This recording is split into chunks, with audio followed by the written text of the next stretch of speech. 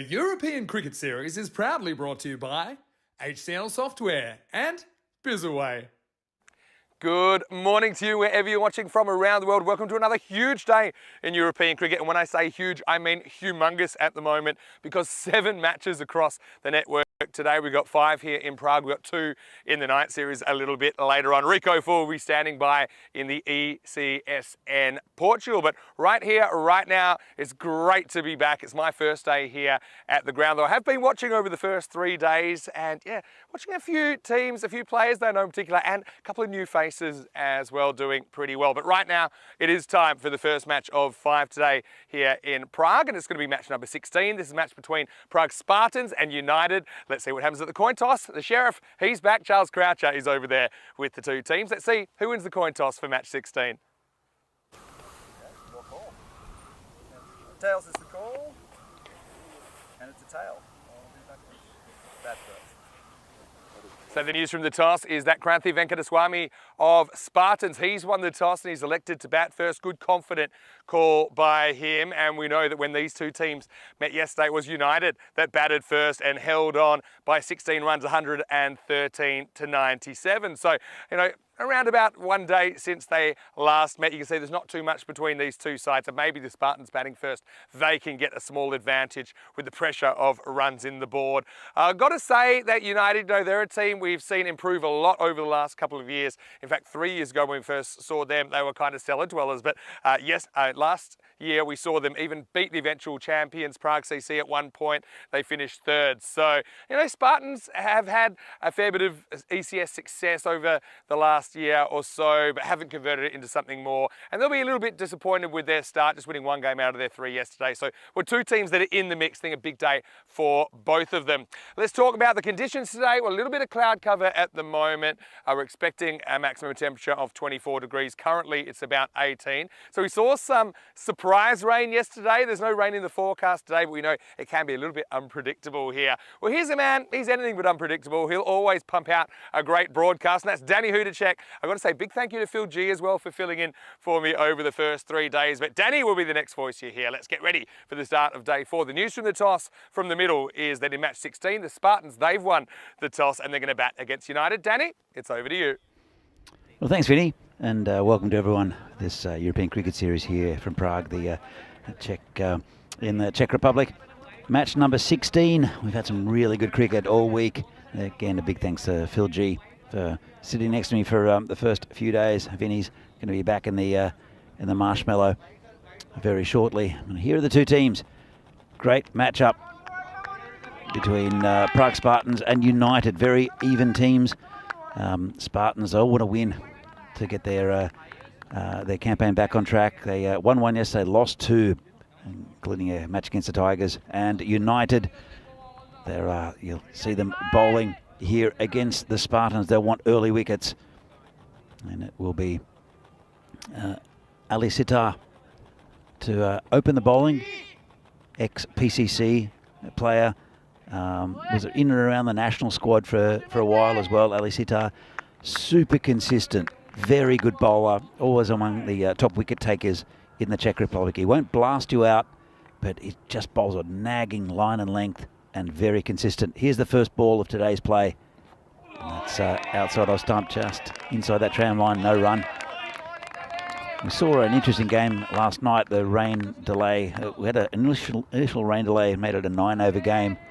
And 2 overs bowled by the Tigers. First one was a wicket maiden. And then there was another over after that. I'll come back to that in a moment as Ali comes in, bowling to Gino Panalat. And it's hit in the air, could be out. Oh, just in front of the fielder. That's a pretty good effort there. Rituraj Magare, he stopped a certain 4 runs, but not far away from his hands. That'll bring Ashutosh Arya on strike. So if you missed it, we had another rain delay, heavy storm that came in, and it was reduced to a 5-over game. And with a wicket maiden first up, and then second over, I think they were on 6, and the Spartans reached a pretty good total, and the Tigers launched an attack and beat them. So the Spartans are stinging after that loss. Here comes Ali, bowling to Arya again, left. hand up, just straight down the pitch. Very consistent performer, as I said, Ali Sitar. Janipalat, I don't think we've seen the best of him in this tournament yet. He's struggled a bit on the first day of play for Spartans. Of course, we saw 4 teams in the first couple of days of the tournament. So Ali comes in again and says, in the air, high, player coming around. Don't think he'll get there, and he won't. Just outside that 30-metre circle. They come back for 2. Of course, there are fielding restrictions in the power play for the first 3 overs. So only 2 players outside the 30-metre circle, and there's a third man for the left-hander, and also a deep mid-wicket, both on the boundary. 3 the current score. So Ali comes in, and again, just good line and length. One got up a little bit, and Arya didn't quite know what to do with it.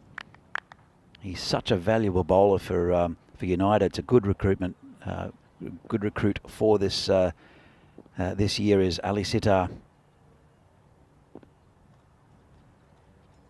Comes again, bowling to Arya, and it's in the air. It's going to go down to third man. 1 bounce and just another single. Can't really get going at the moment. That's a good start. Only 4 from it, and Prague Spartans are 4 for no loss. Talking about, here is the European Cricket Championship, which we'll see from September to October, about a month's worth of cricket. 31 nations playing in the Euros of cricket. 67 days to go. Looking forward to that. It's going to be a fantastic tournament, as it always is in Khartoum. There are 6 groups of 5 teams, and then the winners of each group will go to play the Netherlands in Championship Week. So Pramod Baguli is the new bowler for United. They had a good day yesterday, 1-2. Went down as well in 1 game, but they'll be very pleased with their efforts, and they're a much more consistent and much improved side are United. As Baguli comes in, it's Arya on the pad. It'll be just a leg by. And right on the money already is Bagoli. I think in the first game they played United, they played against Bohemian, and they just ran out of a bit of bowling, and Bohemians got over the line. But after that, it seemed to steady them a bit, and picked up 2 good wins, one against Spartans and one against the Tigers. A very convincing victory, actually. Comes Bagoli again, and turned around the corner, just a square leg, just be a single. It's a good start here from United. Very difficult for these Spartan batsmen to get hold of either of these bowlers. They're always at you, they're always on line. I've seen a couple go in the air already, especially from Arya. Interesting move with Panelet up the top of the order. This one's flicked off his toes. They'll look for 2. They should get it comfortably. The man comes around from that deep mid-wicket area. The ground has been playing super quick, lightning quick. We did have that little bit of rain. Might have softened it up a fraction, but it's been baking under the sun here in the Czech Republic for the last month or so. Apart from yesterday's rain, there's been hardly any at all. 7 the score at the moment. Bagoli comes in again, bowling with the left-hander. And it's going to be called a wide. You saw him move and tried to push the ball past him on the left-hander's offside. Just got it slightly wrong, Bagoli. First of the extras. Just like to say hi to a few people in the chat. Dave, he's in the chat, as well as Rob Thompson. This is just over the top, and it should reach the boundary, and it does. Nice shot there. Just chipped it over the bowler. There's a little half volley. Nice shot. Didn't overplay it. Did Ashutosh. Let's see, first boundary of today's play. First one for Prague Spartans. Arya moves on to 8. Bacoli comes in again. Big swing and a miss. And he hasn't scored too many, has Arya. He hit a massive 6 yesterday in the final game against Tigers, but really hasn't gone on with the score. Panelet's been, well, he's been disappointing, I think, with the bat. But they do have a very strong batting lineup, to Prague Spartans. Well, it's got him. Well, we're going to see a bit more of that lineup because that's the first wicket down, and it is Arya. Got an inside edge, dragged it back onto the stumps, and that's the first wicket down for Spartans United. They'll be pleased with this start. So, Vinny, nice time to come in. First wicket down. Yeah, I've brought the wicket with me as usual. Yeah, but he's a good player, isn't he? He's been doing it for a while now for United. He's a real leader. I think also, often when he clicks with the bat, they have success as well. He can get that new ball to talk a little bit. I think you can see he's trying to bring it back for the most part into the left-hander. And a little assisted passage onto the stumps by the inside edge. So let's just take a quick look at the table. You mentioned these two teams playing yesterday. United winning 2 out of 3, but Spartans 1 out of 3. Now, they were pretty good in the group stage last year. Ultimately, they'd finished 4th, and actually I think they lost to United in the 3-4 playoff. So they just didn't quite place. But they're a good side.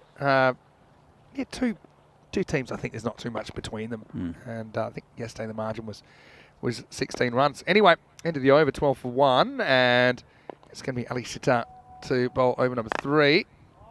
And first one's worked away for 1. Anyway, I just want to say a quick good morning to everyone in the chat, everyone watching on Fan Code in the subcontinent, and everyone watching on our YouTube channel, of course, ECN European Cricket Network. And very good morning to you, Danny. Said it already, but big thank you to Phil for filling in for me over the first 3 days. Needed a couple of days off, to be honest. It was a big program in Malta in the heat in the last. We had 7 days of T20 internationals, which were great. Of course, that's a tournament that the Czech Republic has actually won before, back in the 2019 edition, the first ever Valletta Cup. And last year they were a bit unlucky because they missed out on net run rate. And the format last year was only the top 2 make the final. This year, the top 3 had the opportunity. Well, hit and run forces a fumble. That's Ayush Sharma, who's a pretty good fielder. Just bounced right over the top of that one. So Valletta Cup was great. Also had the Medina Cup for the first time. We had 3 teams that could play the whole week. But yeah, it got me thinking last year Romania and Czech Republic were 2nd and 3rd and really close together, tied on points. Malta were undefeated until the final, where Romania knocked them off. Anyway, this has worked away. This outfield is lightning fast, just from watching on TV. I don't think I've ever seen it quite this fast. I mean, I was here about a month ago at Vinoj. And it was pretty quick then, but it just seems it's dried out. And you mentioned to me it hasn't been cut for 3 weeks or something like that. It's amazing, it hasn't been growing because it hasn't been raining. Yeah, exactly right. And actually, I was talking to Phil about the mower situation, because we always have issues with mowers. We have 3 mowers in Czech cricket. Yeah, I was listening to you. So, And this is hit in the air, could be gone out. Well, picked out the fielder. Yeah, I mean, he's hit that straight to the fielder, and to be honest, couldn't have picked him out any better. So it looks like Pierre Singh Bagel that takes the catch. And yeah, Sitar, you mentioned he's a great pickup for United. Well, that's the wickets of both of the openers now. And the Spartans in a little bit of early trouble. It's 14 for 2. Well, to be honest, I think look, Panelet's not been in great form, and as I mentioned, Arya really hasn't gone on with any score, but they have some very good batting. Kranti, also Kasi Balakrishnan, very, very handy. 16 for 2, pardon me. I was just a couple behind. But, yeah, I mean, look, it's something I would expect that the outfield to probably add 20 onto what we normally consider a pass score here. And I think that we're kind of looking a bit more like, the 120 or something like that, 110, 120. Anyway, we'll see what the numbers say. This is Kranthi Venkateswamy, who's leading the side, coming out at number 4. This first one dabs it away and gets a single.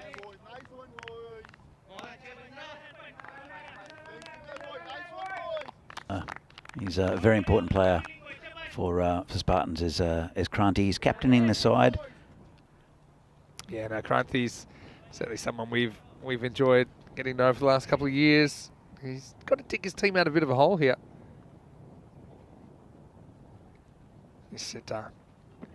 Another one. This one keeps low a little bit. Now, this pitch here doesn't quite come on as much as some of the pitches in Europe I've seen. And you're always taking a risk if you're trying to hit that ball to the leg side. It crashes into off stump. Double strike in the third. It's also the end of the over. 17 for 3. What a power play for United. Absolutely. Look, this pitch, as you mentioned, it sometimes keeps low, but you find that with medium paces it'll keep low, but with faster bowlers it's actually been playing really, really well. Much better than I've ever seen it. There's a very consistent bounce about it. It's still got that very variable bounce, a bit like a turf pitch. Yeah. But the outfield is fantastic as well. Still, there'll be a couple of Tortugas. You'll see players getting their heads out of the way of a couple because it is still a little bit bumpy.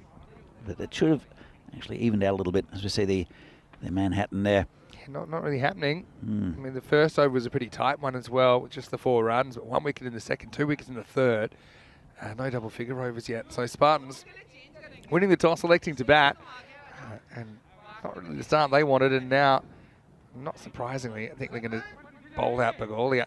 I agree with this. I don't think you want to do it that often, but if your openers have been that dominant, your opening bowlers, then bowl them out, especially because if you were to keep Bagolia back for the end here, maybe the game situations change. The value of getting maybe a 4th or even 5th wicket here is huge for United. So here he is, bowling to Kranthi. It's a good one as well. Bites away. That's the kind of natural movement he gets. The thing I like about Pramod, he does move the ball, but he moves it a little bit unpredictably. So some people can swing it a lot, but it swings from the hand. It swings in a very consistent fashion. Yep. You can see that one just did a little bit away late and beat the bat. He's a very clever bowler as well. Yeah. He's so vital to this United side. He was a previous captain, and he's stepped aside. Abhimanyu Singh is the captain and wicketkeeper this year in this tournament. Yeah, it's a fairly solid shot this time. Worked away for 1. Yeah, I want to say hello to Keanu in the chat.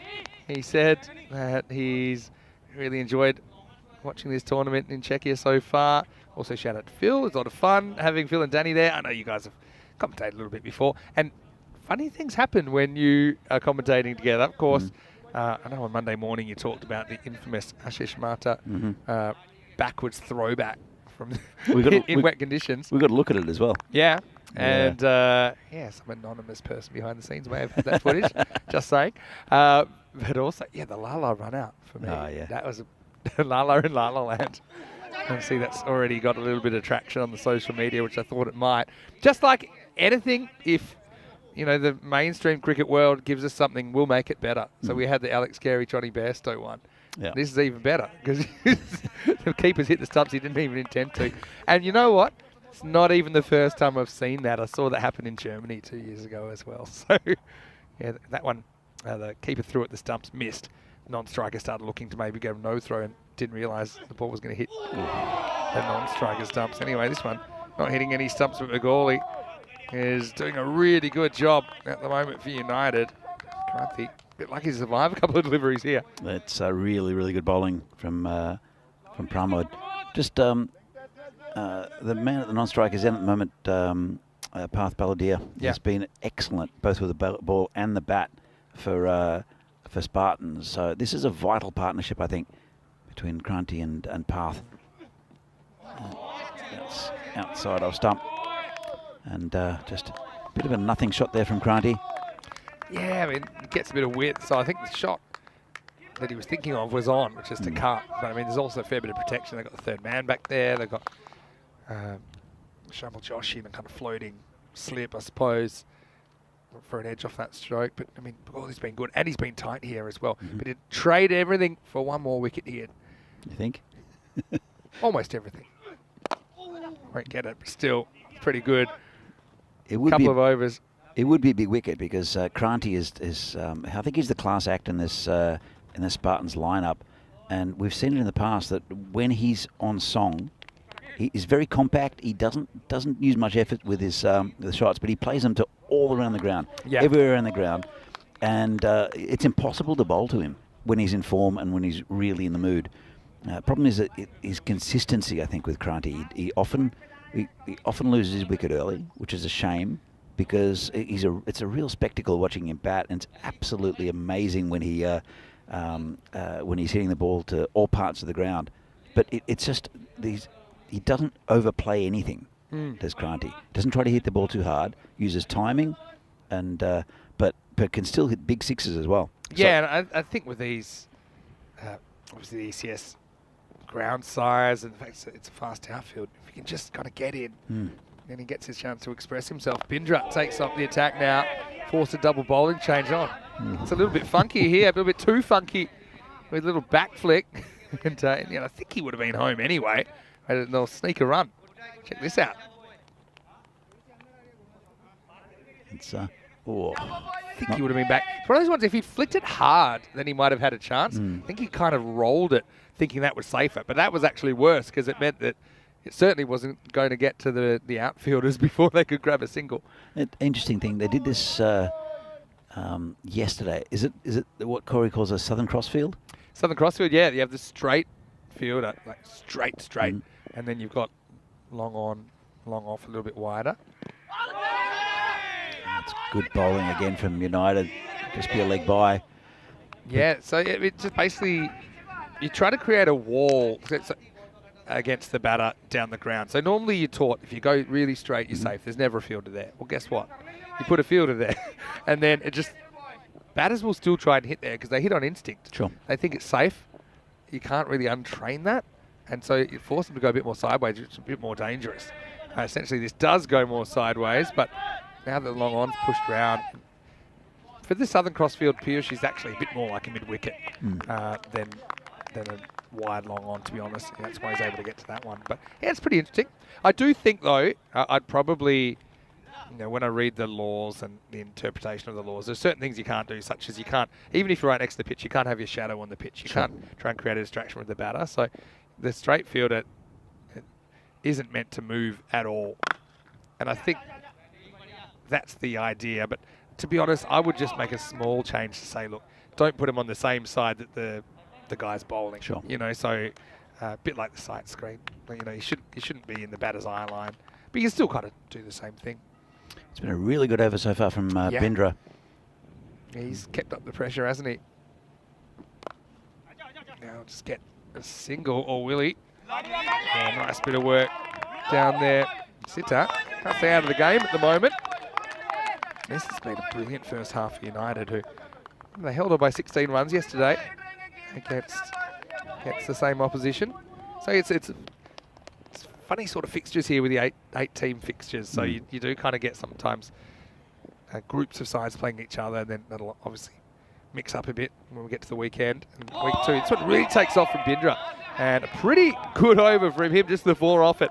And Spartans struggling to get going here after winning the toss and electing to bat. They're 25 for 3 after 5. I want to say a quick hello to everyone here, no matter where you're watching from around the world. Vinny Sander here, Mr. Maximo. Here in Czechia, great to be back at the Scott Page Field in Vinoj. I'm here with Danny Hudacek. And Danny, firstly, like I said before, great job. Thank you. To you, to Phil G as well. Big thank you. And I'm just so excited.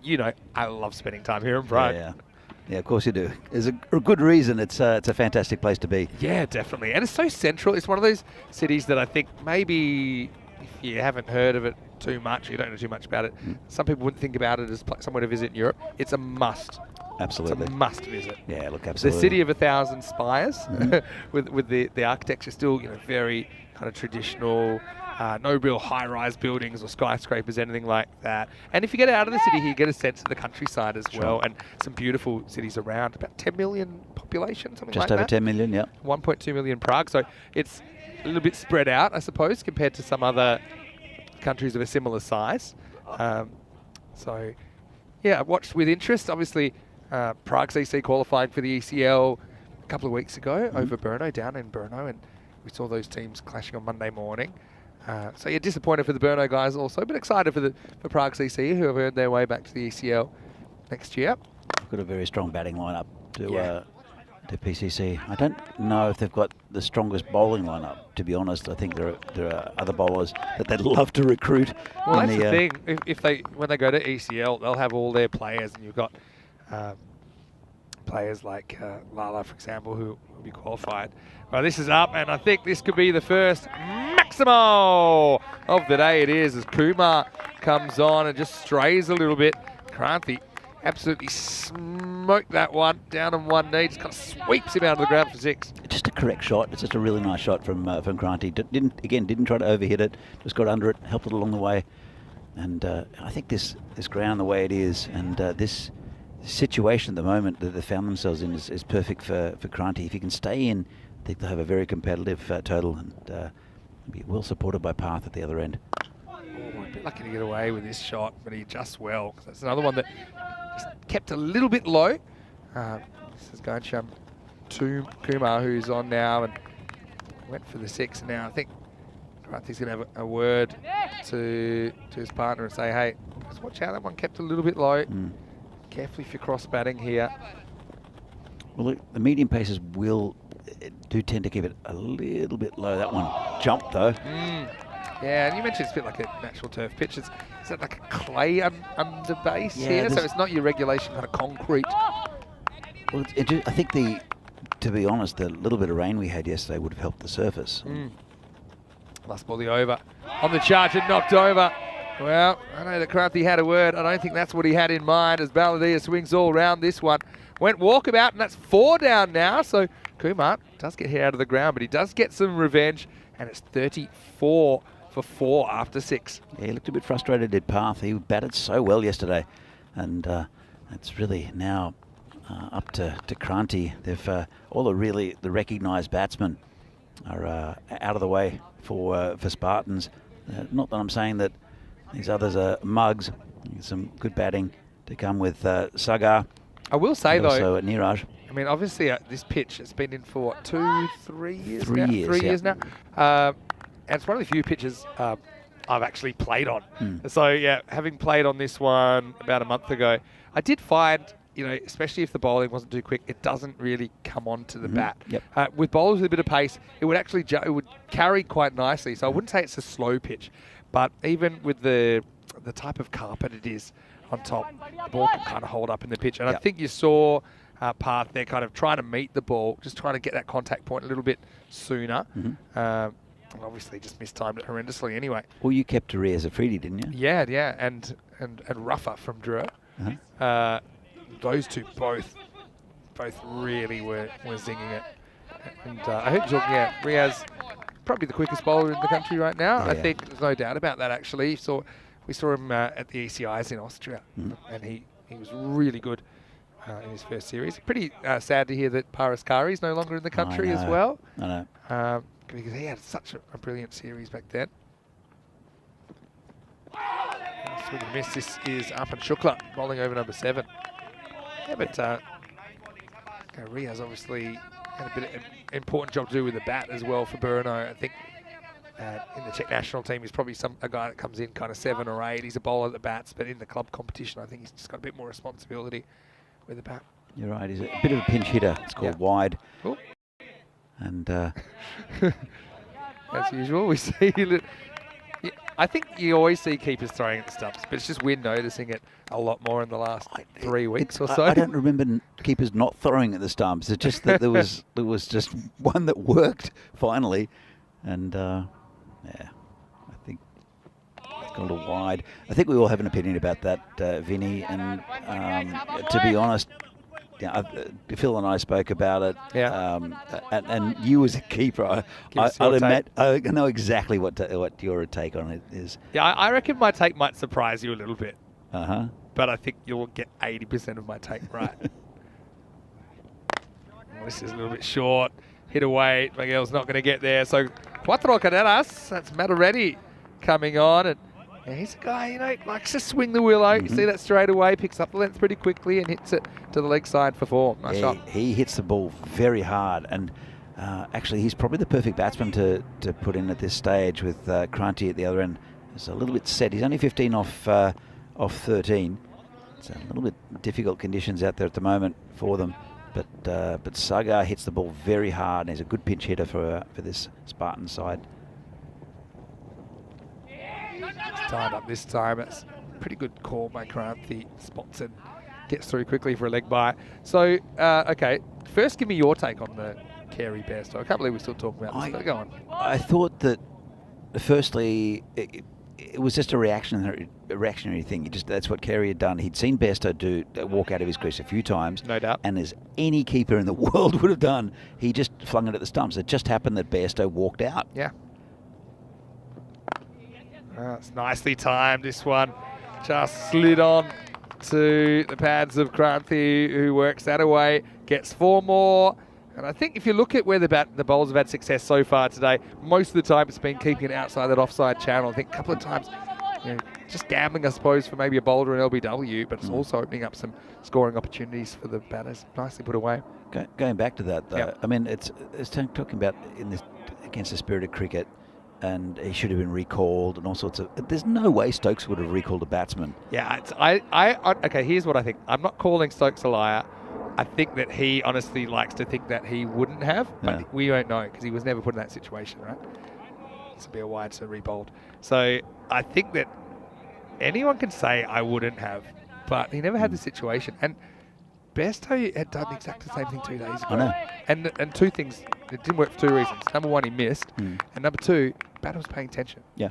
It was negligent from Bairstow. That's why he's been conspicuously silent on the whole thing. That's it. I think he knows, as a keeper, Of course he does. He knows he made the mistake, and he would have done the same thing. No players that I can think of. Okay, very few professional players have an issue with it. It's not even an issue. It's not even really that. It's dumb. It's like not grounding your bat. Yeah. It's that kind of dumbness, that level of dumbness. As a professional cricketer, you should be better. That's it. If you're coaching 12-year-olds, you'd be having a go at your batsman as well. So End of the 7th over here, and the score is 48 for 4. I know you were talking about the ECC earlier. That it's only about 9.5 weeks to go now. Czechia been drawn in Group A, so I mentioned Paraskari. I mean, it would be great to try and get him back for that. I mean, he has played now for Czechia, so he'll be eligible. Because the keeping spot, I know something you've been talking a little bit about for the ECIs at the end of this tournament. But Spain, Isle of Man, France. We saw France in the Valletta Cup last week. We also saw them in when you were with me, actually, in Milan earlier in the year. Very impressed Greece. with France. So the fact that we'll get Greece as well, get to see a bit of them before that tournament as well. It's going to be great. And it's also great to be in Group A because there's a lot of anticipation for that tournament. Yeah, I think Spain is going to be a very difficult game for all of those teams.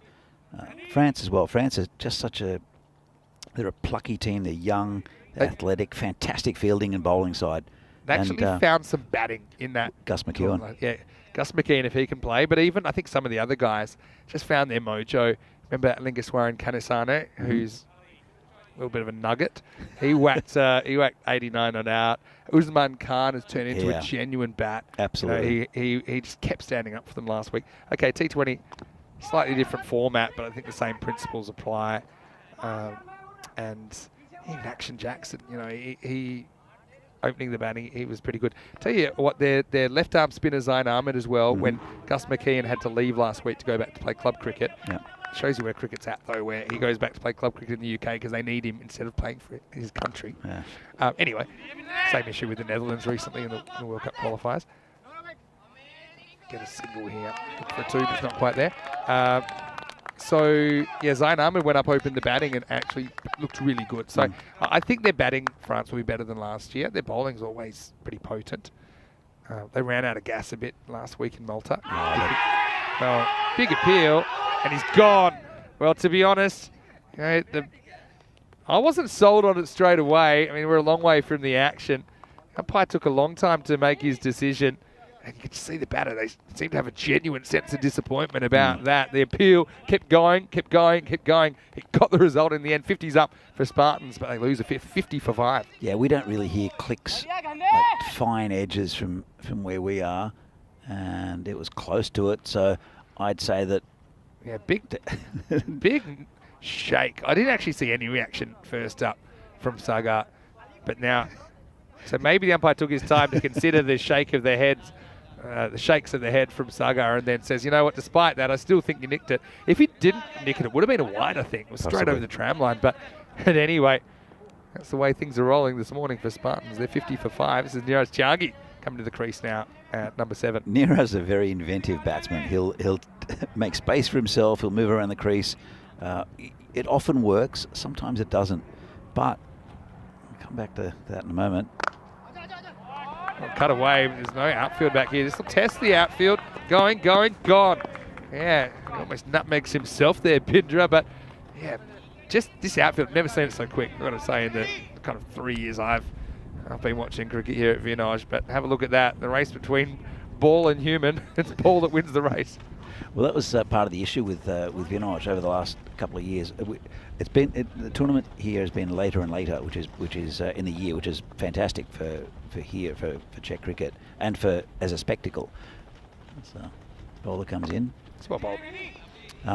Because I think the first one was in May, as you mentioned, which was obviously hurricane season in the Czech Republic. Keanu reminded me, Tornado Tuesdays we used to have here. Oh, he's kind of asking for it, but somehow finds the field and doesn't throw, probably sensibly. It's a single. The other thing is we'd had a lot of rain, especially the last 2 years. We had a lot of rain. We had the mower situation. The grass is slightly longer, but it was just soft. So batsmen just didn't get value for shots. Whereas in this tournament, you play a correct shot, you play a good shot, and you get full value for it. It's been exciting to watch. As I said, there've been a couple of dodgy bounces on the outfield. It's not necessarily that it's that rough. It's just that because of the baking, there are just little spots that are a bit just a bit lumpy. But generally, it's a very good surface. So so we're seeing a lot more good scoring. In saying that, though, the Spartans are struggling. They're going at just under 7 and over, which we've only seen one team, and that's the Tigers when they got bowled out yesterday for 50. Yeah. We've only seen one team who have gone with such a slow over rate. And they're running out of time. That's the issue. It all happens in the ninth. They need it all happen here. So even with, say, let's say great overs of 15, 85 looks a bit thin on the ground, doesn't it? But also I think you've got to give some credit to United, who have bowled pretty well most of the time. Haven't bowled a lot of extras, which I know can hurt you. I mean, they've been pretty good for time as well, which kind of probably helps. They haven't been hit for a lot of boundaries. But let's see if Kranthi can break out here with 11 balls remaining. We won't have to do that. And right on cue. Bowler wide. Like Pistol Pete out there. Pete Vincent. Just think they need something. Maybe a magical over. Maybe if you can do that also, then you hit the second innings with a bit of momentum. It's nice and whipped away. That's going to find the gap as well. So that's going to be 4 more. Kranthi again with that touch you talked about earlier. He's a nice timer of the ball. And I think it doesn't need to hit the ball that hard or swing very hard to get value on this field at the moment. Absolutely. Look, I was about to big up the bowling of United. It's been really tight. Bindra had a fantastic first over as well, but he's now just bowled a wide and then a low full toss that put away for 4. But all credit to the United bowling. It's been very disciplined, and they've been in or around that off stump. And with those players straight, it's given the Spartans players, batsmen, just not as many options. This was a little wide. Well, there you go. Big him up and gets it too far outside the off stump. Nice shot there by Kranthi. Not a bad ball, I think. I mean, I suppose maybe gives him a bit of length at this stage. But again, Kranthi, you called it. You know, he's a good timer of the ball. I think he's the sort of guy, the longer he's there, the better he gets. And probably the only issue here is he's running out of time to make a bit of an impact. But yeah, 65 for 5, still 9 balls to go. So let's say you can have a real heater. Maybe we still get maybe 90. You're going to need to see more boundaries. And that one was pitched up a little bit more, drew him forward, and missed out. Yeah, so a few people, you know, talking about the France side, were saying, what about Nabi from Drew? Yeah, so it's just I think they've got a few internal issues there, and also availability issues, I suppose, running into it. I mean, at full strength, if you could. I mean, I know there are the restrictions. Let's just hit down the ground. And a lot of them, for example, the 3-year residency, and I think that Nabi fulfills that, but then sometimes there's these administrative things of getting the paperwork to... Well, they can't... It's not to do with a 3-year thing in France. You have to have a French passport to play for the national team. That's what I heard, but then I heard conflicting information about that. Oh, really? Yeah, I heard not so sure about that.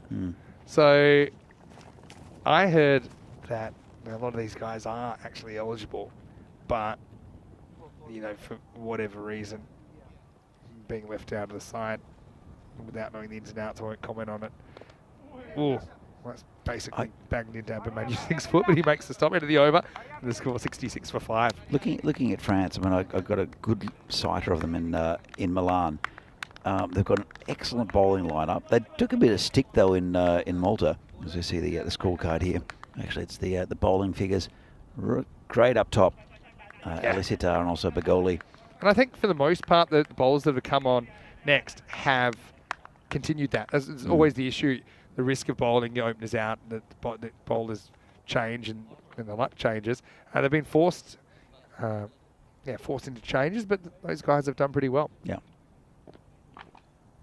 Anyway, 10th overtime. And this is hit towards one of those straight-ish fielders. Still got that straight man there, so just like a big wall in front of the batter, saying, hit over me or hit around me. Yeah, just quickly going back to France. Yeah. If you add Nabi and a couple of the other the big hitters from Dreux, maybe don't really need another bowler. They've got a fantastic bowling lineup, great fielders as well. Put a lot of pressure on the batting team. This hit, but should just be a single. At this stage, maybe you can run that first one hard. Maybe what it is they want Kranthi on strike, which does make sense. Just quickly in the last over, I want to address a few questions. Kai's asking, what time will the game start the ECC? I think it'll be about the same as last year, and yes, it will go into the night. So I don't know exactly, but it's probably 11:30 local, maybe 11 a.m. local start. Well, that is a banging pull shot, and that's why they wanted him on strike, Danny, because he smashed that one a little bit short of a length, and it disappeared. Maximal 6 runs, badly needed runs for the Spartans. Yeah, just a bit too short. Can't bowl that short at that pace. And Kranthi is a fantastic batsman to have in at any stage of the innings, and especially in the last over. 74. It's a target. 3 balls left. Wow, yeah, it goes straight down the ground, and that's going to go all the way as well. Maximo! It's probably the best shot he's played yet, because he's looked good when he's let the ball come to him, but this time he does get on the front foot and basically smacks that one straight over long off. So that 90 is still a distinct possibility, and a couple more like that. When he's seeing the ball well, Kranthi, it's impossible to bowl to him because he can hit you at any part of the ground. Oh, it goes again, but this time he's mishit it. Rudraj Magari comes in and takes the catch. So, oh look, it's worth taking on at this stage. If it was in the middle of the bat, probably goes for another 6, but this time it will be the end of Kranthi for 42. Shukla gets something to show for his efforts. That's 80 for 6 with the ball remaining. Definitely Shukla is the man who is quite pleased to see the end, the back of Kranthi. Just smashed him to 2 sixes and then finally got his man. It was a neat catch there by Ruturaj. And Ruturaj was, we saw Ruturaj when United first came. We didn't see him last year. I'm so happy to see him back. And you probably know what I remember most about his contribution in 2021 as he took a nasty blow in the face when he was batting. I think it was the first game they played as well. Yeah, might have been. And he's actually one name I remember, no matter where I go. Anyway, right now, Saxena is going to get one chance. He's going to miss it. And, well, we might have a run out here. Probably don't need to worry about it because they won't save a run. Sneaks that one in, Shukla, so a good finish from him. And Spartans, they're going to finish 80 for 6 off the 10. Pretty underwhelming 10 overs, to be honest. I think they were hampered by the loss of early wickets. Kranthi came in, played a good knock of 42. Without him, I think they were going to be in some desperate trouble. But still, I do think they're behind the 8 ball here in the first match of day 4. Absolutely. It's from the back of a very good opening spell from Ali Sitar and also Piyush Baghel. It's not just wickets, but just kept things very, very tight. And so see some of the highlights of the play. Arya, the left-hander, was there. It was just a boundary, but then Arya, big swing. Yeah, but Gawley's he's always making the ball talk first up. And you mentioned Ali Sitar as well, who is certainly somebody that adds a little bit to their team in more ways than one. And then he double struck in the 3rd. And from there, they had to dig themselves out, didn't they? Especially when they lost Path, who swung all the way around an in-swinger. But, yeah, I think, the middle over bowlers, they continued the good work of the openers. And United, they'll be pretty comfortable where they're at. Having said that, a few runs late has I suppose, given the Spartans a bit more of a shot. That was one that wasn't too subtle body language, a big shake of their head, but the umpire thought otherwise, heard a nick, said, look, I'm going to go with what I think and what the 11 fielders out there think. And then we saw this kind of rear guard action. And yeah, Venkateswamy, he's a guy that does time the ball really well. And you can see he just kind of played the ball that came to him. He didn't look too rushed while he was out there, but it was trying to be attacking. And with these boundaries, I think he gets value. Late in the piece, that was my favourite. I think that was the one that he took down the ground and smacked away for 6. And then he was out the very next ball, Rudaj Magari. Again, great to see him back. And when it's all said and done, 80, well, considering where they were, it looked like they weren't going to get 80. So I suppose it gives them something to bowl at. But United, I mean, they've got a real opportunity here to go 3-1 and put themselves up towards the top of the table. Bearing in mind, only the top 4 of the 8 teams in here will get to play in the finals on Finals Friday. 42 for Kranthi off just 24 balls. Apart from that, not a lot of joy. Nobody else reaching double figures. And I suppose 6 wides in 10 overs, not too bad, I think, when you consider some of the lines they're trying to bowl.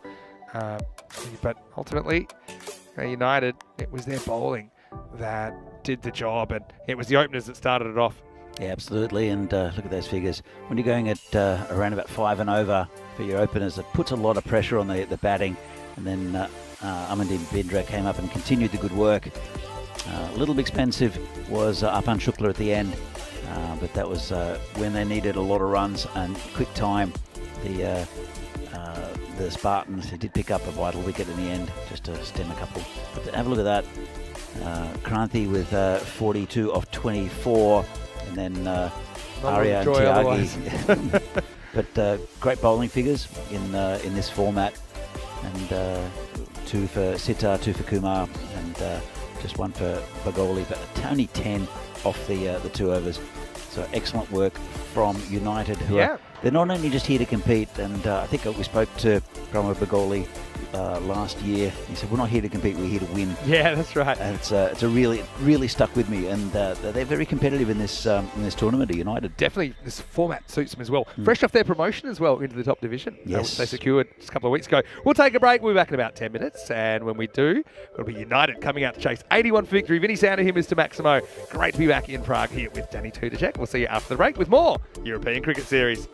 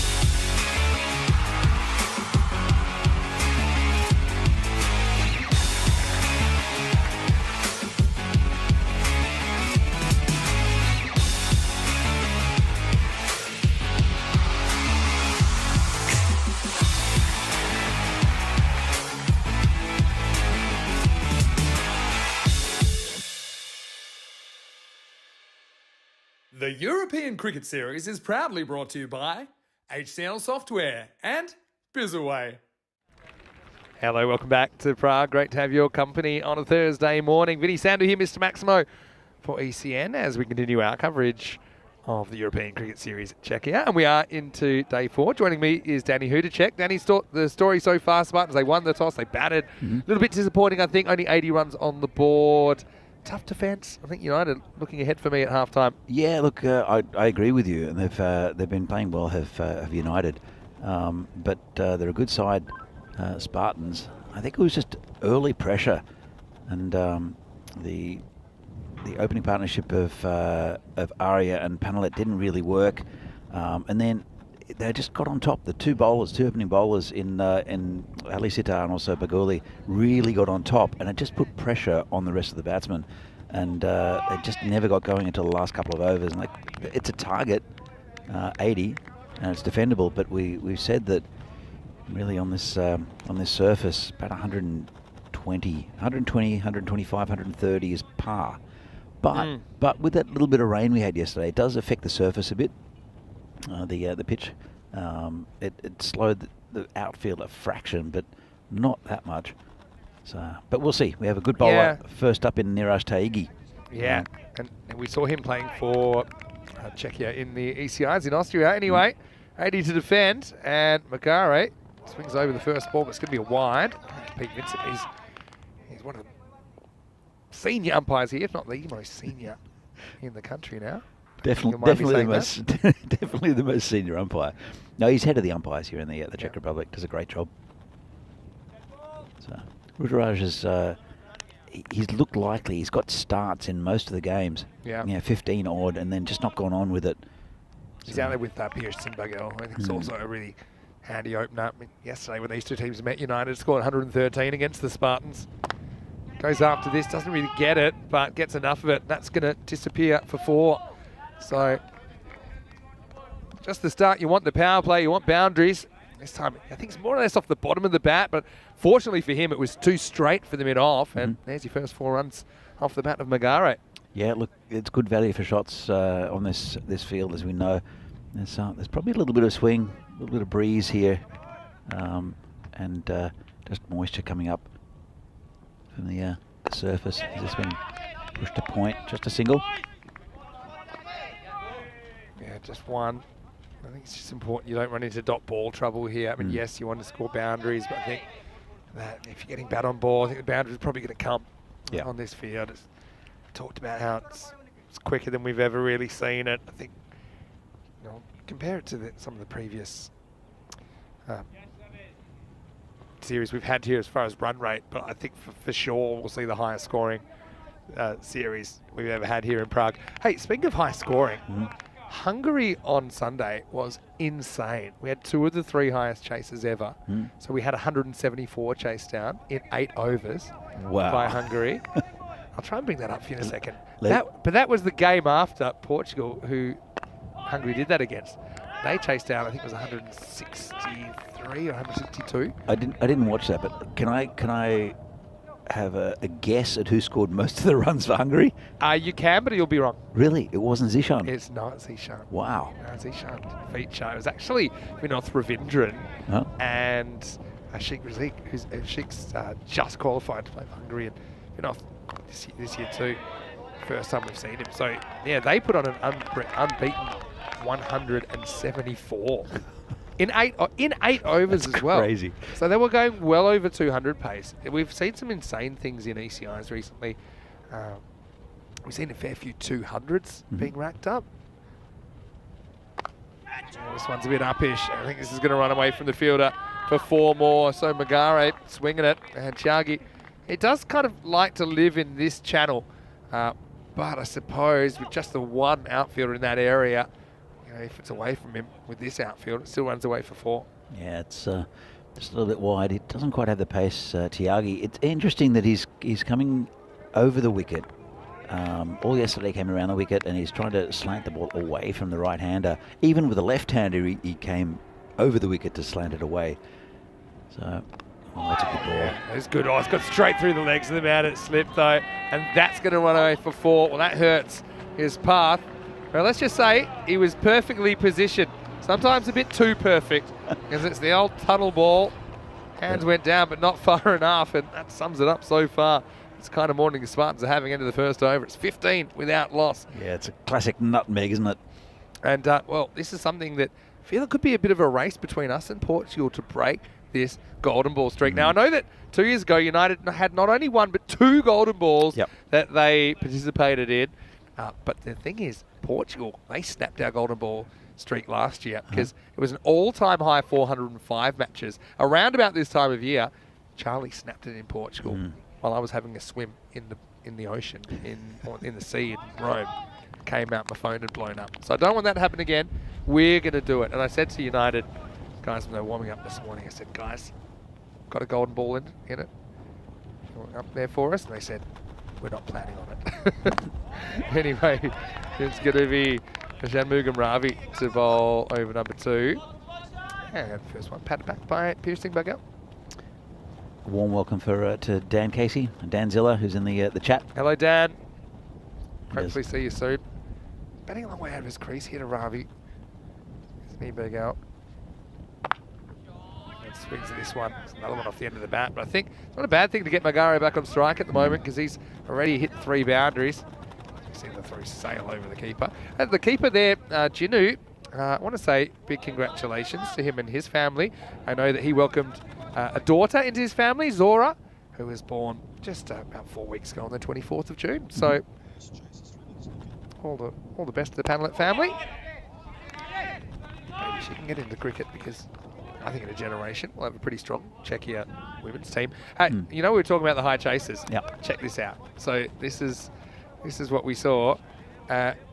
Hungary chased 174, beating the previous record. But that was the game after Portugal chased 163. Wow. That was second. And then Portugal made 173 first innings next game and lost. So that was your Sunday morning there. And yeah, so all 3 highest chasers coming this year. This is in the air, it doesn't carry to Kranthi. Oh, they go the long way. And so Panelet's going to get in. I would have thought maybe he could have thrown the bowlers in there, but another run to UCC. A little bit of information here from Dan Casey. Ruturaj Magari got player of the match in both the Division 2 semi-final and the T20 semi-final and the final. And Pramod Bagoli got player of the season.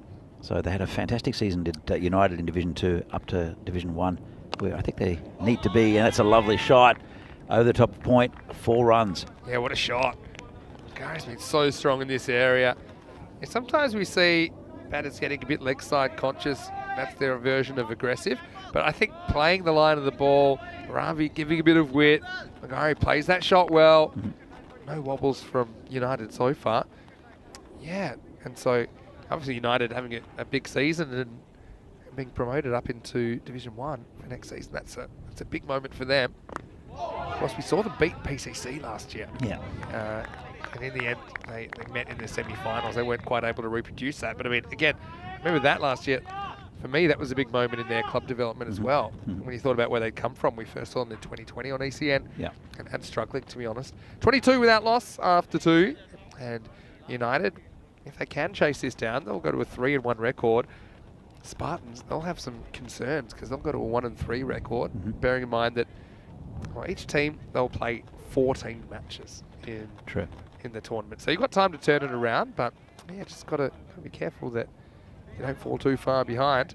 We saw Burno struggle in the first 4 games. They were 4-0, or 0-4, I should say. Yeah. They got to win it in the end, and hopefully that'll launch their campaign because they're a top side, Burno. And you have to say the same with Spartans. They've got to be one of the favourites to be in the top 4 into finals Friday. Yeah, but for sure. United are looking really good at this stage of the tournament.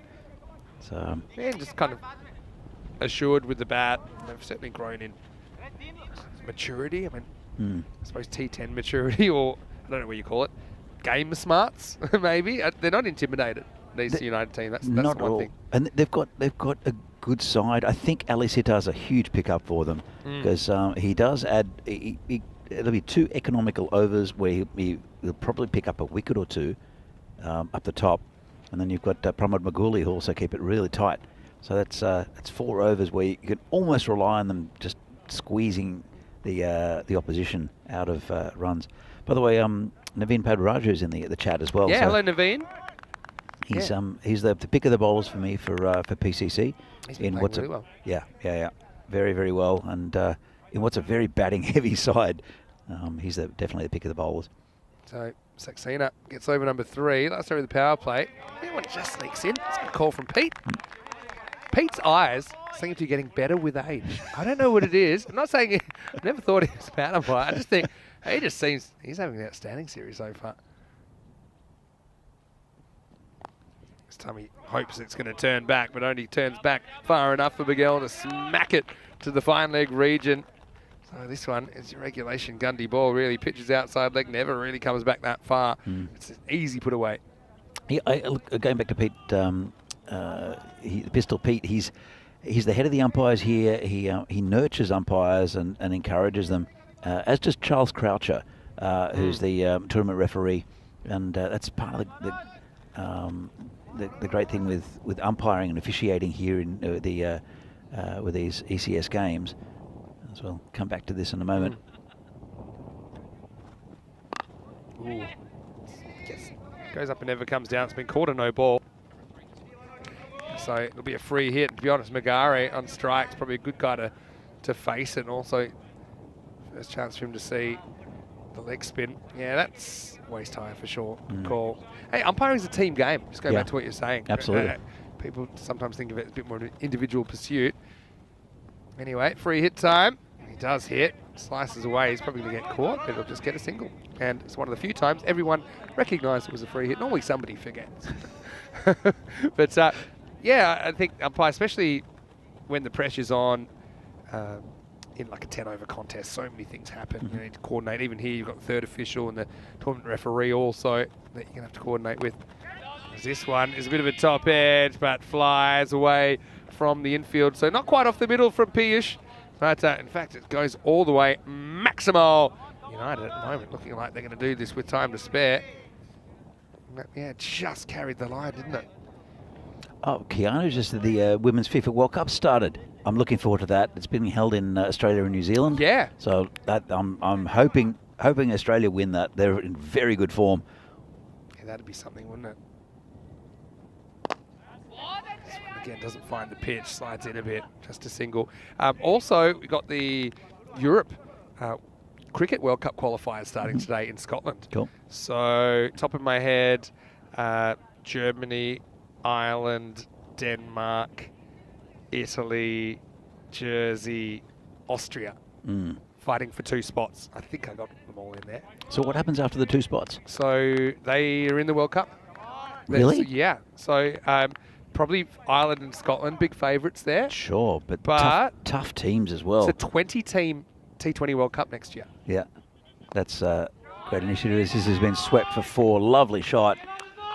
Just a little bit too full on leg side and just tucked it around the corner. Another 4 runs to the total. What a good power play. It's going to be the end of the over now, and it's 41 for no loss after 3 overs. It just shows you, I mean, compared to the power play that Spartans had, that's chalk and cheese, and right now they're already halfway there. Yeah, so, I mean, particularly excited, I suppose, for some of the players that we've seen a fair bit of on ECN, which is probably the Austrian team more than any that we've seen in ECS cricket. You know, it's going to be I mean, they'll probably be ranked 6 out of the 6 teams there, but still, I know they've been working really hard. They had a series in the Isle of Man on turf to get them used to it a little bit. I think that's probably one of the biggest barriers to overcome, is going from playing most of your cricket on artificial surface to turf against guys that are really seasoned in doing that. Even things like, you know, bowling in spikes and things like that. But I mean, Austria, they got a lot of raw talent in there, led well by Rasmus Shigawal. Mark Simpson-Parker's in there. Sahil Zadran, I mean, a lot of talent. Javi Zadran, the Wild Thing, will be there. So, yeah, looking forward to seeing that. And a fair few of the players from Farmers, the Jersey club in the ECL, they'll be playing as well. Well, Italy, I think, have got a good shape Italy in that as well. have, quite a few players that we've seen as well. Oh, that's a shot and a half. He goes straight over cover. Maximo, and Piyush finally middles one. And start of the 4th over, they persist with Ravi, who gives a bit of width. And Piyush put that one away with some aplomb. This has been a really good performance so far from United. Just, I think they're looking really good out of this. There's 4 teams in this that we've seen in the last 2 days. We did see 4 teams, that's called a wide. Saw the 4 teams in the first 2 days. PCC, Barbarians, Vinarati, Yep. and I've forgotten already, Vinny. Start again. PCC, Yeah. Vinarati. Yeah. Oh, Burno, Yeah. of course. As bowler comes in again. Oh, well fielded by the stumps. But United have looked just a really nice, tight bunch of highly, very competent cricketers. No one out of the box. Like there's no there's no Afridi, there's no Lala. They're just a good team. Yeah. And they're playing good cricket at the moment. It's still a long way in the tournament, and they haven't played PCC. But this side of the draw, Early days. Basically. True. You know, early days. Especially, this is the 8-team ECS format, so countries have the option of going with the 11-team format. There's no ball called there. It must have been for a foot. So, yeah, the 14 matches is longer than the 10 you normally play. Let's have a look at the front foot here. Yeah, looks like a no ball to me. Yep. It's kind of on the line, but you can actually see the line there. Free hit then. He does get it inside half of the bat. Could be another wicket off the free hit. This time I think that several people have forgotten because that was the less obvious one. If you didn't hear the call or see the signal, I think there's a little bit of a, I won't say showboat, but like a low-key post-wicket celebration from the fielder, but wasn't called for. So yeah, you're right. There's a long format tournament in a sense that there are 14 games for each team. PCC definitely the form team at the moment, but United looking great. Also pretty well timed by Magari. He's looked really good now on the fumble. They're going to take 2, so it's excellent running and good game awareness as well. 50 partnerships come up during this over, and I'm just trying to think if I missed any sides. I don't think so. Scotland, Germany, Jersey, Italy, Austria, Denmark, Ireland. Denmark are good as well. Yeah. They've had experience. They've got experience on turf. There are a couple of turf pitches up in Denmark. Yeah, that's true. This goes with the run, goes with the hit, I should say, and a simple single. Yeah, so that's worth a look as well. I'll be checking in now and then. And yeah, 20-team World Cup, I think that's the way you got to go. The idea was with a 50-over World Cup, they're shrinking it to 10 teams and making it more exclusive, which at the time I didn't like, but I think they made that decision before realising. I had a problem with it at the time, but I realised 50-over cricket's kind of dying anyway. Yeah. So it's kind of in no man's land now, isn't it? End of the 4th over here, and the score 55 without loss. So I mean, the Netherlands qualifying for a 10-team World Cup is pretty incredible. Yeah, for sure. In the 50-over format. Did West Indies miss out? Yeah. That's incredible, West Indies isn't it? gone. Yeah. If you said 35 years ago, or say 35 years ago, 30 years ago. A while ago, though. No, but the West Indies wouldn't be qualifying for a World Cup after they were dominating cricket. Yeah. Not dominating cricket with their fast bowlers and Clive Lloyd, Viv Richards and all that. That the plucky little Netherlands, at the time there was cricket happening in the Netherlands. It's not like Netherlands is a new market. I mean, Netherlands of all the continental European countries, and they've got, for example, the oldest club league competition in the world there. To think that Netherlands would be in and West Indies wouldn't, I mean, that's crazy. Anyway, here's Suhaib Wani. What about test match status for the Netherlands? Is that still a that's long the way thing. away, do you think? Yeah, I don't think it's something they're even looking at doing. So I had a question the other day in the chat. It was a pretty good one. Would you then just be ignoring anything over 20 overs in Europe? And I'd say, my answer was yes. I said, that's the way cricket's going. Yeah. So, I mean, at the moment, a lot of European countries still have this idea of, we want to qualify for... Sneaks outside the off stump, almost bowls Magari. You might end up spending 5-10 years on a goal, achieving something that then doesn't exist anymore. Yeah, true. 50 over cricket. Yeah. So I'd be putting my resources into 20 over cricket unless the ICC's already kind of shown that's the way that they think they're going to grow the game, and they're probably right. I had a really interesting question the other day as well, which was, what do you think cricket will look like in 50 years' time? Like, just to, like obviously there's no right or wrong with this. Be played by AI robots. And one of the interesting things was, where's Test cricket at in 50 years' time? I think there's probably still a place for it. I mean, but then again, most of the traditional, especially the old boys at Lords, will not be watching cricket anymore in 50 years. That's true. So yeah, it's interesting. Yeah, I think like things like the Ashes could just be a once every, say, 2 or 3 year thing. But then cricket, I think you just look at the trends of the short form. Daniel Weston, who was commentating the final with me for Letter Cup, he had a very interesting answer, which was he thinks tape ball, just cricket without all the equipment, more accessible. Anyway, you might need a taxi to get this one, because that's going to go over onto the Manx field. That's Maximal, and end of the 5th over. Rolling away with this at the moment, United. And with that shot, it's going to be 70 without loss after 5. Yeah, tape balls, it is popular, and I know that there's a semi-professional, I don't know if it's a league. Yeah, I mean, yeah, pardon me, it's not quite the end of the over, it's still 64, so give me 1 second, see if my prediction comes true. It doesn't, because it's going to be 1 here, and that is the end of the 5th. Score is 65 without loss. Just quickly, I want to remind everyone what's coming up a little bit later on tonight, and I've got to say I've been enjoying the action at night at the moment. I say night, but it's just kind of the early evening, because the sun doesn't go down there until right before the end of the last game. But tonight we'll get to see the Porto Wanderers for the first time. Now, they're the side that were previously just called Porto, but they take on the Coimbra Knights. And you were mentioning some of the action from the night series in Portugal a couple of years ago involving the Coimbra Knights, Miranda Dragons, and it's kind of the home ground, if you like, of the Coimbra Knights there. So Rico standing by, and 2 more matches coming up on day 3, or night 3 if you like, of that series. 4:30 p.m. GMT, which is 6:30 in Central Europe, and 10 p.m. in India. Should be good. That first Portugal night series was one of my favourite series ever to watch. Yeah, it was insane. So much. Sand it was pit. so fun. I don't think the sand. I keep looking out for the sand pit, but I think it's not there. Yeah, it's disappointing. I remember the ball just disappearing over the grandstand constantly.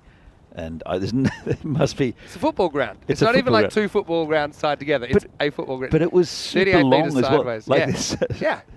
It was great. Average out the boundaries, get 50 metres. I think one square is 38 to the grandstand or something like that. There was an umpire there as well who looked like he'd been umpiring since the days of W.G. Grace. Yeah. And I remember him standing. He wasn't standing behind the stumps. Technically, it was behind the stumps, but about 2 paces to the right. A bit angular. Yeah. Things, again, you used to see that in ECS cricket sometimes as well. It's changed so much. This is a low full toss, and Makare doing a good job at the moment. Now they're going to take 2, as Kranthi can't quite handle it first up.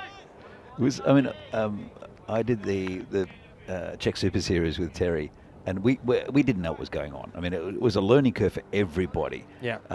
The cameras. I don't think we didn't have a scaffold here on the first series. If you look back at it. Yeah, I remember, and actually watched it fairly recently, just for a bit of fun. As this comes back, again, they're going to leg it out for 2. Raya Prolu with the ball at the moment. This game's ticking away to an inevitable conclusion. Yeah, things have changed so much over the last 3 years, and it's hard to believe it was just 3 years ago that you and Terry were here doing that Czech Super Series. Was it 3 or 4? It was 4. 3. Because it's middle of 2023, and that was middle of 2020. 2020, 21, I can even give you a date. I reckon 4 years. 2021, 22, 23. Oh yeah, but if you like 3 years ago, that's what you were doing. So okay. You know, yeah, is a period of time.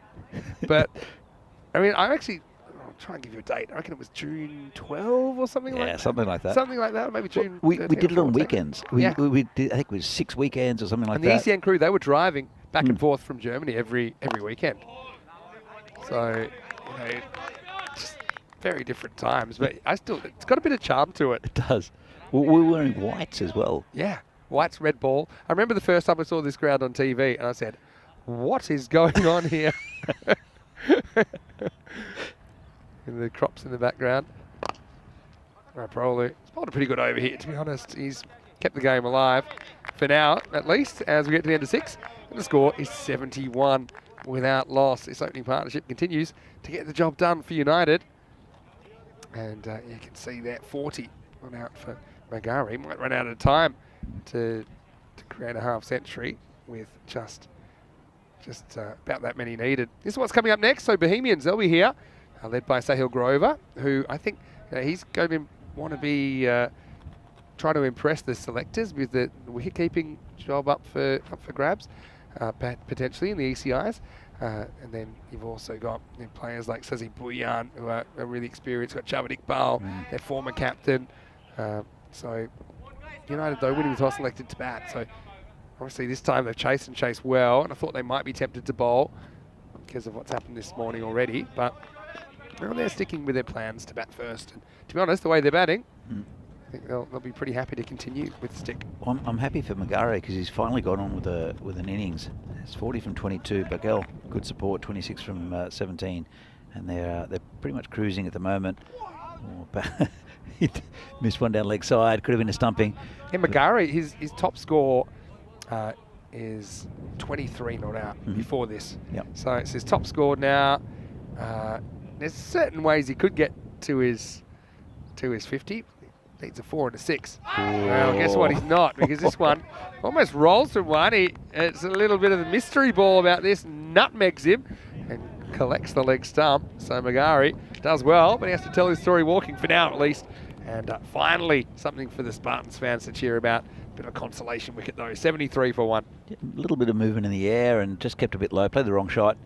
And Magari, just when we said he's looking finally getting a score. It's definitely just a lack of bounce there. I don't think there's a lot of side spin or anything like that. If anything, he's just drifting in. You saw that one that went down leg side. But it may be not a bad thing when you consider they're going to bat first in the next game to get someone like an Ayush Sharma a bat. Yeah. You'd be hard-pressed to kind of retire anyone out that situation. But, I mean, strategically, if you did get... It's almost like a bit of free practice if you need 10, 15 to win with so many overs remaining.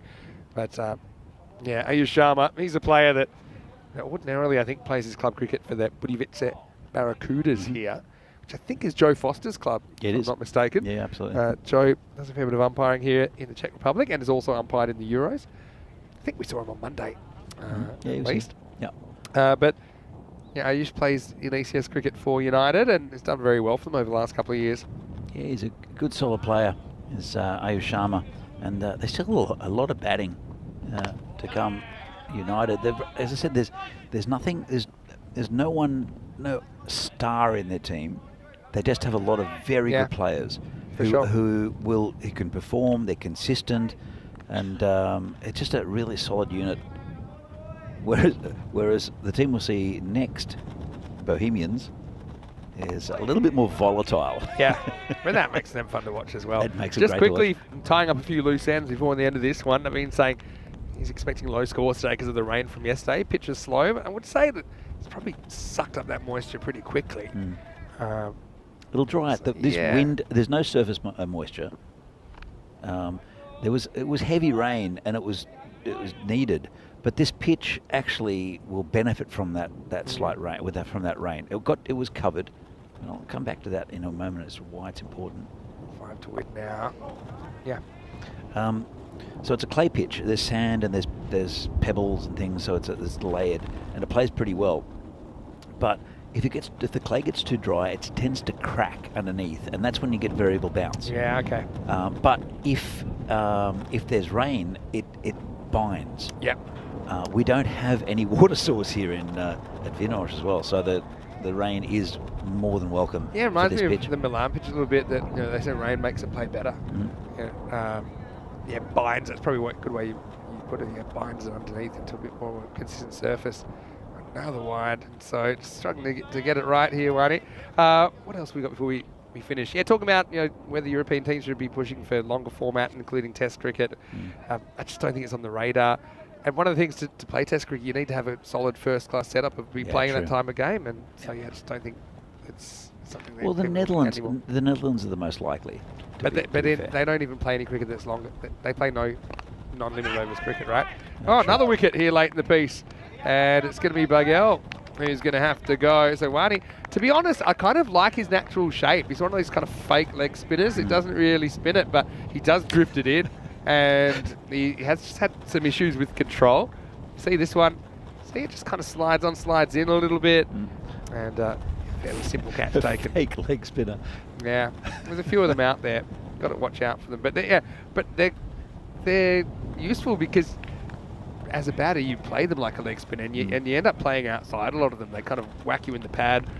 Dawood Amanzai's from France, who's Mr. Universe. He's kind of one of those in a way. He bowls more overspin than anything. But anyway, like I said, it gives someone else a hit, and it's going to be. It's actually the end of the over, 79 for 2. So whether the new batter gets a hit or not, I'm not sure. But it's Abhimanyu Singh, the captain, who comes out as Aditya Ray Prolu, who bowled a pretty good first over. He's going to try and keep the game alive a little bit longer. Just 2 runs required for victory now for United. Yeah, but hello to Naveen. Also saw Aaron Ashokan was in the chat earlier. Hello, Aaron. Hopefully you're well. Look forward to seeing you soon. One thing we didn't do with Phil is we didn't ask for lurkers to come out of the lurkage. Well, we will. This will be the end of the game. It's going to run away all the way for 4. And so, yeah, Sharma, make sure that his captain doesn't get a hit. He does get a watch, though, and a little bit of a walk. But United, they do it easily. 17 balls to spare. And a pretty comprehensive demolition job from United CC first up this morning. Yeah, absolutely. And as I said, a really good little team. They put pressure on the Spartans batsmen early on, and even though they recovered to post a target, just wasn't enough, especially on this ground. And they only lost the couple of wickets there, United. So a good win for United. They'll see this as a positive start to the day. Spartans will have to come back again to face later in the day. They'll want to get their campaign back on track. Yeah, they've kind of fallen to a 1-3 record now, and like I say, it's got 10 games to turn it around. But I suppose they were given a bit of a lesson by United. I think everything that Spartans did badly, United did well, and so it kind of showed it up, and that kind of summed it up as well, as that went straight through the Jake the Pegs of Parth Baladia, who was at slip for something just like that. But Magare, I mean, best innings he's ever put together on ECN. I like the way he batted aggressively without slogging. I think he got a lot outside the off stump, played those shots well. When they did kind of get a little bit too straight, both batters were pretty comfortable. I mean, that was hit hard, but not quite that hard. But United, one of the most improved teams, I think, in the country over the last 2 or 3 years. And Spartans, side who we know topped the table in the ECS last year, but then just fell at the final stages. Had a couple of consolation wickets late in the piece, but really it was all academic, wasn't it? And that was the shot. Pretty nice looking one. Through point. That brought up the win for UCC, who have some more work to do, because we'll see them in the next match against Bohemians. And that's going to start in around about half an hour's time. There's the 2 teams. Match 17 on the way. Now United, they batted well then. They've won the toss and they've elected to bat. And so you mentioned the difference Ali Sitar has made to their bowling lineup in particular, but also, their batting lineup looking longer, looking stronger. Bohemians, though, they're a bit of a firecracker team, aren't they? Grover captaining and behind the stumps. Mentioned Bhuyan, mentioned David Iqbal earlier. So join us in about half an hour, and we'll be getting into the second match of the day. But right here, right now, let's go back and have a look at the scorecard in this chase. Magare leading the way with 40 of 23, 5 fours and a Maximo in there. Got some good support from Bagel, who I don't think really timed too many, but he was a worthy ally, wasn't he, for Rudraj, who played his best knock ever on the network. Sharma finished things off. Abhimanyu got to watch the last ball, but as far as the bowlers went, not too much to shout about. Wani looked dangerous at times, I think, with that natural little bit of drift. He gets 2 for 18, and apart from that, none of the bowlers able to break through. Well, Danny, we're going to take a break, maybe have a little cup of coffee or something like that. Sure. Yeah, and we'll be back in around about half an hour, take you into match 17. It's UCC winning the toss. They'll continue to bat. Let's see if they can do the job against last year's finalists, Bohemians. Vinny Sander here, Mr. Maximo, with Danny Hudacek at the Vintage Cricket Ground in Prague. We'll see you shortly for more European Cricket Series.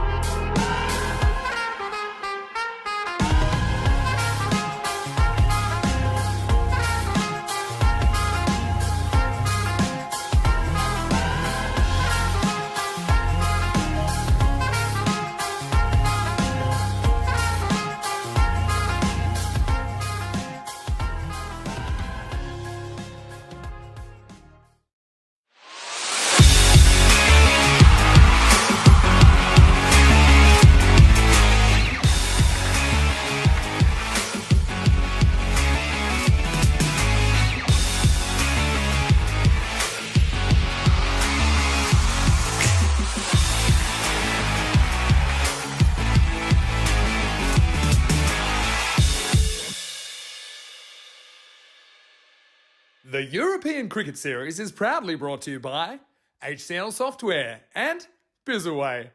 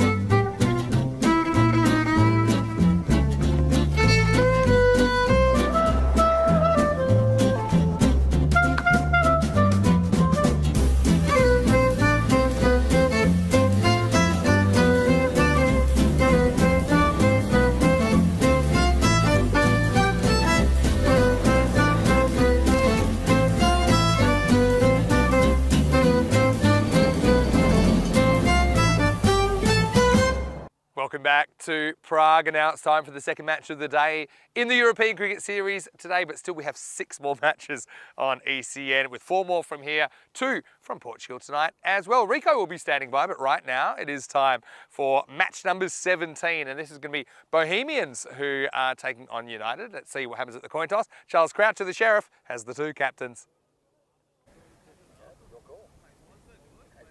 Heads is the call. And it's a tail. Bit back foot. Bat first. Abhimanyu Singh of United Cricket Club has won the toss and he's elected to bat, so obviously wants to let his batters express themselves. I thought that maybe they would bowl first, only because they did such a good job first up this morning of holding the Spartans with some early wickets, and yeah, it was Bagoli and Sitar that did the early damage, didn't they, hampering the Spartans, keeping them to 80. But I do think that their plan is obviously to put some runs on the board, put some pressure on the Bohemians lineup. I will say that Sahil Grover, for me, he's one of the few wicket-keepers we've seen take 5 dismissals in an innings. He did that here last year. And also, he's been looking pretty good with the bat. And with that Czechia national team keeping spot looking like it's up for grabs for the ECIs and potentially the ECC later in this season, I'm sure he'll be wanting to put his best foot forward. Let's get ready for the first ball then. Danny Hudacek will take you through the early stages of this one in match 17. Bohemians taking on United. United, they've won the toss and they're going to have a hit. Well, thanks, Vinny, and welcome to this European Cricket Series here from Czechia. Match number 17.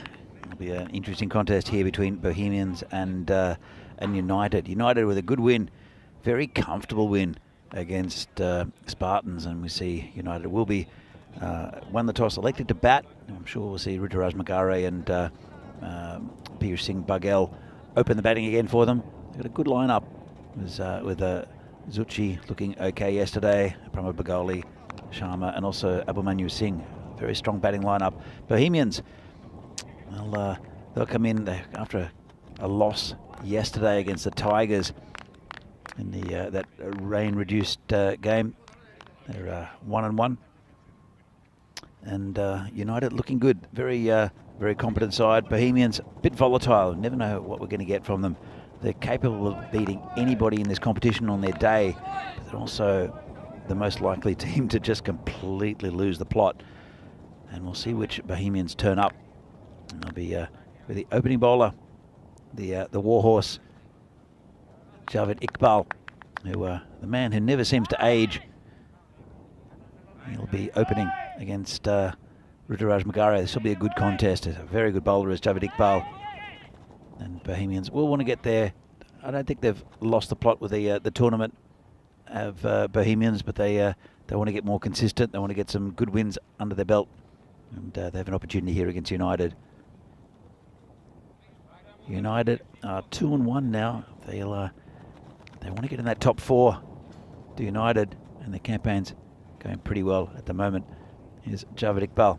In fact, they're 3-4 United with that win against Spartans.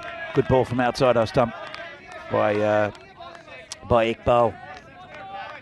He's been around the traps for a long time, has Javed Iqbal. He captained the team. He's captained them actually in every one of the series in the Czech Republic. That responsibility now to Sahil Grover, the wicketkeeper. So a very strong offside field they've implemented here And this is in the air, going back, could take it, drops it. Tried to take it over his shoulder, did the fielder, and a bit of a let-off Rutaraj. Tried to turn around the corner, got a top edge. And he's always going away from the ball. Let's have another look, just the top edge. And yeah, just got two hands to it, did the fielder. That's Rohit Kungar. We'll see with the bat, no doubt, for Bohemians a little bit later on. Just couldn't hang on, and that's an early opportunity down the drain for Bohemians. Iqbal comes in again. And this one's a better shot. Whipped off his toes, gone all the way. Just a bit too straight from Iqbal. And lovely, lovely shot off his legs. And that's Magare, who had a life. And we'll see if how costly that drop chance is for Bohemians. 8 for no loss so far. United only halfway through the first over. Comes Javed Iqbal again. And big swing and a miss. That's a better delivery from the tall, lanky fast bowler. He's been a mainstay of this Bohemian side. He's played for various teams in the league. Played for Barbarians for a while. I think he was a PCC player for a while also, Javed. But he's nice and settled here, an integral part of this Bohemian side. He comes in again, bowling to Magare. And York length delivery, hit down the ground. There's a man back there, just be a single. They'll bring Piyush Paghel to face his first delivery. So as I said, Bohemians, if you get on top of them, they tend to bicker between themselves quite often. But on the other hand, if they get on top of you as a team, they work very well together, and they're a difficult team to beat. So one ball left in this over, 9 on the board. Pretty good one from United. Comes Javed Iqbal. Just played down the pitch.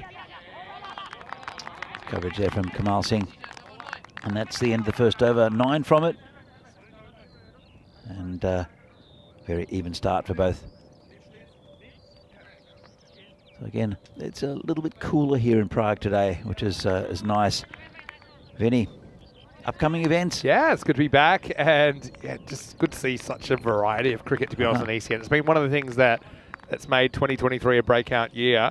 You probably saw some of the T20I women's action from the Netherlands recently. There's more of that coming up with the Netherlands taking on Ireland in some T20 internationals. Then we've got Netherlands taking on Jersey in not only 20-over cricket, but also 10-over cricket. So the Tuesday the 27th, that's 3 T10 internationals between those two women's teams.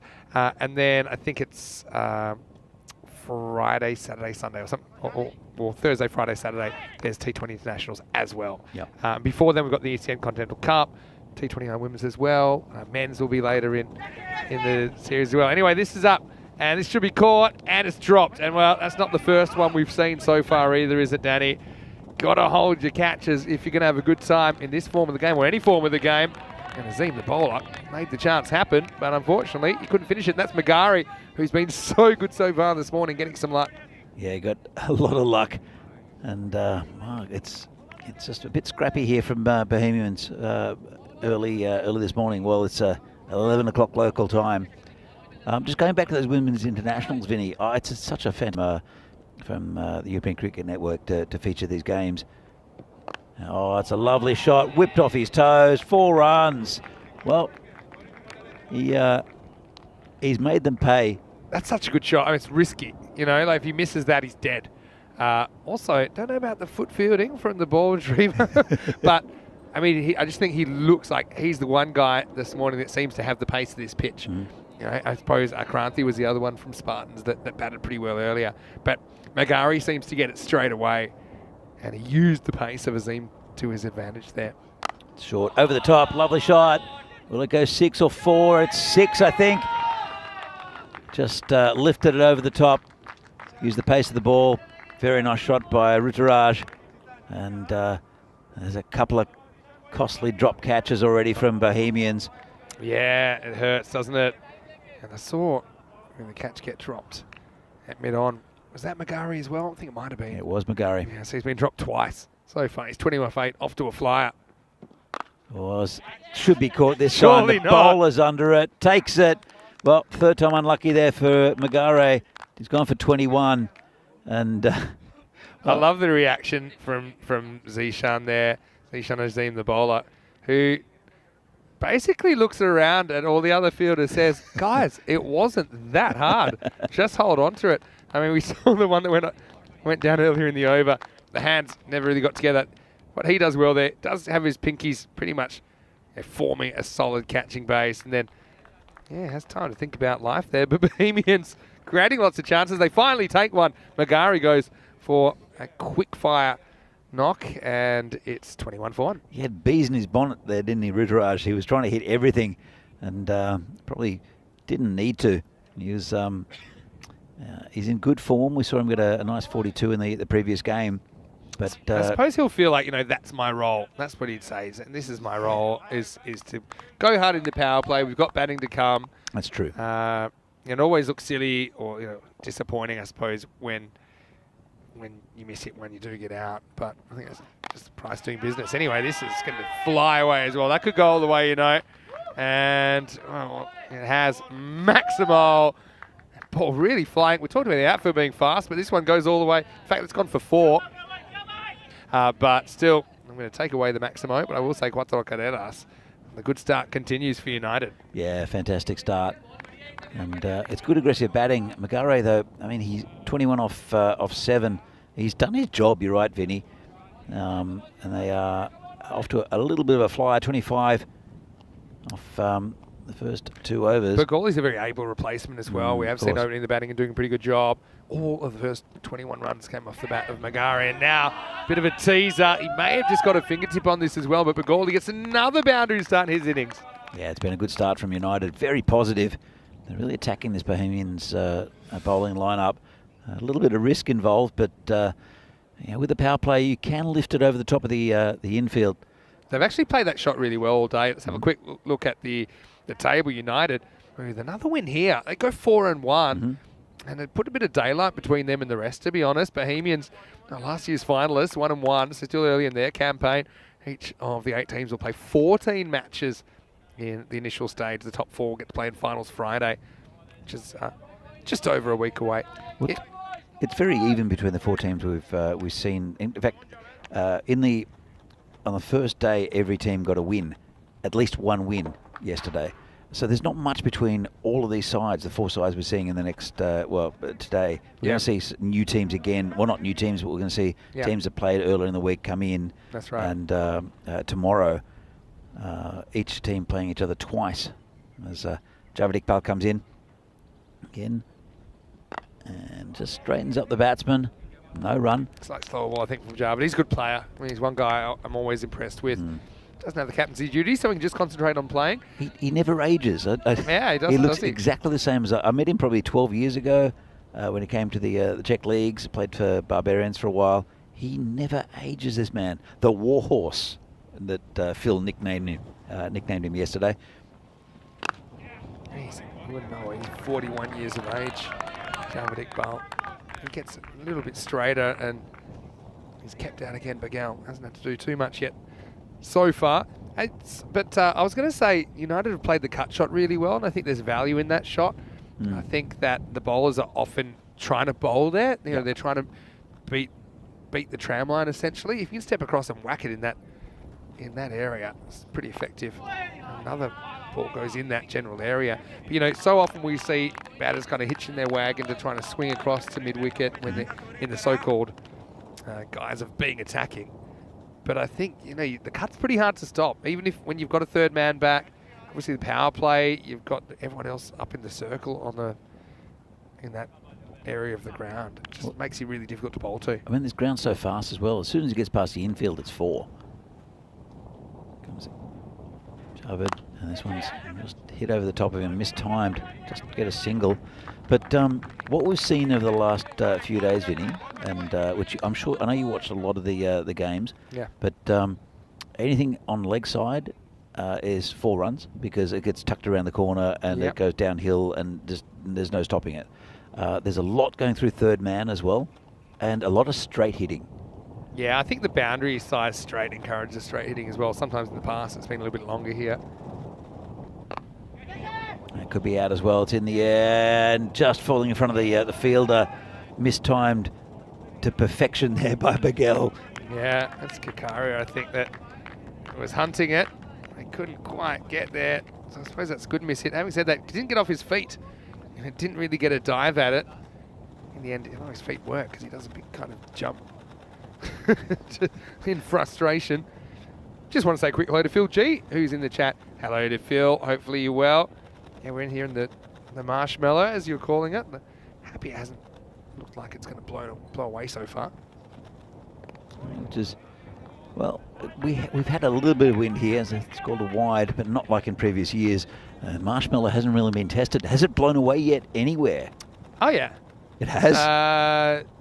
Yeah, once in Brescia, it may have been the Brescia you didn't do with me. We found it in the morning about 200 metres away hanging over a fence. Yeah, I mean, normally we try and pull it down before it blows away fully. All right, this is a hook shot, and it's going to travel, and it's going to travel all the way. I think it has Maximo. So you called it, didn't you, Iqbal? It tries out the upstairs region. Doesn't really get up, though. Bagorli, he's come out, and he's looked good. End of a pretty good power play for United, 39 for 1 after 3. Yeah, really good power play. And the wicket that lost, actually, he did his job, Rituraj. But some good batting to come, as well as these two in Bagel and Bagoli. So Bagel's also a pretty good hitter of the ball, but I think he's also providing a bit of stability. He hasn't had to face too many balls yet, but he's a guy who would be happy probably just to give the strike to guys if they are on boundary hitting blitzes, and that's kind of the story of his two partners so far.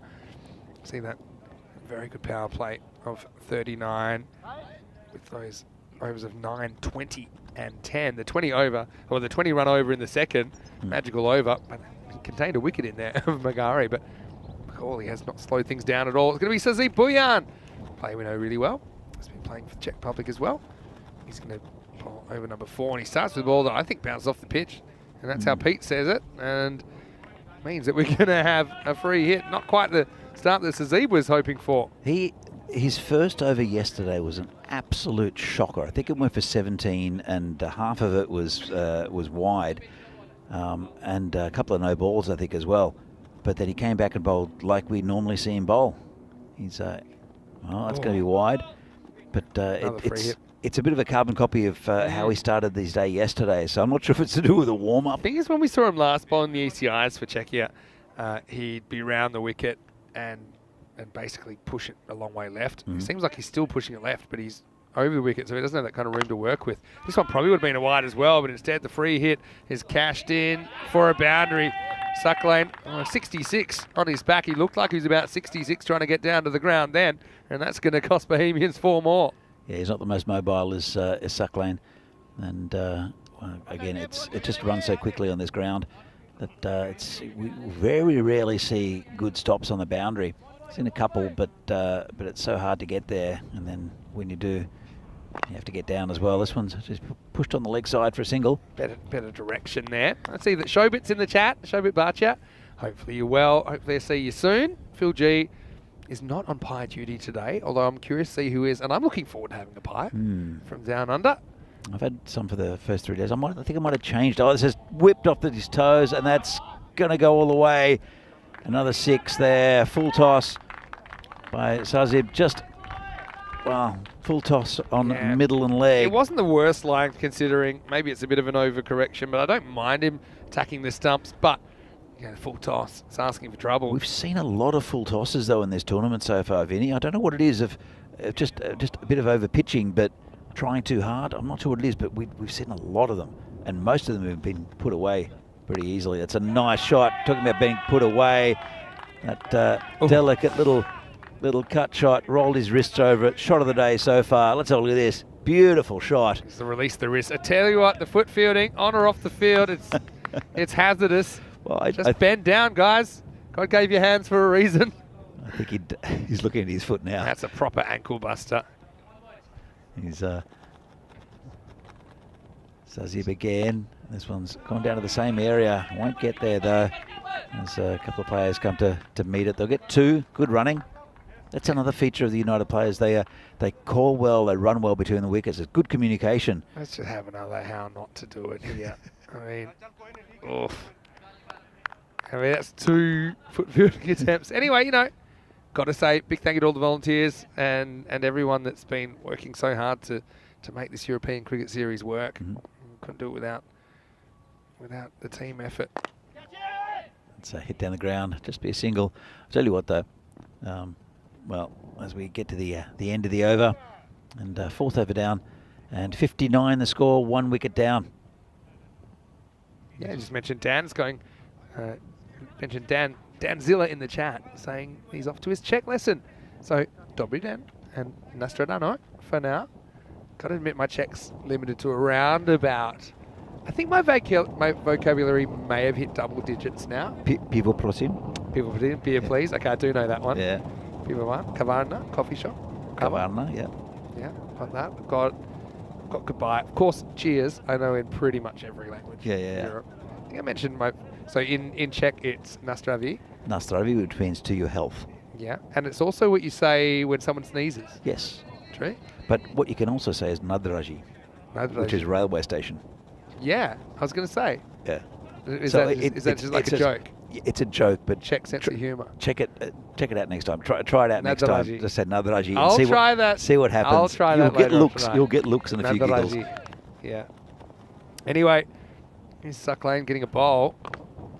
And I've got to say, he had a bit of an issue stopping a boundary earlier, but another Suck Lane, Mohammed Suck Lane, in Hungary, he racked up a record. And we talked about that record-setting day on Sunday. Most sixes ever in a 4-match day, I think, or any day. Most runs ever, like over 1,300 runs in the day.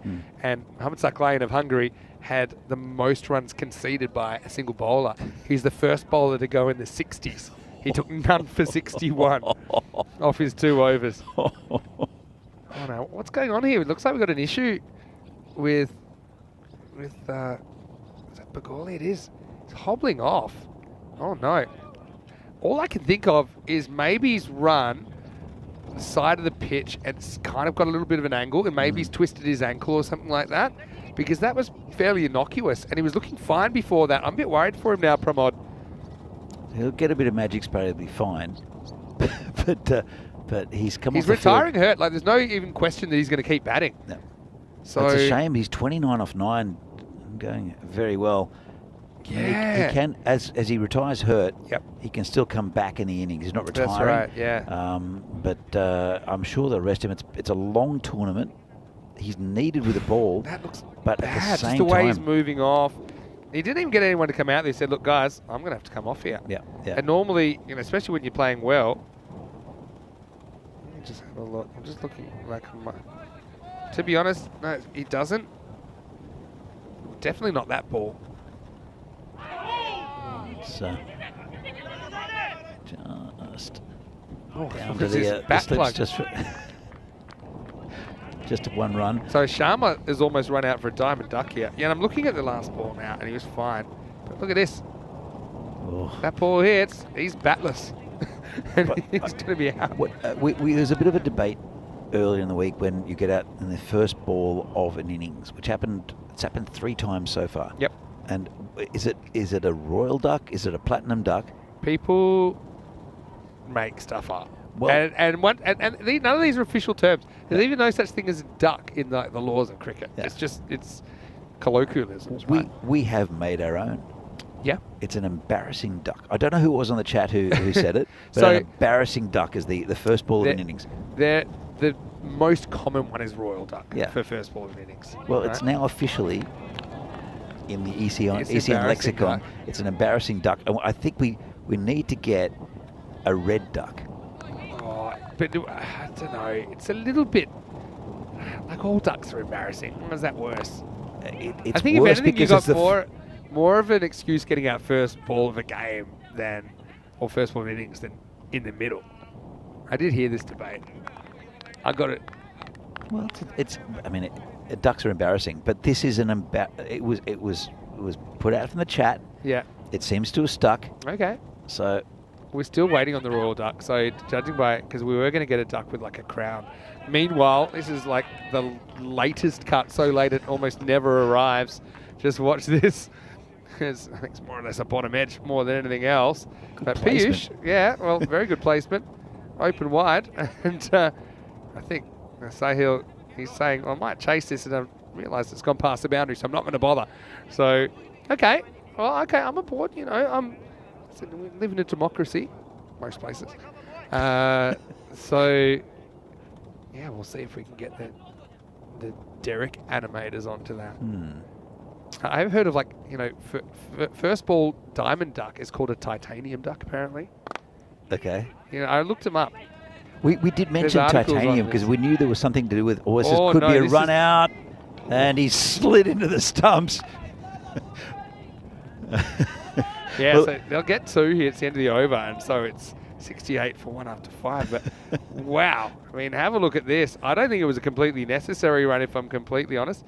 See where Sharma's running there, the edge of the pitch, just a little bit of a worry. But I thought you were going to say something else again. Look, he slides in. It's a bit like baseball style, where you're trying to slide in under the catcher. He went straight between the legs of the bowler. Well, it was a good over for through the legs action if you're into that. It's 68-1 after 5. Any sound to him, Mr. Maximo, here in Prague for the ECS checker with Danny Hu to check. And yeah, well, we appreciate the interaction and the suggestion of the embarrassing duck. I'm still on with your wraparound hat trick. I think, you know, taking a hat trick towards the end of an innings and not having a chance to take it, that I like a wraparound hat You've trick. only got 2 overs to take it, so it makes sense that it can go into other games. Put the one from Thailand. This is kind of a bit viral as well. As this is lifted up, and this is going to travel places. That's out of here. Maximo! Well, Sharma had to slide in to get the strike in the first place, and once he got it, he certainly knew what to do with it. They went miles over the boundary. Yeah, nice shot there from Ayush Sharma. And this onslaught from the United batsman continues.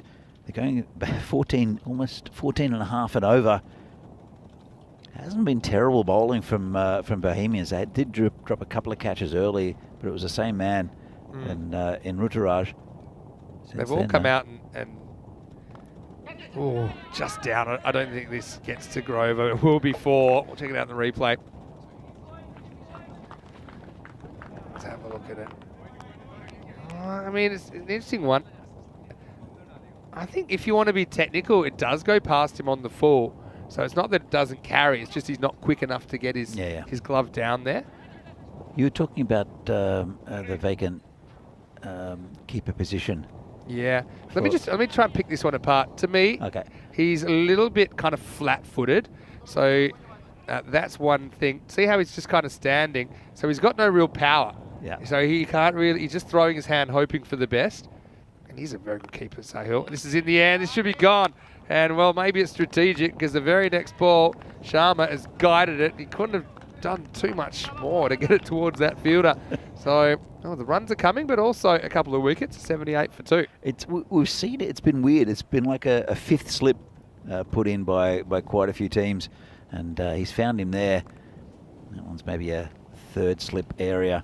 But we've seen a couple of catches in the slips in this game, and it's there's so many runs in that 3rd man area that's very tempting to just guide there, but just guided to the fielder. Neat catch though. Yeah, it was a good catch, wasn't it? And so maybe they can turn this into something more. It's like Mukhtar who took the catch as Kakaria comes up with the wicket, 78 for 2. Okay, I'm going to get last bit of diagnosis on the keeping from Grover. Is one of the toughest things is a keeper, because you have so many balls that come to you and they're not nicked.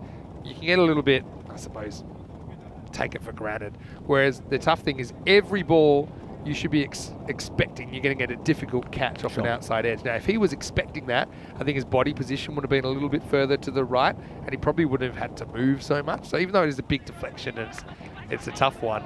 There's one thing that there are 2 keepers I think could should be in line. Actually, Abhimanyu's not a bad shout as well from United. He's a good keeper. Sahil Grover's kept for the national team, or played for the national team as well. But have a look where he puts his gloves.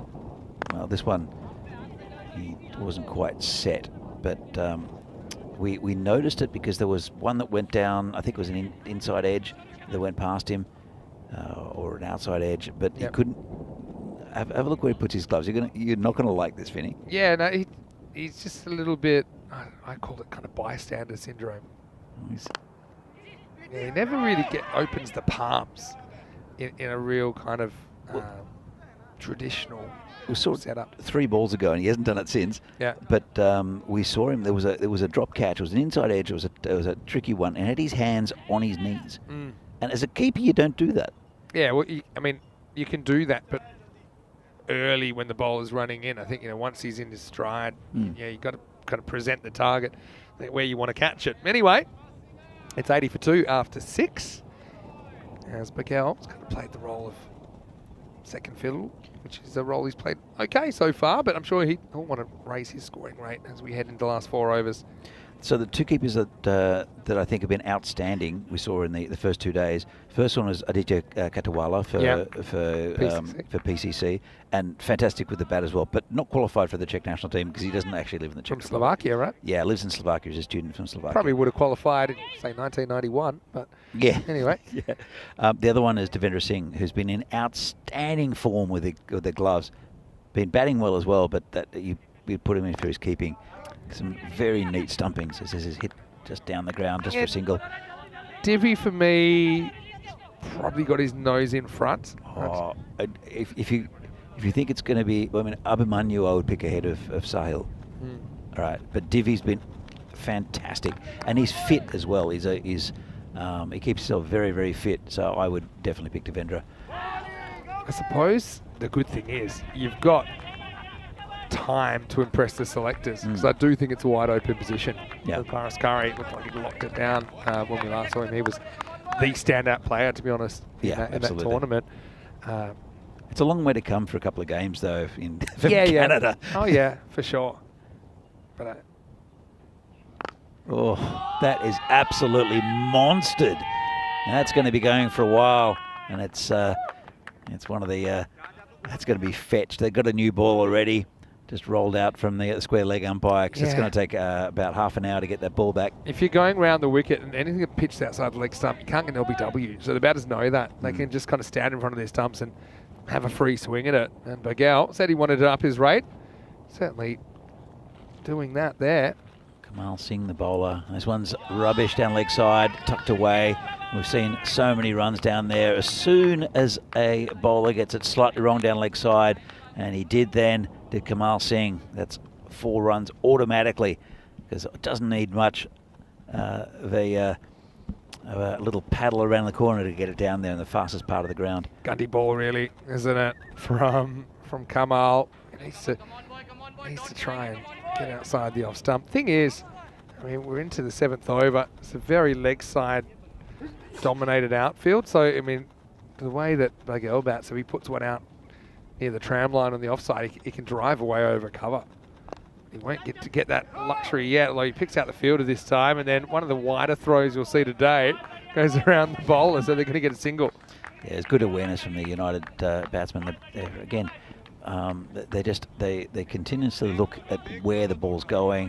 They'll take these extra little singles, and they run really well between the wickets. The whole top order of United comes. Last ball over coming up. Just brought it out to point for a single. That's the end of the over, and United continue on after 7 overs. They are 94 for 2. Been a great start for UCC, not just in this game but also today, with a really, really positive win against Spartans. Could go 4-1 here. I mean, that'd be a great start. Yeah, so we're talking about the ECIs. Czechia will host Cyprus and Greece. So interestingly, Greece are in the same group as Czechia in the ECC. So they'll get to feel each other out there. Cyprus, again, they'll be in group E, I think it's E, and that's with Malta, Romania, Switzerland, and the England 11. Now, Malta, Romania, and Switzerland, they were all together last week in the Valletta Cup. So again, it's interesting sometimes to see some previews. So yeah, let's see. And I think Czechia at Greece in particular, those matches I'll watch with interest in particular because of the fact that we know that they'll meet, and so there isn't room for both of them in Championship week. Also, Czechia we've seen before in the ECC. Yeah, that's a good call. That cuts back over the line. But a fair few new teams in the ECC this year. So we've got from 21 to 31. And 2 of those new teams are Cyprus and Greece. So, I mean, Greece we saw in the ECIs a little bit earlier in the year, but we haven't seen Cyprus yet. So it's their first time ever playing T10 international cricket, although I think they'll have a lot of guys that are experienced because we played a lot of domestic T10 cricket in Cyprus over the last couple of years. Yeah, but, I mean, travelling, it's a very different pitch. Yes, another catch dropped in slip. Well, that slip's coming into play quite a bit. And there's a chance for a run out. I think he dropped the ball, did Grover, and knocked the stumps down. There's no real appeal.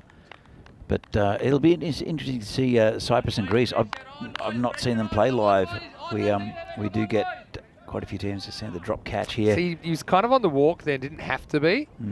And yeah, then I think you're right. I think Grover, not that it matters because he was in anyway, didn't have the ball when he knocked over the stumps. Yeah, that's just one of those ones where could have stood still taking the catch and would have kept his eyes level. Just would have made it an easier catch. Yeah, going back to these T10s. Yeah. As the bowler comes in, it's been hit through the covers. There's a feeler out there. Should just be a single. And it's great to see Cyprus and Greece come out because normally we play quite a few international games here. But it's normally the same cast of characters. Hungary, Austria, Luxembourg. Malta used to come out quite often. But it'll be great to see 2 brand new countries who've never played in the Czech Republic before coming out here. I'm super excited about that as well. Exactly the same thing. This is into the gap, and it's going to be 4. And as it is, well, it's actually 4 like 3 different ways. Look at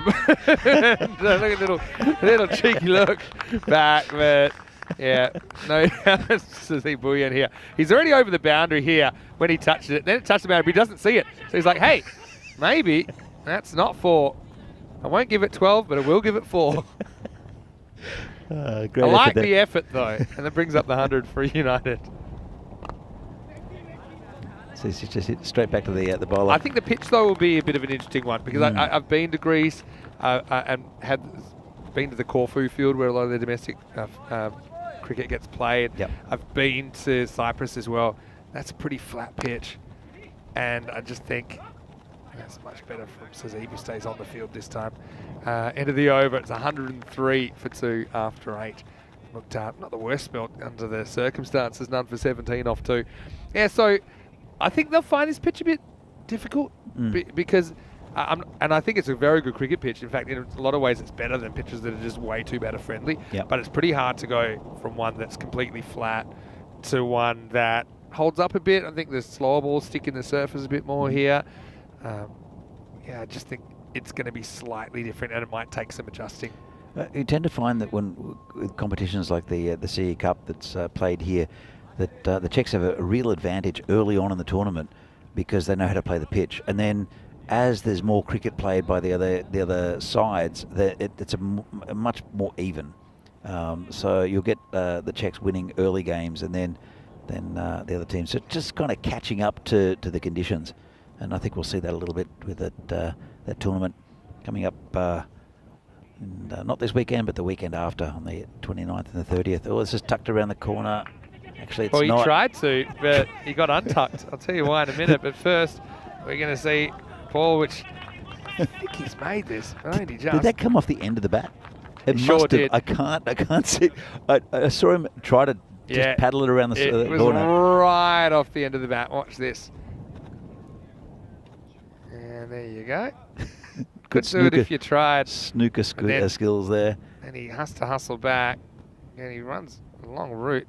Bounces onto the stumps, but I think he's just home in that time.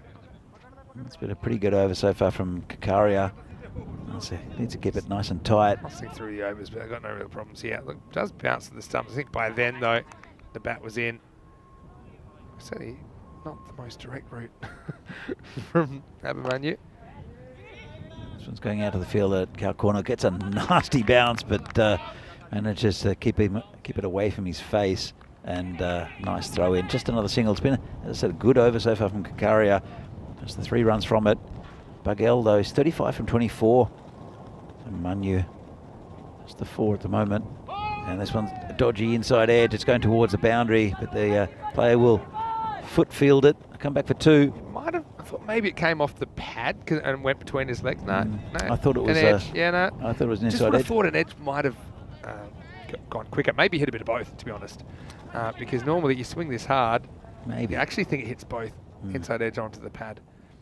Otherwise, I thought that would have run away for 4. It would have. Kakaria Yeah. bowling the 9th here. Another one through the legs. It's been a pretty good over considering. Let's get that run rate down. It all happens in the 9th, but if he can hold it together for this ball, Kakaria, let's give him a good hope. Bohemians, well, he can't hold it together. It's been hammered on the leg side, and I think it's just gone for 6. We'll have another look at it. The umpires are chatting. Well, the fielder certainly thought it was going to be 6 because look where he goes to fetch it. And Yeah, hits the rope. Yep. So 6 runs, and as I said, if he could hold it together, it would have been a perfect over at this stage for Bohemians. But now UCC 114 for 2. We said the past score was probably around about between 120, 130 on this pitch. It's been a bit less today, but they can still get to that sort of the region, I think. Maybe partly we've seen some above par batting rather. So I don't think so, Vinny.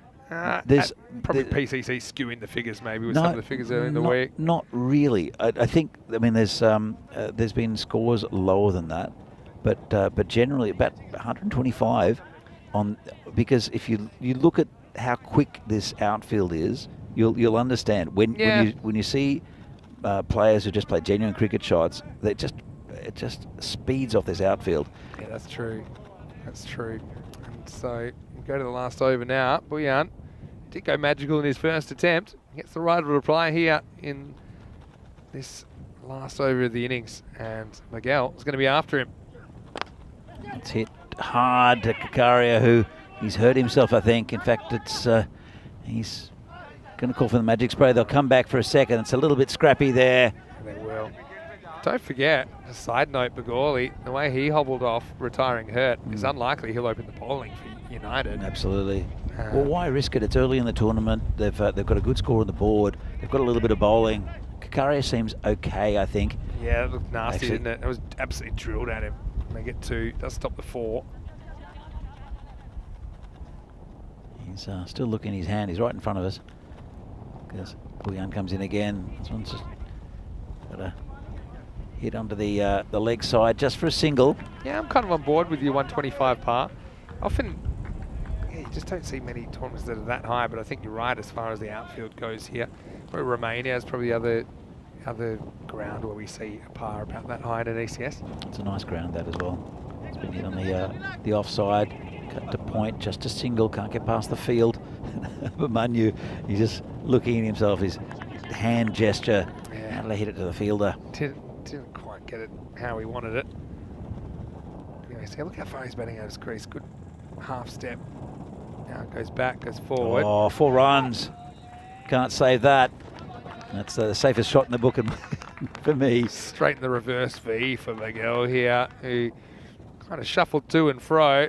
Grover is not the first one that's just been deflected past him. Has a wry smile on his face, and Miguel, outside chance of a half century. Needs 8 off the last 2 balls. He's batted well as Piyush Miguel. He was one of the 2 openers with Magare, who did his job. Yeah. Never really slowed down that much here. Always been up above 12. Oh. Ooh. That's taken some of Buyan's shin bone on the way. He's not going to go back to the stumps, which meant they had to hit him. And the reason he's wandered off to attend to himself. So they'll get 2. Watch this. He's hoping. He actually tries to get his leg out of the way, but he's not quick enough here, Sazib. And then no one thought to get on the stumps. We saw 3 very We saw three very similar ones on the very first day, where it smashed into the bowler's shins and gone for 4. One was Joe Cope. I can't remember the other 2. Yeah. Shows you how quick it is, though. Last ball. And, well, Javed Iqbal just went straight through his arms, or straight through his hands. And it's hit the Another rope one's as hit the well. rope. Yeah, Precision. rope hitting specialist. Not a great day to be a boundary rope. That's taken a pummeling. A great call. Pistol Pete, he saw it live. Even I saw it live. I wasn't sure, but Pistol got it absolutely right. And guess what? Piyush does get his 50 in the end. He said he needed 8. He goes 2-6. And he gets it by the barest of margins, Danny, because he literally hits the rope last ball. So well batted to Piyush Singh Baghel. 50 off 28 balls undefeated, and United hit 130 in the first innings. I think they're pretty happy with that, but they'll still have to bowl and field well. And we know that Macaulay had a bit of an injury concern that saw him retire hurt, so we don't know if we'll see him. But Bohemians kind of made their bed early, didn't they? They had to lie in it. A lot of deflections going just past fielders, balls not carrying. But yeah, just allowed Magare to get them off to a flyer, and United never really looked back. Absolutely, Vinny. It's exactly what's happened. Is that it was a good opening stand between Magare and Baghel. Sorry, and Ruturaj. He did fall finally. The third catch. First two went down, but then Piyush Baghel really took over, as did Pramod Bagoli. He batted very well, did Bagoli, before he had to go off injured. He looks like he might have twisted an ankle. But these two kept the run rate going. Slowed down a little bit when with the next couple of batsmen. But still, very good total for United. The ball just kept on going to the boundary pretty regularly, through Grover's legs, over his head. And as we see, this is the slide in from the batsman Ayush Sharma, who capitalised very next ball with a big 6. And not very lucky was Sahil Grover. But then there was a catch and slips there. It's Ayush Sharma just prodded up, bit of catching practice for the slip, which is an interesting position here at Vienoj in Prague. There's a little bit of loose bowling. Not the greatest over from Kamal, as this one is dropped in slips as well, but a very consistent batting performance by United, and got them to a good defendable total, a bit more than that actually. As I mentioned, about 125 I think is the pass score. The Bohemians, they are very capable of getting that. Unfortunately, for Javed Iqbal, last one went for 6, could be costly as well. But United looking good today, looking good in this tournament. Bohemians, again, they're a bit of a wild card. They're a little bit unpredictable, as we see the scores here. Really good innings at the top. Bit of luck for Ruturaj, dropped twice, 21 off 9. Piyush Baghel, the pick of the batsman, along as well as Pramod Bagoli, who had to retire hurt. So 50 for Baghel, 29 off 9 for Bagoli. And little contributions there from Ayush Sharma and also Abhimanyu Singh, the captain, right at the end. A couple of wides, 6 extras all up. Let's have a look at the bowling figures. Good up top from Javed Iqbal as usual. Wickets for Kakaria and Zishan Azim, but Azim went for 20 off his over. Suplen Mukhtar, very economical in the middle overs, but it's a bit expensive from the others. 130 for 2, 131 to win for Bohemians. Very capable. We'll have to bat well though. We'll have to get a good start against a very good and very motivated United team. So we're going to be back in a few minutes' time for the second half of this game from the European Cricket Series here in Czechia. Match 17 between United and Bohemians. 131 to win for Bohemians. They have to bat well. United, it's been their day so far. See you very shortly for the second innings of this game.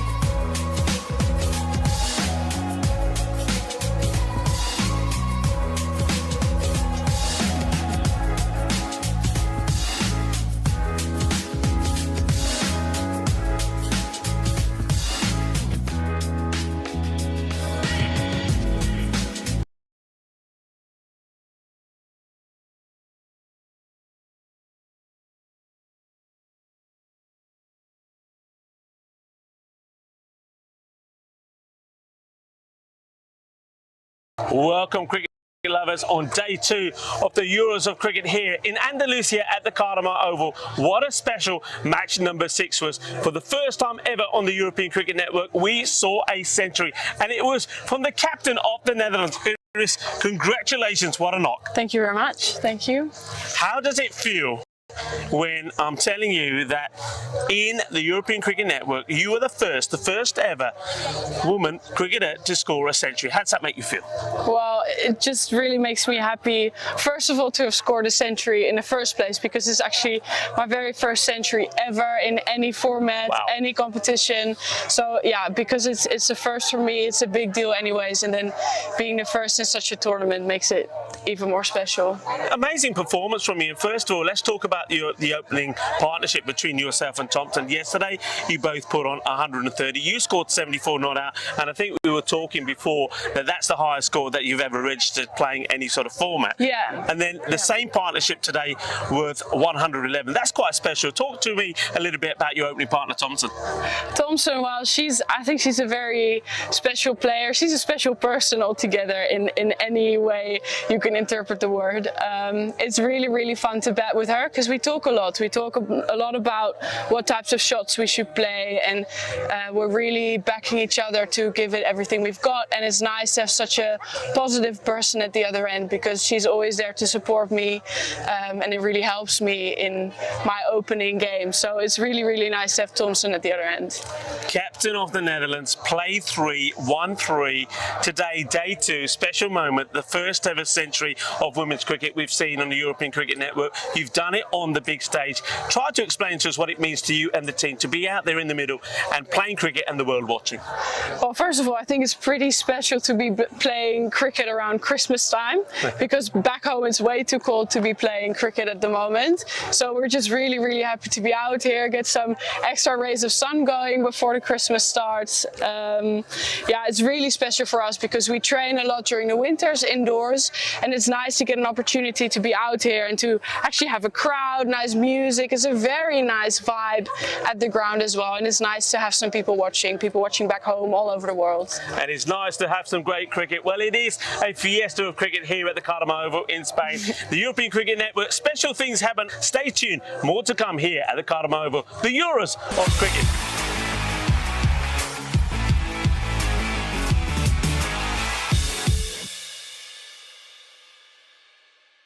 The European Cricket Series is proudly brought to you by HCN Software and Bizzaway.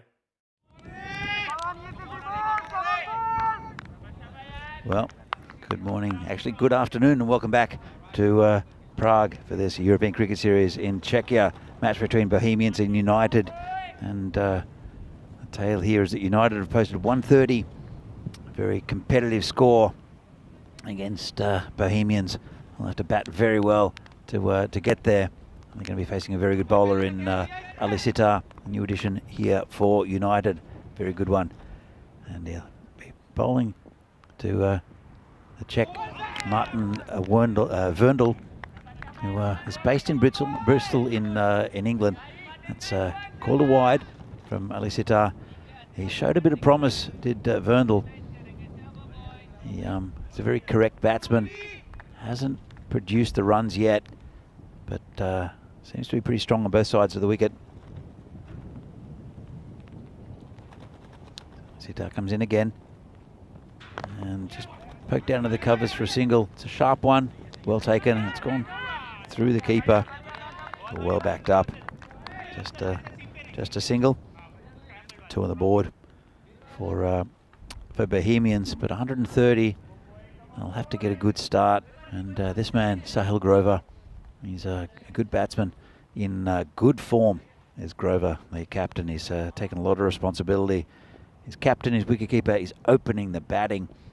Maybe it's too much for him. We'll have to see. It's Ali Sitar. He'll be bowling to a very offside field. Wanting to keep it outside off stump, which he normally does, just like that. It's been cut straight to the man in the gully. Smashes into his legs. Good stop, save 4. That's exactly where he wants to put it, Sitar. But Grover, he likes to hit straight. He normally gives himself a lot of space. Sometimes almost backing away to give him space to hit over the top of the covers. And can't reach that one, called a wide. But he's been part of his play. I think a lot of teams have been targeting his body, and he's been tucking around the corner or hitting quite well on the leg side in this tournament. Hit, I think, a 73 odd earlier in the, or yesterday. Did very well, Grover. Sitar comes in again. And gets a good piece of that, just past the cover fielder in Sunil Zucchi, and that's 4 runs for Sahil Grover. Not far away from the fielder, who's took a few catches in that cover position. He's pretty good there, is Sunil Zucchi. Couldn't hang on to that. Might have been just away from him. There's a couple of little drops falling here. Nothing too serious yet in Prague. This one's a bit full, called a wide again. Puts his hand up as the bowler Sitar. It's been it's about 3 wides already. It's been not quite the start we'd expect from Sitar. He was brilliant in the game against Spartans previously. Get the run rate down. So he comes in again, bowling to Sahil Grover, who pulls him to the man who's just can't reach it. It was well hit, just rocked back and smashed it over cow corner. There is a man out there, just couldn't quite reach it, and he's a good fielder out there, Piyush Singh Baghel, and that's 6 runs, and it's been a good start here from Bohemians, and they've turned up to play. Grover, he's on 10 off 3. Verndl at the other end. He's just watching his skipper as Sitar comes in, and it's a better ball. Just a bit of a wild swing outside off stump. They'll have to do this every single over, Bohemians, getting around that 13-14 mark to get the target they need. 131 to win. Comes Ali Sitar. And again, a big swing and a miss. Good shape there from Sitar. He gets it, brings it back a little bit towards the end of that over. And after one, Bohemians are 14 for no loss. Vinny, pretty good start for Bohemians. Yeah, they'll definitely take it. I mean, Verndl, I'm excited seeing him live for the first time. 270 matches since the Golden Ball. Well, if we do think this target is more or less par, 130, maybe a few more, and who's to say that can break the tie here? And from memory, I know United had 2 Golden Balls. One was against PCC Rooks. Got a feeling the other one was against Bohemians. Could have been, you know. Yeah, let me just go back to my notes. But that's in the depths of my mind. So give me a second to work that out. But yeah, Grover just clearing the fielder at deep mid wicket, getting 6. Now Verndl, the left hand up, will face up. Over number 2, no Bagoli out there. So Bindra is going to open the bowling. Yeah, we saw Binder open the bowling in the first game they played, and he's had good patches as a left armour. Verndl, he's on holidays in the Czech Republic, visiting his parents. It's a nice shot through the covers, and just patted down there by Baghel. Yeah, he's going to be a big loss. Pramod Bagoli. He batted beautifully, but also bowled really well in the previous game. And he's always a consistent performer, as Pramod Bagoli. He's done something to his leg. I don't think it's anything serious. I hope not. I mean, he came off under his own steam, but he did come off, and especially considering how well he was batting. You just wouldn't normally see that. Yeah, I've got to correct myself slightly. I knew that today had a Golden Ball flavour about it, but it wasn't Bohemians United. It was actually Spartans United that played a Golden Ball back in 2021. It's been cracked over the shortest fielder on the ground. It's unfortunate. He went down to pick it up and got a Tortuga bounce. Have a look at this. It's the one bounce. It bounces once. But, I mean, poor Bindra, I mean, he's a guy, he's about the same height. So he couldn't have, if he was there, it would have been exactly the same thing. It's unlucky. He was hit hard by Grover, though. Yeah, it was hit hard. Man, but yeah, it's this one bounce. and it's just dry as you like out there. Have a look at this. One bounce, boof, trampoline Tortuga, up over the top. And they say go over the top in the power play. That one took a detour, but still ended up going over the infield. Comes Binder again, left armour. And this one's going to be called a wide. Just push it across Grover. Good call, I think. Straight over the tram line, even though Grover tries his best to get closer to it. Yeah, so that was our first ever Czech golden ball. It was on the 4th of May. It was Prague Spartans Vanguards versus United. I think that was my first ever as well. Yes. I remember what you said. Cut to point. Good fielding and could be out, you know. I think he's gone.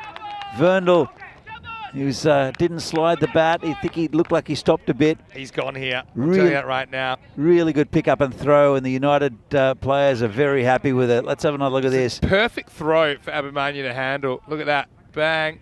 Oh, it's close, isn't it? You know, it's out. But I'll tell you who hasn't done himself a service here is Ghanshyam Singh. Because for me, I still think you can see, for me that's conclusive still. Because you can't see the bat coming under his arm. So for me, it's good enough. You might actually see when his bat comes over the line. But there it is. Yeah, for me it's out. You know, I think that this might give us another look. But a little bit of hesitation. He's a big man. Again, he'll block this with his body, but he's not in. I'm just telling you that right now. There's no way he's in. But he might get the benefit of the doubt.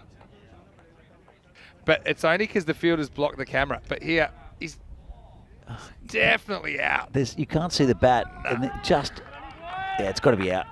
And then you see the bat. Oh, he's giving it not out. Well, okay. Let's have a look. Have a look.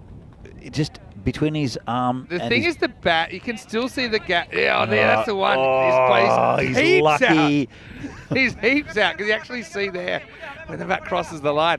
But the doubt was created by Ghanshyam Singh just needing that extra camera time. He's cost himself a wicket there. Anyway, last ball the over.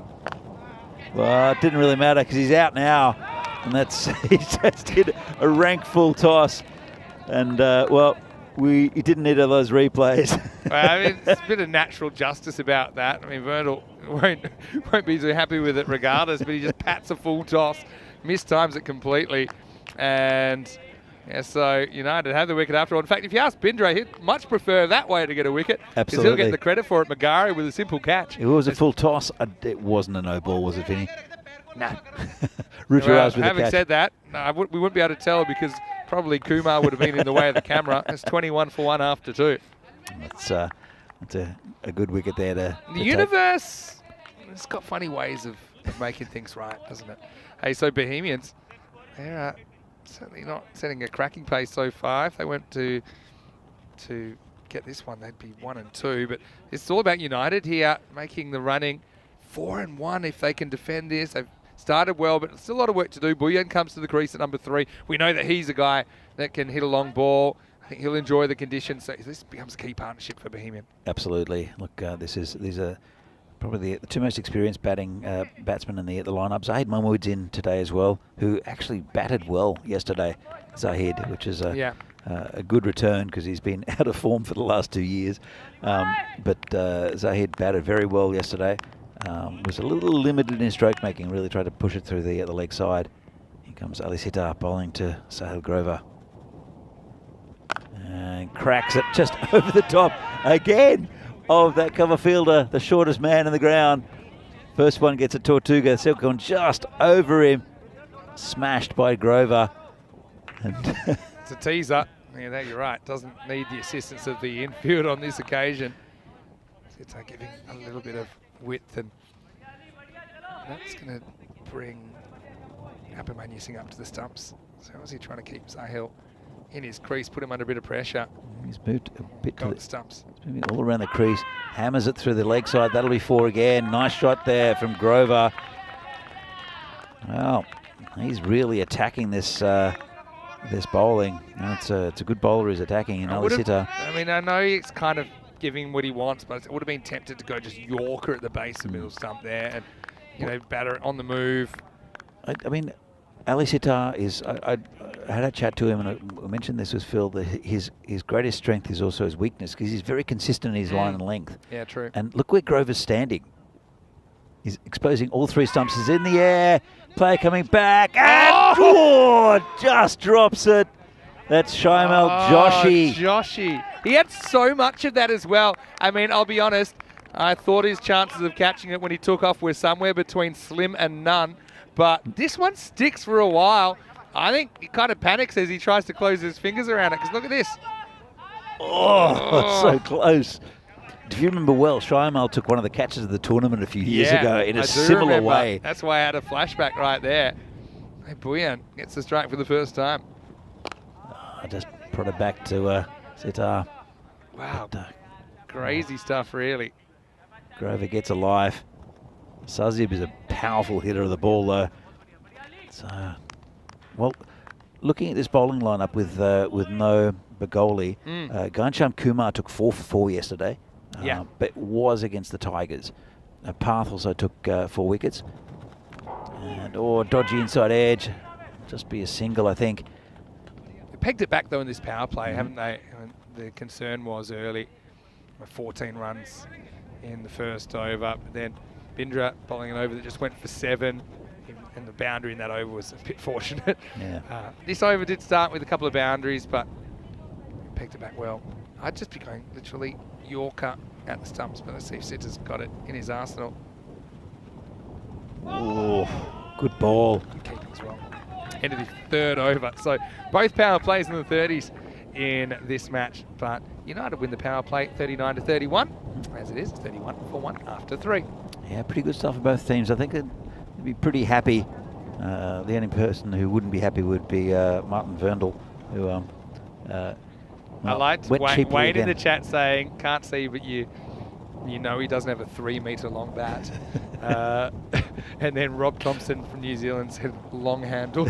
But I think actually we finally got the shot of kind of when the bat went into the crease. Yeah. So I think we got there eventually, but it's a bit of an unusual one. But if you get Costa run out because your own field is in the way, then that's just so you've made an error as a fielding side. Not something you're thinking about normally, obviously, while you're out there. But it looks like Piyush is going to get a bowl here. I actually think Piyush is a pretty good bowler. I saw him last year doing some good things, and I think that we're seeing him bowling at this stage partly because of that injury to Bagoli. Yeah, look, absolutely. I think Piyush Patel bowled really well last year. He hasn't bowled yet at all in this tournament that I can remember, which is surprising. I think it was that surprise that sort of sticks it in my mind that he hasn't had a bowl. But he's a good bowler, is Bagel. He's his height well too. Oh, slow ball. It was like a rolling cutter. It was actually pretty well bowled. You thought it was going to be a big full toss, didn't you? But it just dropped into the block hole nicely. Should mention Shimel Joshi. He's actually the 12th man for this game. He's on the field for Bagoli. He found himself in the centre of the action a couple of minutes ago. Been a great catch if he could could have held on to it. That's smashed away from Ruturaj. No chance. And that's 6 runs. Just picked up on a half volley. He got away with the first one, didn't he? Because it was a bit of a surprise the way it acted, but then it's the same ball, this time with a bit of width. And Sazib absolutely pounded that one flat and all the way for 6. If these two can stay around for any great length in this innings, and Bahamians will be up towards this target pretty quickly. They're both very aggressive. So you see another one that's gone for 4. Smashed it through the covers. Well, it's not great fielding by the batting team there. This has gone through about 7 people, but probably an indication of how hard it was hit from Buyan, who goes 6 and 4. And there you go. It's gone through about 6 extra legs on the way through to the bush. Martin Verndl, he might live in England, but he's got a proper check mullet. Is that right? Haven't seen it. There's still definitely a thing here. There's a thing in Australia for some reason. The mullet. The mullet. It's hit down towards cow corner. I think the mullet's kind of universal. People know what it means now, even like the US. But try and describe it. I think it's kind of some people wear it ironically. Others just wear it as a fashion thing. It's just kind of like describe for people that might not, maybe internationally don't know what party about. Party at the back, business at the front, party at the back. It's it's been absolutely hammered through the leg side, square by Grover. And it's another 4 runs. So well, I know that in Norway they call it a hockey, which is a hockey, as in Czech hockey players, especially Jaromir Jagr. Yeah. It's so it's cut so it keeps your hair out of your face, but also at the back it's quite long. What do you think about kids with mullets? It depends. Usually the dad's got a mullet as well, and sometimes the mum, a femme mullet. I mean, I'm not the kind to call Child Protective Services, but there have been a couple of hairstyles that I thought perhaps. I've got a kid in one of my classes Not the who's best got interest the of the child. greatest mullet. It's absolutely awesome. Head of the over, by the way. Mullet chat will resume after this, but right now it's 47-1, and that's a pretty good over. 3 boundaries in it, and 16, in fact, in the end, come off the 4th over. Just gives that worm a little bit of an uptick. It's a very even contest for me, especially if these two can bat through the next, say, 3 or 4 overs. They'll be right up towards where they need to be, Bohemians. And as I said, a little bit undermanned with the bowling because of Baguli's injury. And it will be Apan Shukla who'll take up the attack. He took a bit of stick in the last game. Yeah, so that's the question here. It's the bowling depth. Already bowled 1 over of Bagel. Didn't really exactly go to plan. Shukla comes in a bit earlier than he did last time, I think, as well. So here we go with over number 5. It's a pretty good start outside off stump. Got Sahil reaching, didn't really use his feet. You know, we were talking earlier about the Kerry Bairstow, and you said you know my take on it. My take was it was fine, but let me tell you what I didn't tell you. I was going to mention it, but forgot at the time. Wait for this ball though from Shukla. He snuck the first one in. Drive, just pound it down. It's going to go through everyone. That's going to be 4. Magari's such a good fielder as well, but I suppose maybe this field's in the back of your mind that it could do something surprising. The only surprising thing here was instead of 1, it was 4. We have seen a few around that area just pop up, and Rudra's not getting down to it, but you do see a few.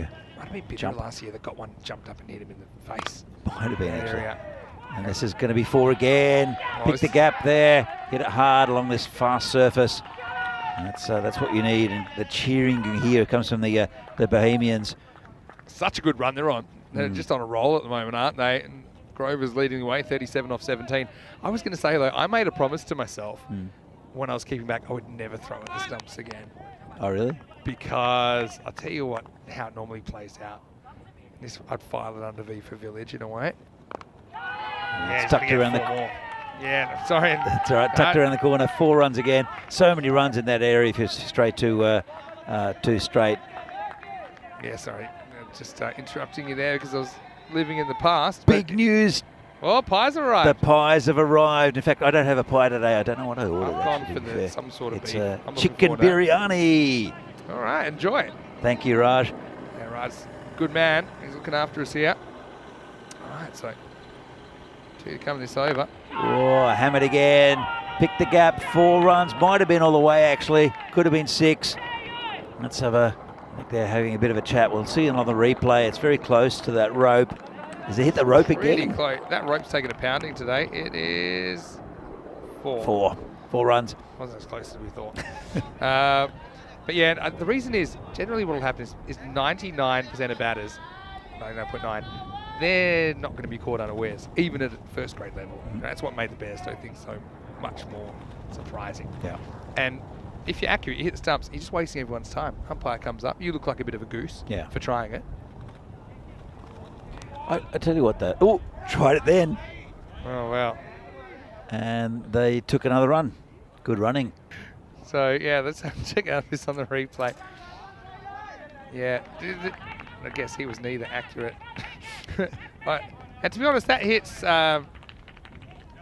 Grover. What's he meant to do? You know, I think his partner was already keen to run, and it was probably a run anyway. And to be honest, that's one of those where you can't then claim sportsmanship. No. Like when you just try to sneaky and it's hit the batter, he's got every right to run there. Anyway, this is what's coming up tonight. We've got Porto Wanderers taking on the Knights. Porto renaming their club to, or adding Wanderers in. So, yeah, interested to know if there's a bit of a backstory behind that. But 2 teams we have seen before, but 2 teams we're seeing for the first time this year in that series because they didn't play in the ECS in Santarém earlier in the year because of the distance. It's about a good 2-3 hours away. Yep. So, yeah, 4:30 p.m. GMT, which is 6:30 in Central Europe, 10 p.m. in India. Here's Ghanshyam Kumar to bowl the next over. Yeah, as I said, he took 4 for 4 yesterday against Tigers, but it's a little bit different. Got through the soft underbelly, the Tigers. This is a different Tiger they're dealing with here, with the Bohemians. One that's got the claws out. Philji's asking for pie cam. Waiting for it. 2 if they want it, but only one of them wanted it, and we might have trouble. Oh. And a better throw, maybe a throw that carries, even though it was a long throw. I think Sazee could have been in trouble there. Interestingly, Grover was the one running hard here, which isn't an expression you say very often. He runs okay between wickets, actually, Yeah. to Sahil Grover. And he's a good cricketer. He knows what he's doing. This has been dragged from outside off stump. Just be a single. Yeah, going back to the Alex Carey thing. Look, I don't have an issue with it. I don't think the majority of people who understand cricket have an issue with it. The English public did. The English press had more of an issue, which was horrible. It's ridiculous, but to be honest, how this it's is going. down leg side. And look, the crowd, I mean, the crowd are... Get a few drinks into the members, and next minute... That's what was disappointing. It was full caveman. That was Wasn't it? so... The long room was an absolute disgrace. This is in the air, could be gone. Player under it. Joshi takes it. Big wicket. End of Sahil Grover. It's gone for 46. It's a good innings. That's a nice catch there. Good safe hands from Shaimal Joshi. And that's a wicket there for Kumar. Yeah, you would expect him to catch that, but let's just say a couple of nervous bystanders after he spilt one before. That one's a little bit more difficult. But yeah, Joshi, some fielder in the action again, and Grover knew straight away he was in strife. And so Joshi just had to come in a little bit at the end, but made the adjustment. And so Bohemians lose their second wicket now, 69 for 2. Yeah. So anyway, just the last point with this Alex Carey thing for me. All right, the crowd going off, fair enough. The whole cheating Aussie thing, it's just a bit of banter. The booing, fair enough, because it would have happened the same in Australia, to be fair. Yeah. Right? Because it's just getting things up. Broad, I think, took it a bit too far. There's so many side stories to this. Yeah. The long room was what was disgraceful. Yeah. Because this is the epitome of cricket. This is the origins of cricket at Lords. Yeah. And you're getting the members who are, I don't know what was said to Khawaja, but he reacted, which you'd never see. It's a cracking shot. There's a man out there. It's Bindra, and he's got a good arm too. Yeah, I think Khawaja is pretty open with his emotions. You know, I think he's one of the real, he's a real sportsman. No, but I mean, I think like it wasn't anything particularly. Khawaja was the one that took issue with it, right? But have you ever seen that in the long room? No, that's why. And I got to tell you about. It got me reading a book. This whole thing got me reading a book. As we get to the end of the 6th over, and it's 71 for 2. Yeah, don't sound so surprised that I'm reading a book, but I do like to when I get a chance. So I'm going to touch on a couple of little points that you touched on there. Broad having an issue with it. A guy who nicked a ball the first slip and didn't walk, and that was one thing that I found amusing. Yeah. The McCullum thing, who yes, he's sorry now. You know, video doesn't lie. He's done 3 way worse things than that. And I mean way worse. And okay, he's sorry now, but that's fine. At the moment when he was put to the test, he failed the test, so he can't really say too much. Ironically, Paul Collingwood, his assistant coach, was one of the guys that he did try and run out that way, or did, I can't remember. But the other thing is how the press covered it, before I get to my book. Yeah. And the headline, if England had done it in the English press, would have been, you know, aloof Aussie caught unawares, or something like exactly that. You know, maybe a bit high. It's pretty straight.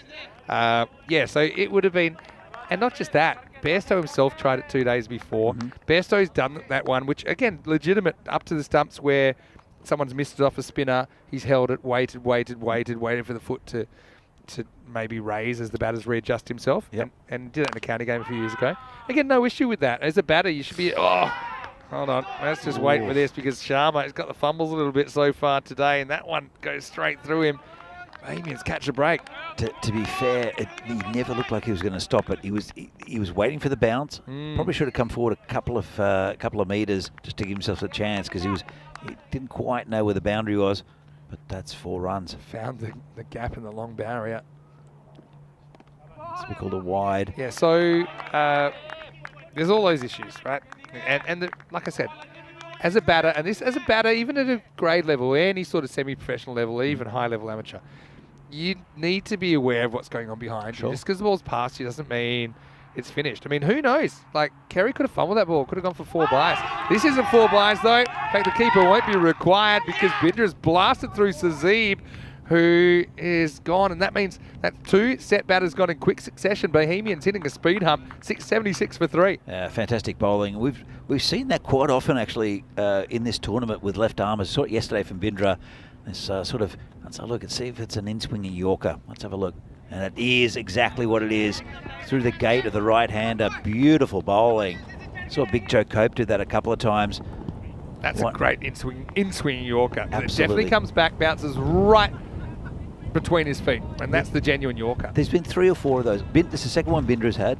Joe Cope has done that a couple of times, but we haven't seen, there's not that many left-arm bowlers in the Czech Republic. They all seem to find that the right-hander's gate. So fantastic bowling from Bindra. It's a big wicket as well. Yeah, I like Bindra with the ball. You know, I think he's pretty accurate, has that natural movement. Yeah, it's going to be Rohit Kungar coming out for Bohemians.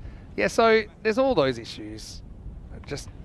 That's one thing. But some good came out of it, as far as I'm concerned. I agree. And, well, number one is that you should pay attention. Like I said, Kerry could have missed that ball. He might have fumbled it. There might have been a run on, and then he throws it back in. Another good Yorker. But it got me reading a book, and it was actually one that Damien Fleming recommended, and it was called, it is called Never a Gentleman's Game, and it was published in around about 2012. I think Malcolm Knox, who's an Australian author, wrote it, and it basically takes you through the spirit of cricket. It's a myth. We've made it up. It's super interesting, and it pretty much deals with the first ever Test cricket, or what we now know as Test cricket, in the late 1870s. Yeah. I'm into the 1880s at the moment. It kind of deals with the period up to World War I, when the game was taking shape, and it's, I suppose, the modern form. It's been a miss, and Bindra does a good job too for 13 his figures after 7 overs. It's the walking sticks. Bohemians 77 for 3, and it's gone up to the point of no return now, 18 and over. But on this field, I mean, you can do it, but you see UCC, the runs on the board standing up at the moment. Spartans Bohemian, then that's coming up in match 18. 2 teams potentially without any points today, and with their tournament not really going the way that they would have hoped for early. News from the toss, Bohemians winning the toss and electing to bat. So I think there's been some good signs with the bat, maybe just not sustaining it over the 10. But yeah, I think that both those teams, particularly Spartans, I think they'll be disappointed with the way that they batted in the first game. They've got a bit to prove. And that game's starting in around about 35 minutes time, which is probably about 20 minutes after my pie finishes.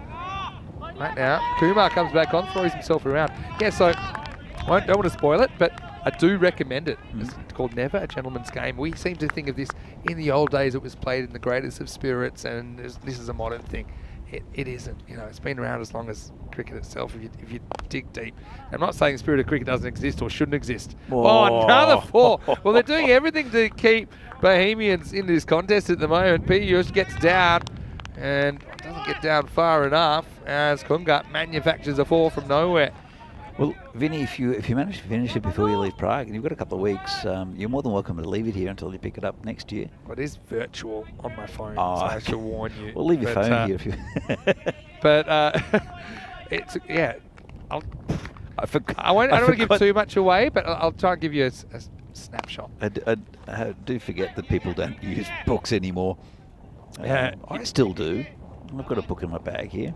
Yeah. Wayne, I like his comment from Australia, saying it's crazy to think they let those English convicts in the long room anywhere near our Aussie team in the first place. I like that.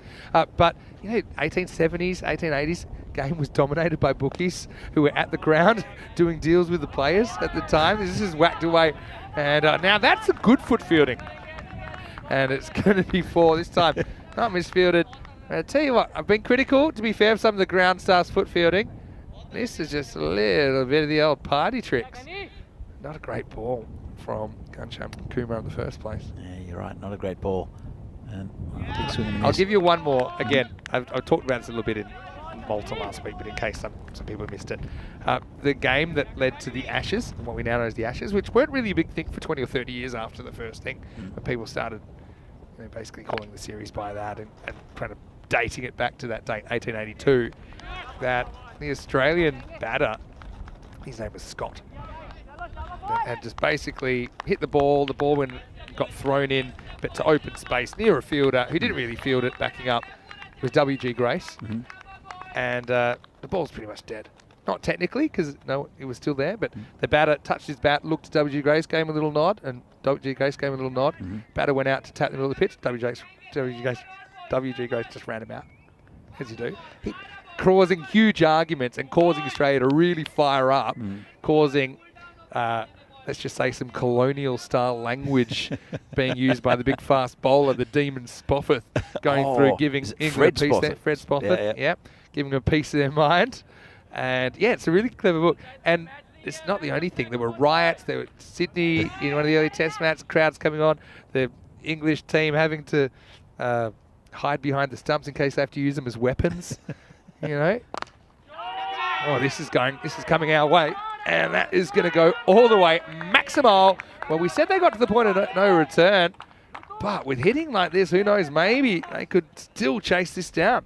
So Hayden were trying to kill us there by smashing it towards the marshmallow. That would have been an awkward one, actually, if it was straight at us, because I think all the fielders have been done by a bit of variable bounce. I mean, Zaid Mahmood, as I mentioned, the very first European cricket series, the Czech cricket series we had here, a Super Series, was excellent with the bat, and just you've never seen him bat well, have you?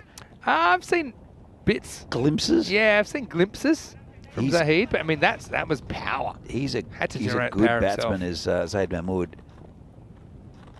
Oh, it's just over the top on the leg side, on the offside, and over the top of Bindra, and 6 more. Shukla's getting hammered. Yeah, Zaid Mahmood is really taking it to them. Really doing a good job to pull this back from the beyond. Yeah, I saw Mahmood score 50 against Burno last year. Obviously, Burno are a pretty good side. And the problem is, apart from that, didn't have a lot of success. Often it didn't seem as high up as maybe he could bat. This is hard again. Straight to Rudraj, who takes a good catch, stays inside the boundary. And that could be very significant. Absolutely hammered by Zahid Mahmood. And Rudraj with a fantastic effort on the boundary. That was cracked. Like that was, I mean, unless you're here live, you won't appreciate how hard that was hit. And of course, with the dimension, he's a bit closer than usual at long off. This is never really getting above, a metre above his head all the way. And he just kind of hopes, you talk about soft hands, you need hard hands there to make sure it doesn't burst through. And potentially that's a game-winning catch, because the way Mahmood was going, he maybe could have stolen this late in the piece for Bohemians, but that'll just settle United now. Just have a look at, this is right off the middle. And Magari, he just hopes he's still in the field. First things first, had to catch the ball. Mahmood goes for a quick fire 12, 99 for 4. Pardon me, ends up with 18 runs to his name. That hasn't ended the chances of Bohemians, but it's dented their hopes significantly, because he's just hit 2 sixes, and that one would have been another one if it had gone through Rudraj's hands. But he kept inside the boundary as well. Fantastic catch. It's a bowler again, Shukla. He's taken a bit of stick. It's called a wide. Yeah, it's wide. Yeah, Sakle Mukhtar is the new batter. Yeah, Wayne just mentioning rule number 1, guys. I think that one that went past the marshmallow. Rule number 1, you know what it is? Protect the equipment. Protect the equipment. Protect the equipment. You know, there is padding on each side. Yeah. We've had a couple have hit the marshmallow. And this is hit in the air, and it's going to go back a long way. 6 caught by a Spartan. And that's Jinu that's caught it. Jinu, it is Jinu. Well, also, it gives me a chance to congratulate the Panellet family, because I know that Jinu will be watching this. So, yeah, they have a little daughter, Zora, born last month. Oh, hopefully he's as gentle with his hands with Zora as he was with that catch over the boundary. You're right. And called wide again. So Shukla, he's taken a big wicket, but he's taken a lot of stick here, Shukla, in this over. Still got a couple of balls left. He's gone for 36 off his 2. It'd be tough to lose it from here, but we've seen boundaries coming in clumps, haven't we? And one more clump of them could present trouble for United. And tucked around the corner, gone past the fielder, 4 runs. And that's good batting from Mukhtar. I think all of these problems have come from not being able to nail a good Yorker. You know, I think that's another one that's on a length, gives him a chance to get inside it. Even these shots, they're good shots. They're not the worst balls that have been driven down the ground, driven to cover. That one probably the exception. But nail your Yorker, that doesn't happen. That was outside off stump. And what Mukhtar has done well is gone right across and just tucked it around the corner, it's just guaranteed runs around there. Couldn't have done it though if the ball was pitched up on the crease. You know, like he needs length to be able to do that. Now only 20 required off the last 7. Make that 19, make that 18. No, they won't take the run. Don't need to go straight to Joshy. He's a bit of a ball magnet in this innings. It's another wide. It's been a long over from the rate required at one point was up to like 21. You know, it really got up past the point of no return. 19 off 7. They've still got a big chance here. Bohemians, they're such a dynamic side. We don't ever quite know what we're going to get from them. Volatile, I think, is the word. And there's volatile again. 6. Wow. Wow, wow, wow. What an over. I mean, Shukla ends up going to the cleaners, 47 off his spell. And in the end, that was supersonic. 31 coming off the 9th. It certainly did all happen in the 9th for Bohemians. And a wicket. Yeah, exactly. 118 for 4 after 9. And now they find themselves needing 13 off the last over. Piyush Baghel will be the man most likely to take this over. In fact, he will. That's all golden ball. Never thought of it. No chance. Do you know what I think from experience? The most likely scenario for a golden ball is when you need 13 off the last over. Really? You know what they need? 13. 13 off 6, 12 to tie. It's on. You know, the Certainly only a possibility. The one and only reason why I don't want this to go to a golden ball is that I've got a biryani in front of me. You've got a pie. I'm looking at my pie from the down under, and yeah, well, I'm prepared to eat it while we're waiting for the golden ball. There is a 3-minute timeout. 3 minutes. There's a 3-minute chicken biryani. Strategic timeout. Oh, it's cold anyway. All right, so Piyush, who didn't have a great time of it earlier either, he went for 16 when he bowled the 4th over. Again, no Bagorli really hurts him in the bowling. Here, he went off with that injury, retired hurt in the first innings. Anyway, 13 off the last required. Oh, fielding and out! Whoa. Well, that's a huge moment because it was Mukhtar that was doing the damage. He's 16 off 3. So normally you'd say, well, why do you throw this? Because you're not saving a run. Well, the reason is you want to get the guy, this specific person out. And Baghel does well to get down to it. Just think about all the misfields we've seen in this innings. This is one that he does field. And Mukhtar has just caught no man's land. He knew he had no time to get back. He could have taken a step and taken the bails off, but he launched just theatrically launched it at the stumps. Pretty good hitter coming out as well, Javed Iqbal. I mean, they really do bat all the way down here, don't they? But I think Suck Lane in that previous ball, he was just running on contact. He knows, like, he's feeling hot, right? He's gone 16 off 3. He's got 2 6s and a 4. He wants to get down there, but the only time that you get in trouble doing that is when it gets hit back to the bowler. Well, the thing is that normally it'll hit the bowler's shin and go for 4. Yeah. But it's brilliant fielding from Baghel. Oh, this is launched. Not a good ball. 6. Wow, what a shot. And it wasn't a good follow-up from Baghel. It's this kind of rolling leg cutter, just kind of drifts in, gives him heaps of length to work with. Kungar says, thank you very much. And so the run out doesn't end up haunting Bohemians for too long. And really, they're heading this game by a fair distance now. 7 required off the last 4. Piyush has to get it right. Thrust into the role of death bowler here.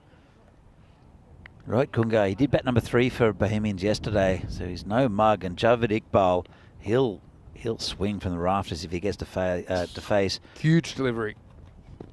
And gets it wrong. And I think that is 4 runs signalled by the umpire.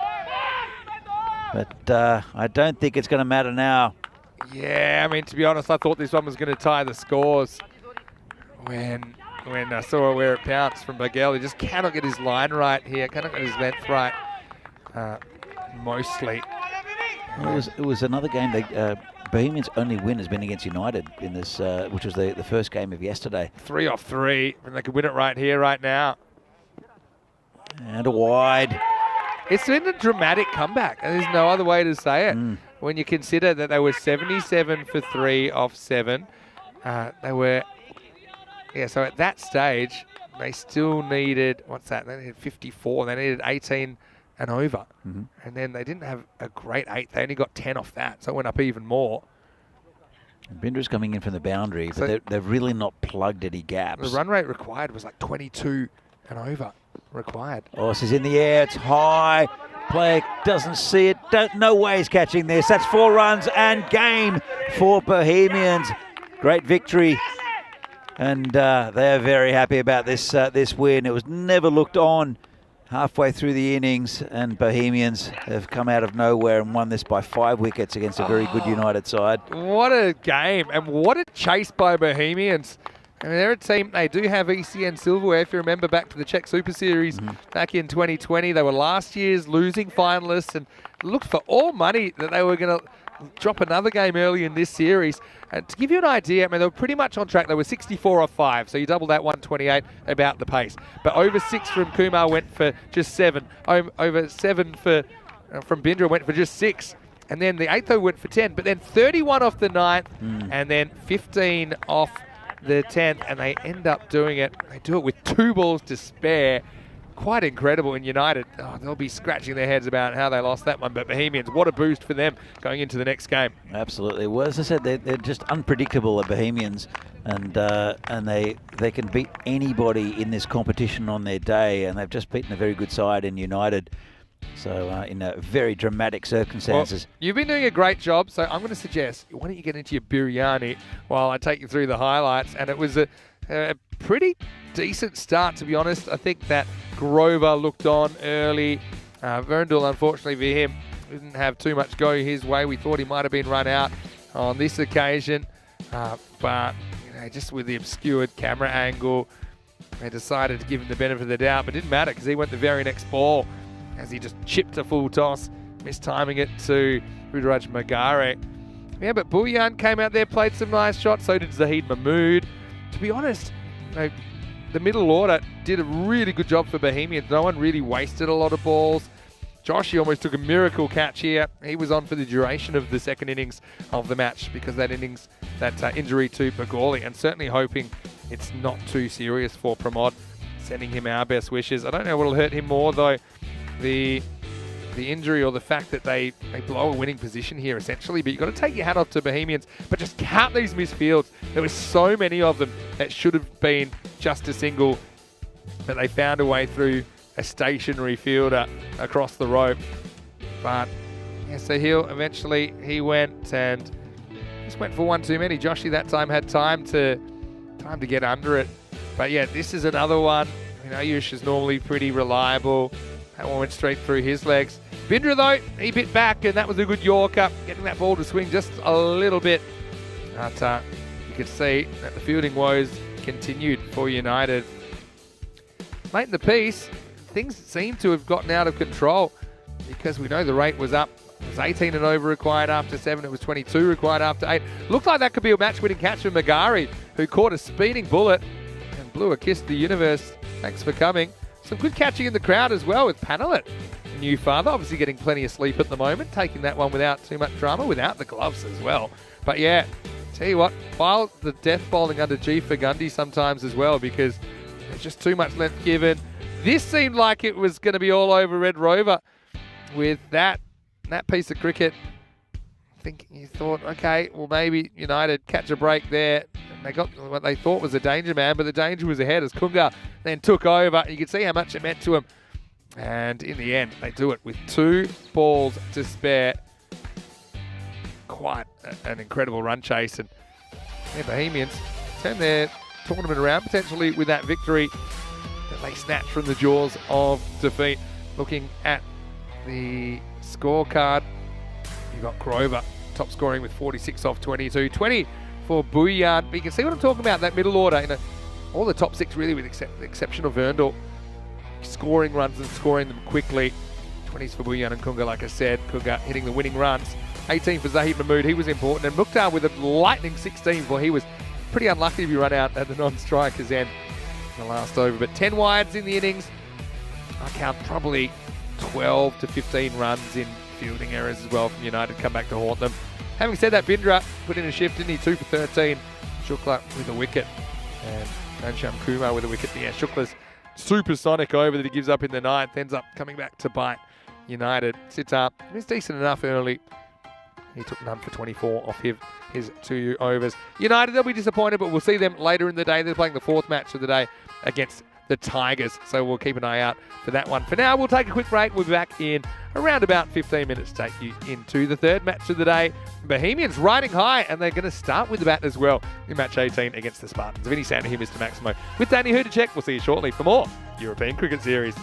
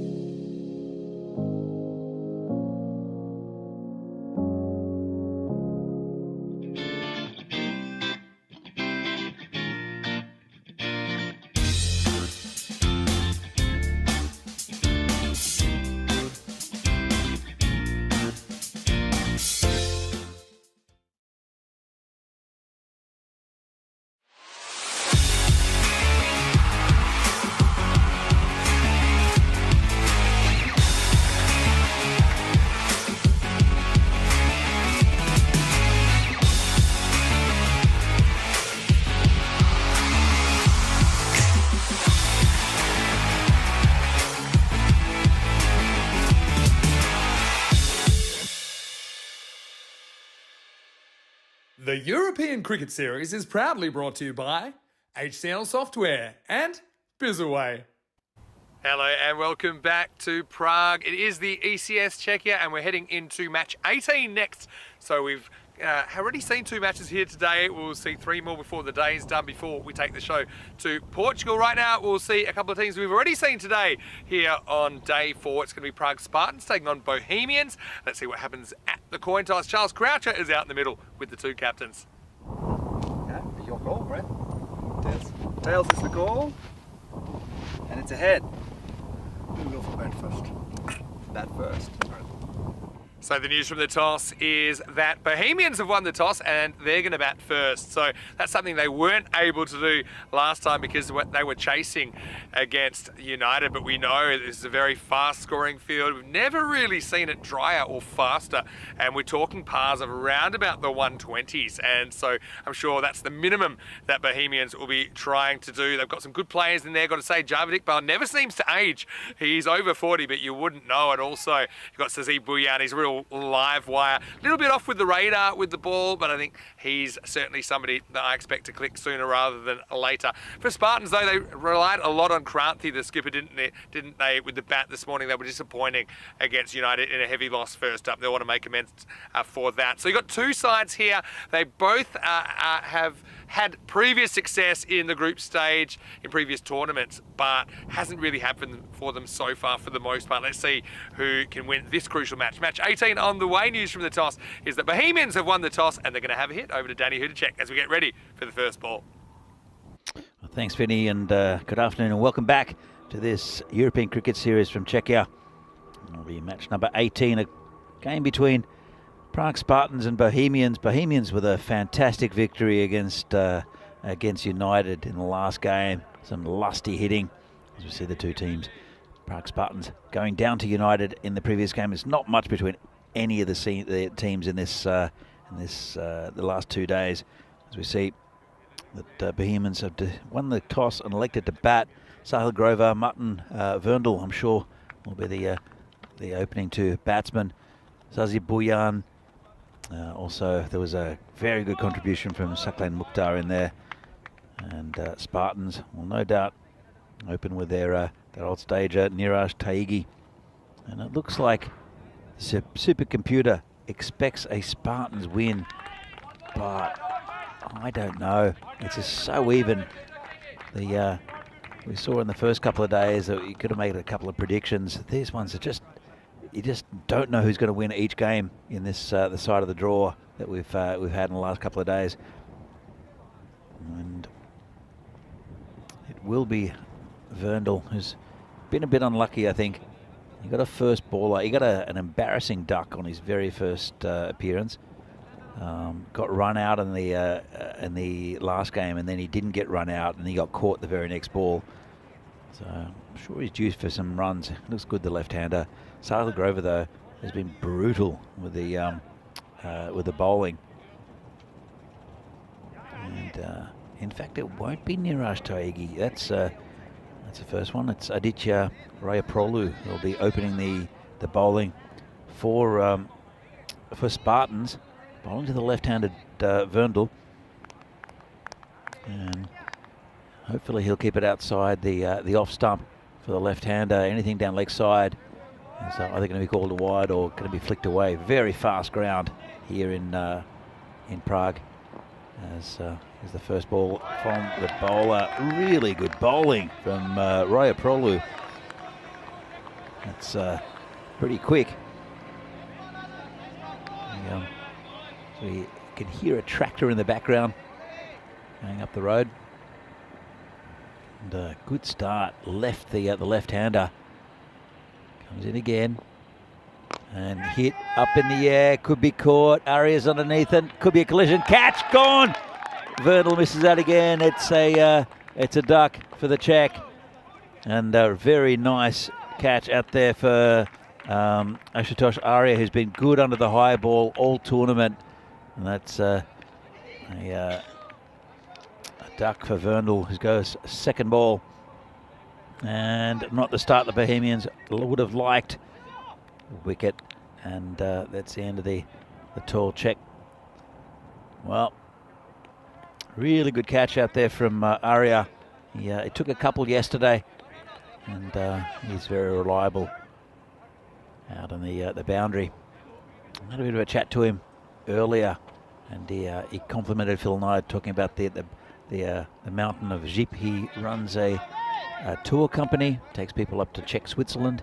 So if you need to, if you're going to come to the Czech Republic and go further away from Prague, get in contact with Ashutosh Arya. And Aditya Rayaprolu has been impressive. A couple of balls only in his spell. Right on the money. Takes a wicket, second ball. Brings a new batsman out. Of course, even the batsman crossed. Now the new batsman will have to face. And big swing and a miss. Been a good start here from Rayaprolu. And lots of chatter with the Spartans. They haven't been at their best, the Spartans, so far. As you can see, that one just snuck inside the tram line. Haven't been at their best in the tournament. They're a good side. Saeed Mahmood is the new batsman who charges. Gets it past everyone, really. Mishit it, slammed it into the pitch. And this ground's so fast. It's gone all the way down to the boundary for four. First boundary for Bohemians. First runs, actually. And Saeed Mahmood, not the most convincing of shots. Got an under edge, 4 runs. It's been a good start for the Spartans. Big wicket early as well.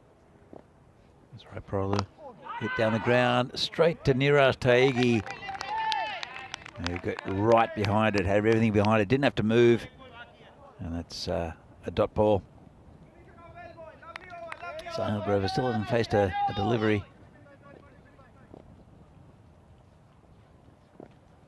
Comes the ditcher again. Big swing and a miss there from Mahmood. That's the end of the over. Very good over. Wicket from it. Only 4 runs. And at the end of the first, Bohemians are 4 for 1. So it'll bring Sahil Grover to the to be on strike. It will not be Niraj Taigi. That's the. I don't think I've seen a Spartans game where Niraj Taigi hasn't taken the first couple of overs. As we see here, the European Cricket Championship, 31 nations from all around Europe, starting on September the 25th. It's the Euros of cricket, about a month's worth, 67 days to go. Looking forward to that one. And I know another man who's looking forward to that is Vinny Sandhu. Vinny. I certainly am, yeah. It's nice to be back, and I felt a bit like a Cabbage Patch Kid in the introduction. Got to say, I do miss having the canola there with yellow. I think it's something a bit different, but yeah, nice time of year to be in Prague with the summer kicking in. You can tell people really enjoy it. Ishan Mugamravi is going to start with ball that I think is a wide. Umpire agrees after a while. Remember, you don't completely get the ball inside the tramline, it'll generally be called. I think summer is well and not just kicked in, it's well and truly kicked in. I spend a bit of time here, as you know, Danny, and I love it here. And there's a genuine joy that I just get. People walking in the park, having a coffee. You got some kind of vineyards kind of in the city limits. Yeah, absolutely. You know? So you can sit and have a glass of wine. I may have done that yesterday while you were slaving away during Game 4, Game 5. Was that in a park? It was in the park near, it's Grebovka. That's the one. Yeah, Havlichko Visadi. It's fantastic there. It's beautiful. It's a reward for the walk to get up that high. There's a weird little grotto as well there as well, but it is fantastic there. And this is in the air. Aditya's under it and takes a catch. Another wicket down. And that's the end of Zahid Mahmood. Well, yeah, you picked up Zahid Mahmood as well. And to be honest, yeah, we have seen it in patches. That's what I said earlier. But this time, he gets it 95% of the way there, but not all the way. And yeah, we saw some catches missed. Pretty much, fair few power plays. We've seen a lot of missed opportunities. But yeah, this was a well-taken one because Aditya had a lot of time to think about that and see it come down from the sky. Yeah, look, a good catch. And again, hitting in the air. I know it's a power play, but there are only 2 players back, and they've managed to find 2 of them already. Yeah, it's a tough one. I mean, you probably play that on instinct if the long on, long off, wide-ish. And on this pitch, I don't know. Like, the ball seems to be flying off the bat. So if you get it right, it should go for 6. Just didn't quite get it right. But hindsight's 20/20. You wouldn't settle for 4. It's safer. Well, hold on. Hold that thought. Because Aditya's going to go back. And, great catch. That's 2 in a row. And I tell you what, it's equal measures of joy and a bit of relief and perhaps a sprinkling of surprise rolled in because he was skating around the boundary. It almost popped out, but that's an unbelievable high catch. And it means the Bohemians, they're 6 for 3. And just like that, and we might see a hat trick here. We could see a hat-trick. Could be the same man as well. But I tell you what, there's a man who's not very happy. He's standing, leaning on his bat in the middle of the pitch. And there's the captain of Bohemian, Sahil Grover. He's just seen 2 of his batsmen hit high in the air. Both been caught by Aditya. Fantastic catch that, Vinny. And Sahil Grover is he's having a chat to Saklain Mukhtar, and he's just saying to him, I think, just don't do that. Don't hit it in the air. Don't hit a catch, especially to Aditya. To answer your question, what I was going to say is some balls aren't that easy to hit on the ground. So if it's a genuine half volley or even a full toss, it's pretty easy to hit along the carpet. But there's a certain length, kind of short of that, where you're driving on the up. There's sometimes it's easy just to continue and hit it up, and get that power. We saw it tried a couple of times. We saw it backfire. Here's a hat-trick ball for Ravi. Oh, almost sneaks back in and takes the stumps, but Mukhtar deals with it. Helix in the chat saying yes, well judged for the first one, I think. Great catch for the second one. So it's really good effort on the boundary, and they've caught well, the Spartans, and they've got Bohemians in all sorts of problems. Well, I said that the long off was quite far around and straight was safe, but not when it's that high. And yeah, he ran a long way to get there, but good, I think 20 metres plus. And just news from the sporting world from outside here. Australia scored in the football.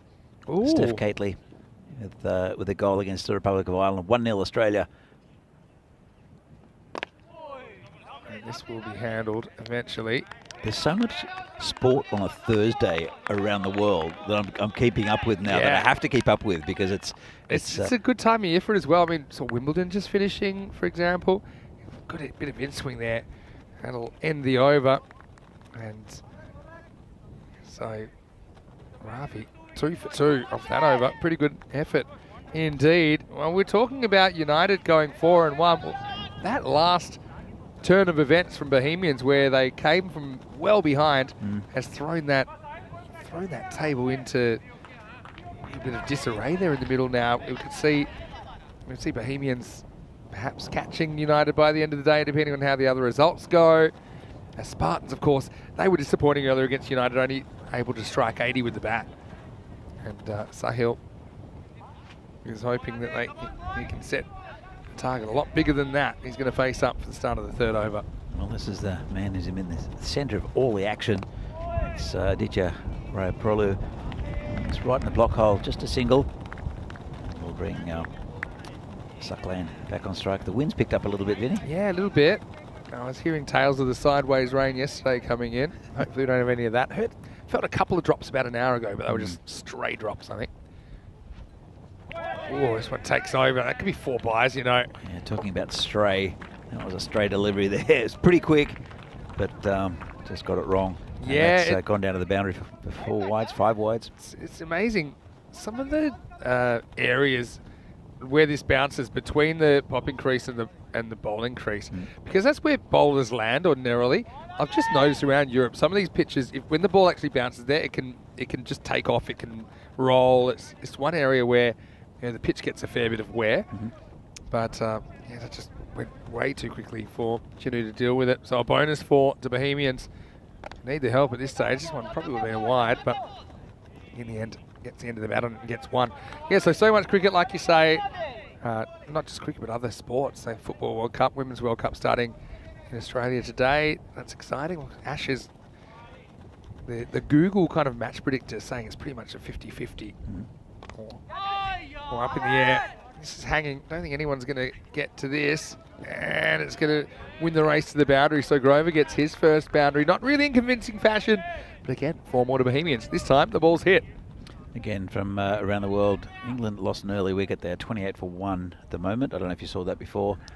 I heard about it, but I haven't seen it yet. I'll probably catch the highlights tonight. Of course, when I'm in Prague, I like to go to the Down Under to watch the Ashes. Yeah. I was here a couple of weeks ago for a night before I headed to Malta.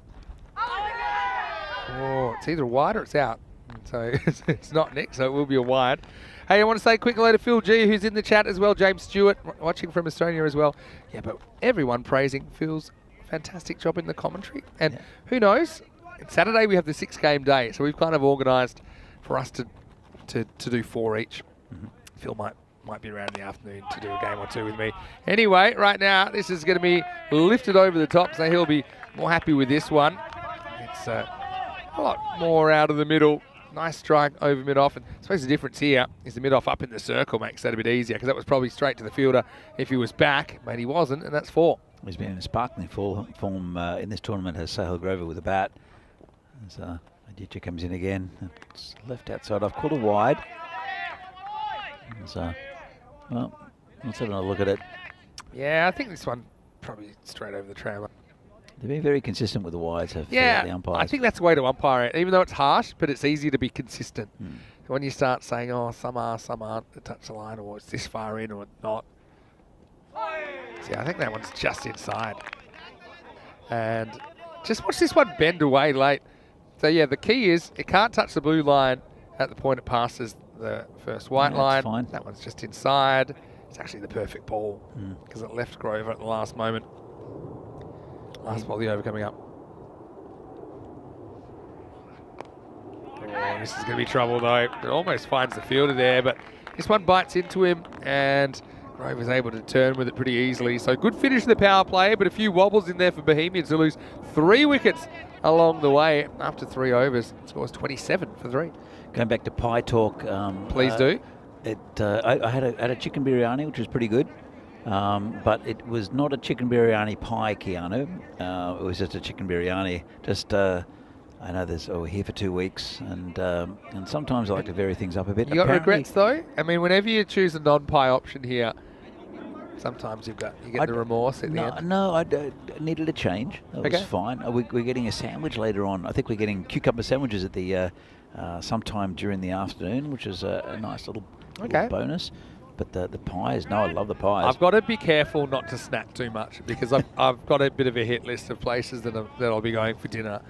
And this is my first day in the suit actually for about 3, maybe 4 weeks because I had a couple of weeks off, and then in Malta left the suits in for dry cleaning. Oh, edge and wrong foot's the keeper. This is going to run away for 4 as well. So no suits in Malta? No, it was short sleeve only that weather. It was boiling. Let me show you this one. But he's kind of drawn to the left, you see, and this is what you're trying to avoid. You try to avoid being wrong-footed. So for an in-swing bowler like Shanmugam Ravi, I'd actually be starting, if it was me, I'd be starting almost with my left foot outside the leg stump, just because I'm trying to avoid that situation where my weight is being drawn with the swing of the ball, and then an outside edge, you see, just had no chance of getting back and stopping that. It's a little subtle positioning thing. Well, nothing subtle about this because he's just horned this one over long on. And it's gone a long way. Maximal. Once again, we see an edged boundary, but then a pretty convincing boundary from a Bohemian batter. We saw quite a bit of big hitting from Saqlain Mukhtar in the last game where he came out and first ball he played pretty much exactly the same shot, and he did lose his wicket. But nice looking cut. This is through the field as well. This is going to be 4 more. So Mukhtar getting going, and Ravi, after having a dream first over, he's having a bit of a nightmare second in the 4th over of the innings. Yeah, so I took the opportunity to leave all my suits in Prague to get dry cleaned. And so it's all nice and fresh today. But yeah, Malta was certainly short sleeves only weather. But yeah, what I was going to say is I need to still fit in them. And I know that some of my favourite places in Prague, such as the Dumplings place. Oh, yeah. I do put up some big numbers there. Back pad and gone. And so, well, they get Mukhtar in the end. Ravi gets the right of reply. Did hit him on the back pad, so there's not too long to go between the impact and the stumps. But he's bowling in. I still think that's going to hit the stumps, though. Good decision. And so that'll be the 4th wicket down, 41 for 4. It's a good partnership there between these two, Saqlain Mukhtar, Sahil Grover, and it's brought them back a little bit, the Bohemians, after losing 3 early ones. But that was, Ravi's been bowling very well. He's getting a lot of in-swing, and that one just trapped the batsman right in the crease. These pitches in Prague suit his bowling as well. You know, I do think that he can just get the ball to deck back a bit in addition to that natural swing that he gets. And so yeah, he bowls pretty well here. The breeze is going from left to right as well, so that does help him a little bit. Just push it across. Yeah. So, and just in the chat, Helix, I'm not, actually, you toffed Danny with the cucumber sandwich. Well, actually, they're not. We're getting either ham or vegetarian, but they're not cucumber sandwiches. I do like. I don't want to be framed as like an elite. I love cucumber sandwiches. I like food. And those stuff that comes out on trays. As long as I can have an unlimited amount, I'll smash those things. Oh, talking about smashing stuff.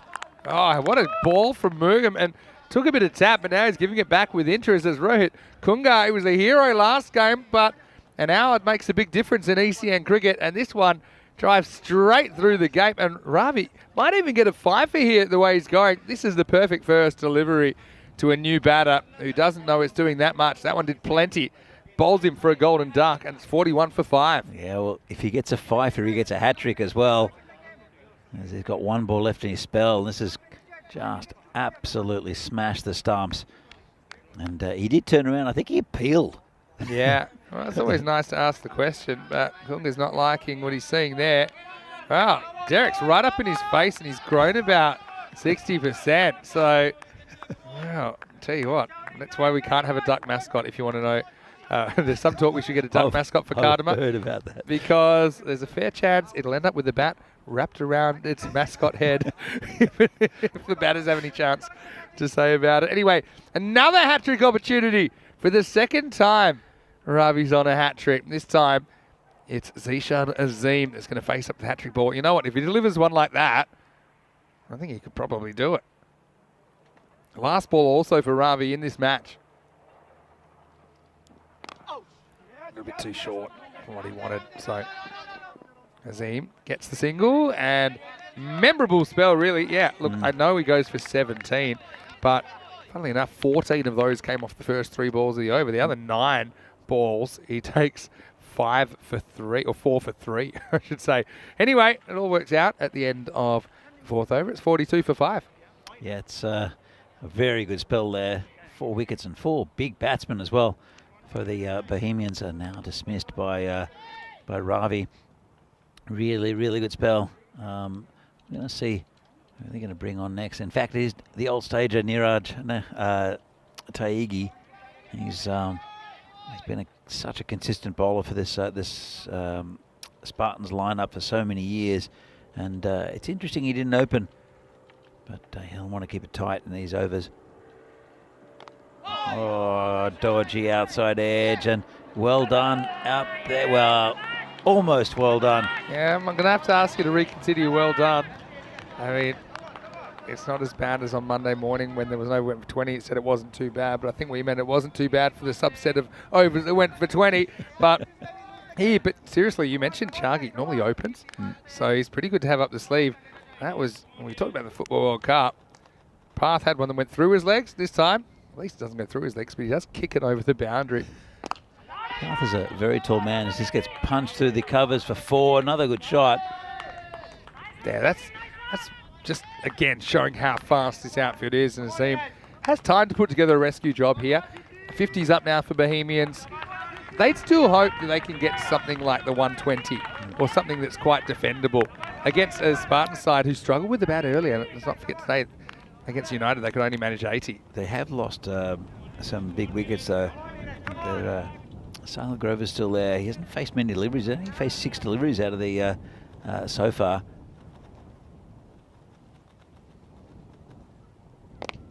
Elevates leg side, could be trouble. Fielder comes in. Oh, well, it was Australian football style, wasn't it? And that's Saxena, who basically rushes at it like some sort of blitz defense, and in the end, it's on him before he knew too much about it.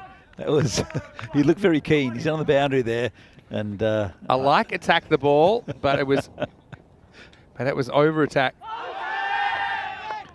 To be fair, it's lucky he didn't cop it in the face. Yeah, you're right. I mean, sometimes when you're playing on these slightly shorter boundaries, you're not used to it. You don't realise, because you start it back on the boundary. Normally, if there's a miss hit, you rush in. But sometimes these miss hits, they hang up a bit longer than you think. And yeah, you can actually kind of run in and run under the ball. It carries further proportionally than you think. It's well bowled, though, by Chargi. So we'll see if that comes back to bite the Spartans, who ended up, well, they were topping the table in their group last year. I think it was Group B. Yep. But then, yeah, straight sets in the finals. They ended up finishing in 4th place. Lost to United, in fact, in the last game last year in ECS cricket. It's a thick outside edge, but it's going to be away from the fielder. And that one is thankfully fielded.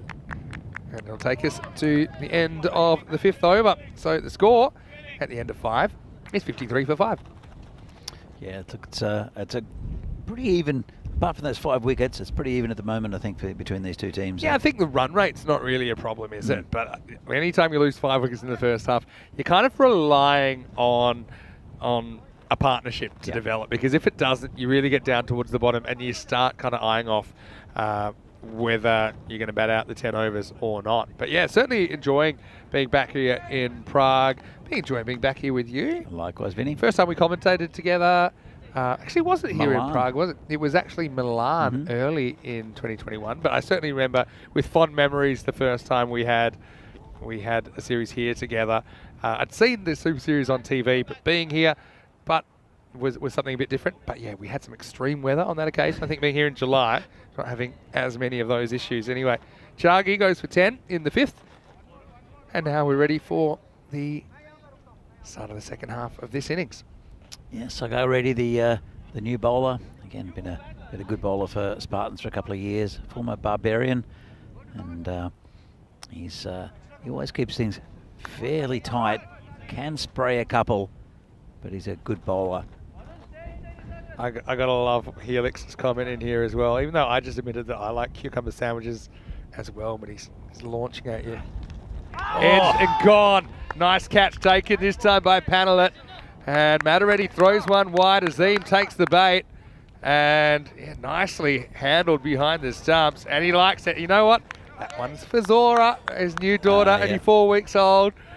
And yeah, Jinu Panelet takes a very good catch. And Bohemians, we said they needed a partnership. Well, that didn't last long because it's 53 for 6. Yeah, that's, well, 6 wickets down. Can Bohemians bat out the innings? And just going back to Helix, I'm more a beer and pie man rather than a cucumber sandwich and tea man. I'm going to give you the comment in a minute that I'm laughing at. But first, I mean, look at that little baby celebration. That's nice from Jinu. He's enjoying his cricket out there. We know that Spartans so far haven't really had too much to celebrate so far on day 4. But anyway, this will be Java Iqbal again. Very good guy to come out number 8. So they do bat deep, but they're going to need to, because you don't really have that insurance policy. And Sahil Grover, he's had more partners than, I don't want to say what, but he's gotten around, because now he's on to his 7th batting partner.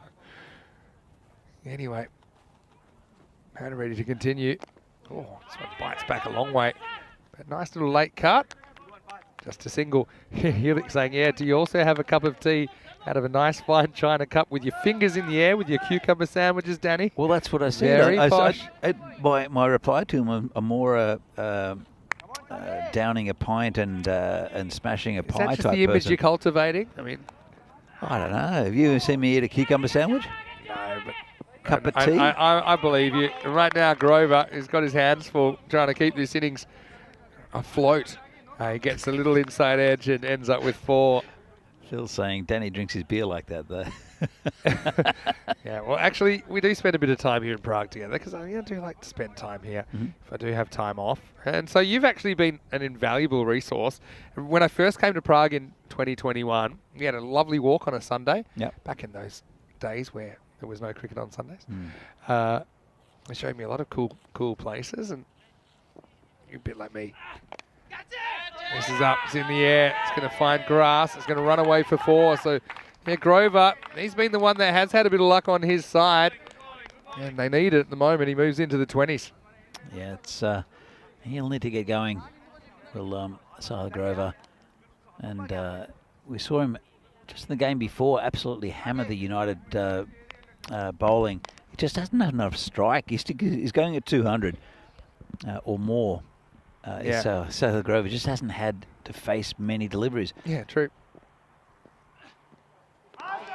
This is another one that he might have nicked, but he didn't. But yeah, you're like me. You like the kind of the food and beverage scene. Oh, yeah. That's why we get around when we have time here. Have you been One of our favourites, Cheese's Crust. Cheese's Crust is fantastic. Great name as well. All right, goes big, but is it big enough? I don't think so. And he's gone. So Grover, he looked like the one guy that could stay alive, but Kranthi picks him up at mid-off. Just a mistimed shot. I mean, the shot was on because mid-off was up, but he just wasn't able to get enough contact on it. So Grover, the next man to go. And now it is alarm bells for Bohemians. End of the over as well. Mataretti gets 2 in the 6th at 62 for 7. Well, they're former teammates at Barbarians as well.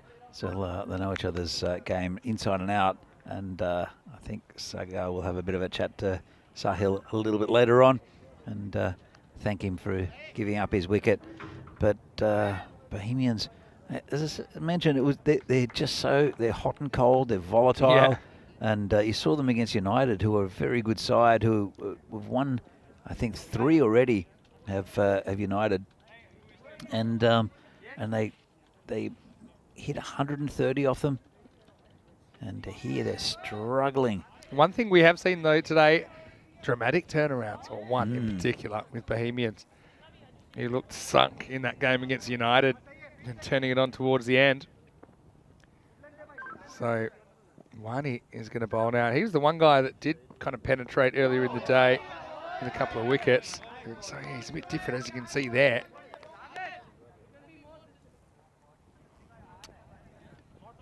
Wani, I called him a fake leg spinner before because he's not really spinning the ball a lot. But rolls out. Oh, that's super close. You know, he's gone. Yeah. Well, this was the wrong one. And I got to say, if this hits him in line, for me, I think it's out.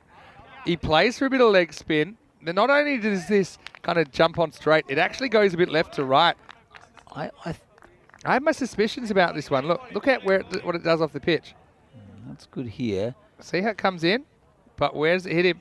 I reckon, to be honest, I think that's pretty good. I think that you can actually see the line of the off stump through his legs. And I think that if you kind of superimpose that I think it hits him in line. Yeah. Actually, it's an umpire's call for me on the impact. My first reaction was that he clamped down on it. I didn't realise that it hit his pad. But yeah. So here we go. If we roll forward there, see, you can see the off stump. So there you can see it hits on off stump. Yeah. So for me, it's a good decision. That's a good view. And it's actually good that he's realised it hasn't hit the bat, hasn't hit the gloves either.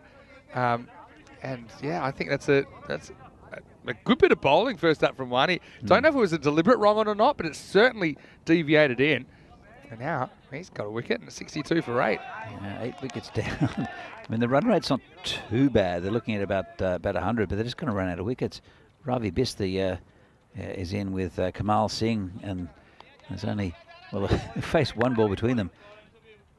And now you've got 3.5 overs to bat. This is where you got a bit of a choice. Do you still try and attack, go for glory? You see it, take a sweep shot, well, I get a single. Yeah, do you go for glory and still hope to get kind of 10 and over at the risk of getting bowled out, or do you kind of eke your way to 80? I think sometimes it can also depend who you're batting against. Remember, you are playing against a team that struggled with the bat this morning, so depends whether you think, like, you know, run a ball from here is basically, I think, 85. Do you think that's enough to win you the game? Maybe against Spartans, the way they batted earlier today, maybe it is. Well, at least it's a target, but it's not a bad shot. It's got through the fielder, and Kranti is just in front of us in the covers. He puts his hands on his head.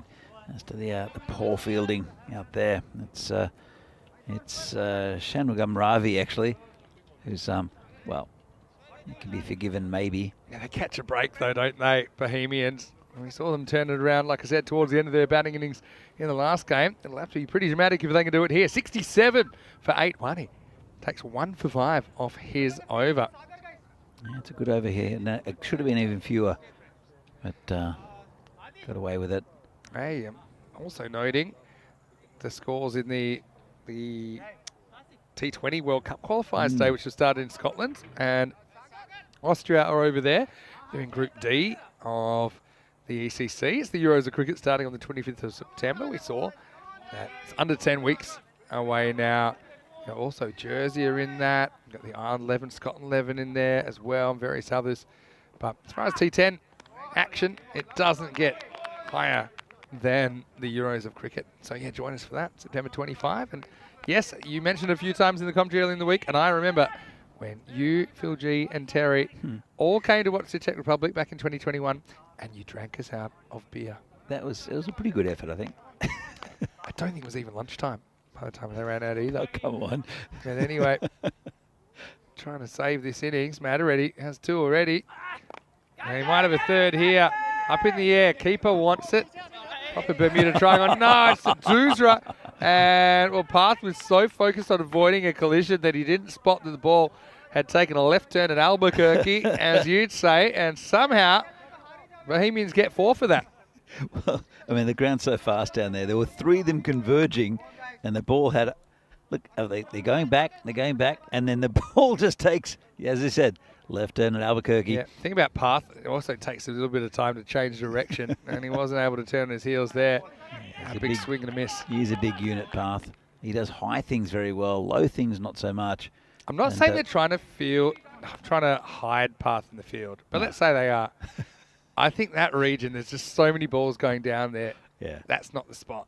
Sometimes you see, oh yeah, third man, throw someone down there. Now this is sliced away as well. Is it going to get over the infield? Well, it doesn't, and Shanmugam Ravi can't hold on to it. A tough catch, trying to run with the flight. And we've seen these almost caught today, but this one just spills out at the last moment. Yeah, it's been good catching straight. I saw Arya take one before, and then a couple of others taken by Raraprolu, but just evading the fielders now. And he's been dragged. He's been put in the covers. New point fielder. You watch this one go to the covers. Comes Sagar again. Well, doesn't go anywhere now. They're going to take on a run. That's pretty astute running by Ravindra Bist. And yeah, a lot of things being yelled around right now. I've got to say, a lot of kudos from the umpire on that LBW, on that ball from Wani last over. And yeah, a lot of positive reinforcement there. It's good to recognise them when they do make an outstanding decision, which I think that was. End of the over at the moment. Matareddy finishes his allotment 2 for 15. His figures, it's 74 for 8 after 8. Hello to Mike Seal as well, who's saying it'll be criminal if they don't see out their 10 overs. Yeah, see, that's kind of true, but I also think that sometimes, you know, when you've got guys down the bottom that can bat, then sometimes there's a time to still gamble with your wicket a little bit if you think that you can get more runs than the standard. Again, it's situational. You need to know your limitations. But, you know, if they've got genuine batters down there and you still think you can go, say, get to 100 from here, then you've got a decision whether you actually need the 100 or whether you're kind of happy going run a ball to 86, almost zero risk. Yeah, it depends who you're playing. So against PCC, for example, that's the example I use because it's an obvious one. You know, 80, forget it. You know, you're going to need 100 plus. So even if you get bowled out for 70, going for more, then maybe strategically that's the right thing to do. In the group stages, I mean, PCC have been so dominant so far. In the group stages, it's a bit of a free hit against them. You might as well just have a go at them because they're going to make the final 4. They'll probably be the top team. They're 6 from 6, but anything can happen on Finals Friday. So that's when you turn up your A game for them and you try things. Whereas I think it's so even with all the other teams in this tournament. Saxena gets the ball here. First one was a bit harsh, I think, on the angle. And it was called a wide, but Raheem wins. Like I said, they need the help. Yeah, I thought, well, now we're going to get an overthrow, and maybe not just one, because that was horned in by Kranti a second time. I'm a bit curious they didn't go back to Wani, who I thought bowled really well. They've gone to Saxena, who hasn't bowled yet. Maybe the plan is to bring back Wani in the 10th, but I would have thought you could have bowled Saxena in the 10th. Has Tiagi bowled too? Tiagi has only bowled to 1 as well, so curious. Sport for choice here maybe at the moment. Because the other thing is, you normally bowl whoever you think, so you'd bowl either Wani or Tiagi now, because you could take 2 wickets and you don't even need to worry about a 10th. You know, so you normally put your key bowler on, but Saxena's pretty handy. He almost gets a wicket here as it turns past the off stump, but only just. He's taken a bit of stick though, as Saxena. You got to get across to him. That's the thing. That's it. He's very unlikely to get an LBW. Don't know if that's a genuine stumping chant, because the batter knew he missed it so early that he pretty much got back by the time the ball reached the keeper. But the other thing is, you got Padlet here. He wasn't right next to the stumps. He was probably back about a foot. Anyway, shouldn't hurt him too much. Last ball of the 9th. I think that one's just okay if you look at the angle. As Kamal is playing some sort of impromptu game of Twister. Now, is that the end of the over? Maybe not. Well, we've got it as the end of the over. In fact, I think there was a wide that the scorers didn't pick up. So there was definitely they haven't scored a wide in this over. So yeah, it was the wide that I thought. I don't think we even saw a replay, but to my eyes, I thought it was a very harsh call. So Chris in the chat, it's been brilliant bowling by Spartans, outstanding catches too. They've been very good. A couple have gone through them, but generally it's been a really good performance by the Spartans, and the wickets have gone down very frequently. They lost 3 early as a little partnership, and then now they're 8 down.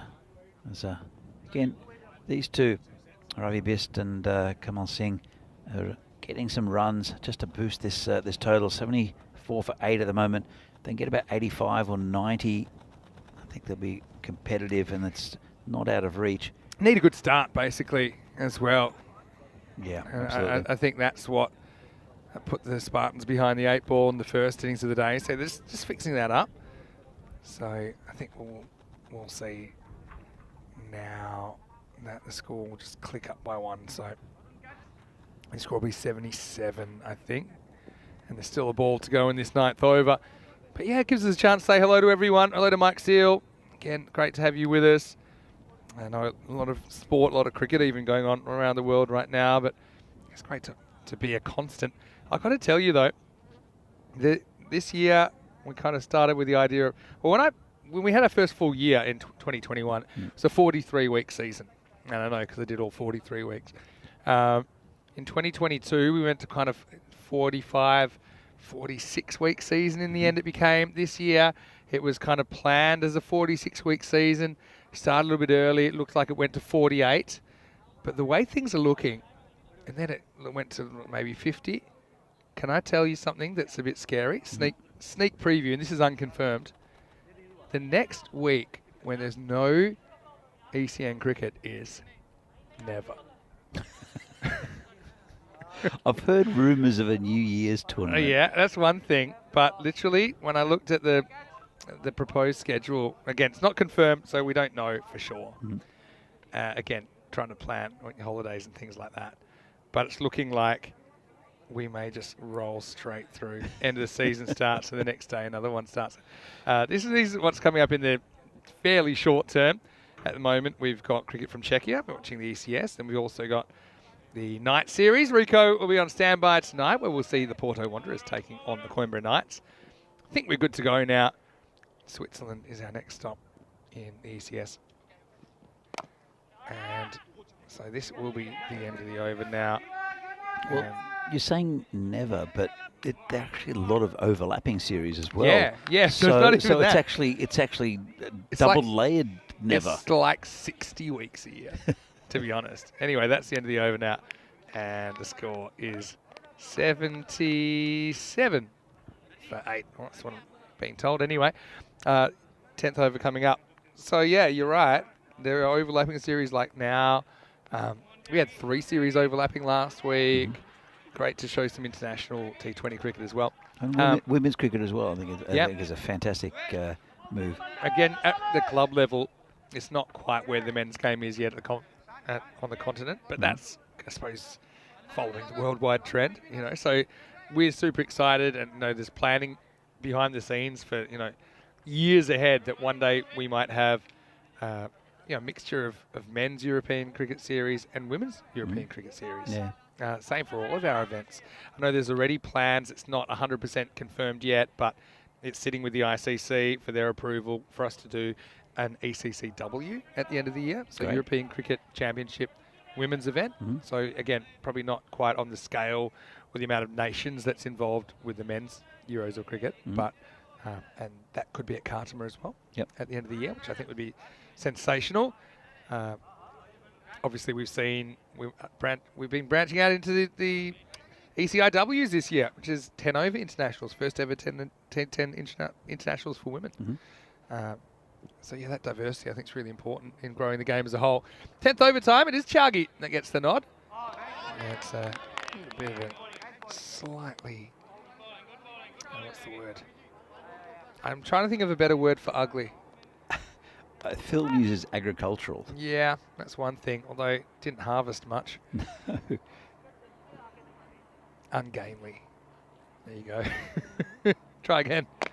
Oh, he does try again. Gets the bat on it. It was the same shot, wasn't it? Just hit it that time. Again, if you can play through cover, that's where you should be trying to hit that. Yeah. And then you hit a gap, or you get it in the air, you get it over the infield. Yeah, so we probably won't have too much time to talk about it, but yeah, we are planning the T10 marathon. We've probably talked about it a couple of times. It's just missing. Yeah, so 48 consecutive hours of cricket. And over the New Year's period, which is, by the way, there's no cricket in the world on those days. There's probably good reason for that, though. There's only one. Most people are gathering with family and friends and having a few We can drinks. do that and play cricket at the same time. It's the Woodstock of cricket. I know you're a music fan. It doesn't miss by much either. Yes, that's the Woodstock of cricket. Get the family, get the friends there. It's going to be a celebration. It's also going to be a bit of an endurance test for us, and it should literally run over the new year. Whereabouts is it planned for? Can I ask that? Somewhere definitely not here. Correct. Top of the list at the moment is Gibraltar, Europa Stadium. Two to come. Yeah, got to run hard here. They like the idea of two, and to be honest, they'll get it on the fumble, or they should get it. They will get it. So, nice job by these two to fight it out. Bohemians have dragged themselves into the 80s, whether that's enough or not. Might be yet to see that. Yeah, but yeah, lots of plans in the works. Yeah, so to go to a 52-week consecutive season is different. All right. Well, don't see how you're only going to, or how you're not going to get more than one here. So 82 will be the score. Chargi bowls a really good last over. Keeps it one side of the wicket. In fact, we don't see a boundary in the last 16 balls. So a pretty good holding job. They did the damage, though, with those wickets taken, didn't they? And I think that Spartans, without a win today, they'll feel this is kind of a must-win to stay in touch as well, because they don't want to lose another one with just a solitary win so far in the series. Bohemians, 82 for 8 off the 10 overs. Yeah, it was a good effort from the Spartans, and they had a disappointing performance in the first game against United, as you mentioned. But I don't know. I don't think it's enough for me, especially considering the last game was both teams hit 130. Yeah, well, that's right. But I mean, it's a different game, different nature. We know that the power of taking early wickets can make a big difference. And there were some brilliant catches by the Spartans in this innings. As in particular, I think Raya is about to take a couple of really good ones.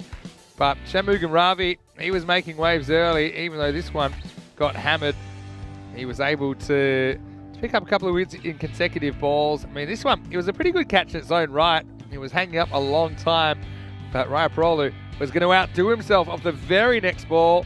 It ran, but he ran all the way to the other side of the field to take a hanger. And yeah, this is where Spartans really did the damage, even though not everything went to hand. I think that Grover obviously came back through the bat in the middle of the innings, despite not having a lot of balls faced.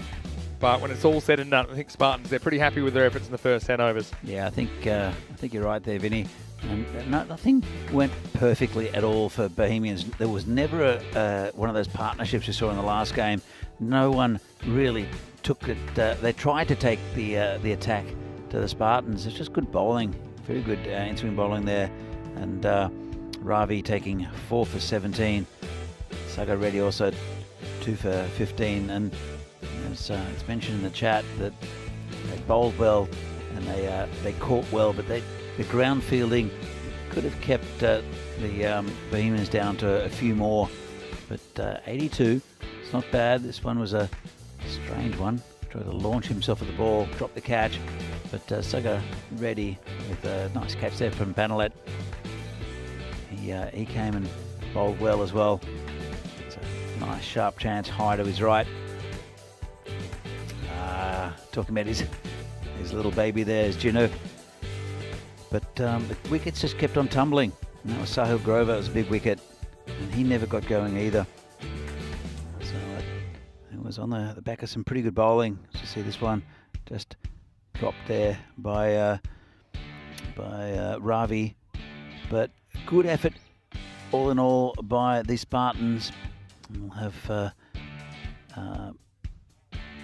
a relatively meagre total, especially on this pitch. As you see the scorecard here, Verndl missing out again.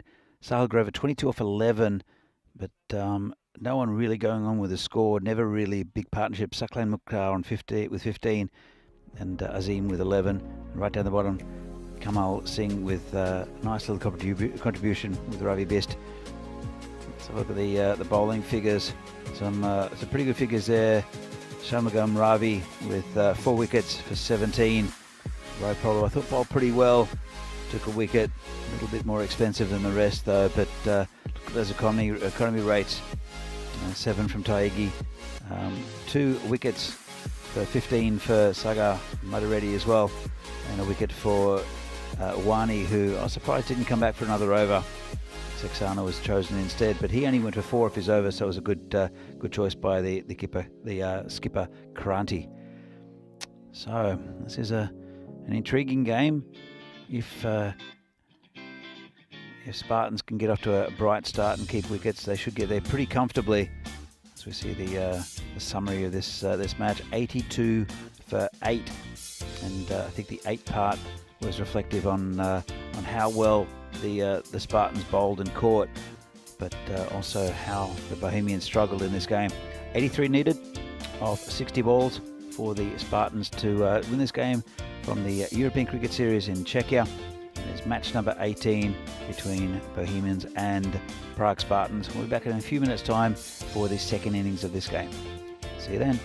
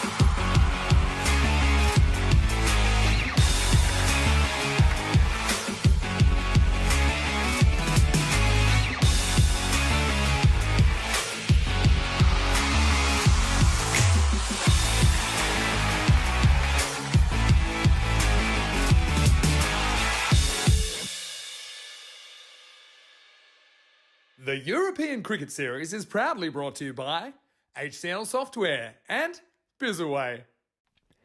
Hello and welcome back to Prague. It's great to have your company. European Cricket Series action continuing. And now we're just past the halfway point of week 1 in Czechia. It's our third, in fact I think it's actually our 4th European Cricket Series here, in addition to Czech Super Series in 2020. It's our 5th big series here on ECN. So we've got a big history, and history will be made over the next week or so, a week and a half, as we'll continue this series. And for the first time, we'll have T10 international cricket from Prague as well. So we're seeing Parth Baladia, who's going to open the batting for the Spartans. He's out there right now, sporting the shades, even though I wouldn't say it's particularly sunny at the moment. Some people do have that preference. Remember, Zanku Gurusina from Sri Lanka was probably the first guy to consistently bat in the sunglasses. Jinu Panalet, the keeper, will face up though to the first ball. And yeah, just have a look at the surrounds of this iconic cricket ground. Scott Pagefield. Scott, something we've talked about a fair bit recently on the network actually. He's a big contributor to Czech cricket, sorely missed. Anyway, this field lives on in his memory right now though.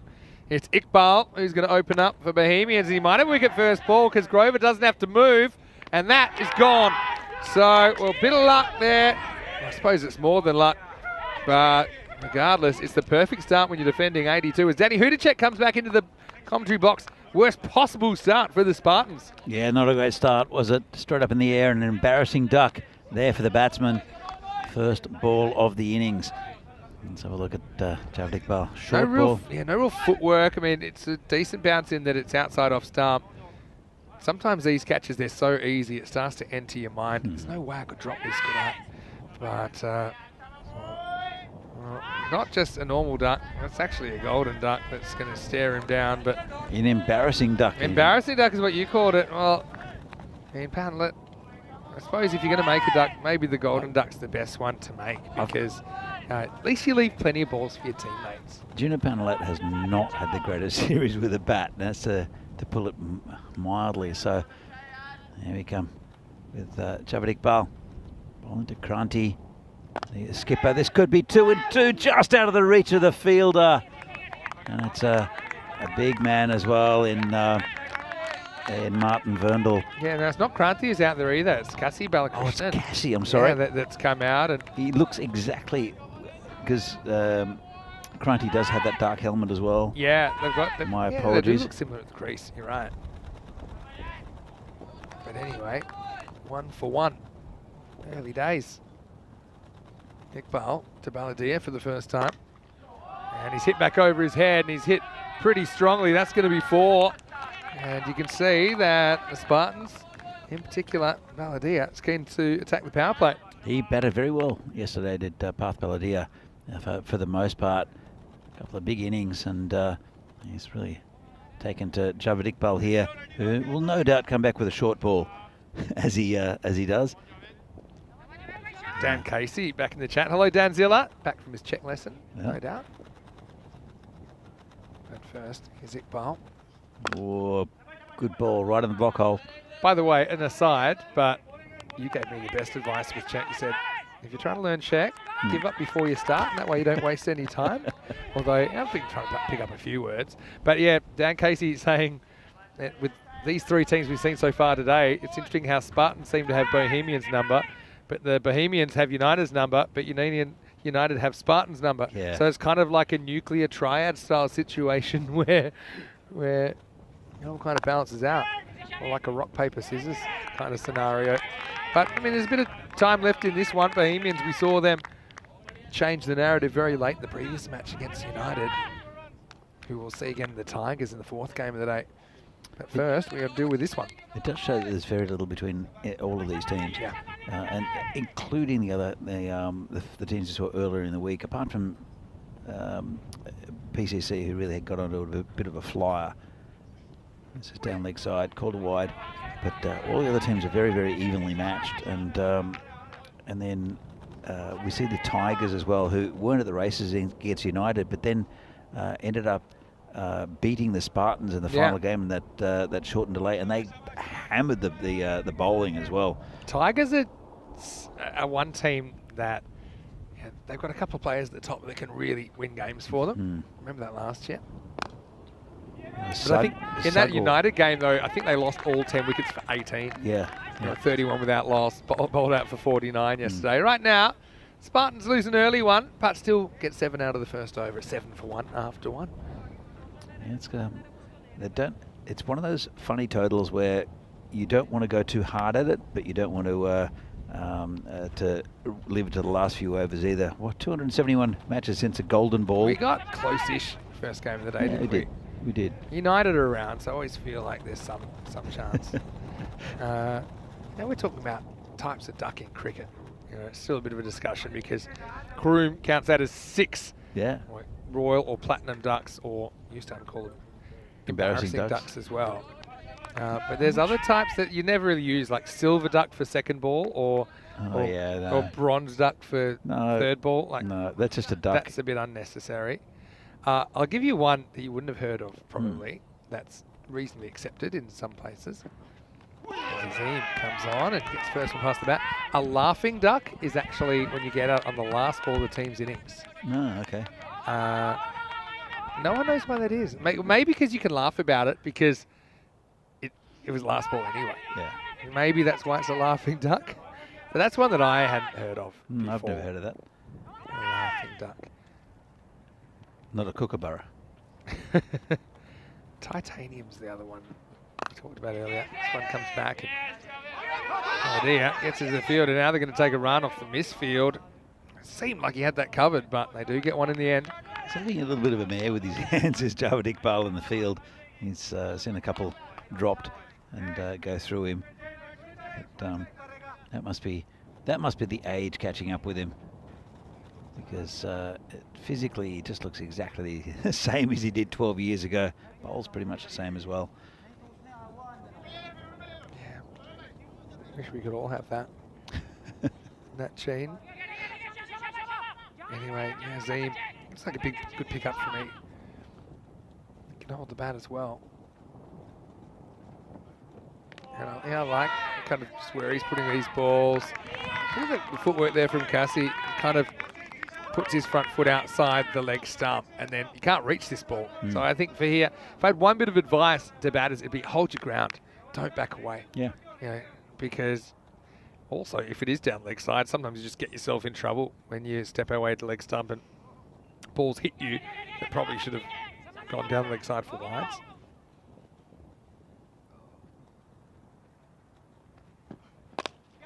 He hits this one. Ooh, okay, and it's knocked up and almost lands on the back of the fielder there. I mean, it's a pretty good stop. That's come up, I think, at mid-off.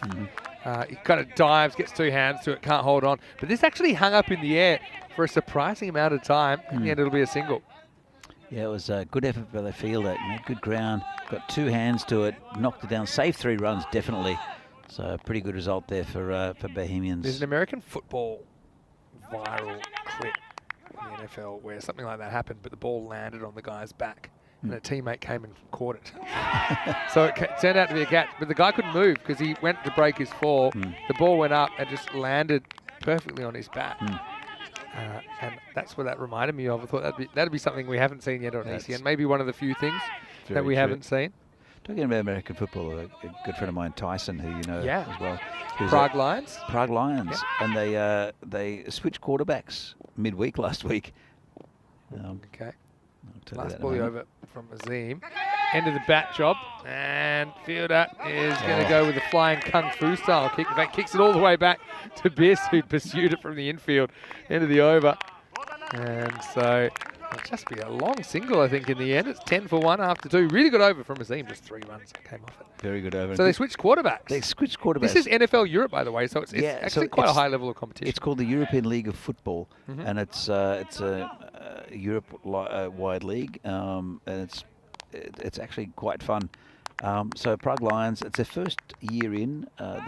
They've struggled a little bit. They've been competitive in some games and not in others. As we see the table here, United are still in second place. They're Bohemians will Pretty probably... congested, though. It is very congested. Yeah, but look apart at from PCC. Well, the run rate for United is very good as well, so Yeah. it's looking good for them as long as they can keep their form up next week.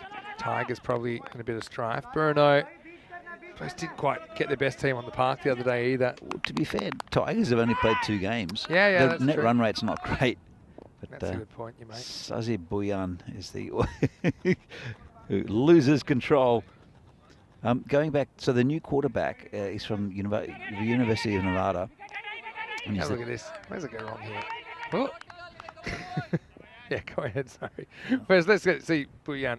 You can bowl one that goes forwards. Long way across here. I feel like there may have been a bit of bat. No, it's giving leg buys, but I'm just going down the leg side. So it's from originally from, well, he played last year for University of Nevada, which is a good school, a football school. He's the tallest ever college quarterback. And in old parlance, he's 6'9". Wee, really? Mm-hmm. That's huge. Wow, this one is not huge enough to be a 6, but good enough for Kasi Balakrishnan. Once again, bit of disappointing, bit of fielding from the ground crew. They've been a little bit below par today, but regardless, it'll be another boundary as the Spartans. They're chasing a kind of target that they actually set this morning against United. I think they're a lot more comfortable chasing it than being in the other situation. Okay, so it's just a new player they picked up, and that's why they changed the quarterback. It wasn't because of an injury or anything like that? No, they switched out a few players.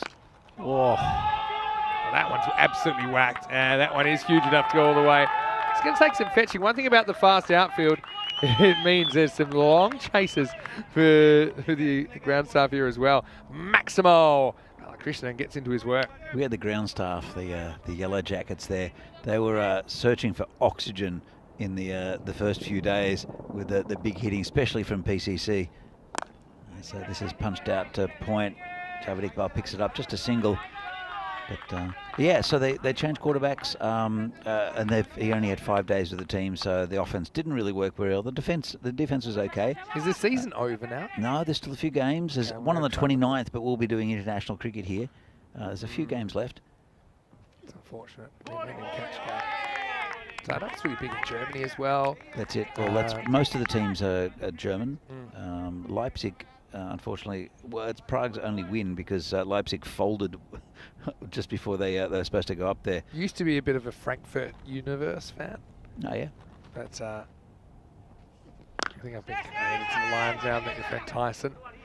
He's the head coach. End of the third over, and it's 22 for 1 after 3. Not the head coach. He coaches the wide receivers. No, in my mind, he's the head coach. He looks like a head coach. Yeah, okay, coach of the wide receivers. That's very specific. I suppose it's that kind of game. It is. It's like having I'm a long-off fielding coach. Yeah. long on, long-off fielding coach. It's really weird. Not an infield fielding coach. Yeah, so I mean, tracking okay at the moment. They can only really get in trouble here, the Spartans, if they lose a whole bunch of wickets. But we've seen that happen a few times today. We've seen some big collapses. I'll tell you another story from the Lions season. I was at a game in Prague, and they had the halftime show was they had the kicking Beyonce? Competition. Oh. Kicking competition. What Was it Rihanna? No. Justin Timberlake? I wish. I wish. Jackson? There was a dance school that formed cheerleaders. So they had about 12 cheerleaders there. Cheerleading is one of the fastest growing sports in Europe. Did you know that? It's a good sport. Yeah. And so there were cheerleaders with pom-poms, and there was a goal kicking competition for youngsters. Okay. Cool. Then the next week we travelled down. I travelled down to Vienna because it's not far away from 4 Prague. hours maybe. Yeah. We had a bit of a trek down there, and I'll tell you the story continue the story after this ball. Yeah, Dark comes into the attack and gets thick edge. Pretty well fielded actually, because he needed to make the block, and he's never quite sure what the outfield's going to do at the moment. But yes, he went down to Vienna. Wait for this ball then from Mukhtar. It should just be one well knocked down in the infield. So we went down there. I can't remember if it's Rapid Vienna or Austria Vienna. It might be Austria Vienna, that stadium that we went to, which was half full, which is pretty impressive. 10,000 people down there. Yeah. Right. And we walked in, and there was a full military marching band Wow, really? Block hole. Should be handled. Is out there. Rundle. A bit disappointing with the bat so far, but I suppose he's got a few more opportunities to show us what he can do. So there's a full military marching band. There's a set of cheerleaders that were doing flips and standing on each other's shoulders and all sorts of things. Ooh. I think the foot's always down here. This actually bounces off Sahil Grover's knee onto the stumps. They probably want to have a look at it, but for me, I don't think the back foot actually ever leaves the ground. Let's have a look. This is about as quick a stumping as you can get. No worries.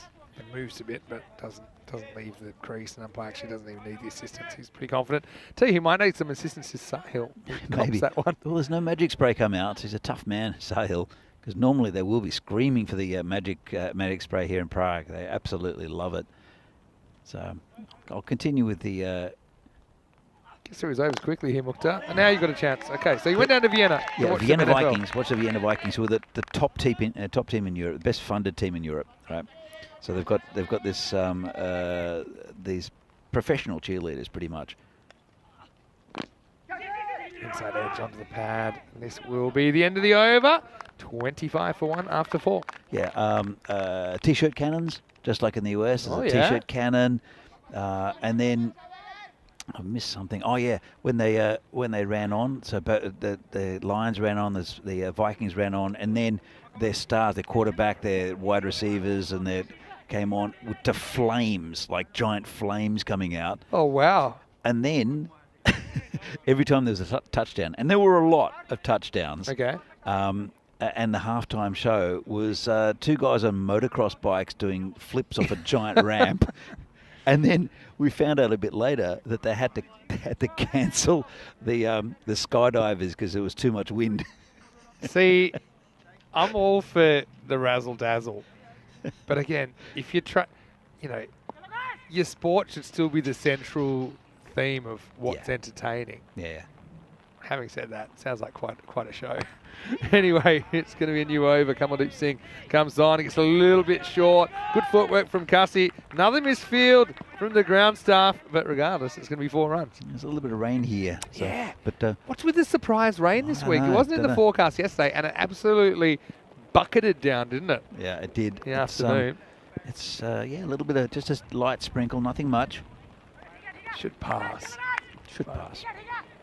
See a bit of blue sky at the moment as well. The one day I forgot to bring a towel, by the way.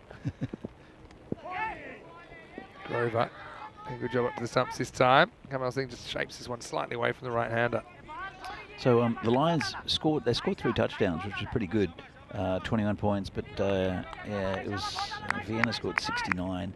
It probably went easy on them, to be fair. Scoring, it's hard to get sometimes in evenly matched contest. Well, I actually think he hits this more than once, but he's going to be out, that's for sure. Kasi is going to go. Yeah, he got a long way across. Just the way it looked to me is he hits it and then hits again in his follow-through.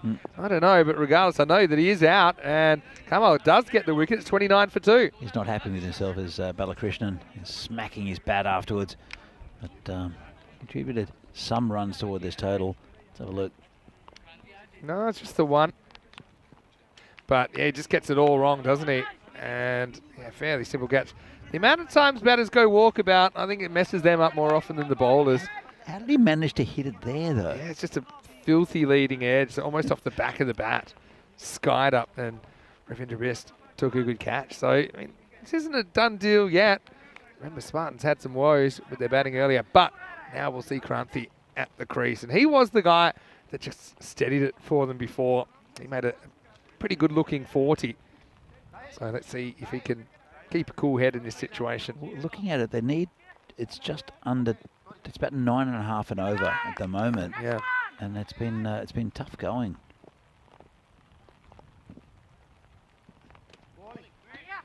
Caught it wide, just a little bit too wide. But yeah, rain falling. I'd say steadily, but it's a definite sprinkle. I'd call it a sprinkle at the moment. Hopefully it doesn't get to more than that. Not just saying that because it's getting pretty hard to protect the equipment here. This unexpected shower. I've got news from the qualifiers as well. I'll tell you that in a minute. Hello to Helix as well in the chat. who's about to head off, but don't go too quickly because we've got some breaking news coming shortly. Okay, so I can tell you now. Jersey comfortably beat Austria. They got the 104, the 105 they needed in 9.2 overs, losing a couple of wickets. Italy, though, it's still up in the air. It's a great take by Grover, actually. There's Miles down the leg side. So Ireland hit 158, and Italy are 7 down for 123, 3 overs left. So 36 off 18. Tough. So 12 and over. It is a possibility. Possible, but I think on those fields, probably a tall order with any amount of wickets in hand, to be honest. Notice a real trend towards people trying to bowl slow. You know, so unless you're an out-and-out fast bowler that you're kind of beating people for pace, you're so much better just being naggingly accurate and forcing the batters to make the pace, and that generally forces errors. Let's see, Kamal got that right last ball. And now, well, he falls in his follow-through, and that's why he now gets a bit of free coaching from his 10 teammates. But to be honest, it's because he actually, in his follow-through, I think he hits the edge of the pitch and he loses his balance slightly, and then he doesn't realise the ball's tapped past him. Just look here, and then oh, I heard something coming past me. Is that where the ball went? Anyway, no real harm. Last ball of the over coming up. Or not, because that'll be a wide. So, I mean, Bohemians, they have a shot here. I think we haven't seen Buyan with the ball yet, for example. Who else haven't we seen yet? We've got Javdik just had the one. Zishan Azim just had the one. No, Buyan has bowled the 1 over, pardon me. Bowled the 3rd, of course. Bowled 5 different bowlers in the first 5. This one's the one he takes all the air out of, and that'll be the end of the over. Decent enough over from Kamal. It's 33 for 2 after 5. Just quickly, more cricket coming up tonight from Portugal at the Miranda de Córdoba Stadium in Coimbra, so just outside Porto. And yeah, Wanderers taking on the Knights tonight. Join Rico Fall in the ECN tonight. It's European Cricket Series Knights. And it starts 4:30 p.m. GMT at 6:30 in Central Europe and 10 p.m. in India. For more information, you can always go to europeancricket.com. I know all the crew there. They're having a nice time. Can they catch a bit of cricket during the day? I've done a few night series, not too many, but it's a different kind of vibe. Sleeping in is just something I wasn't used to at all. And then by the time you finish, it's pretty much kind of midnight. You go home. It's not too bad. Can't really get into trouble. Oh no, he's run straight past this one, and this could run all the way for 4. Gone. So Kranthi gets his first boundary to a ball that just pretty much got tapped to point. But we have seen the field is struggling a little bit with the extreme pace of this outfield, even under the light rain right now. I mean, this ground in the previous years has a reputation of the bounce. We used to Hugo Banks was the groundsman, and we used to jokingly say, "Oh, another 4 runs to Hugo." Every time the ball would bobble, and oh, this has gone past the fielder, and that's 4 wides, 5 wides. Yeah. So not what they needed. Built the pressure for so long. I mean, Grover just can't get across to this. So the key with these, try and keep your head in line with the ball. So because it's wide, just have a look here. You see, he just moved his hands, and then if you misjudge the pace of the ball, oh, Zazib actually able to knock one down. Yeah, but the previous one, you can see that Grover needed to actually move sideways and get his whole body behind it and his eyes behind it.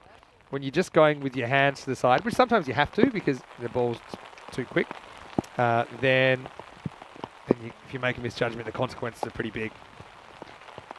The rain gets heavier now. I don't know what's going on with these surprise showers at the moment. It's very Melbourne. We've had the last month has been absolutely no rain. Yeah. And then not in this part, not in at Vinage at least. And then obviously, well, At least this is straight down rain, so we're staying pretty dry. Hopefully the wind doesn't pick up.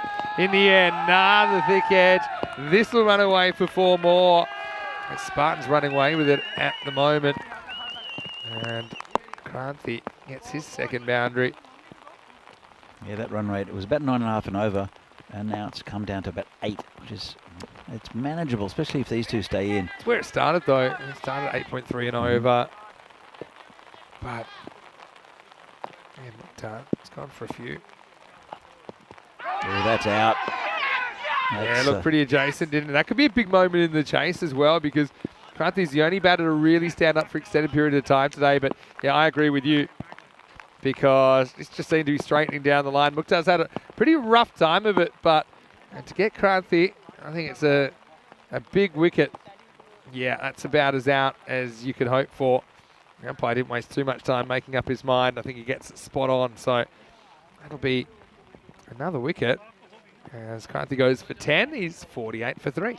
It's still up in the air, this game. It really is, because the run rate's not great. They've just lost their best batsman. Baladia's still there, and he hasn't really gotten going. He was fantastic yesterday, but just not really getting motoring. He's 8 from 11. And I wouldn't say they're running out of batting, the Spartans, but they're running out of batting, the Spartans. No, they're not running out of batting, but some of their better batsmen are already in the sheds. They're putting themselves under pressure. That's what they're probably doing. You know, that's what I would say. They can still get out of it, but Bohemians pull another one out of the hat here. They were miles behind against United before turning that one around late in the piece. This is another ball that's going to run away. That's the thing, though. This field is so fast. Yeah. And that pressure relieving shot is just a bit easier than normal, I think. So that one brings up the 50 for the Spartans as well. And it's the end of the 6th over. It's Saga Metaretti who's off the mark as well. 52 for 3 after 6. Yeah, Saga's a big hitting batsman. He hits the ball very, very hard. And he's pointing in his bat as speaking to the umpire. I'm not sure what that's about. So maybe it's a little bit of tape or something that's falling off. As we see, we almost saw there we go. There we go. We saw the scorecard, and Panalat missing out again, getting an embarrassing derrick. Baladia's been there since the start, but little contributions along the way from all batsmen, and but no one really, a little bit like the Bohemians innings, no one really dominating the bowling, no one going on with a bigger score, which is it's been a cagey game, this one. The thing is that all the bowlers have been pretty good so far. They bowled 5 different bowlers in the first 5 overs, which just basically means you've got heaps of options going forward. Yeah, so, true. Mukhtar's bowled out now. Finishes 1 for 22, but it's going to be Iqbal to come back and bowl over number 7. Needs to be tight. He's pretty tight. This will just be a single. Yeah, nicely played by Baladia. And, well, they won't be able to do it in singles, but there is the odd boundary coming up. And all it is a wide ball that goes through the infield. Or a clever flick somewhere. They're just not dominating. Sagar, though, he does swing pretty hard at the ball. Here comes Jawad Iqbal. And a good bouncer. That's a slippery one.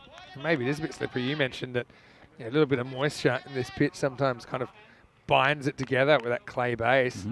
That one got upstairs pretty quickly on Mataretti.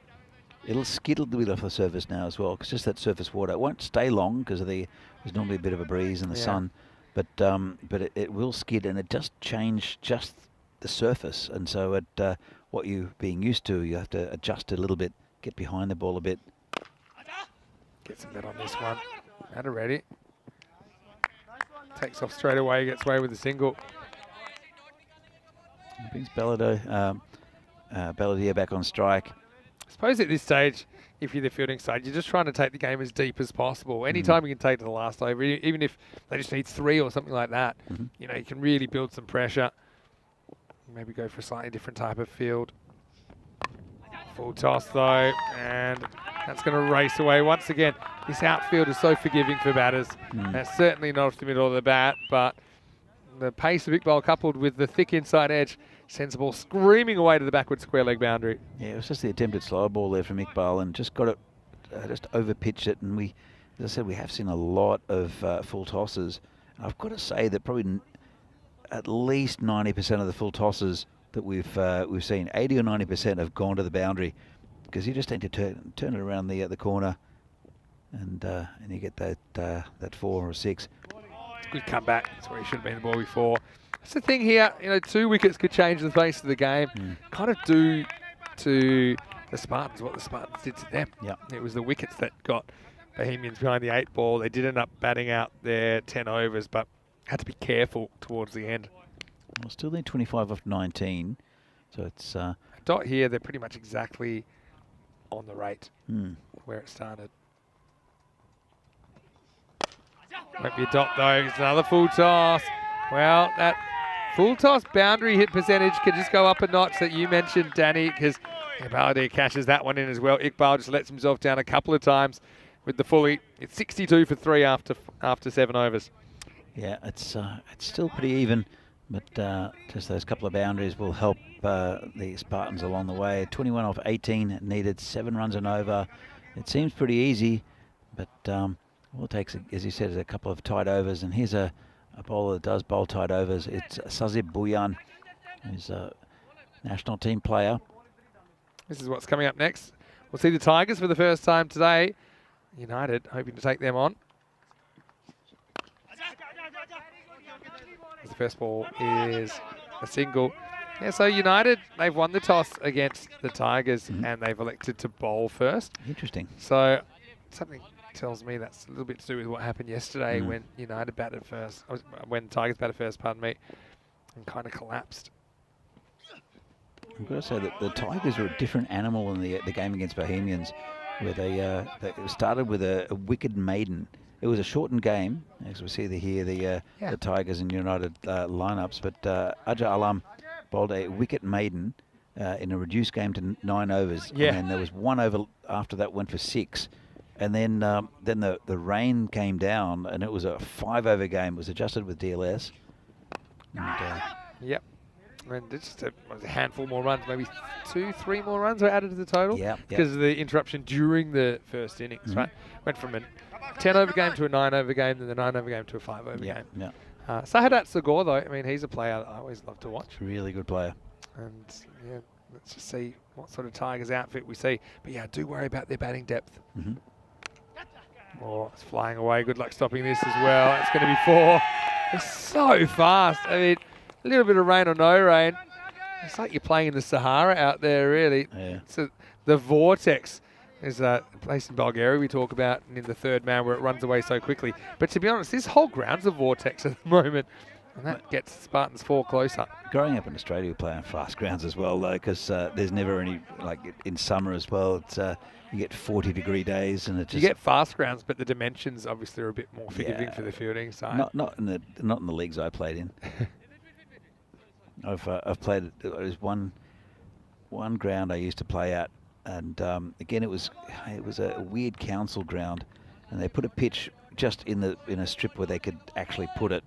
And so I remember fielding at square leg on the boundary, which was just a regular square leg. I was right next to the umpire.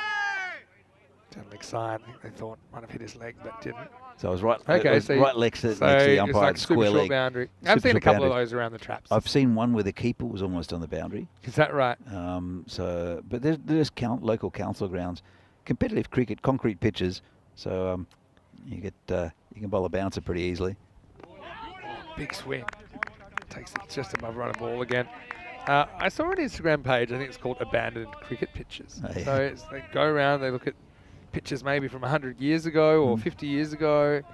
A lot of them are in really rural parts of Australia as well. Okay. Some of them pretty impractical these days. Yeah. Like fences built like 1 metre away and stuff like that. But obviously, yeah, if you stick a concrete pitch in, even if you repurpose the ground, unless you've got a real reason to, often the pitch will just stay there. Well, the first pitches I ever played on was before AstroTurf.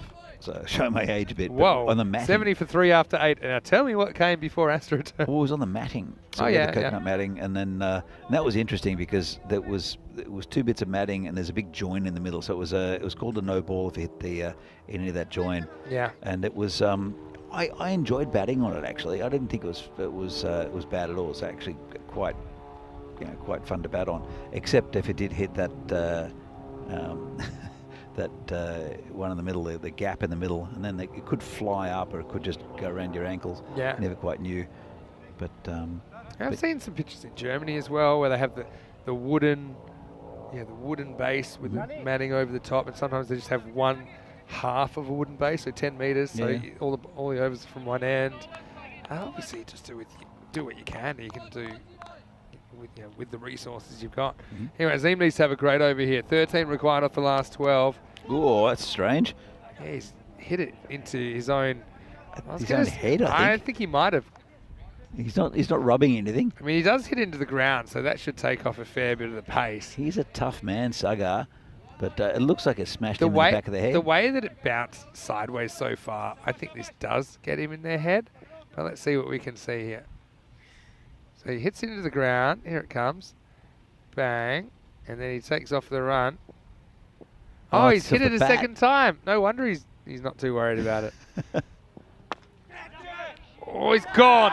And that's the wicket now for Azim. That just might make things a bit interesting. Baladia just tries to push it back past him for a single, but he doesn't time it at all. And Azim, to his credit, he had to change direction in his follow-through, but he did. He took the catch, and Spartans within sight of the target, but they lose the 4th wicket, 71 for 4. It's a big wicket at this stage. I mean, Baladia is going at about a run a ball, and it hasn't been as fluid as what we've seen him, but you'd back him to score a couple of boundaries at the end of the innings, and so it brings a new batsman in, and it's Ashutosh Arya, left-hander. He opened the batting for most of this tournament so far. He's apart from one lusty hit where he smashed it over the mid-wicket boundary for 6. He's not looked in great form as Arya. Probably a good man to bring in though at this stage, because he's a genuine bat, but just not been in good form. Sagar ready at the other end as well. He can hit the ball hard and hit runs late and if needed, but it's happening in the 9th at the moment with that wicket. And almost another one. He plays all around it. It's great movement across the left-hander by Azim. I got this comment from Wayne. Talking about the guy shoveling sand in the background, and Wayne said, sign him up for ECN. He's been shoveling sand for 4 days straight. That man is a worker. Get him on board. Good pickup, Wayne. That's a good work ethic, isn't it? I can't spot him from where I am. This is in the air, and never going to carry. It's just once, not a disaster. He's over there. Can you point? Yeah, okay, gotcha. See? So yeah, that's where he's working from. He's digging bunkers. You know, I mentioned this when I was here a few weeks ago, but it's so weird to see golf actually being played here now. Because in the time, how many years? This is a golf course that kind of surrounds this, but it was out of business. It was under construction. The funding fell through or something. Yeah. It's been a long time. 8 years or more. Something like that. Yeah. I'm sure that Dan Casey knows more about it, if he's still on the chat. Oh, Grover cops in the boot, which will concede 1 extra run. The story is that this property belongs to Hugo Banks and his family. I met Hugo actually. Oh yeah, yeah, nice guy Hugo. And one day Hugo was down here. He was mowing the grass. He was going to mow the grass, and there was people on the here and measuring things. I'll come back to that in a moment. 9 off 8. Whoa. Make that 8 off 8. Now they're going to run. They probably shouldn't have. Oh, would this have hit the stumps? Maybe there was a backup fielder, but Azim just decides, no, give me the ball. Grover's risk any extras. Grover still has not moved. To be honest, staring daggers. Probably shouldn't be giving a buy away in the first place. Should be able to get the guy at the keeper's end. But I think, you see, again, has trouble getting down. Oh, that might have hit, Might, yeah. I had my instinct, my spider senses was telling me it was just going to fade away at last moment and maybe just miss, but we'll never know. So, 8 off 7. Well, this has gotten tight, hasn't it? They're going to be okay for time, just. I'll get 1 here and no more. So, look, he's 7 off 6 required. And he gets a full tackle from Kunga for his trouble. Azim, brilliant spell from him. Absolutely. 1 for 8 and 76 for 4 after 9. So going back to this this golf course, there are people measuring stuff here on the ground, and Hugo's like, "What are you doing?" And as we see that, Kamaldeep Singh is possibly going to take the last over. That's well, last time. Okay. And they had to advise them. Said, like, "What are you doing? This is private property." Said, "No, we've just bought this. It's part of the golf course." As we see here, the golden ball. Chance. Very big chance. Six for a golden ball. Boundary probably kills it, but we'll see. Okay, so there's like a dispute, or the golf course owners? The dispute. He said, "This is private property. We own the land. Yeah. You don't." And it's a 27-hole golf course. So it's pretty big. Wow, is it? But then they didn't like us from then. And just because one woman in particular who was quite spiteful made all sorts of issues for us. But anyway, they went. So it was just a misunderstanding from the golf course people. No, whoever sold them the land added this little bit as well. Okay. And then so they had to go back and have a look at it and change the plans for the golf course. Look at this. They're not going to go to Kamal. They're going to go to Surab Kakaria for the last over. So anyway, I like the field here. They've got the cover in super tight. They got mid-wicket in a little bit. The only way to win this, you got to create 1 or 2 dot balls. Obviously prevent the boundaries. Here we go. Ready. He bangs this, and I think this is into the gap. Wow. No, it's a great bit of fielding by Sucklane. They will get 2, but to be honest, without that bit of fielding, it could have been 4. It would have killed the game. Look, to be honest, most of the time this week that would have been 4. Yeah. Really good field in there from Sucklane, and a bit of backup there from Javed Iqbal. All right. And the thing is, it gets Matt ready. He looks the more confident of the two. Gets him back on strike. Well, he's going to almost be caught. Now they're going to get 2. So it's literally slipping through the fingers of Bohemians there. I mean, Iqbal did really well. He sprinted there. He just kind of hoped that the ball would plop into his hand, and it almost did. But instead, it's going to be another 2 runs. Yeah, it's a valuable 2 runs there. Well, I say 2. Yeah, it is 2, isn't it? Yeah, they ran 2. Yeah. Sorry, it was scored at 1 originally, but yeah, that is 2 runs. So now 2 to tie, 3 to win. Javed Iqbal is wondering why his teammates aren't moving in. Wayne's asking if the lady that had a problem was her name Karen. But anyway. Yeah, I just think they're still trying to sort that out. I think originally the scorers thought it might have been 1, but it's definitely 2. 3 or 4. Mataredi, he just looks likely, doesn't he? He's hitting the ball well. And this one is going to end the game.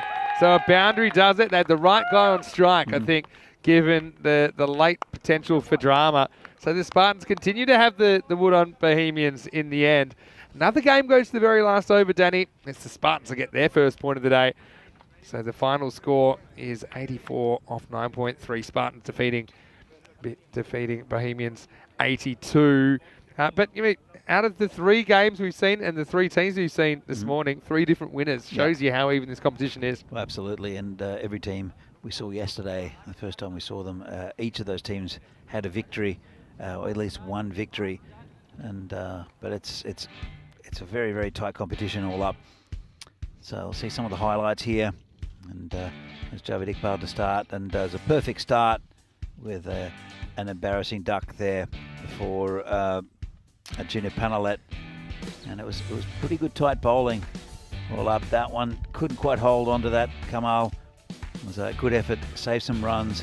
Not sure what Sazib's doing there. Thing is though, I mean, pressure's a funny thing. So yeah, this does seem like kind of 120, 125 kind of a field. But you're always going to get these innings where the pressure tells on the batters. Yeah, you've got guys that are coming out maybe a bit nervous, obviously pretty itchy to score, and it just doesn't happen.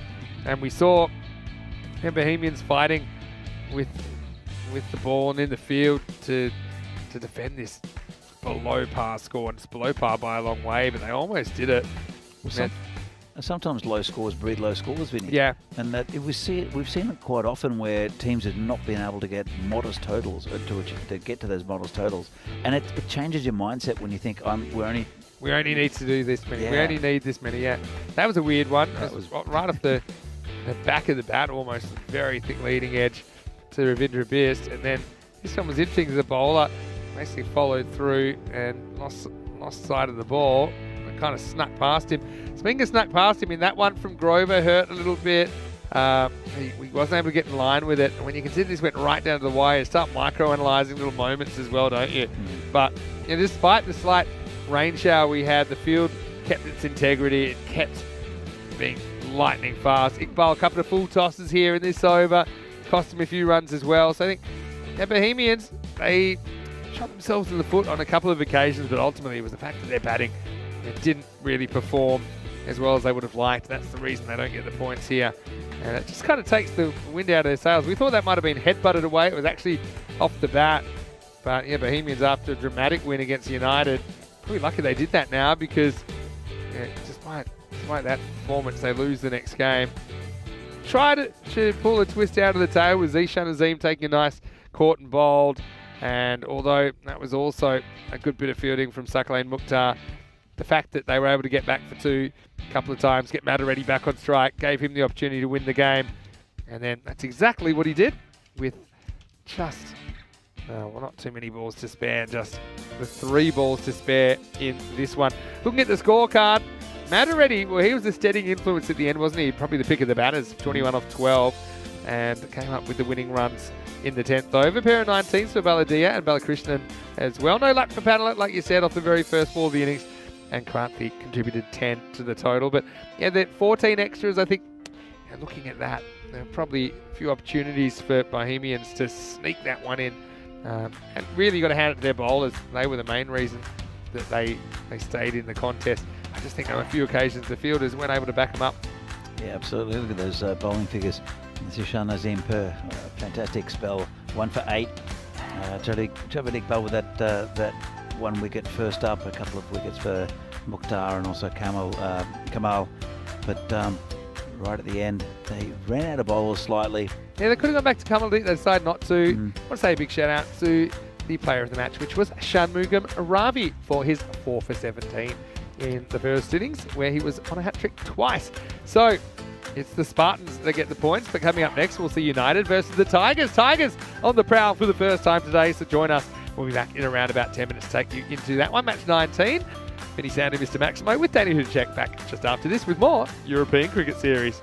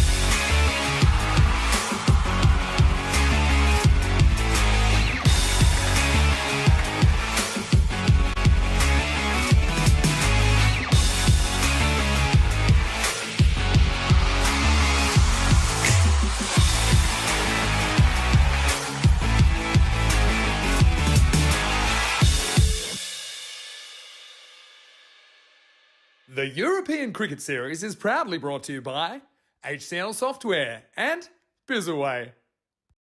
Hello and welcome back to Vino's Cricket Ground here in Prague. Checking out time for the fourth match of the day, but still so much cricket still to come. 2 more matches from here, 2 matches in Portugal tonight, but right now it's time to welcome a new side to day 4 action at least, because the Tigers are here. It's going to be the Prague Tigers taking on United in the next match. Charles Croucher, the Sheriff, has the 2 captains. Let's see who wins the coin toss. Okay, your call. Yep. Head. Heads is the call. And it's a tail. We'll bowl first. Ball first. We'll bowl first. Match 19, coin toss, run and won by United, and their captain Abhimanyu Singh has elected to bowl first. So a bit of a change of strategy from United, who decided to bat first earlier. They put 130 on the board and they looked to have that sewn up, but Bohemians found something in the ninth. Supersonic ninth led to United actually losing the second game of the day. That's after a comfortable win first up against Spartans. So it's been a big day for United. They'll play their 3rd match of the day in this next one coming up, and I'm sure they want to finish with a win. And although they did lose that last game, it's not a total disaster because of their performances yesterday. They can still, push right up towards the top of the table. Let's talk about the Tigers though, and we know that they made their ECS debut last year, and it was pretty incredible because they ended up pulling off the best ever defence in their first ever day of cricket. I still remember that last year. They scored 60 and we thought, well, that's it.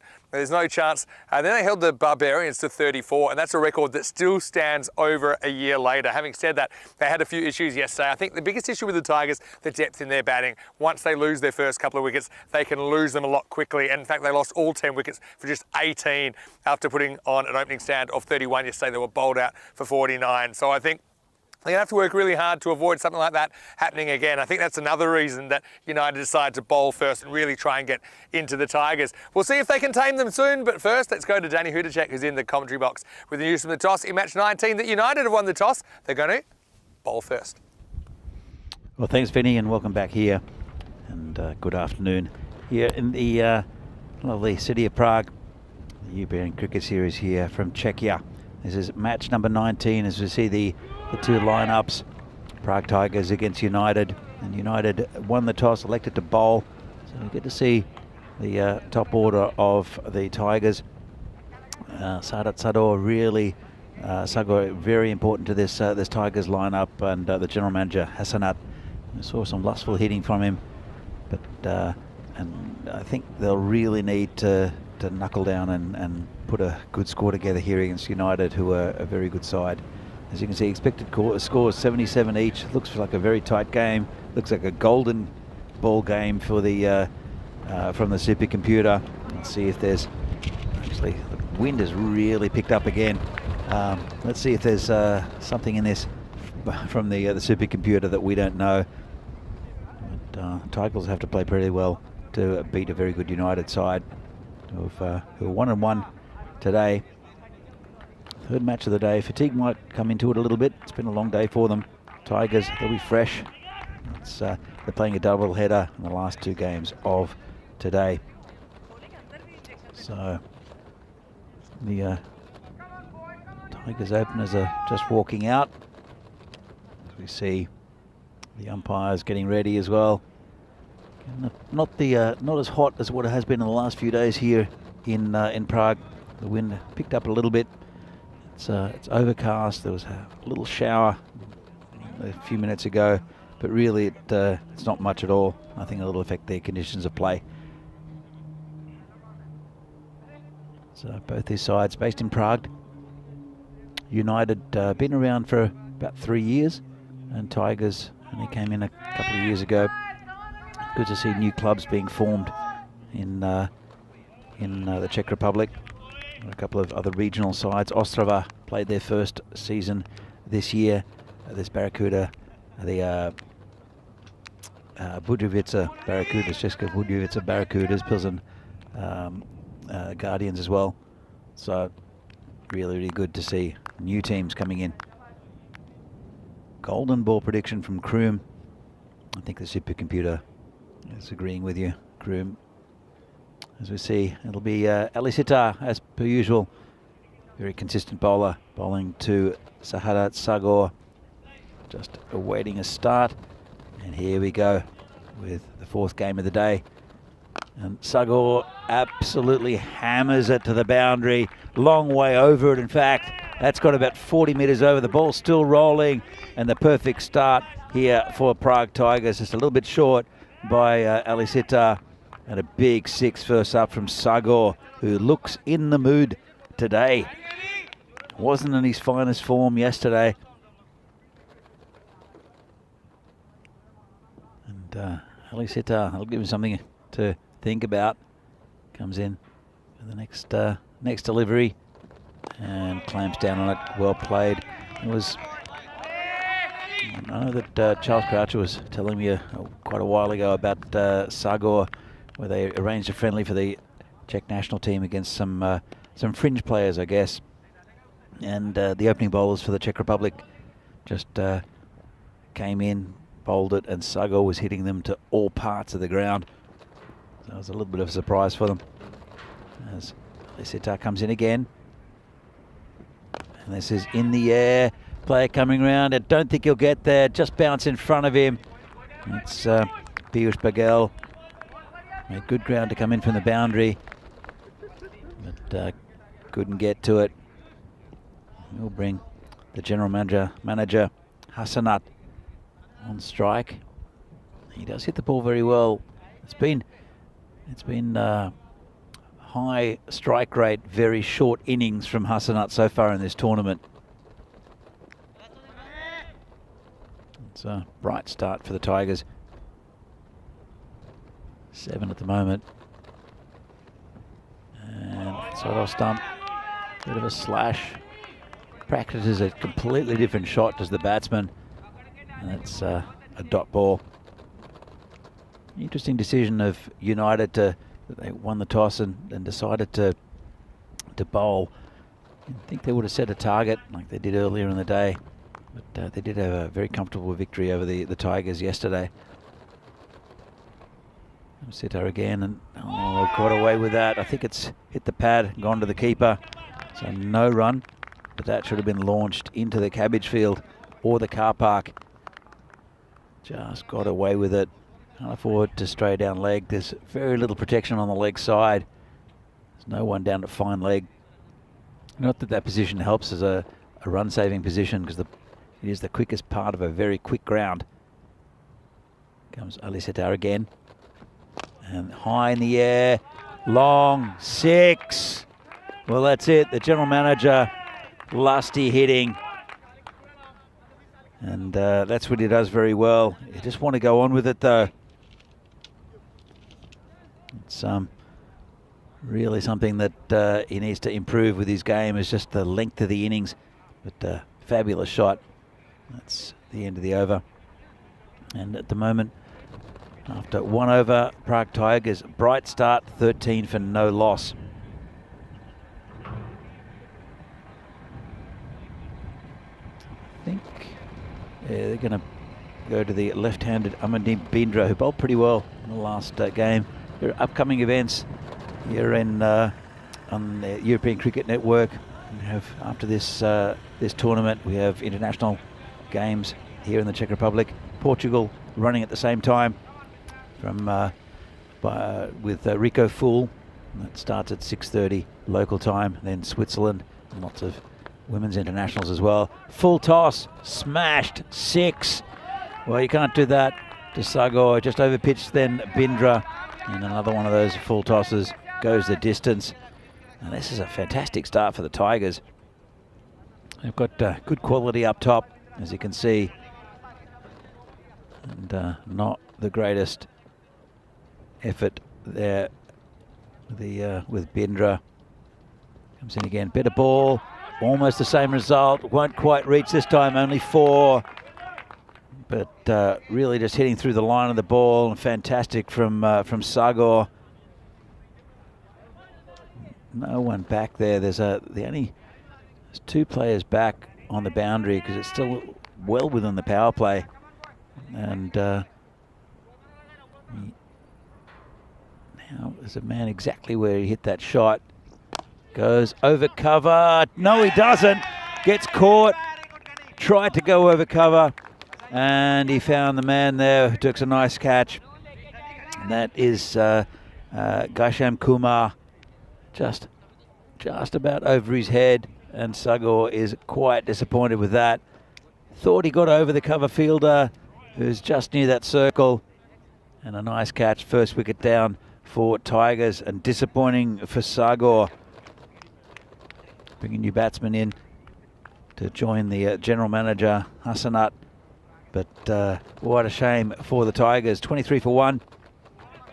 Still only halfway through the power play, going 15 and over. But you just saw the way that Sagor was hitting the ball. Just didn't quite get over that cover fielder. And that's a big blow for the hopes of the Tigers. So Hassanat is still out there, joined by Amin Hussain. 3 balls to come. Bindra gets another wicket.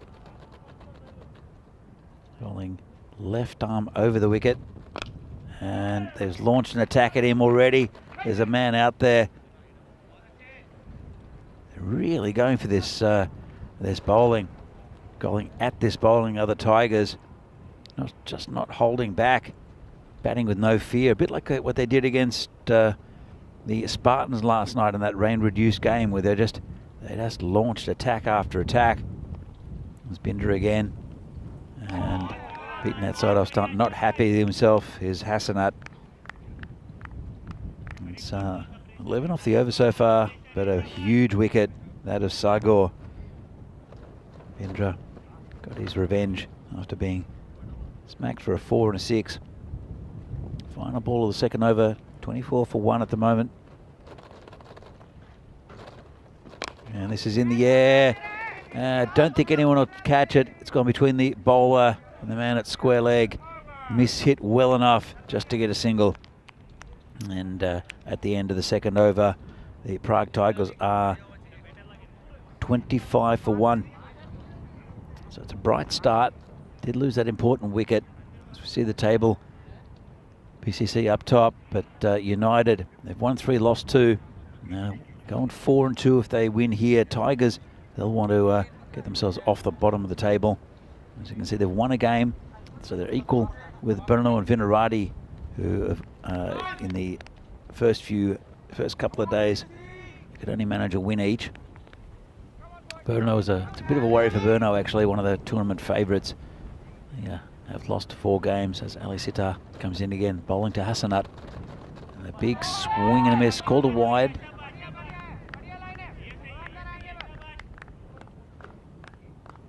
Ali Sitar, it's uncharacteristic of him for going for so many runs in his over. Went for 13 off his first.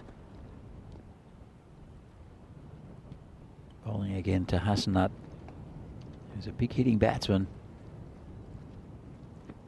As you can see, this one's absolutely smashed onto the other field.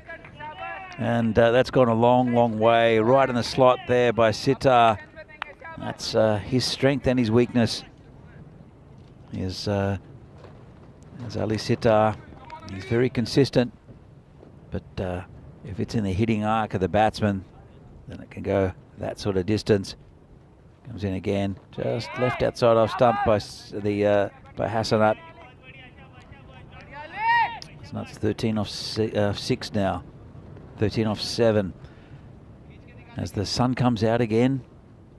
Bit of a Melbourne day, as we'd say in Australia. 4 seasons in 1 day. As Ali Sitar comes in again, bowling to Hassanat.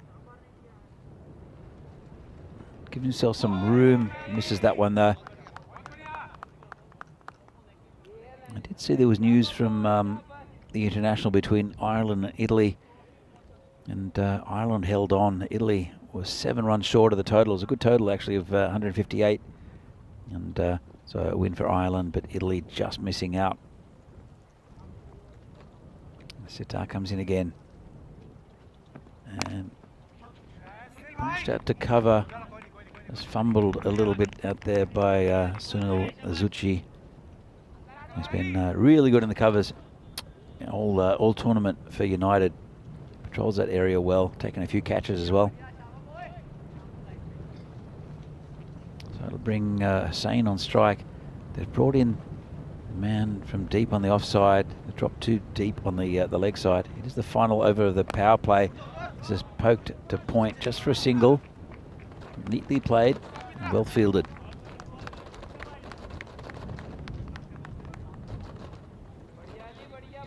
So, Alisita, as I said, he's gone for about 22 so far off his spell.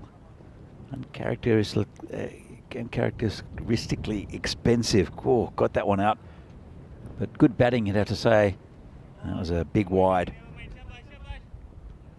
Only one ball left in his spell. And they are missing Pramod Baguli, United, with a leg injury. He's a big loss for this side.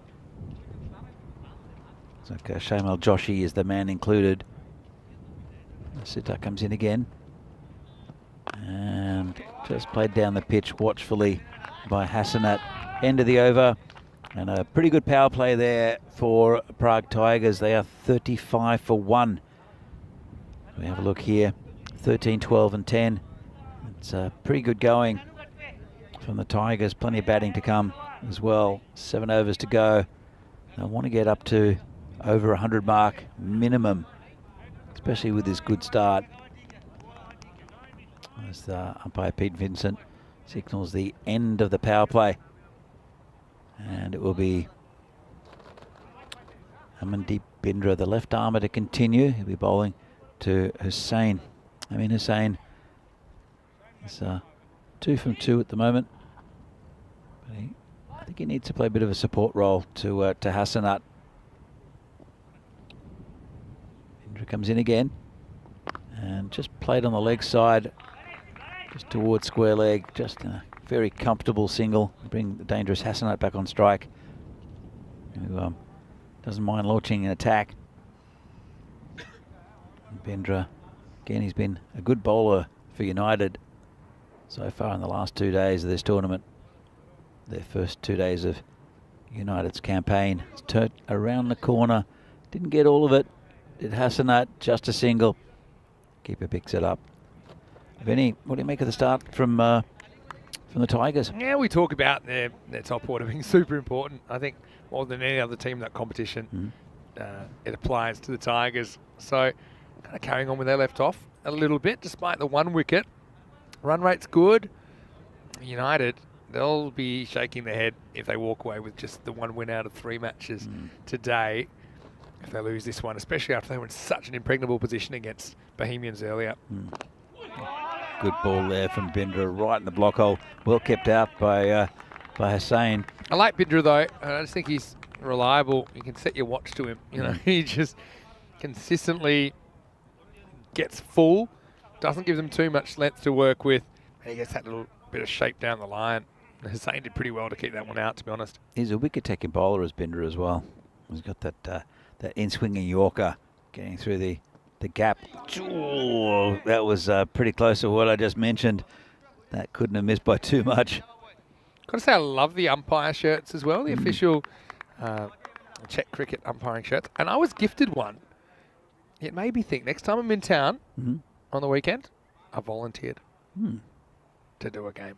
Use my shirt. Are you qualified, Vinny? Funny you say that, because I think about 20 years ago I did my level 1 umpiring. Because I remember hearing some things that now I vehemently disagree with that they were teaching back then, such as, there was questions about, the stages of LBW and the checklist you should be going through in your head, which I think makes sense. That was from one of the prospective umpires. And the umpire coach back then in Perth, developing cricket country or city, was, sometimes if you feel like it's out, it's out. I said, I don't think that's very clever. Anyway, it's the end of the 4th over, and the score is 38 for 1. Pretty good one from Bindra. Yeah, no, I think that's just what I remember. That's how I remember that I did it at all. So I've never done a lot of umpiring except for, I suppose, did a lot of indoor cricket as to pay the bills when I first turned 18. Yeah. And mainly, not because I haven't wanted to, I think mainly because I've been playing my whole career until then. Now I've ended up commentating.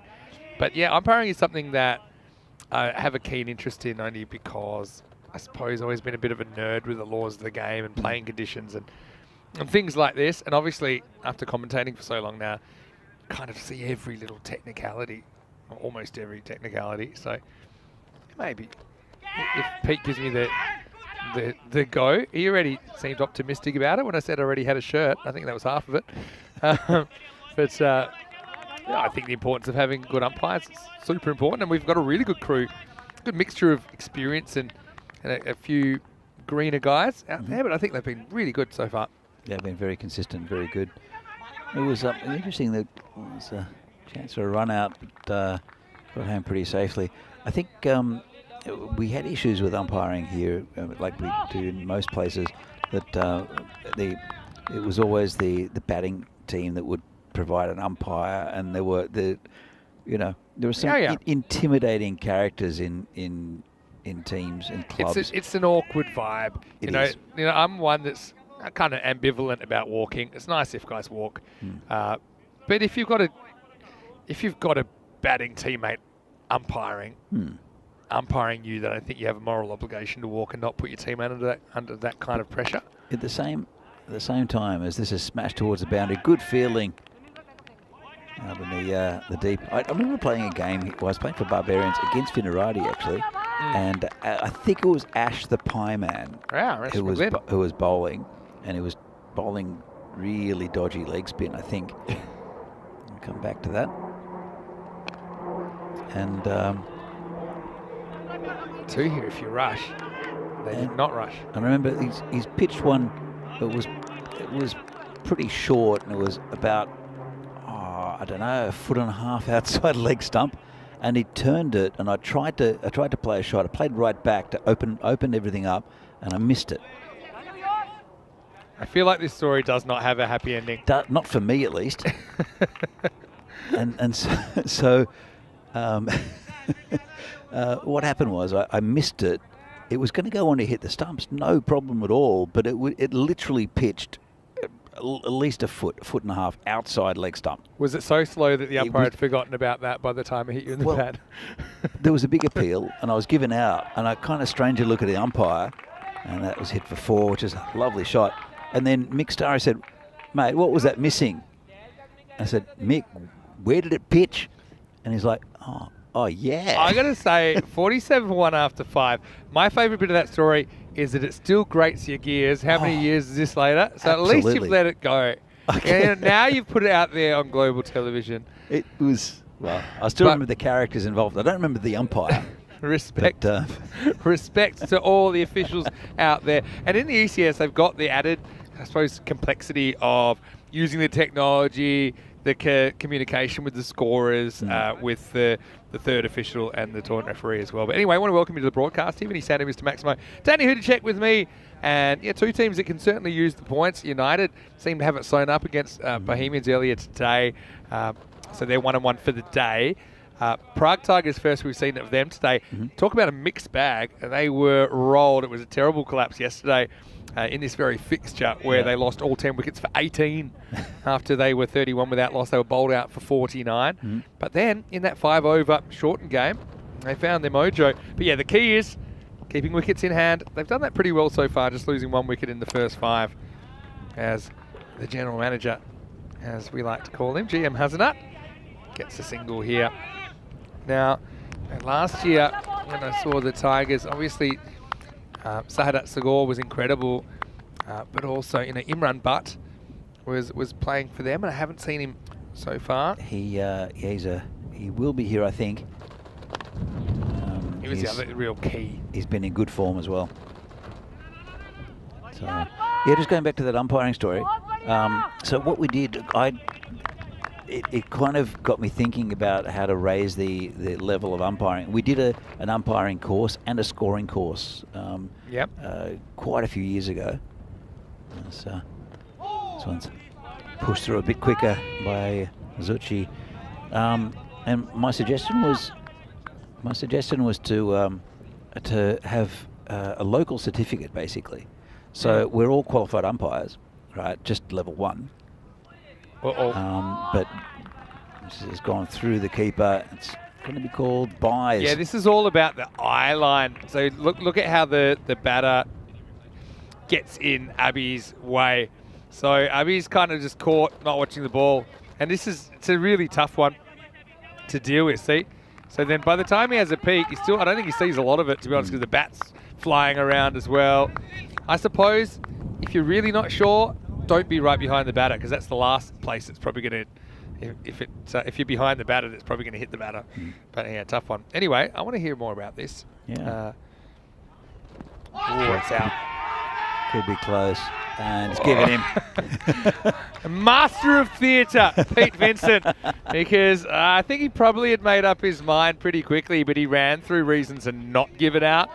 But I think Zuchi gets that one spot on, kind of hits him on the crease. I don't think it's going on to miss the leg stump. So a second wicket goes down. It was missing leg and hitting middle, I think, Vinny. Yeah, see, hits him literally on the popping crease.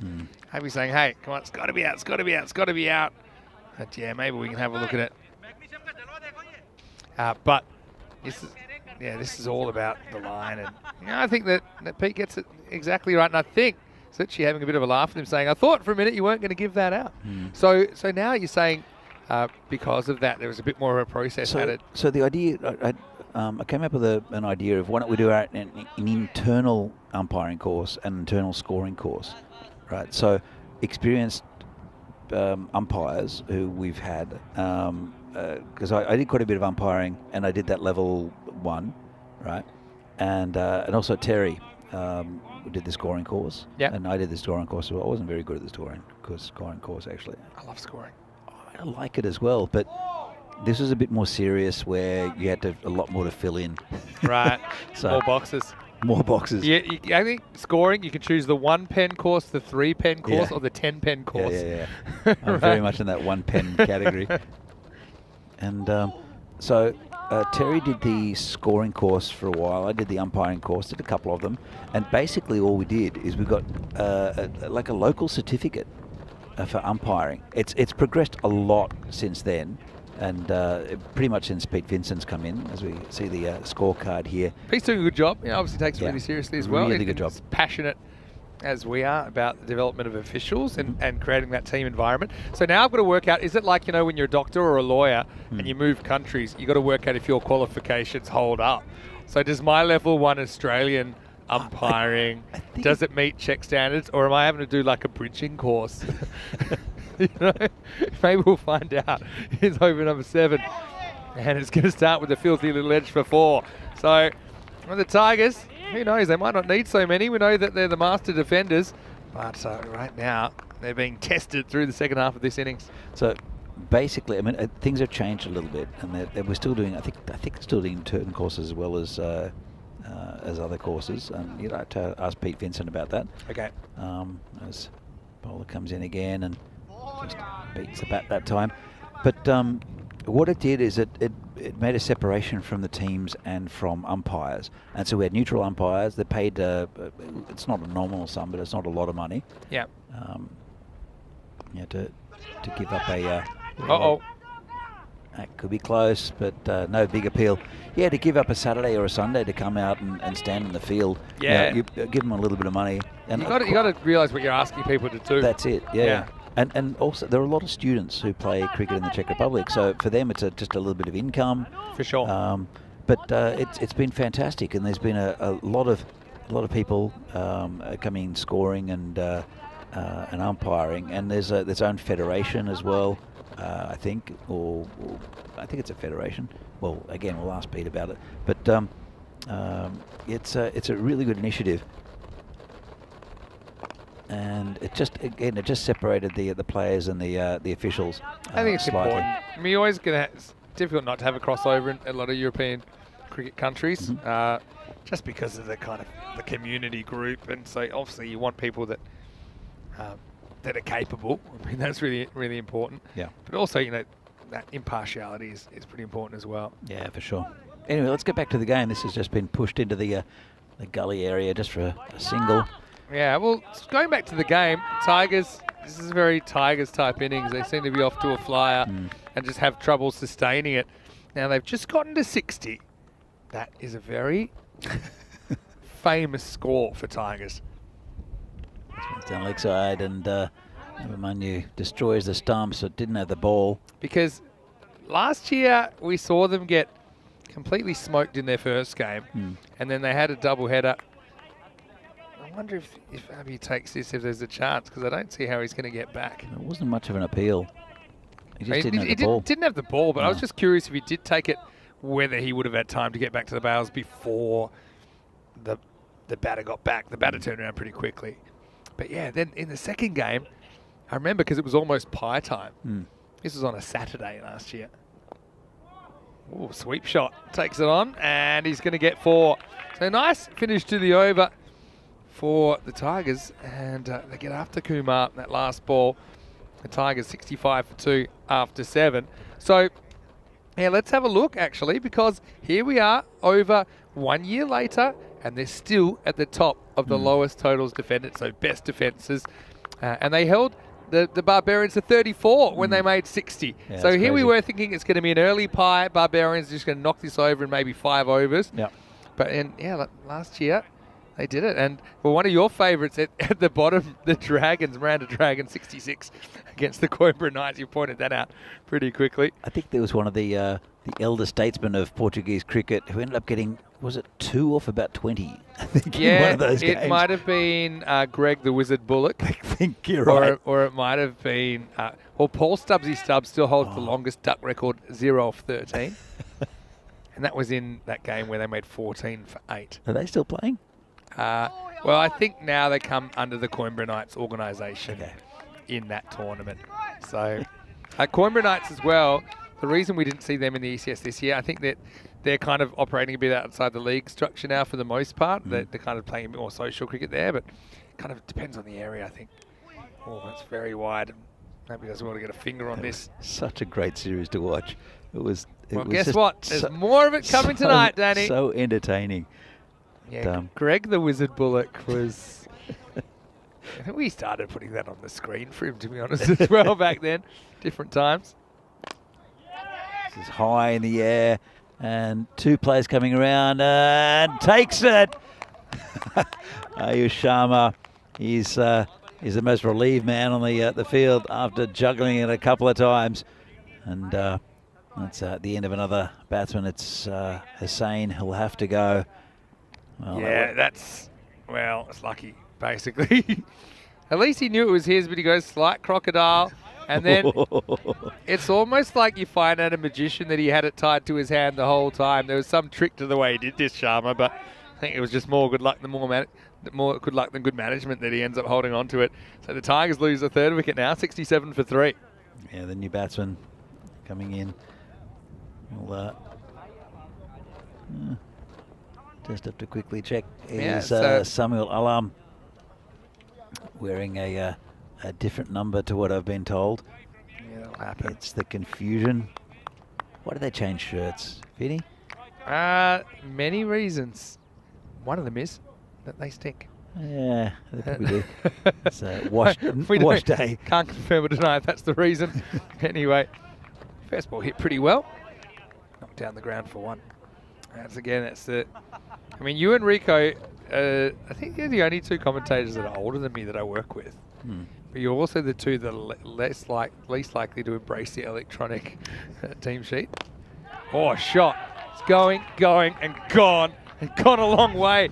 Maximo. And I thought that the marshmallow was under attack. Turns out we were safe, Danny. That was miles over us. That's a lovely shot. Just picked up off just a bit too full off a half volley. And Sobjit Meyer, we saw him yesterday with some good hitting in that final game. And that's got to be out. Oh, umpire. Is it missing leg? Vinny? I had this just missing. Yeah, Pete not being swayed by your immediate demand. Oh, it looked pretty close to me. It is definitely close. He's got a better view of it. We'll see if we can have another good look at this one. Let's have a look. And to be honest, I'm swinging. It's umpire's call for me. You now look at it, I'm more convinced than when I saw it live that it's hitting stumps. Remember, Pete saw what I saw. what we saw live. You have to give if there's any doubt from the umpire, you've got to give it not out. Could have just missed.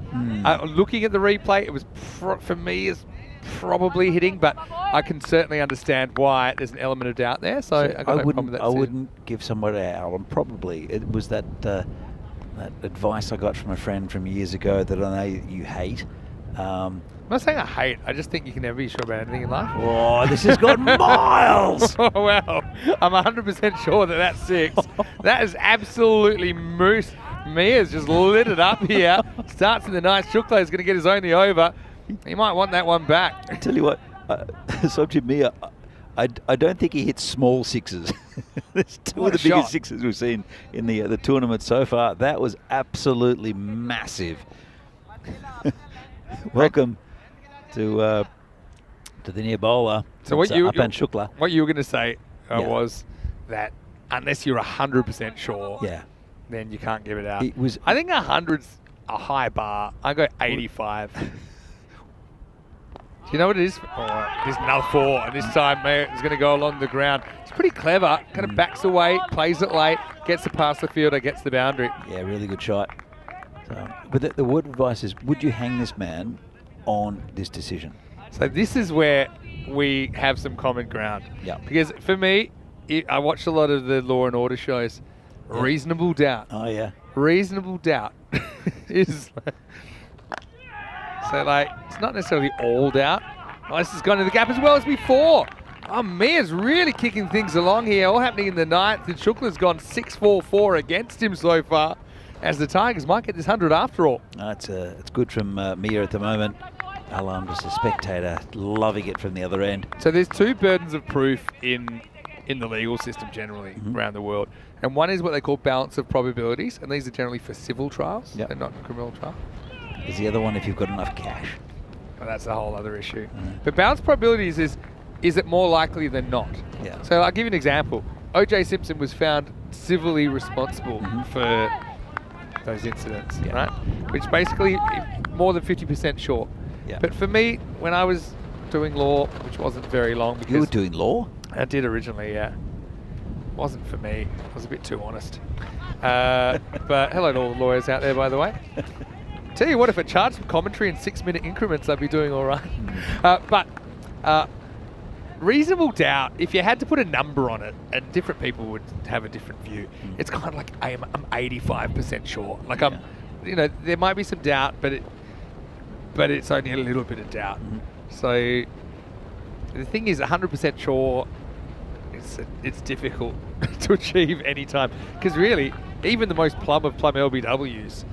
I mean, are you 100% sure he didn't get an edge, for example? There's a couple there that were 100% sure. But maybe got an edge we didn't pick up. You know, did we see it? You know. By the way, let's go back onto wind chat. Where's this wind come from? It comes just in. What's the time? Yeah, 3:48. I have been here before when it's been windy, but it comes in at about the same time. I know that in Perth, the Fremantle doctor comes in. So we've got like a Prague doctor here. It's something like that. I don't know. It'll have to find a name, I think, because it does pick up. Terry knows what we mean. I haven't seen Terry in the chat, but that was another incident from a few years ago. Terry's pretty busy up there in Estonia now. Miss him here though. Shot. That's going to go all the way as well. Mia, he's dealing at the moment, isn't he? Maximo! Shukla goes magical against his will. And have a look at that. That MS might stand for maximum speed on his back. Or it could stand for his initials, Mia Sajib. But anyway, last ball of the over coming up. Got to get a Yorker in here. It's tucked him up a little bit, but it's a good single to take. Brings him back on strike for the final over. And they're almost to the 100 mark. They're 99 for 3 are the Prague Tigers. So Terry mentioned something to me. I was commentating with him in Sweden when he was managing the Estonian national team. So yeah, hello to Terry, who's up there. And he mentioned something to me that I didn't give much thought to, but it makes sense after a lot of experience going around Europe. And you were talking about, the separation of, umpiring and playing groups. He has written up a whole bunch of procedures, and he spent a lot of time doing this when he first took up that position, regarding separation of kind of governance and team selection, for example. The governance of the sport. And and actually, for example, national selection, because what can happen sometimes is people get in and they say, well, you know, I want these guys in the national team. It's not really their role. Their role is more of an administrative role than to be involved with the playing group and things like national selection. So just, yeah, it's difficult to do when a lot of these roles are unpaid or very lightly paid. Sure. He doesn't nick it. He's going to get a wide for that. Have to bowl that one again. I mean, for instance, when I was the national team coach, I was also a selector. But there were two. Pete Vincent, as head of the umpires, was one of the selectors. Yep. And I'm not sure who else. I don't remember who else was a selector, but a player. And it was an interesting role because we sat down to see who was available and who was legal to play, because there were different criterias. And this is high in the air. Oh, who's got this? I think no one's got it. I agree. And to be honest, the bowler might have reached if he went flat out, but he was also worried about getting cleaned up by an outfielder. I think that was a very valid concern for Vatsal Kansara. It's probably a good last over here, though. It's been good so far. After the carnage of the ninth. Let's go back to our conversation later and let's look at what's happened in this final over. We can talk about in the second innings, but yeah, separation. I was just saying it's hard to do in small communities to get those specialist roles. It is. Oh, this is over the top, and that's going to be 4 down to third man. Oh, another bit of foot outside fielding. edge. We should do a foot fielding compilation of the ball retrievers today. It hasn't been great, but that'll be 4. Kansara, I mean, not a bad spot to miss though. If he did miss, I just think batter gets a bit lucky. But yeah, you know, when you've only got a certain amount of people and there's not really a lot of money to flow through the system, you're going to have overlap of positions. Sure. Yeah. And that can be problematic sometimes. 3 to come. It's a nice shot. That'll be 4 as well. Got a hand to it, the fielder, but couldn't give it in. He had to go basketball style here, didn't he? Where he kind of takes off from inside the field of play and bats it back. And yeah, he did get a hand on it, but he couldn't get it backwards. That was the issue. So the going back, we had to have a full list, and Pete was the one who had the list, and he would see the players all the time. I wouldn't get to that many games, and this could be a run out. It will be to finish up. Now they still got a ball to go, I think. They've taken another one. Well, he's out. I mean, as long as the ball's hit the stumps here, which I'm sure it does. Well, they've come out. He's either halfway back to the to the dugout. He's definitely out because he thinks he's out. Yeah, but they did take a sneaky. I like the sank. way he tried. But my issue here is that 23 Samuel Alam needs to hold the crease longer. You see, he leaves too early and he's out. You see the umpire duck down as well. Yeah. So let's. Well, I'm sure we'll have another good look at that. So yeah, I mean he's definitely out. Let's have a look. You see the umpire knows something's on, and he's. Let's go back. He's out by and 1 metre. Yeah, the ball's hit the stumps. There, he's just come into shot, and that's out. Good work from Abhimanyu behind the stumps. But this is one thing I still don't see with runners in this situation, maybe because it's a bit of inexperience. But that's a clever idea to get Mia back on strike. But just don't take off until you're sure that your batting partner's going to get... It's an indoor cricket thing as well. Yes, it's an indoor cricket thing. But it shouldn't just be an indoor cricket thing. Do you know when we saw that? Recent this week? No.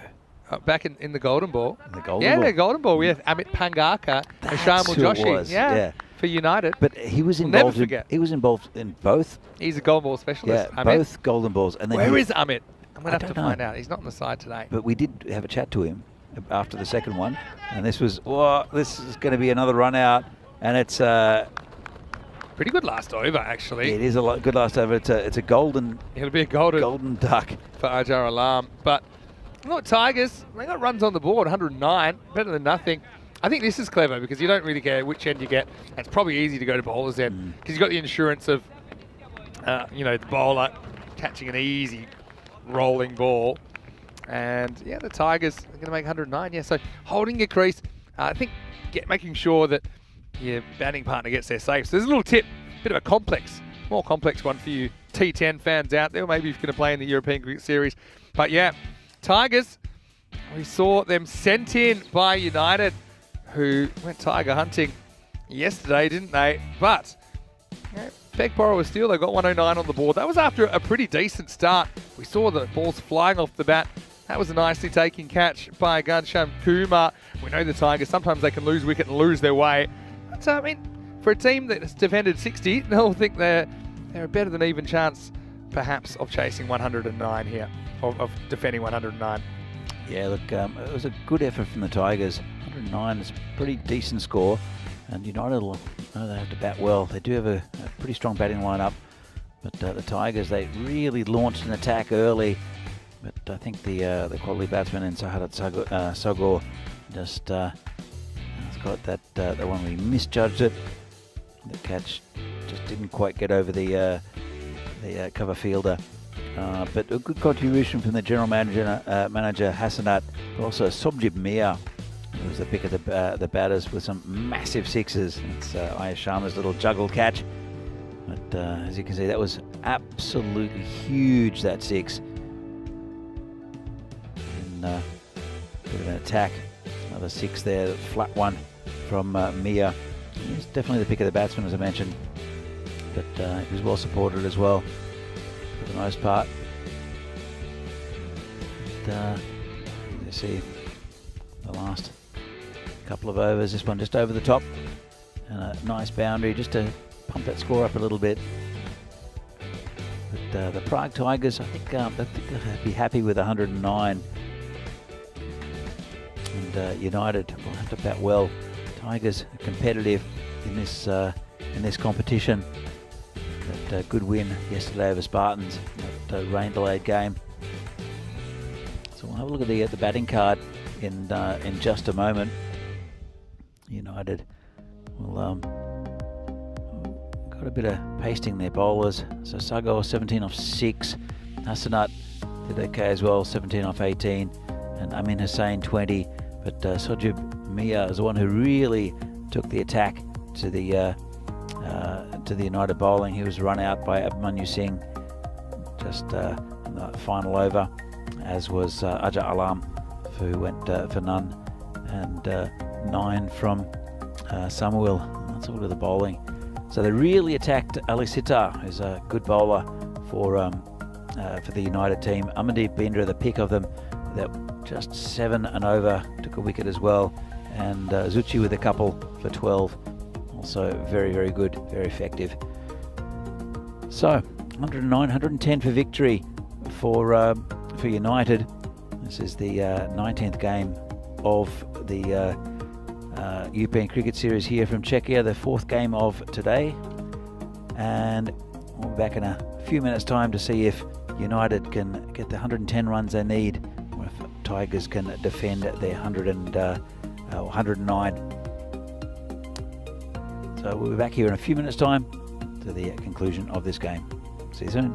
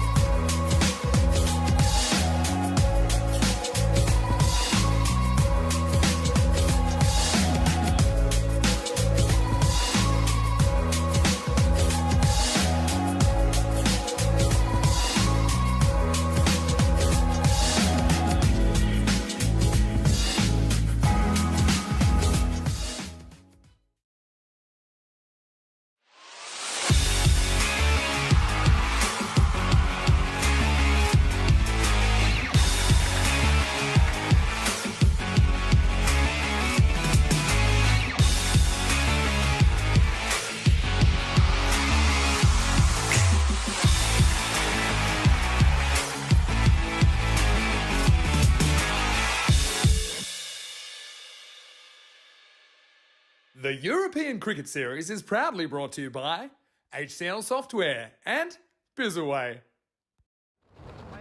So welcome back here to Prague for this European Cricket Series Czechia. Match number 19, we're halfway through it. The Prague Tigers have set a pretty good total, 109 they scored, 5 wickets they lost, 110 to win for United. And they're be opening up with Rituraj Magare and Piyush Paghel. It's a good opening pair. They'll have to bat well though. There's a pretty good batting lineup, even though they are missing Pramod Bagoli, who had to leave the field with an injury in the previous game. Well, their first game of the day for United. It's their third game. Tigers quite fresh, and it is Anja Alam, the opening bowler. Oh, it's a good ball. Going down leg, I think. Did he get a bit of bat? It looks like he got bat rather than pad. So, interesting target here, 110. And I'll have to bat well the United side. I think the Tigers will be pretty pleased with their performance. Paghel now, just taking his guard. This man back at long on, and also at third man. So one defending the hit on the leg side, the other one that dab. It's on the offside, just outside the offside off stump. Going down to third man. As this one's tucked away around the corner. Just be a single. Seen so much go down to that third man area, and also in deep fine leg. There is a man on 45 as well on the leg side that might stop the occasional one, but this ground's so fast that if it's a couple of meters either side, it'll be very difficult to stop. Here comes Alam again. Good ball, pretty quick, straight to the fielder there, who underarms it into the stumps. Just a single. They communicate well, these United batsmen. They've also obviously worked hard on their communication and running between the wickets. It's so important in this format, in any format really, but just it's amplified because it's only a 10 over match here. Just it can be 1 over, one play that changes the outcome of a game. So important to be on the ball for the whole 10 overs. So Alam comes in again. It's gotten really windy. There's lots of sort of plant material floating across the ground. It's going to be difficult for the batsman, because for a right-hander it's coming a little bit behind them, I guess. It's not too bad. Difficult for the bowler running into this breeze, but it'll be good for the batsman hitting with the wind as well. Comes Alam. This is over the top, could be caught. Chance goes down, 4 runs. He made the commitment, the fielder, and that was Akhil Vijayan at third man. He came in, went for the catch. It would have been nice if he'd taken it, but couldn't quite get there, and then gave up those 4 runs. Have another look at this. Yeah, you see a lot of fielders not committing to the catch. He did commit, and it cost 4 runs. Comes Anja Alam again. Good ball again, right in the block hole. It's been impressive as Alam. Very good bowler. It's the end of a good start for the Tigers in their defence. Only 7 from it. 272 matches since a golden ball. This one is a prime candidate for it. I think 110. It's not beyond United. They scored 130 earlier on the day. Vinny, what are the chances of a golden ball, do you think? I'd say pretty good. You know, I think we're now, I have to check what the anniversary is, but it might be 2 months. I think it was May 26. 26, okay, so up to the 20th of July. So in a week, 2 months is a long time. It will be over the 300, I think, by then. It's down leg side. I'll take a Take an extra one. We missed a trick in the last innings, Vinny. Kroom in the chat. Last ball, it was a... Talk to me. Laughing Derek. Oh yeah, laughing duck, yeah. But they're so common that you don't even really bat an eye. And that's a laughing golden Derek. It was a laughing golden Derek. In fact, yes. Yeah. Oh, no one's laughing there. In fact, you don't even have teeth to laugh with if you get a bad bounce like that. That's Ranzu Ahmed, who, to his credit, gets the body behind the ball. But look at that last bounce. Oh. Check out this one, Tony. I don't know if you saw it the first time. We'll have to come back to that. But yeah, reared up. It's a better bounce here. And luckily for Piyush, takes off straight away and gets in. Yeah, they do run well between the wickets, these United batsmen, especially in the top order. And don't know if we're going to get another look at that replay. So what happened, Vinny? Did he? Oh yeah, there was one bounce that wasn't too high, and then a second bounce just in front of him, and it just came up straight his head. We actually saw a pretty nasty one. Satvik Nadagotla, he'd probably know, the Romanian keeper. Yeah. He's one of the few that often will keep in the helmet even when he's keeping back, because he's pretty comfortable in it, just to stop him taking on and off. But on this occasion, he wasn't last week. And the new pitch in Malta that's been in there for about 6 or 8 months, it's raised slightly, and the throw came in and bounced bang straight up into his nose. So it seemed like it wasn't quite broken, but it put him out for the rest of the tournament, which is a bit disappointing for Satvik. So hopefully he's all right. Now they're going to go second one on the fumble. Oh, it's super close. That is very close. They like it. And Ajar Alam, well, he's 100%. He's high-fiving anyone that'll listen. But, yeah, I've got to say, this is tight for me. It's super tight. Magari. See, it was so many fumbles ahead. All right, let's take it on. He probably won't hit, will he? And let's see what we got. It's going to be super tight. He's not there yet. He's not there yet. He is. Oh, it's going to be so close. That's not out for me. Oh, I've got him out. Hold on. Let's go back. And that's the line. That's still not there. And that's hit the stumps there. I can see the line. And the fact I can see the whole line tells me he's just out. I think you're right. You know, like the fact you see the whole line. Oh, it's so close, though. I can't understand how Alams has just celebrated like that. He's been given not out, actually. A bit too much doubt. Too much doubt. The fact you can see the whole line. You can see most. Can you see most of the line? You can see the whole. You see an unbroken white line there, right? Anyway, he's super lucky to survive. He's not out. Alam celebrated. I reckon he might. Now they've zoomed it. I think Magari might be in hot water here. But anyway, let's see what they decide.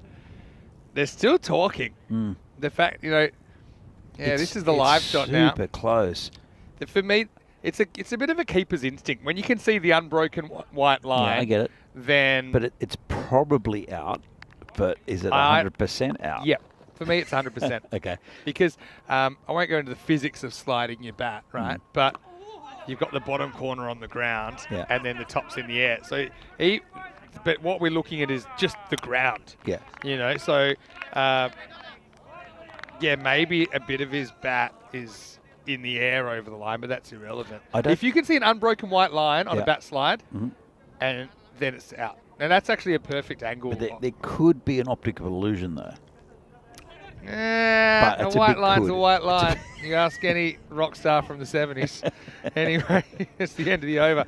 I think Magari gets away with one there, but anyway, got to pump that HD into the ref's tent, I think. Well, put 13 without loss. Put it this way, I think it was closer than Martin Vernal's one. Yeah, that's true. Before. Yeah, true. Could have gone either way, I suppose. They decide it's not conclusive enough, and people might have their own opinions on it. I've got mine. Yep. But I suppose I spend way too much time looking at these replays in a year. So anyway, here's the third over coming up. Piyush flirts with it outside the off stump. Yeah. But if I took to a court of law, I'd be blowing that one up in front of the jury and saying, How can I be seeing the whole white line here? Because the bat should have broken it by now. Vinny, it's again depends on how good your lawyer is. As that's been hit over the top for 4. Yeah. And, More foot fielding. I tell you what, we might have to put some signs up for the ball retrievers with a big, like a shoe with a big red circle with the line through it. So please don't foot field. Get them clown shoes. That would work. Actually, big padded clown shoes. I might have to. Anyway, Segur's coming back for his second over. Let's have another look. And foot out again. At least he doesn't have to go in the weeds to search for it. But for stumpings, that's how I started to know that if I could see the line, I know there's nothing grounded behind. Yeah. It was more for stumpings when, you know, the heel's in the air and things like that. And you'd actually get a better look from behind the stumps, which is the view that we see at this end, than actually the side on umpire gets. Sure. Oh, it's a cracking shot. Got through the covers, and that's 4 runs. Well, it's Piyush Baghel who's doing the damage at the moment with a bat. Maybe that's a bit of luck for Udaraj, but I know that, you know, both these two with United winning promotion into Division 1 next year in the T20, national selectors looking at these two. Sure. You know, they're looking at these two and don't think they've been capped before. Not sure if Piyush has played, but I don't think Udaraj has played yet. Where would you put Udaraj in the lineup, though? I think the Czech team's got so many all-rounders that then if you're not sure, then you're more likely to pick batters. So then it gives batters above them who might be batters and bowlers. It gives them more of a license to go for it because you kind of lengthening your batting order. If you have guys that kind of end up batting 8 or 9, potentially. And then if they do well, they've got every chance to audition for going higher. We've seen that before. And based on who's in form. It's turned around the corner. That'll be 4 runs as well. Just short and hittable. And that's exactly what was done there. Piyush Baghel, is it 3 in a row, I think? Yeah. Yeah, he's off to the races, isn't he? Yeah, there's a bit of a debate about, you know, who do you pick if you've got your batters and bowlers, your best 5 batters and your best 5 bowlers, and you keep it sorted. Do you pick guys that are the batters? I think the most important thing is then pick really good fielders, you know, because they can back up the bowlers. Well, Dylan Stain would be a fantastic batsman to have definitely in, who doesn't probably suit the T10 format. I still think he can. He just lacked a bit of confidence when we saw him at the ECC leading the Czech Republic. Anyway, this is turn around the corner and put this one with the rest because Sagor has now disappeared to the boundary again. And Piyush has turned that into something pretty useful for United. It was 25 off 2.5. I think that's the end of the over that's come up. But yeah, good. 29. Yeah, 29 with that loss after 3. Going back to Dylan Stain, I think this ground would suit him to a T because he holds a world record for the most 4s in a T20I innings. In Malta, and he hits basically he can hit 6s, but he loves to hit along the ground. He's very strong on both sides of the ground, especially on the offside. And this ground would be absolutely perfect for him because he places the ball well. See, I don't even accept that he's not necessarily suited to T10 because in T20 he's effective. Well, and you don't. It's not necessarily a slogger's game. You know, I just agree. That maybe. Oh no, this is a full toss which has been somehow top edged over the keeper for a single. I do agree with you, but psychologically, I don't think that. And this is going to take another one. This one is a bit dirty for me because what's happened is it's actually hit Magari. He's saying, "Well, I'm gonna ride my luck here." But this is one we saw one earlier, where the keeper threw and probably didn't have to throw. But this one's going straight to the bowler. It hits Magari and knocks it away from the bowler, and he says, "Yeah, you know what? I'm in." Yeah, I don't like that either. That one for me is a little bit, I suppose, not necessarily in the spirit of the game. It's funny though. Cricket. Yeah, but. It's funny, this is where cricket and baseball are different. In baseball, it's like throw or beware. Like, he didn't deliberately interfere with that, so, just unlucky. Is there a spirit of baseball? Yeah, I mean, they don't call it that, but they called it the unwritten rules, right? Pushed away for one. So, it's funny because, they have certain things that are fine in cricket aren't in baseball, and vice versa. So, a throw hitting a batter and going off, they can advance, no problem. Not their fault that they, unless you obviously can't deliberately interfere with it. What are some other things? Here's how they deal with, dangerous bowling or the funniest thing about baseball is the beefs, the off-the-field beefs that then sometimes turn into, they have more fights. Yeah. But in cricket, they used to have fights. Really? We don't know that anymore because it's been it's been rubbed out of history. You got to read this book, Never a Gentleman's Game. Very interesting. There was this could be trouble. Oh, they should have had Magari again here. Any sort of decent throw to the keeper. This is gone. We did have an incident once when we were playing up in Poland against Switzerland, where one of the Czech batsmen said something. So let's have a look at this. And that would have been out by a mile. Picture. He just has to throw even to the keeper. A good hard throw to the keeper. I think it was Switzerland. I think we were playing Switzerland, and there was something said by one of our players that often got into, well, sometimes got into trouble with saying stuff to other fielders. And they didn't like it, so they surrounded him right on the field. I'll come back to that in a moment. Need more details.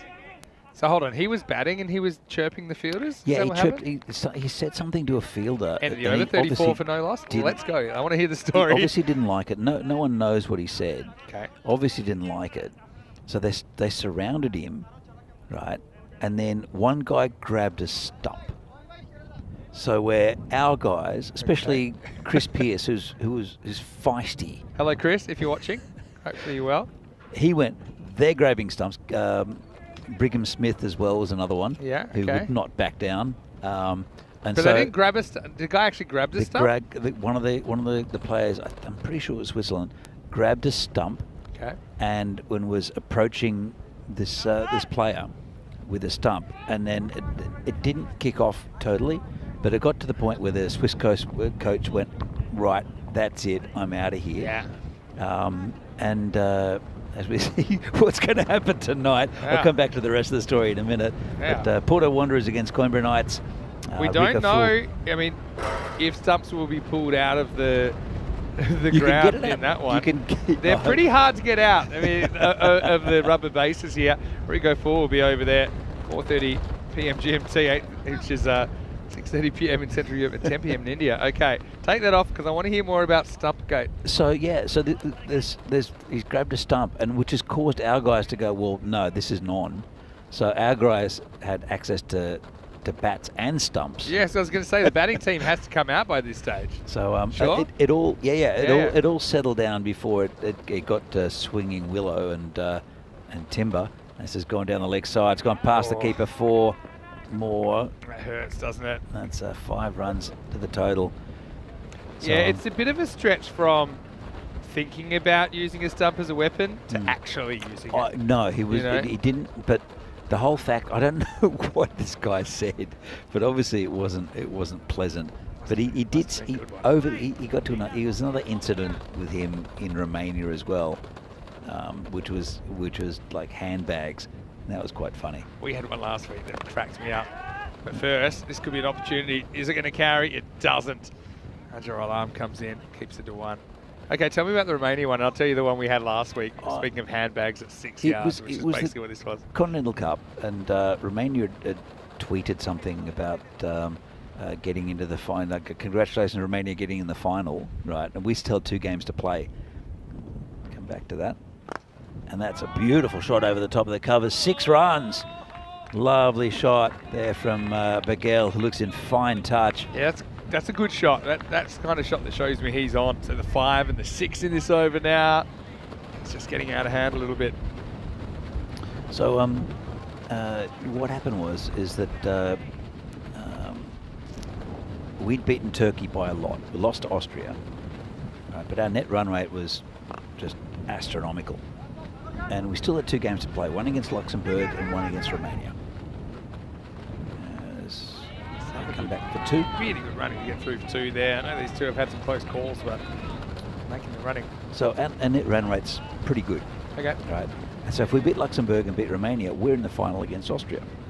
But Romania get to the ground and they're celebrating and they're patting each other on the back, and then we beat Luxembourg, and then they slowly realise they think, hold on, if we lose to the Czechs, we're out of the tournament. Right. Anyway, So, there's one of the players, the batsman gets out, and the same guy who was in Poland said, well, that's the last time you're batting in the tournament, right? And this guy came off in a huff, and he went up. I mean, there's nothing much about that, right? There's nothing in it. It's a cheap shot. It is a cheap shot, yeah, but it's a fine. fact. Yeah. Right. Well, it was a fact.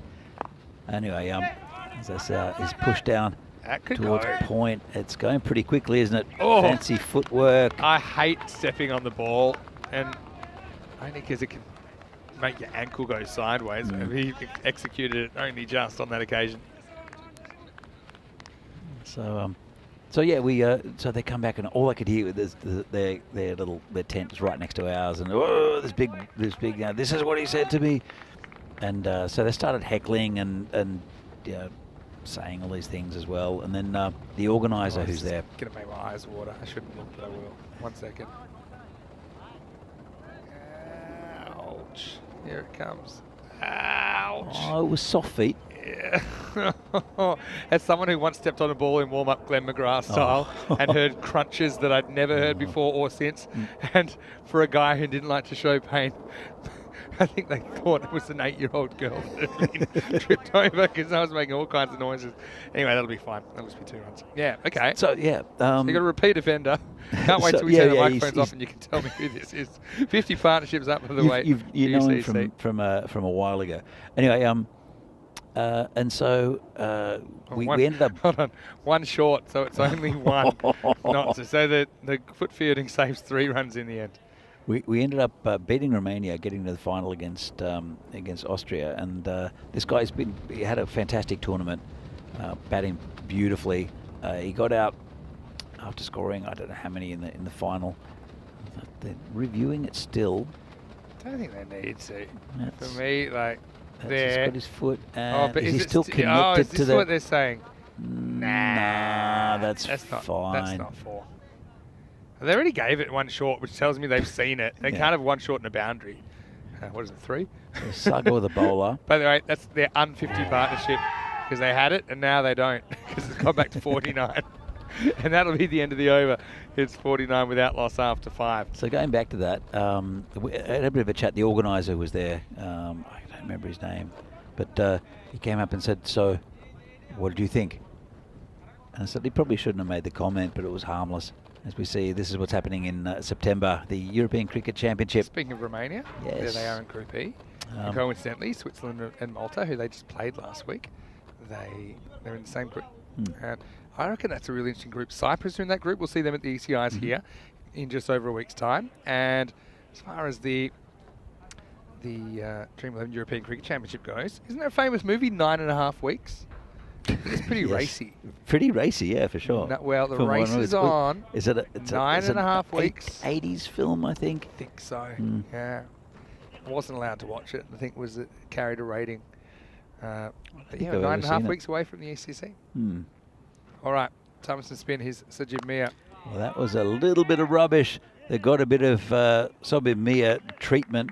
He did hammer them for a couple of sixes. That one's in the car park. That was short and rubbish and deserved what it got. Yeah, you mentioned the lawnmowers kind of out of service. So those areas around the ground, particularly near the car park, it's pretty thick stuff you're having to get through to get to the ground in the morning. That's a better ball though from Sajid Mia. So anyway, yeah, okay. So you said, yeah, okay. I said like, yeah, he probably shouldn't have said it, but it's harmless. And the guy kind of like nodded, yeah. And then next day we're playing in the final against Austria, and the whole Romanian side is cheering Austria as hard as they can. Yeah. Every time, everything. And then when this guy got out, he's walking off, and the guy who was dismissed the day before, the Romanian batsman. Yeah. Got his revenge? He said, well, sort of. He said, oh, well, that's the last time you're batting in the tournament. I'm like, it's the final. That. It's the final. You know what? I appreciate that comment. You know, you have to have a little bit of self-awareness to say that because obviously it is. But I think that's quite funny. I don't think I had a good laugh at him. I looked at him and had a good laugh, not with him, but at him. So, It's been it's a couple of good balls there. It sneaks in, only just, if it does. He hasn't got going at all in this innings, has Magare, considering how he's been batting. That'll help a little bit. Another full toss. Another one dispatched. Classic reverse jinx you put on him there, because yeah, that does get plenty of bat on this. Full toss. Mia had some good stuff in the middle, but yeah, the bookends weren't very good, were they? And that 50 partnership is up, and so is the 60 partnership, in fact, because it's 61 without loss after 6. We had one last week in Malta. It was Imran Amir, not naming any names. He basically, he's a character. You know, when he take a wicket, he'd carry on a bit. And I know he was playing for Malta. Some of the French didn't really appreciate it, and then when he was out, did pick a wrong into Mr. Universe, Dawood Amazai. I think they gave him a little bit, and then there was this. When Imran was fielding, he was miles away. Well, he's like 6-8 meters from the batter, but he kind of shaped to like with his elbow. But like he's 10 meters away, like, you know. And then the umpires, you know, they weren't taking it. They were pretty quick on it, having a word, trying to like give him an official warning and this and that. In the end, I think he might have even got suspended for it. But that's not that funny. The funniest thing is what came next. Jan comes on, gets this one past the batter and the keeper. This will be 2 wides. So then then he goes up to the batter, which was Action Jackson, and shakes his hand and says, no, I was just shaping to like throw the ball, like underarm nice and softly. And he quickly pats him on the shoulder, shakes hands and all that. But I think the Imran forgot that we're on TV, because we very quickly put the side by side of what actually happened and what he said happened. Because at the time, if he was Pinocchio, his nose would have grown about a yard. There was a fair few porkies going on. See, I'd file that under this good competitive cricket. I mean, essentially, as long as it's nothing that, as long as it's left on the field and it's not. See, my line maybe is a bit further, having grown up in and played my cricket in the first grade system, which is highly competitive. And all these verbal things, they're like water off a duck's back. You know, if you don't make it to that level if you're bothered by it. Wow, what a shot. This is just placed by Bagel over leg side, and I think that's going to be a no ball as well. So from bad to worse as Bagel goes maximal. And UCC, that one shot could put them ahead of the rate. They were just slightly behind before that shot. That was a front foot, was it, Vinny? Must have been. Let's have a look at the foot here. Yeah, must have been just, and was called by the bowlers and umpire. You kind of see his arm go out slightly. So, free hit in the end. So, yeah. I mean, playing cricket in Australia, you grow up and you do hear some fruity language. And but I think Australians are difficult to offend. Well, they used to be, at least. I'm not sure about now. Yeah, I'd say that's probably true. Again, it's a bit of a culture clash sometimes. So when Australians play Australians, it's all pretty, you know, it's on. But then everyone understands it's just kind of empty words, and after the game, it's fine. I've had some horrendous things said to me, and then the guys at T come and say, "Yeah, well batted," you know. I was like, "Are you kidding me?" You just for 2 hours, you just talk about any family members you could possibly think of, and this and that. But that's why I think sometimes you see in the international game, especially in the subcontinent, there's certain other unwritten rules of what you can say and what you can't. So it's one of these things are just misunderstandings. I mean, I do think it's probably a bit unnecessary, all the verbal stuff. I tell you what, though, Vinarati, the culture of Vinarati changed a bit when all the Saffers came in, with Kyle and Ed and Sean Dalton. And apparently, because I don't think it's the same sort of sledging in the subcontinent, but these guys were chirpy and saying things, and you know, like I remember a few years ago. Well, have we got a list of best sledges? There was one of them. I can't remember who it was. It might have been a Pepsi Cup game, and this guy had the best Freddie Mercury moustache. Okay. And I think it was Kyle Gillam just kept on calling him Freddie Mercury. And this guy had absolutely no idea what he's talking about. It's like... but it was the Pop culture reference. the 80s Freddie Mercury moustache. That's one. I'll come out in a second. It's another. Whoa. You know, his hands have been so quick, but too quick because he's picked out the fielder. So Miguel goes for 42. They're right on the red line. Maybe we are looking at potential golden ball. It is United after all. The Tigers fight back and they break the open partnership. Finally, 73 for 1. Hit absolutely straight to him. Hit pretty well there by Miguel, and didn't have to move at all. He's got very good hands. Miguel gets the hands through quick, generates a lot of bat speed. But yeah, look at this. Yeah, fielder did not have to move. Takes it right in front of his face. It's still a pretty good knock from Piyush. He's going to have to step aside. One thing about United, I do think that they've got a bit more batting in their lineup now. They have lost Bagoli though. That's a concern for sure. But it's bring Ayush Sharma to the crease, and probably a good time for him to come to the crease as well. He's very good under pressure. Kroom in the chat says game abandoned on the pitch next to us a few weeks ago. Oh boy. Looked like it would be a fight, and said they trashed the wicket. Oh, that's groundsman's not happy there. That's when the groundsman comes in throwing a few handbags. Yeah. Again, it's a line. I think that's definitely on the wrong side of the line. I don't mind players getting competitive, but you're right, when things get personal, when things get, now I think it's, see, Paula comes in again, it's down to the me, side. it was always super strategic. If I felt I could unsettle someone by undermining their confidence or making them feel uncomfortable, so in my position as a keeper, I would have no hesitation in doing that. Yeah. No hesitation whatsoever. Where it got a bit strategic was there are some guys I knew, and you hear about this at all levels, that you give them a bit of that stuff, they bat better, they dig in. Oh, yeah. You're hoping that they can like have a joke with those guys and maybe just get them to let their guard down a little bit. Yeah, no, that's exactly right. And You now in my pump old them up. age, my senior years, playing wise anyway, I don't play very often, but I find myself just kind of enjoying good shots and saying good shot and meaning it. I'm the same. I'm exactly the same. 75 for 1 after 7. This is what's coming up in the last game of the day. Spartans, Tigers. Replay of that last match last night. It was rain affected. So yeah, Tigers this time, they've won the toss, elected to bat. Hopefully we don't have any rain interruptions there. But that match will start in around about 35 minutes time right here on the European Cricket Network. Tigers. Interesting 10 overs, I'm sure, for them. They're fun to watch, the Tigers. Yeah, they are fun. Because they're kind of raw in a way. Yeah. Yeah, they're fearless, they go for it. Sometimes it works, sometimes it doesn't. Do you think that where United were last year? Good question. So they've got some talent, but not as much depth. Whereas now United have talent and depth. Maybe United 2 years ago. You know. But Just United, a couple of golden balls. United do have that winning mentality. They've lost a couple, both against Bohemians, unfortunately, and in close games. But they've got a winning mentality from winning that Division 2 league, and so it's springboarded them into this tournament. I think. Yeah, they've certainly got a degree of confidence about them. And they've got guys that can really whack it.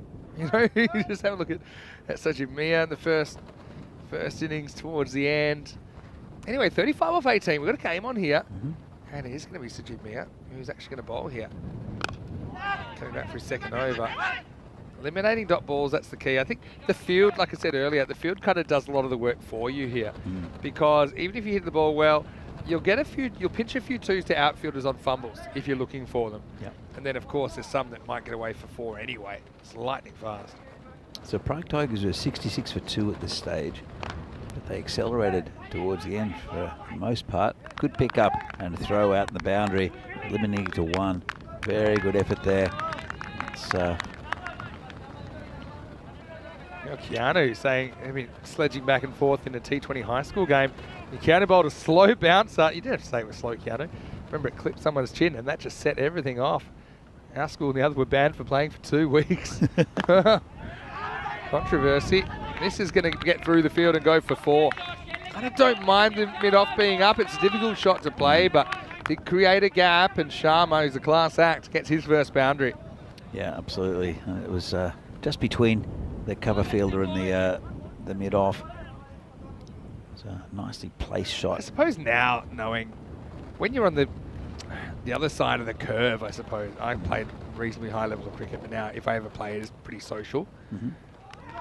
It's pretty close to one. Pete says no. I suppose, yeah, like I'm competitive, but I just really want to enjoy myself. Yeah. and I also am happy with other people enjoying themselves. That was a tight one, wasn't it? I think it probably was a wide. I think it was straight over the line. But anyway, won't matter. For now, at least. Next ball. I'm thinking of two. Ooh, that's close. I reckon that's big trouble. He's walking. Yeah, and he just showed a bit too much of himself there. So Magari is run out, ironically. Now he's going to be run out for 22. It was just a good, clean pickup out there, wasn't it? And I think for me, the keeper does well to pick this up and grab the stumps in one motion. So, and yeah, see, just kind of goes one motion, picks it up, and hits the base, and you can see he's out by a long way. So, yeah, really good effort. Good keeping, you know. Made sure he had the ball first. That was important. He didn't snatch and go back to the stumps early. But Magare, well, he has, what do they call that? He has fate, turn around and kick him in the backside in the end, because after surviving an earlier really tight run out, he goes for 22 and is 82 for 2. So it's will be a very tight finish. It's crept up to over around about 12.5 and over. Yeah, it's still on, I think. Swear Pagoli is a big loss with the bat and the ball. And the way that he was looking, yeah, it didn't look like he'd be coming back anytime soon. I mean, he said he injured it just before. It wasn't that particular ball. It was a little bit earlier. And he said, no, it's just not, it's not right. And Manu Singlo, the skipper, he's a very able replacement in the 3 spot. Because they've only lost 1 wicket here, so I mean, that's not really a problem at the moment. You got Big Joshy to come out. He normally has one game where he smashes them everywhere. Anyway. I'd say though that this pair would have to get the bulk of the runs, or at least one of them will have to stay in. So yeah, here's Abamanu. Magare is still listed, but that wicket went down. Yeah, I think they're just sorting out the details of the run out. But yeah, I'm trying to think. I don't think I've ever had a cricket fight. I mean, Oh, I do remember one where it was, we had a pretty wild player who I played juniors with. He punched our coach in the face once. We were playing, I was playing senior cricket with him. Occasionally he'd pop in and out. Anyway, his batting partner run him out, so he smashed the stumps down at one end, went down to the other end, smashed the stumps down, and then punched his batting partner in the face and walked off and just left. I don't think we saw him for years. Yeah. He was a little hot-headed. Yeah, probably some deeper issues there that are going on. But yeah, I've never, I suppose, I've heard of this, but I suppose in the competition I was in, you know, the team unity and presenting that was super important. You couldn't show a crack in the facade. And I was probably lucky to play in teams that did genuinely get on, but what I heard from some other clubs is, you know, they didn't necessarily get on that well with each other, but we'll try and make it seem that way. But yeah, we'll just, while we sort that out, I want to welcome everyone into the comedy box. When you sound to hear Mr. Maximo, here with Danny Hudacek. And yeah, it's nice to be here. We had the wind coming in at times, haven't we? But it's been a funny old couple of days since I've been back. But I believe before that here in Prague, it's been pretty warm, hasn't it? It was bright and sunny and very, very warm, baking hot. And it's been like that for about a month. But the weather's coming a little bit. And we had that shower yesterday. Yeah, well, it looks like everything is set. So let's get back to the action out there in the middle. Last ball, the over. Drilled towards the fielder, just be a single. He's picked him out again, hasn't he? He's well positioned there. That'll be the end of the over. It's 83 for 2 after 8. We've got a finish on our hands here. 27 off the last 12 to genuine top order batters at the crease. And this will show you how close it is. Just a little bit behind, but they've been creeping up, haven't they? And it's a graph that's so good, we'll show it to you again. So you can see, look at the kick that the Tigers got towards the end of their innings. So we give you 2 short looks at it rather than 1 look that time, just mixing up our game. So they're getting together, the Tigers, having a bit of a chat. How about Kroom saying as a youngster in a club youth game, he's strangely enough against Hornchurch, who we know from the ECL here this year. We gave all their players massive send-offs over the top. Got in a lot of trouble, of course. We're all good friends now. Another thing that I don't see in cricket at all, where we used to do it all the time in Australia, is you clap the captain onto the field. Do you remember doing that? I thought that was a non-Australian thing because I've never had that in Australia, but when I've played around the world, it's a thing. Yeah, It's a nice little tradition. Yeah, we used to do it every time. Captain's in. This one's going to be wide. Oh, this is costly. Oh, yeah, you know what? It's called buys, but for me, it bounces on the tram line. You know, for me, this is wide. I think they're not getting the better of these tight calls. But have a look. Yeah. You know, okay, it's iffy. maybe you can make an argument that at the crease, which was about half a metre before, I certainly would have been tempted to call it. But anyway, 4 buys, I'll take it. United. Yeah. Are we getting to a society where, you know, we don't want elites and so, you know, the captain's just another player now? I don't know. 23 off 11. It was a little bit strange. As I said, we didn't do it here in Prague at all, but I don't think. But definitely did it back home.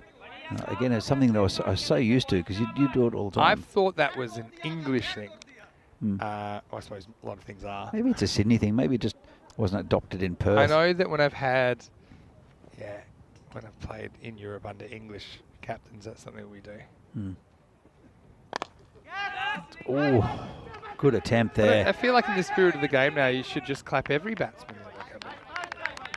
Well, give him a nice welcome. A non-ironic nice welcome. That Turkish game where the Czechs played the Turks in Romania. Yeah. The Romanian batsman, the Turkish batsman, when they were dismissed, would go up and shake hands with the bowler.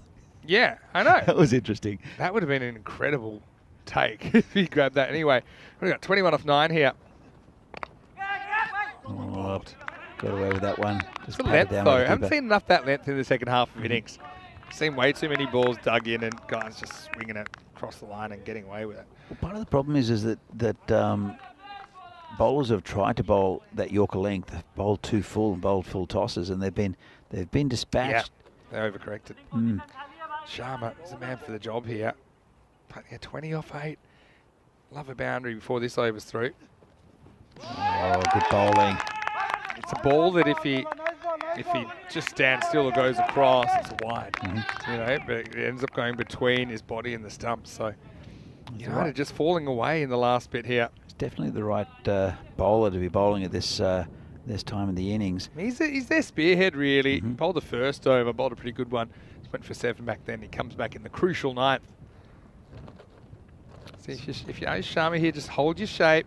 Don't back away. You've got big gaps at cover and there's no one back on the offside, so no need to hit across the line either. All right, last ball of the 9th. It's got a bit of it. Could be caught, dropped. We'll get the single. Another one, yeah. We tried to go in that direction, but didn't time it. This looks a little bit off at the moment, Ayush Sharma. Today, at least. He'll retain the strike, and it's a big task required. 19 off the last is what they'll need. It's 91 for 2 after 9. They're almost home, aren't they, the Tigers? It's going to have to be a big over. As we said, the golden ball rules here. And Hemi Sophia Barbarians was the last golden ball. Barbarians, they're kind of the United of Bulgaria in that they've had 2 golden balls. In fact, once they were knocked out of the finals in a golden ball. Yeah, and these are the 10 golden balls we had this year. We started with such a run. Have a look at the dates. Look at February, right? And then where have they gone? We only had 1 in March, 3 in April, 1 in May, none in June, none in July so far. 2 in Milan. Yep. That was fun. The second one, the fresh tropical one. Actually, both those golden balls were amazing. And I was just walking into Charles's wedding reception when the fresh tropical won. Sorry. Anyway, okay, so look, 19 required. You got Vijayan, who's going to be the bowler.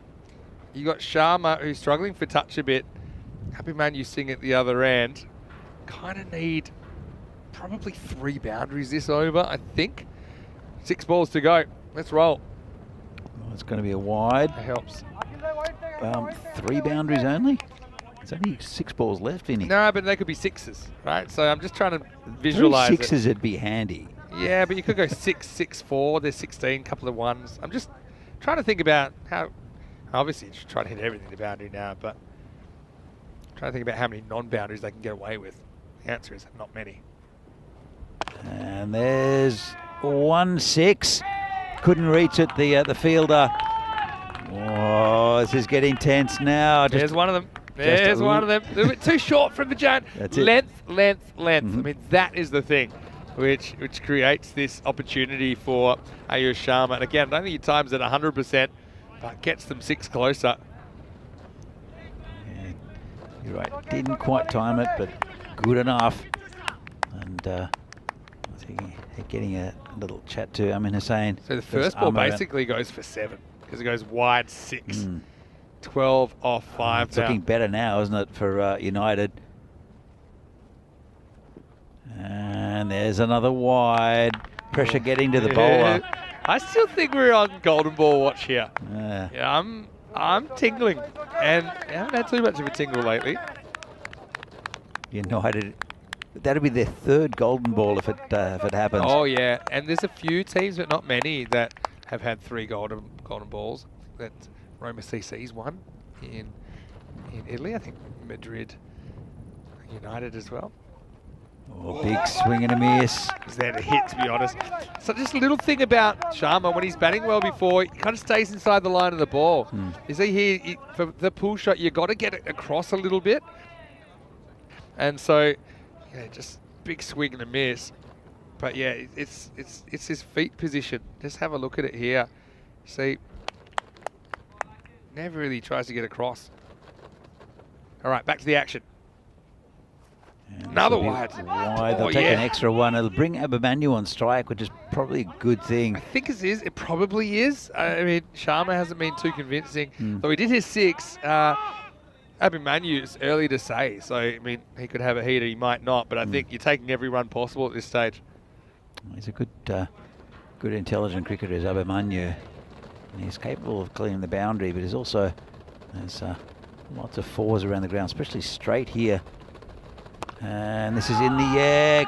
Player coming around and leaves it. Well, it's 4 runs.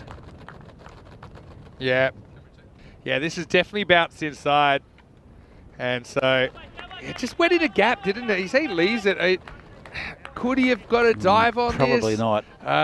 Fielded there is the general manager, hasn't it? Well, he delegates responsibility. Have a look at this. One of the longer parts of the ground. I think he just kind of wasn't quite aware of where he was on the ground. So, well, there's our 2nd boundary. I said they need 3. Maybe not though with all those wides though. Those wides are almost worth an extra boundary. 5 off 3. What a shot by Abimanyu Singh though. Just stayed still. And now he could win the game with a Maximo. A 4 will tie it. 3 balls to come. Vijayan being put to the test. Good stop. Yeah, really good stop. Oh, yeah, I'm feeling it. You know, there's a lot of ways. So you can get a golden ball from here. So 4 off 2. So like a 1 and a 2 or a 2 and a 1. Yeah. That's a golden ball. Right? Obviously a boundary wins it for United here. What a game. We don't want a wide. We do not want a wide. Wide and 2 singles. Oh, stop I it. think we're breaking it. Early call. I don't want to do spoiler alert. It's I'm watching it's live. in that zone, It isn't really is in the zone. You're going to be upset. Especially because I think they'll probably run it 2 regardless to the outfield here. I think they'll just sprint to 2 and hope for the best. I think it's worth going for it at this stage, especially on this outfield. 4 to win, United. Can they do it? Sharma on strike. Oh, another wide.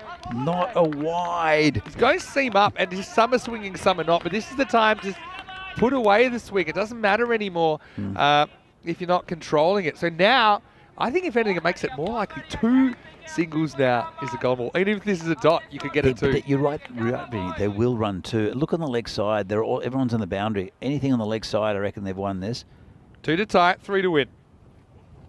Oh, good ball. They're coming for 1. Oh, he's trying to kick it. They might get 2. They do on the kick. And now they could go 3 if they get up. They're going to win. Unless this is out. And that's the most ridiculous last ball. They've won by 7. They could actually, I mean, they won't need the 7, but it would have been a 7. That is a ridiculous way to finish a cricket match. He didn't need to kick this. He probably knows this now. But this is absolute chaos.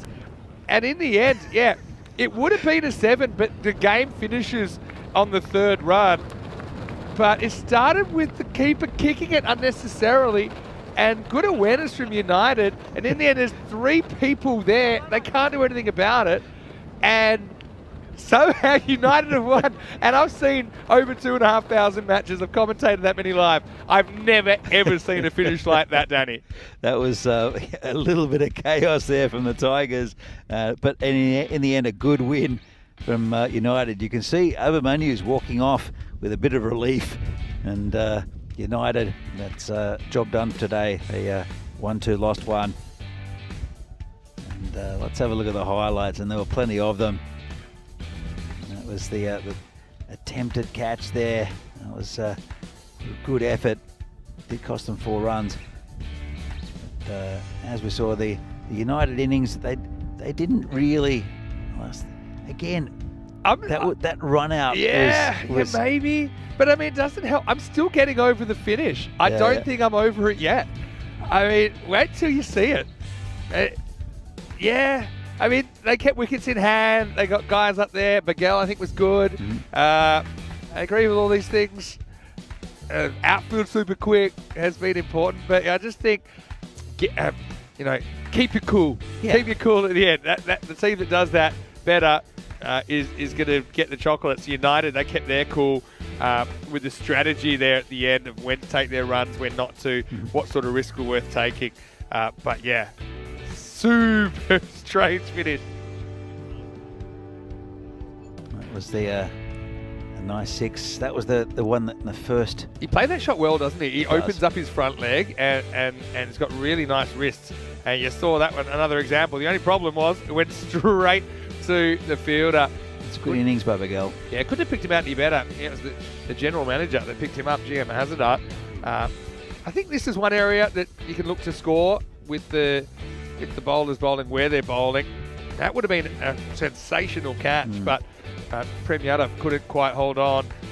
And yeah, they needed some boundaries towards the end. They found them, didn't they? And it just seemed like it was getting a little bit out of control. Abimanyu's was a pretty useful one as well. I think it was the placement that did it. And then this last ball was absolutely crazy. It went kicked by the keeper, thrown by the bowler, thrown back to the keeper.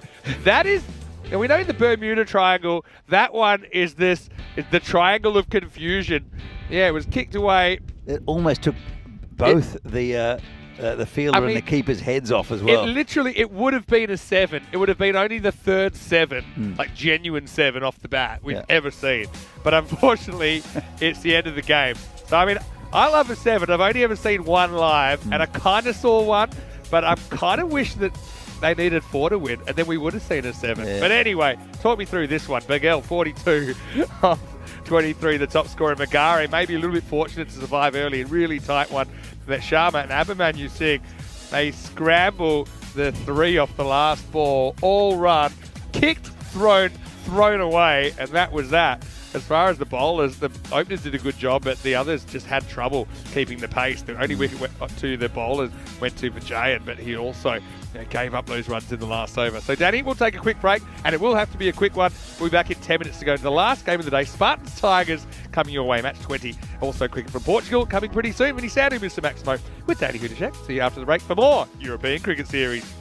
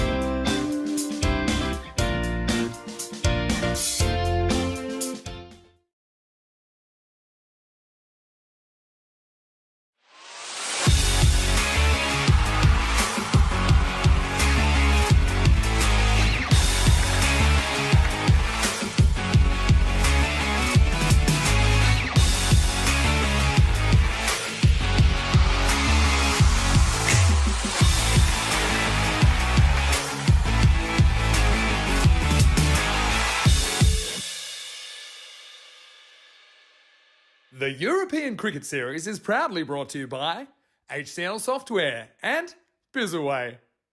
Hello and welcome back to Prague. Time for the last match of the day here. Not too far away from the start in Portugal as well. Rico is standing by for night 3 of that ECN over there at the Miranda de Corvo Stadium. But right here, right now, it's time for the last game of the day. It's going to be match 20, a rematch of last night's game. Unfortunately, on that occasion, it was slightly rain affected. Hopefully, we don't have any of those issues here tonight. It's going to be the Prague Spartans versus the Prague Tigers. Charles Croucher is the sheriff. He's got the coin in his hand. He's got the 2 captains. Let's see who wins the coin flip. Okay, your call. Yeah. Heads. Heads is the call. And it's a tail. We will bet first.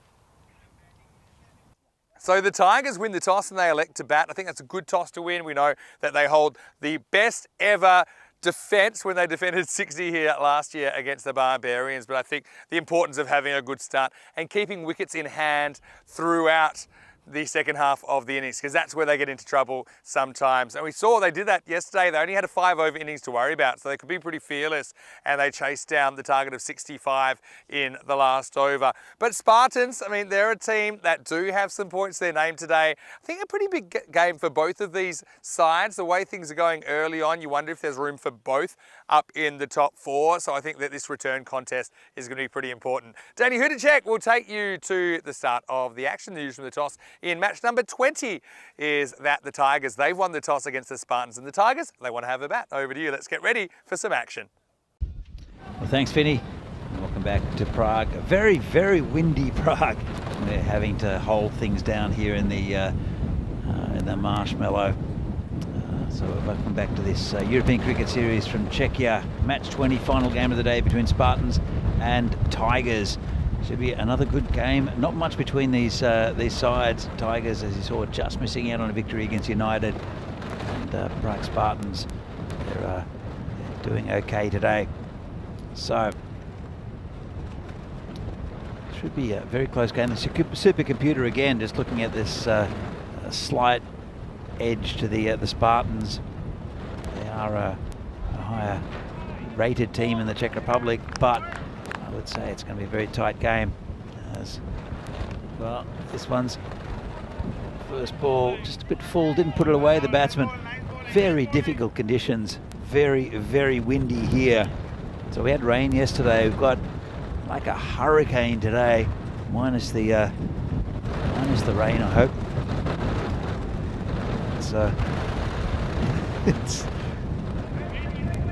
The stumps have just fallen down.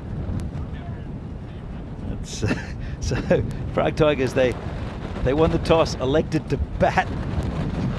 This is going to be difficult. I don't know, can you nail the stumps down? I'm not really sure, because it wasn't just the bails that flew off. The bails at the other end are okay, so there's a vortex around umpire Pete Vincent. Bails gone. They're going to have to, it's either heavy bails or they'll have to take them off completely. There's, right behind them, there's the men in yellow fixing. I'm back. Oh, try getting back. You made it. Oh, I had to get back as soon as possible.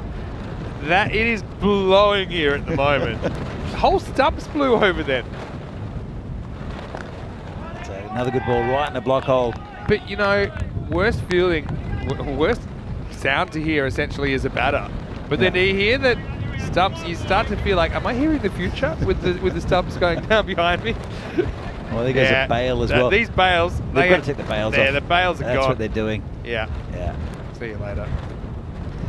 Well, you might need heavy bails, but then you need heavier stumps as well. So yeah. Now, so with the bails off, what is it with these two teams at weather events? Because they were playing when the storm was on yesterday. So anytime the ball hits the stumps, regardless of if the ball was hit, the ball hit stumps earlier in the play, it counts as breaking the wicket now. Okay, so Ryan Prolu is pushing up into the wind, which is not very easy. I'll tell you that much right now. Wind's right behind the batter, and he delivers a perfect Yorker. So he's bowled really well in the face of this difficult wind that's just picked up literally in the last couple of minutes. I tell you what's going to be difficult, because firstly, getting the ball to the other end of the pitch for the bowler is going to be difficult, right? But it's going to dip. So, that's what's happened in the last 3 balls. Is the ball's going to dip down, and I think is Pete asking about how safe this is? I don't know. Nothing's flying. There's across only one time that I think the umpires considered taking the players off for wind, and it was in Milan. This has worked away leg side. This is going to be 4. So Segor gets off the mark. Roll, who's been good so far, but this time he just goes to leg stump a little bit and gets turned around the corner for 4. Was that when the 10 flew over our head? Could have been. I think you were with me. Yeah. It was 2021 Milan. Yeah, we and lost the to Duckworth 10. Lewis came out. There wasn't a cloud in the sky, and I said, "Why give me this?" The printout came out, and they said, "Well, just in case it gets too windy to play." So I tell you what, we got Martins, who doesn't actually go up in the tower too often.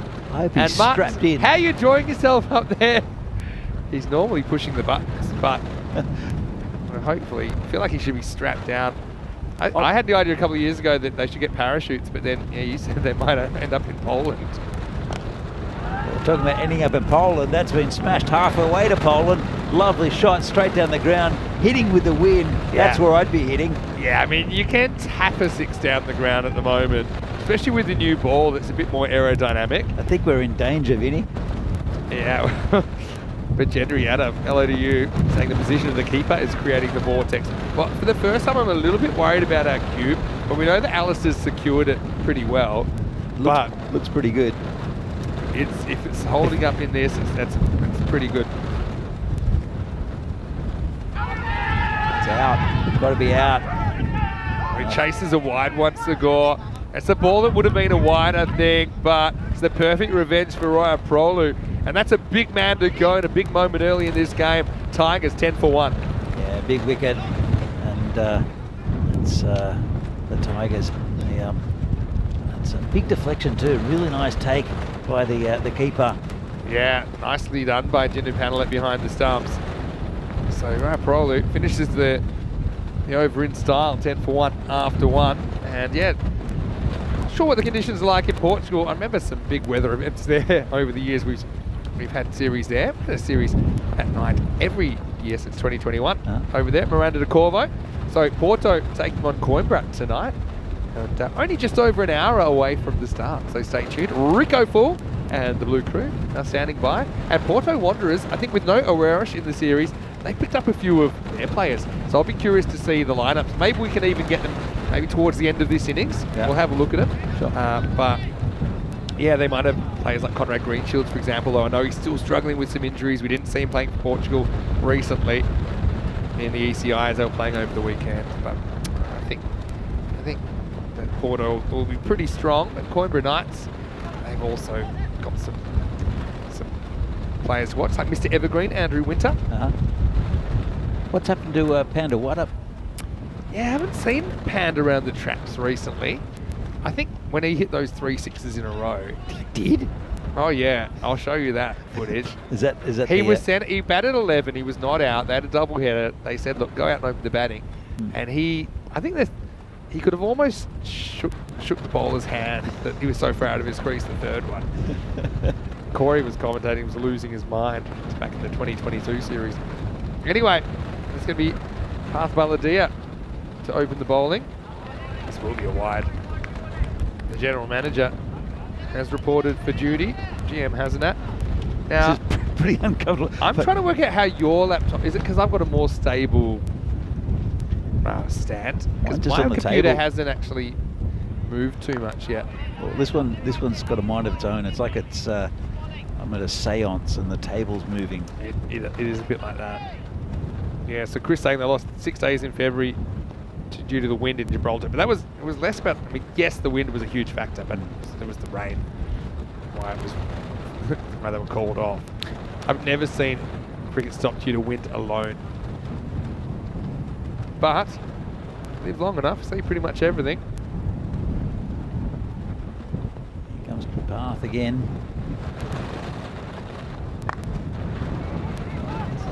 Just hit out to square leg, just for a single. Yeah, so now does that affect kind of your bowling plans? Are you scared to pitch up in case they hit down the ground, particularly this power play? I don't know. Be keeping outside off, I think, for the most part. Maybe trying to set a field that way. fair, Vinny. It's a chance for a run out. I think it's just as hard. It's probably harder to bat in this than it is to bowl, even though it's not easy to bowl in it. Yeah, maybe because the ball can do a few funny things, especially if there's not too much pace on the ball. It's why I think they're bowling Balladeer here. He's not trying to bowl super quick. Just gives the wind more of a chance to get the ball to do something. I tell you what, it'll be the catch of the century if the ball goes high in the air and somebody tries to get under it, because it could be anybody's ball. I'm waiting for it. Nobody wants to be on the high one at the moment. This is dragged away to deep mid-wicket. Should just be a single. So Balladeer has delivered a good over so far. This is one of the few places as well that I can think of that I think the camera got blown out of the tower 2 years ago. I think so. At least it did blow over. Well, the side screen, the bit that's behind us, is still on the ground facing the opposite direction. And, oh, it's a nice shot. Just tucked around the corner. 4 runs. And another bit of foot fielding. Oh, they're going to have some sore shins. We should at least hand out some free shin pads for the ball retrievers. Anyway, it's the end of the second over, and the Tigers 20 for 1 after 2. Balladeer delivered a pretty good over, but cannot get leg stump on this pitch. I'd like to see a bit more kind of offside plan with a field set for it, and guys actually executing those deliveries with 5 or maybe 6 on the offside. Whether the bowlers are up to that, I'm not so sure. But have a look at the table. You can see it's pretty congested at the moment. And the Tigers narrowly, and I mean narrowly, missed out last game. They had a bizarre finish. United ran 3, including double overthrows off the second last ball of the game, a ball that would have been a 7 and was kicked by the keeper in the first place. Anyway, Israel Prolu is coming back. And again, wind is in business as this races away from the field. That'll be 4. That's a nice shot. We just barely clipped it and gave Arya on the boundary absolutely no chance of getting there. Yeah, Tigers always a question if they can sustain the attack over the 10 overs. But yeah, I think I'd love the fact that the wind's behind me if I was batting. I know it's a bit uncomfortable, but well, in Milan, so was 2 years ago.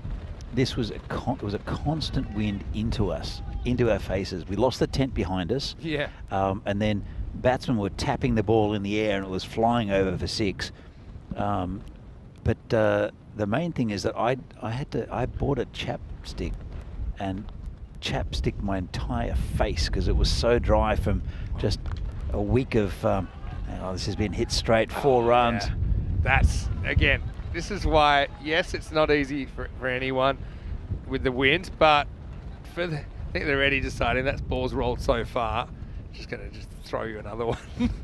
But yeah, if you're a good straight hitter and a good technical hitter, then I think you're quite liking these conditions because you feel like with these dimensions, you're pretty comfortable. Oh, good ball, got up on him, got big. Kanti holds the ball. We had the tent graveyard there in Milan for a little while. Another place, Kiel in the north of Germany. Yeah. That's another place we had a proper tent graveyard. We had generations of tents there, but it just did not handle the wind. Well, every year the CHAMKS, the organising, or the Czech Federation of Cricket here, buys tents, and the ones they bought this year lasted 1 day. And there's a reason why. You can feel it now. How the tents are holding up well here. The players' well, tent. the thing is, we get Alistair to come now before the start of the event, and he's the strongest guy we can find in Europe. So when he bangs into the tents, he really bangs him in. It does take a team of elephants to take the pegs out of the ground, though. Oh yeah, that's not he's long gone by then. Anyway, a couple of balls left in the power play. Hasanat on strike. Oh, he launches this one and he rolls the wrist, so he's going to get 6 squarer than some of the other shots. But have a look at how far that's flying away. Maximal 6 to the Tigers. Well, the bowler's got a new ball already. That's the one that's just been returned from that straight hit by Venki, who's got the yellow jacket. So we've got a bit of multi-ball going on at the moment because but this one, again, it's the length that creates the opportunity. And there, that one, I actually don't think it stopped rolling yet, but we're going to bowl the next ball anyway. Here's the last ball of the third. Or maybe it's not, because this one will be called a wide. But yeah, Chris saying that Chris Redhead also been missing from Coimbra Knights. Yeah, I'm super curious to see the teams. And so with about an hour to go until the first ball in Portugal. We'll keep an eye out for them. You can also look out at our website, europeancricket.com. Keep watching tonight. Oh, he's got him, and he's chopped on. So Raya Prolu gets some sweet revenge, and we know that the Tigers can be derailed by a couple of top order wickets. They lose 2 in the power play. The general manager is dismissed. He goes for 12 off just 5 balls, and it's 37 for 2. Well bowled by Raya Prolu. Does end up with something to show for it. That's a very typical general manager innings. He'll have hit a couple of big sixes or score very quickly. So 12 off 4, very typical Hassanat innings. But they do have batting, a little bit of batting, the Tigers. We did see them collapse yesterday though. But it's a couple of big names out for them, especially that one of Sagor. And I'm not sure about Imran, but I think we'll be coming in. Yeah, well, I hope to the so. team sometime. I hope so. And so, yeah, just looking at the Porto side, so yeah, they borrowed heavily from Oerash, who aren't in the series. So they've got Junaid Khan in their squad. They've got Conrad Greenshields. They've got Mubin Tariq. They've got Brendan Bardenhorst as well. So yeah, quite a few that I think will be pretty handy. But yeah, Greenshields, a question about his fitness. But and also, you know, got things like availability. It's about a 2-hour drive from Lisbon to Portugal. To Porto. Sorry, Lisbon is in Portugal. From Lisbon to Porto, it's a 2.5. So yeah, that's why probably won't see those guys playing every game, but it'll be a good series. Has been so far. 4th overtime. And it's Sagar Madareddy who's going to bowl it. He starts by getting driven to cover. Just for one. New batter out there is Amin Hussain for the Tigers. That was a good stop there by Kranti. Saved 3 runs at least. I think he might have copped it on the leg. He's feeling his leg a little bit. Here comes Sagar again. So I don't mind that. It's not a bad spot to miss. But then the issue they've got, I suppose the issue I've seen in this series is when you've got guys doing that plan, they don't necessarily have the field to protect it. So I think if you're going to make that your plan, you kind of need your 3rd man in place. You need a deep backward point in place as well, and try and like jam up that quarter of the field with fielders. But you need to have a certain pace to pull that off. With this wind, it's probably going to be tough. Sneaks a long way across here and then gets into the gap. And yeah, right now these balls, they're flying, and once they hit the ground, they're not really stopping. I mean, that one has ended up almost at the other end of the Banks field. I think this is where we need the multi-ball again. And there, Pete's just got more balls. It looks like a packet of Tic Tacs in his pocket, the way he just keeps pulling them out. So go on. And yeah, the ball doesn't really change too much in the 10 overs, just a little bit. So as long as it's close enough, it's fine. Oh, top edge flying away, and it does get past the fielder. So this one isn't convincing, but it will be 4 more. Is that Path again? I don't want to name him, but it's a long way from us. But I do think that is Path. He does tall things very well, Look, this Path. 3rd man's not for everybody. I think sometimes, I mean, if there was a GM on the Spartan side, you'd be calling him into his office saying, you know what? Maybe, and you know what? He effectively gets that meeting because they just switched him out. That was a long way to the ground. It was into the wind as well, but still flew away. Yeah. Combination of the wind, the field conditions, and this could be a really high-scoring game here potentially. Could be. That's down leg side. Does that hit the pad? See the 5 wides or 4 leg byes? I think it might be leg byes. Yeah, just skimmed the pad, and it took it away from the keeper. And so, it's been chaos so far. Now, I remember this. The wind has stopped just for a second. And the thing about the wind here, when it's windy period, is be careful because it's regrouping. So it's going to come back stronger. It's literally the calm before the storm. 50's up for the Tigers now.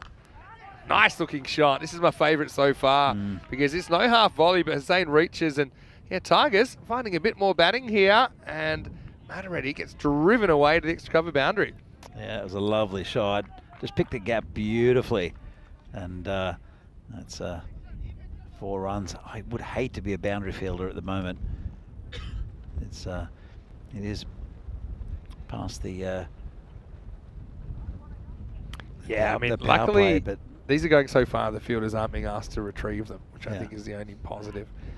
Well, we had much the same with PCC when PCC were batting when they hit 187, 100. They were just, it was one guy out there.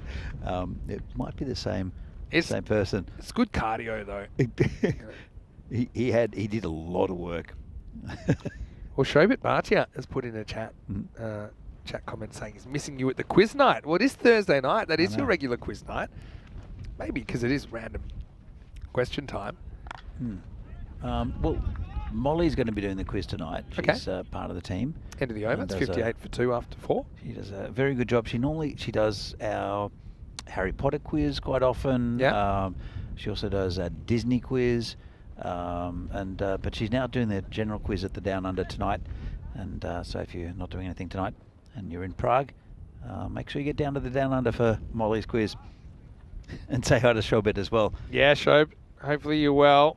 And he likes to pour a few drinks at the Down Under. And Prague's very, and Czech Republic I should say, and Pilsen in particular, is pretty famous for beer. Yeah. Obviously. Also, good wine culture as well here, particularly the whites. Yeah. I mentioned that you do get some kind of vineyards in the city and pretty centrally. Yeah. I went to one last night actually. Maybe doing a bit more exploring tonight within reason. I think the main wine region in the Czech Republic is southern Moravia. Yeah. Around Znojmo and that sort of area, and Mikulov. And there are some very good white wines. There are some very not good white wines as well, and there are some extremely not good red wines. There's just not the climate for red wine in the Czech Republic. This is a good start here. This is Wani. Wani's the guy I said, he's a leg spinner, but more often than not, he just kind of slides on. Does have a bit of a wrong-in as well. Oh, close. I don't know. It didn't have a weird one. It's almost like the one before, but this one maybe is a shade further outside off. The one before was a wrong-in. We'll probably get one look at this. So let's make the most of it. Hits him outside off stump, and it hits the flap of his pad. Yeah. So hits the flap of his pad just outside off stump. So I think that's a good call. Sometimes you can just tell with an LBW that's going to be out. I mean, I'm the first one to call. I call LBWs much too quickly, but that one. It's because you don't have to make the ultimate decision. So it's true. So you can get away with that. This has been a good over so far. Yeah. So, it was one of those weird ones, wasn't it? Because it slid on. The swing came down, but it was too late. Like the bat swing came down, it was too late. The ball already flicked the pad. Well, that's hit pretty well, but straight at the field. It's a type of one where the umpire has a better look at it than what we do. Initially, and we don't have a great look at it, but sometimes you can just tell. You look at it and by the reaction of the players, and also just everything about it looks out. That one didn't look out, but the umpire had a good view at it. Oh dear!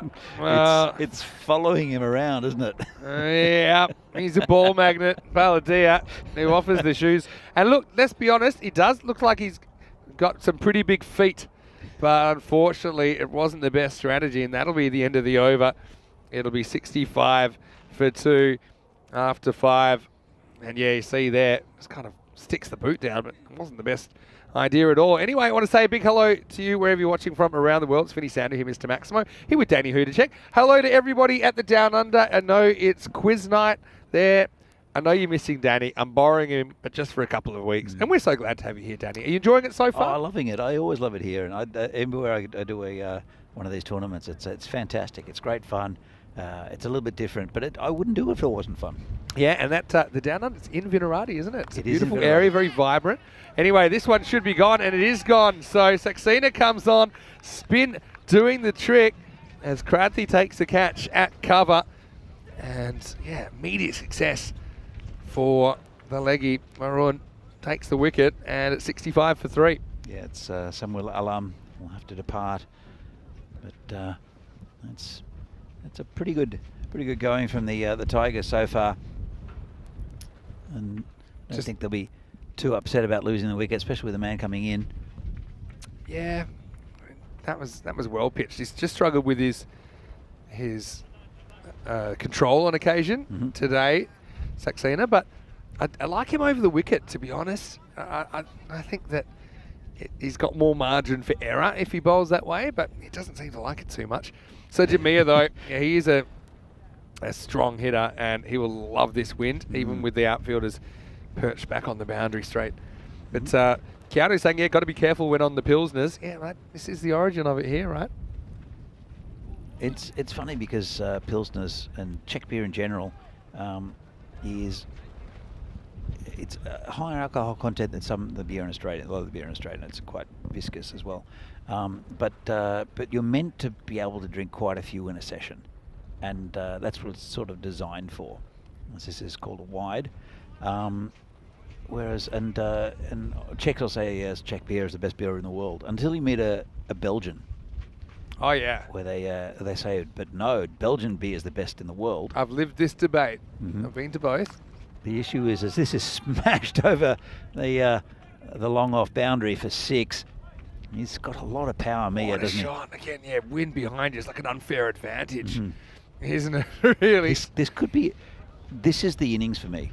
This, if Mia can stay in for the majority of this innings, it's a big if. I think they're going to get a huge score here, the Tigers, because he hits the ball cleanly and a long way. And with this wind, I'm looking forward to this. This is going to be fun. Yeah, it could all be over in an instant as well. I want to say hello to Kitty, who's watching from the USA. Hello to Denny and Tripp as well, also known as Mr. Kitty. This is why I don't like him around the wicket, Danny, because I just think so many balls are pitching outside the leg stump. Yeah. And I just think even if he's more comfortable doing that, the results are delicious for batters at the other end, and Mia whacks him away to the leg side. Yeah, so... Yeah, so you're designed to drink a lot of them. Well, that's like it. A smart commercial enterprise. Yeah. What's his hit down the ground? Could be out, won't be. That's better. I mean, if he is going to bowl around the wicket, then he's got to forget about the stumps and try and float it outside the off and try and make them, the batters hit him over the offside. Which won't be as easy. So the problem with Belgian beer, and Belgian beer is amazing, traditional Belgian beer. We're not talking craft beer here. We're just talking. Right. It's the Trappist beers, and there's all sorts of different sours, and they're fantastic. They've all got their own glass as well, and really ornate glasses. Some of them come with their own sort of wooden stands. The problem is you can only drink 2 of them before you start falling over. Yeah, that's true, and I can testify to that. Having been to Belgium, and I like to try food and drink wherever I go around Europe.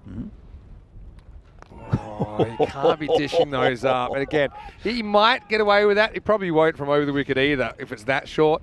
But what started as a good over turns out magical the other way, because there's 20 off it with that wicket even. It's 85 for 3 after 6. He just lined it up. He used his feet, lined it up, waited for it, and just clubbed it into the car park.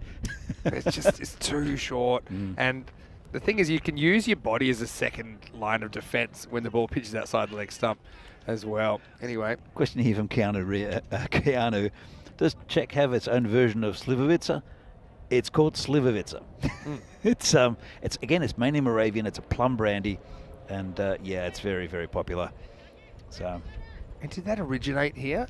Yes. I think it's a Slavic thing. It's all part of the region. But it's very, I mean... the best Slivovica ever is always somebody's grandfather's Slivovica. Yeah. And usually it's served to you in like a 2-litre orange juice container. The other thing they have here is called Bekarovka. Bekarovka as well, yeah. So I think I've been given it before. But how would you describe that? Christmas in a glass. Okay. It tastes like Christmas. That's what it tastes like. It's very herbal. Not quite how I remember it. Anyway, this is up. It's in the air. Should be another catch. It is taken. Nice catch. I got to say that this one was a bit more difficult for Kranthi because he's dealing with the wind. It's blowing up. It's blowing down. It's blowing the ball behind him. But Hussain is the next man to go. And so, I mean, score's looking healthy, but losing some key players. That's another one gone. I mean, Hussain goes for 18. Chagi with a wicket first ball that he delivers. It's 85 for 4. Yeah, a really good catch there by Kranthi, and Tiagi's reverted back to around the wicket.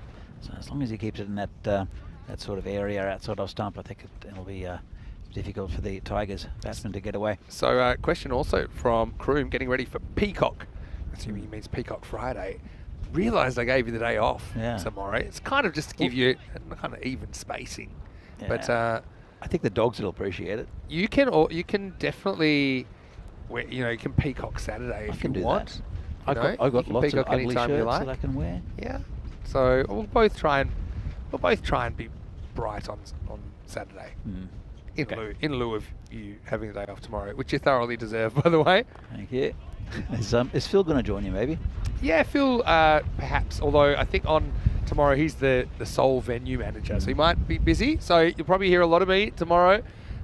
Maybe one or two guests, depending on who's available. But yeah, Saturday's a huge day as well because there's 6 matches on Saturday because of the format with the 8-team ECS. Is you have to get through the 56 group matches in 11 days. So you mathematicians out there will know if you have 5 a day, that's 55. You have to sneak an extra one in there somewhere, and we've decided to put it on the Saturday because it's a weekend, a bit easier for the players. Sure.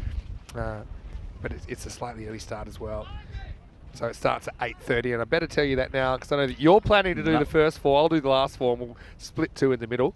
And Phil might be able to join me on Saturday. I did have a quick chat to Meta before, and just to confirm it was an 8:30 start, which means I have to leave before 7 o'clock from my place to get here by public transport, and so I don't really want to miss that one bus that'll get me here. Chargi. See, I think this is actually not a wide, but let's have a look at what the decision is. Yeah, it's a good call from Pete because it's on such an obtuse angle. If you look at where Chargi is delivering from and his arm action, that I think for me, when it passes the line, it's inside. Yeah. Unfortunately, the keeper doesn't handle it, so it's extras anyway. This next ball is going to set a task for the field. That's excellent work. We haven't seen many cut off at all. That's Ashutosh Arya. That turns what would have been a 4 into a 2. Yeah, he's really good boundary rider is Ashutosh. He's taken, I think, 3 catches in this tournament already, and has saved many runs. There's really an old biplane in the distance. And this one's hit straight and just be a single. Yeah. Yeah, it's near a local airport, right? Or it's kind of a, what do you call it, like an amateur airport? Or it's 3 airports. One's military. Yeah. One civilian. I think one's for light planes, something like that. But yeah, this the main airport of Prague's really on the other side of was on the other side of Prague. That's the Ruzhiny Václav Havel Airport. That I'm sure that if you come to Prague, you've flown into. Yeah, end of the over. It's 92 for 4 after 7. We're just talking about tomorrow. Why don't we have a look at the fixtures? Because I'm curious to see who we've got tomorrow. Vinarati, well, I know you won't be here on the mic, but you can certainly tune in because I'm sure you'll be curious to see them take on United in the morning. That should be a good game. Also taking on the Spartans in match 23, and Bruno will be here as well with 3 matches. So, yeah, look, starting to take shape. 5 matches coming your way. Peacock Friday, I'll peacock it up. I even bought one in Malta earlier in the week. Oh, yeah. That took my fancy. You have new shoes as well. So yeah, I've got new shoes. Going all in. But we'll be going all in once again, 7:15 a.m. GMT, which is 9:15 in Central Europe, and it's 12:45 p.m. in India. I did see on my Facebook feed these horrible looking, they call them party shoes.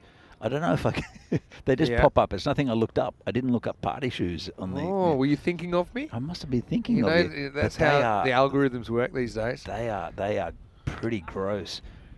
Oh, that's timed so well by Mia. He's looking at such a danger, man. This just drifts in. On drive is probably the most difficult shot to play and keep along the ground, stay balanced and hit it with power. Yep. And he absolutely smashes this. Just have a look how he shuffles his feet, does some sort of magic, and gets it wide of the fielder in the circle. And that raced away. So you mentioned where the airport is. Yeah. Well, obviously you've been in Prague now for, I'm going to guess, 16 years? Yeah, something like that. 15-ish, yeah. Oh, lovely shot. And that's another 6 straight. Wow. And Mia is loving this breeze. Tell you what, the camera can't pan all the way behind, but there's been a lot of work for the ball retrievers at the moment. Tell you what, the ball retrievers behind the field are loving it. They're sitting on their chair just relaxing. Meanwhile, it's kind of one guy down the ground who's having to... I think it's Venky. I don't think that's Venky over there. I think Venky might be helping out. Yeah. But I was going to say, one thing I really like about Prague is the public transport network. It's amazing. Because you take it here every day, right? Yeah. Oh, big It's sweetness super this cheap time. as well. So 10 crowns is what? 40 cents. 40 cents. Let's say. Yeah. And Not even. How many? 10 crowns? 10 crowns. Now 10 crowns is 20 cents, I think. Oh, what a shot. Goes over, long off, and goes large. Maximo! Mia has got this right, I think. He's hitting with the wind. He's hitting through the line of the ball. So he's not just a leg side player. He plays this really nicely over mid-off. So the public transport costs 10 crowns a day, which is almost nothing. It's 40 cents. I actually think it is 40 cents. 40 euro cents. 40 so euro about, cents. say, 60 cents Australian. Okay. Wow, he's this hammered that is as well. Just going to be 4, I think, but still. I'm loving this at the moment, Marty. It's full toss. And I think they're just checking this, but to me, it looked like it bounced just before the rope. I mean, it might have hit the rope on the full, potentially. I don't think so. Let's see. And I think that's 4 for me. Yeah, I reckon it's 4, but we'll see what they say. I don't think you don't see the rope move. So yeah, we'll have a look one more time. I think you can see it's about to land inside the field of play there. So let's see. I've been wrong so often today, so I think it's 4, which means it's going to be signal 6, and of course it is. Maximo! Yeah. I think it's fair enough. Yeah. Did it deserve a 6, Vinny? Nope. This one may or may not get there. It's another teaser. That's a 6. That one is going. Well, you might as well call that one 4. They're going to check it again. But yeah, I think this one for sure goes for 6. The reason is balance of probabilities. I think if you're in doubt, you give it 4. That's the directive.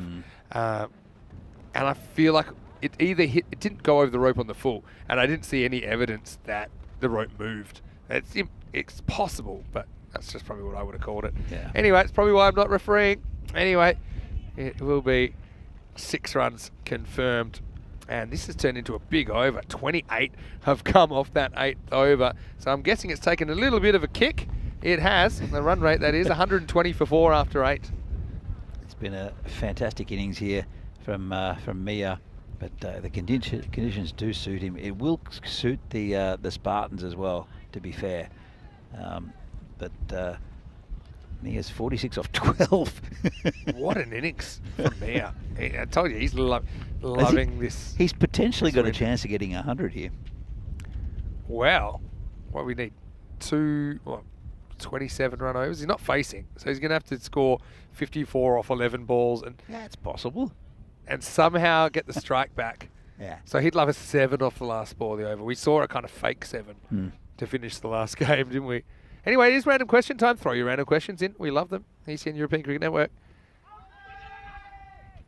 Dot ball. Good dot Taneem's ball. got one job, and that's to get Mia to the other end. He wasn't able to do it first ball.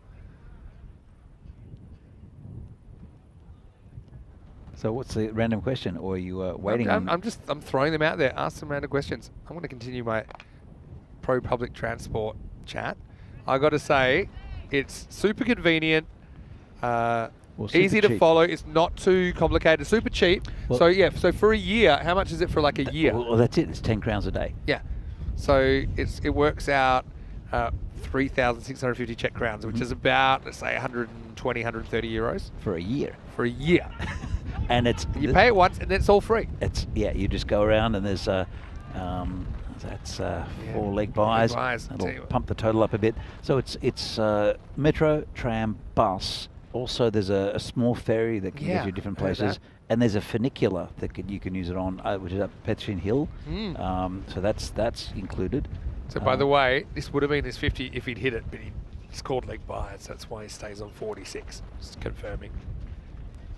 But yeah, and the other thing, yeah, the whole network, it's pretty easy to follow. Oh. It's just the 3 metro lines that all intersect in the city. Oh, this one drifts and it's been called a no ball. Just a little bit of a grey area because it's kind of off the intended bit of the pitch. It hits the little downslope. If it hits the edge of the pitch, it's a no ball. Yeah, but I mean, what is the edge? If you follow me, there's an edge that is you it can the see join or is it the downslope? Do you know what I mean? I'm just saying. Pass coming around the wicket now. Free hit. And, well, he's made to suffer. That's 6. So Mia hits his 50 off 15 deliveries. That's very good going. What an innings. And to be fair, the ball before was the no ball off the pitch that he gets a dot against him for. So, I mean, really, he scores it off 14 balls, if you're going to be completely fair. But he's dragged the Tigers up to a very healthy score now. And they're not finished yet. Still 8 balls to go. Oh, he's gone again. This one behind square, and that's another 6. Now, that's actually 4. That's the wind for you. You see, because he's hit it into the wind. It's held up. It is and it's blown back into the field of play. It is a long way from where we are. It looked like a 6 from here, though, Vinny. I saw it as 4, No, fair but enough. I mean, these are my commentating glasses. Let's have a look. And if we find it, where is it? There we go. Well, next one, we better get back to the action because there's no doubt about this. It's flying away. Maximo! 6 runs in the end of the over. Mere to 62. It's 142 for 4 after 9. What an innings this is. We knew when he came in, this breeze would be perfect for him. He's just looked like it though, hasn't he? Oh, it has. And if you look at that last game, went right down to the wire. Remember I said in the first innings, he got run out when he should have faced the last ball if they were clever, how they managed that situation. He got run out just before the last ball. And who knows, if he could have whacked a 6 last ball, that could have changed the result. Absolutely. Against United, who ended up scrambling the win towards the end of the last over of the game. I'll tell you what, though, it's going to be it is a hefty total already for Spartans to reach this. For the most part, they haven't been that convincing with the bat today, have they? No, they haven't. All right, so Taneem, again, you got one job here. Get one, and, you know, I would actually consider bringing the field right up, like power play style at this stage. I just think it's worth so much just to try and keep him on strike. And to be fair, not the best offering. He's able to get the one he needs, and now it's over for more of the Sajid Mia show. Yeah, it's been fantastic, hasn't it? They're going to get over the 150 mark. Will the Tigers, unless Mia is out shortly. And he might be out shortly. In fact, it's a nice catch there. End of a sparkling innings from Sobjib Mia. Really nice catch from Aditya. He's got a good pair of hands as he sprints off to the applause of the Tigers in the dugout. Well, fantastic innings, Vinny. Yeah, he deserves it. You know, he goes towards the end. Probably gets a bit too funky here with the footwork. Just stand still and whack it through the line. It's worked so far. And yeah, nicely taken as well by Aditya Rayaprolu. And so, yeah, end of an excellent innings of 62. Tigers in good shape now, 143 for 4. Yeah, so there, here's the sides for the game in Portugal. Starts in about half an hour. So you got Chambers in there. He's a Portuguese national player. Greenshields is in the side. Junaid Khan as well down the bottom. Portuguese national player for the Porto Wanderers. You've got Coimbra Knights, Azar Andani, also a very good player. And that's just a swing and a miss. New batter out there is Kauza Ahmed. Yeah, for the Coimbra Knights, you saw Azar Andani opening the batting for them. And yeah, one of my favourites, Rahul. Just the one name. Not the first time we've seen him. But watch out for Mandeep Singh as well for the Coimbra Knights. All right, this is another one with a win that's going to go. So if at first you don't succeed, try again. And Kauza Ahmed does. Maximo Chagi gets the treatment. Well, it's just a carbon copy. They've just cloned, Sobjib Mia and just put a different number on his back. It's a lovely shot straight up. And Tiagi's figures are looking pretty good, actually, considering. For now. Oh, it's gone as well. That'll be 4. Yeah, and so just gets a bit too leg stumpish. Chagi, I think, his plan would be to get outside the off stump. It's actually a plan he executed pretty well for the check national team in Austria. And going around the wicket. He wasn't the only one that tried that. Sazi Buyan had that tactic as well. But that's the 150 up for the Tigers, who are off to the races. And now the last ball coming up. Ahmed, well, 2 out of 3 ain't bad. Can he make it 3 out of 4? Nope. But still, he'll settle for 10 off 4. And the Tigers are going to finish with 153 for 5 off their 10 overs. A very healthy score in the first innings of this match. Indeed, Vinny. A very healthy score. And, well, they're going to have to bat very well, the Spartans, to get this total.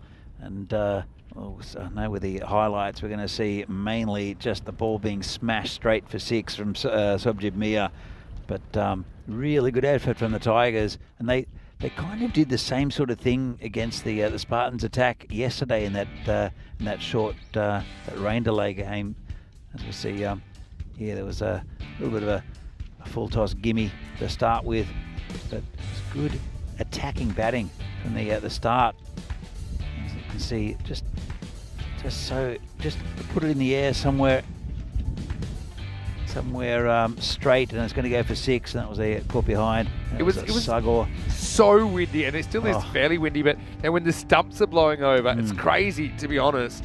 We haven't seen that happen too often. I can probably count on one hand how often I've seen that actually happen. But yeah, Raya Prolu was a bit expensive, but also did come up with a couple of handy early wickets. But I suppose the key to the Tigers campaign this year, can they get more than just the 2 openers going? And I think that's what we've seen a bit more of today. More guys coming out swinging the bat. I suppose pretty healthy conditions for hitting as well. And with the Spartans, they're going to have to bat really well on a day where so far they haven't been that convincing with the bat. They haven't been convincing at all. But the Tigers, you got all hats off to them, I guess. They really took it to this attack. As Cranty takes another catch. But 153 is a big score in this format. And it's going to be a very difficult task for the Spartans. What's the bet that the wind will die down to nothing? Yeah, well, maybe. And I was just thinking, can you put the bails back on now? I feel like one team's had to have them off. Not that it's made a huge difference. Yeah, we had a few close calls towards the end, but really one thing's for sure, the Tigers, they were on the prowl, weren't they? Swinging at everything.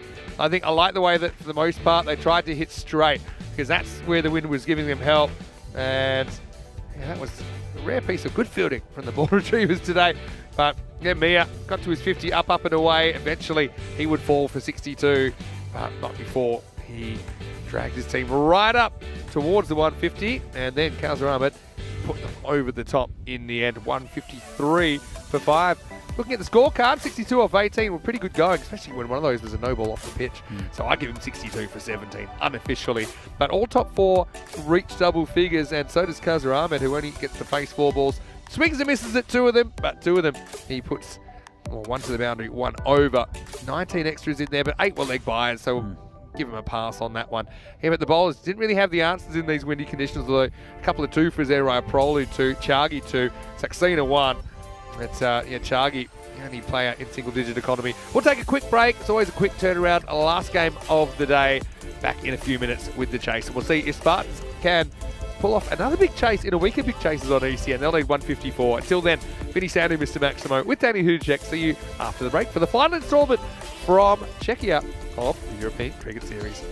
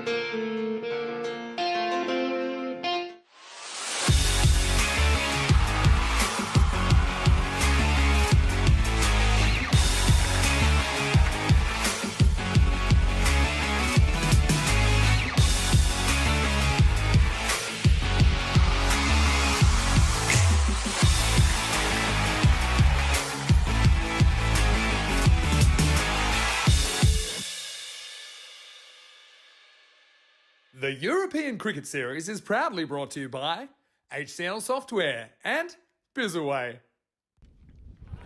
Well, good afternoon and welcome back for the final innings of the day from this European Cricket Series from Czechia between Prague Spartans and Prague Tigers. And the Tigers have set a pretty big total of 153 for the Spartans. And as you see, the first ball of the innings from Hamza Alam. This gets hit nicely through the onside for 4. Good start there. Parth Balodia is the batsman and hits a bit across the line, but through the infield and 4 runs. Good start. But what we had a horribly strong wind going behind the from the keeper's end back towards the bowler, which has died down now quite a bit. So it got completely cashed in by the Tigers batsmen, who were hitting straight and hitting lots of sixes over the bowler's head. As he comes in again, this one's into the point area. A quick single taken. And will bring the left-handed Ashutosh Arya on strike. So, as predicted, we mentioned just before with Vinny, we had a talk about the wind, saying that what's the bet that it'll die down, and there's still a little breeze, but it's not as what it was before. So the conditions definitely favouring the Tigers. But, the Spartans will have to bat very well to get to the 154 they need. It's a big score set by the Tigers. There's a left-hander. Then Arya hasn't been in great form.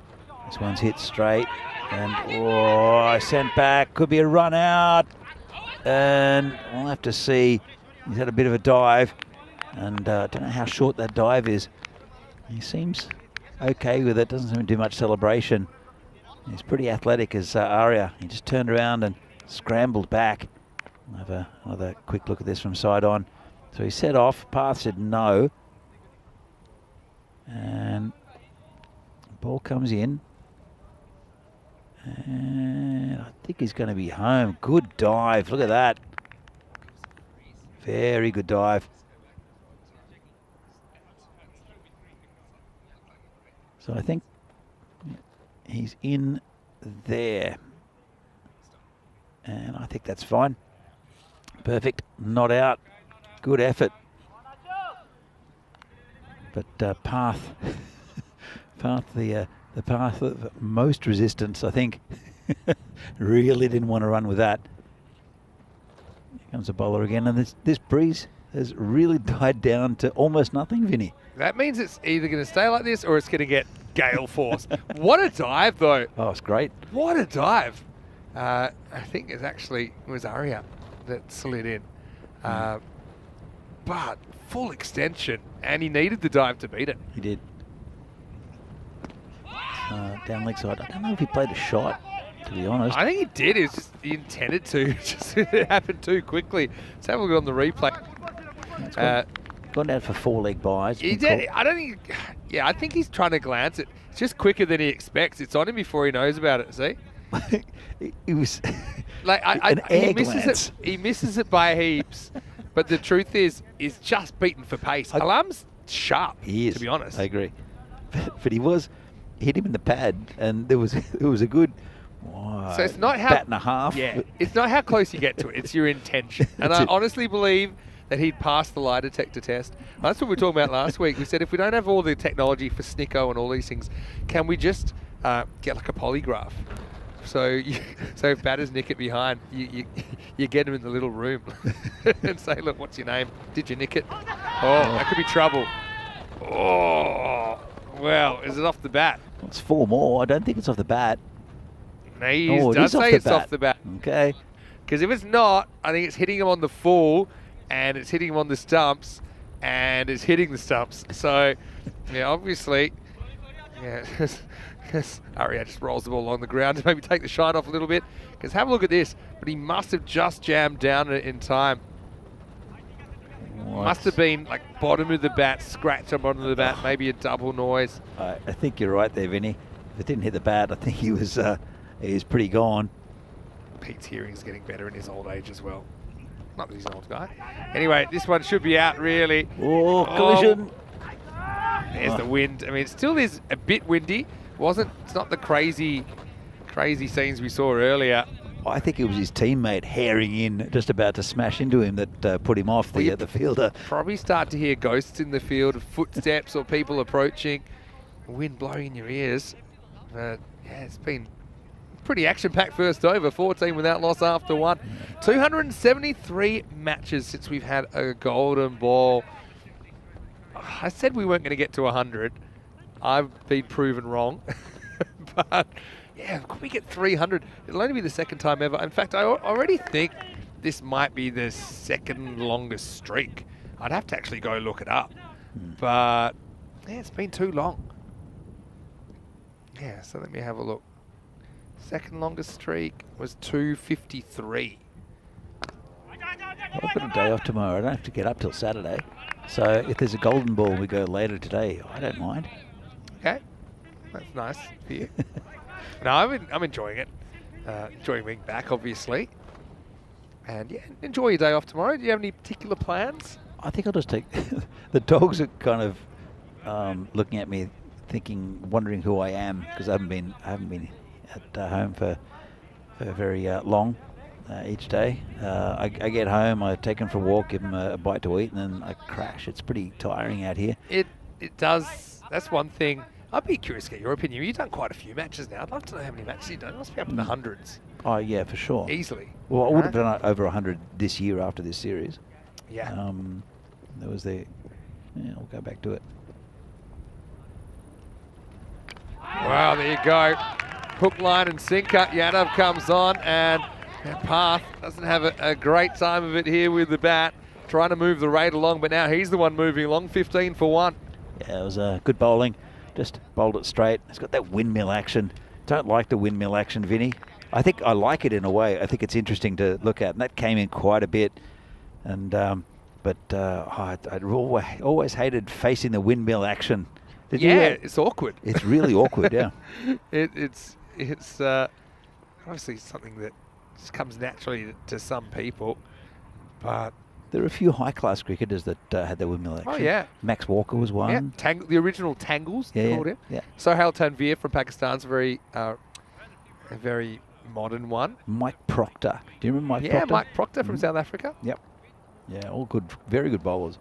But awkward. It's just a weird sort of slingy, you don't know quite, there's just arms and legs everywhere. Yeah, you don't know where to look. What's interesting with Yadav is he doesn't really use his left arm very much. It's just is his right arm that slings around. Yeah, that's true. And also sometimes you get slightly different heights of that bowling arm. Yeah, a bit like first day at a nude beach, don't really know where to look. And anyway, bit of news. Chris Smith saying, excited Conrad Greenshields is in the side tonight for Porto Wanderers. Kitty saying that no Bullock, no Stubbs being cited. No Panda One Up, no Redhead or Girish Singh, Chris Smith says. Big swing and a miss. Scotland, Germany. I don't know if you've seen that score. I heard that the German bowlers are taking a bit of a pasting. Yes, indeed. Do we have a final score for Scotland in that one? Yeah, I saw it in the chat. I actually watched it for a while, or not watched it, but I saw the score for a while. 227, 1 over left. So it's going to take some catching. Yeah, they were 4 down, so they got a couple of wickets or a few wickets. But I know that Kitty and Denny and Tripp. 234, sorry, 234. Okay, cool. That's right. They always love watching the Portugal series because that's the first series Kitty used to see because of the time zone. Right. You still go with the wind, what wind there is, and that's going to go for 4. Earlier that probably goes for 6 where that was getting blown, but Arya does get a boundary and tries to get things moving. Have to pretty much get to, I suppose, 15 and over, which would be 30 after 2. I don't think there'll be that many, but a couple of big overs, bit of a partnership. One guy having a heater, maybe they can still make this happen, the Spartans. Well, Sagar's the right man to be out there. He can hit big, but this wind has really died down. So Tiger's getting the best of the conditions as far as still exists. It's just not what it was earlier. And guess what? It's 6 and out, or 4 and out actually for Arya. And Yadav hits the stumps for the second time in the over, and so the Spartans lose the key player. That's 21 for 2 now after 2. Tigers are well ahead in this game. And I really can't see the Spartans getting anywhere near this. I hope they give it a good go. They're a good side, the Spartans, but Tigers are buoyant at the moment, aren't they? Yeah, they sure are. And you're right, they've had the better of the conditions, I think, with the bat. That one just loses his shape completely. Searching for that boundary to the left of the field. But, yeah, that'll be a wicket. And that means that it'll be Kassi Balakrishnan who will be the new batter. Let's have a look at the table. And, I mean, there's no obvious 4 to miss out there. I mean, Prague CC probably already done enough, almost at least, to make the 4. United as well. United. But I think you'll need... Well, there's 14 games. You're trying to get the top half. So, I mean, a good target is 7 wins. Yeah. Can we get 7 wins here? And once you get to the top 4, it's a straight shootout. So, yeah, okay, if you finish 4th, you'll have to play the top team. Well, you're going to have to play the top team anyway. Yeah, probably. you're going to have to win 2 games. So, that'll do. Because it's going to be slammed out of the ground. Mataretti goes large. Maximo! And bringing the power into the power play is Saga Mataretti. Well, there are 2 good batsmen out there. Kassi Balakrishnan can also hit the ball a long way. But Saga Mataretti is really the pinch hitter in this lineup. And I think he looks pretty determined to me, Saga. It's still a friendly hitting breeze. It's just not extreme. Yeah. In the first innings, it was extreme down the ground. Now it's just kind of a healthy Prague doctor. Oh, a slower bouncer. And it doesn't work out too well. It was a slower ball. I said slower bouncer. Bouncer's probably not quite what I was going for. But I think he deliberately takes the pace off. And it doesn't work out too well for him, as that's going to be another boundary. Yeah, that was what I got laughed. It wasn't the fact that it was a terrible delivery, but the slower bouncer. it was not the right description for that ball. Yeah. But, well, I know what you mean. It was a slower ball. Slower, and it did bounce in my defence. That's a better ball. Mixing his pace up well at the moment, so Gore. But yeah, a lot of cricket going around the world. The World Cup qualifiers are talking about that. I think it's England have done a really good job. I think Crawley might just be out for 189. And so now already past the Australian total. All right, short. And this probably beats the fielder as well. So there's another 4. So yeah, they'd want to be about 45 after this over to be up with the pace. And with Mataretti going like this, who's to say they won't be? Yeah, he's a hyper-aggressive batsman, is Saga Reddy. And to be honest, he's hitting the ball very, very cleanly. And it's still in the power play, so he's got a bit of license to go over the top as well. Oh, lifts the head a bit on this. So, not a classical one. They might go for 2 here. It is handled, but not that cleanly out there. And that's good running. He also gets him back on strike for the last ball of the over. He's liking this contest with Segor. Yeah, so I'm going to ask you at the end of the over. Yeah. One of my, we had lots of questions, and one of them I got last week in Malta. Was about commentating and I suppose the differences of doing this. Well, right now though, it's commentating baseball because this has been launched down to the field. Maximo! As the goal goes magical. And Mataretti doing the damage. End of the power play. It's 43 for 2 after 3. Yeah, lovely shot there. But again, just that over-pitched full toss and disappears. Seen that a lot, and it's actually been called a no ball. Right, so it's been called for being waist high. Do you think Saga's going to have a swing at this? Yes, I do. And I suppose that was maybe at the belt was called on the field. You know, certainly nothing to dispute that. We're harsh on those for safety reasons in ECN cricket, and so Gore is going to go from bad to worse because it'll keep the over alive. Well, here's the free hit. Doesn't really get it, but he might have run himself out. He has. And I tell you what, if I had a nickel for every time I'd seen this, I'd be a rich man, because Mataretti, because it's a free hit, he feels like he has to run. But the immunity cloak, it's not available against runouts, and he's thrown his wicket away. He'll be so frustrated. And the no ball turns out to be a great thing for Segor, who's just pounces, takes off the bails, and it's 44 for 3. Well, he's kind of done his job, but I think he would like to have done more of that job. 100% he's not running on this if it's not a free hit. Yeah. Free hits, people think, well, I've got to score. And yeah, I mean, you want to, but that's not a run. He's hit it straight to him. Intelligent fielding, threw it back to the bowler, didn't go crazy trying to hit the stumps. Had plenty of time to run him out. So it's just a bit of a tactical misstep there. And it's a shame for Matt already because he's hitting the ball really well. He's run out for 23. Yeah, it is unfortunate, but got a good batsman at the other end. He hasn't faced anything yet. Kasi Balakrishnan. So it was Keanu's question actually last week in Malta. And now you've always done a fair bit for us, Danny. And Keanu's question was, did I think that a test match commentator could commentate 5 days of ECS cricket? And your reaction says everything. I had my answer. I texted Corey because I thought that would be a good idea. Yeah. He gave his answer. Firstly, how do you find commentating ECS in the hours? Because it is kind of unprecedented what we do, right? Yeah, I enjoy it. I mean, sometimes around the fourth game I kind of start to struggle a bit, but generally, no. I mean, I don't. But you just said at the end of the day, though, you're pretty spent, aren't you? It when you go back to see the dogs. It depends on the day. Yeah, depends on the day. But no, I mean, I'm sitting here chatting about cricket. It's for me. I mean, I don't normally talk to myself, but no, it's great fun. The conditions can be tricky sometimes, and we've had horrific conditions here, and that's tiring. Yeah, I think that's the thing that's one of the factors. So it's not just the amount of hours you're doing, but I mean, we're out in the elements. We're broadcasting from grounds that are not.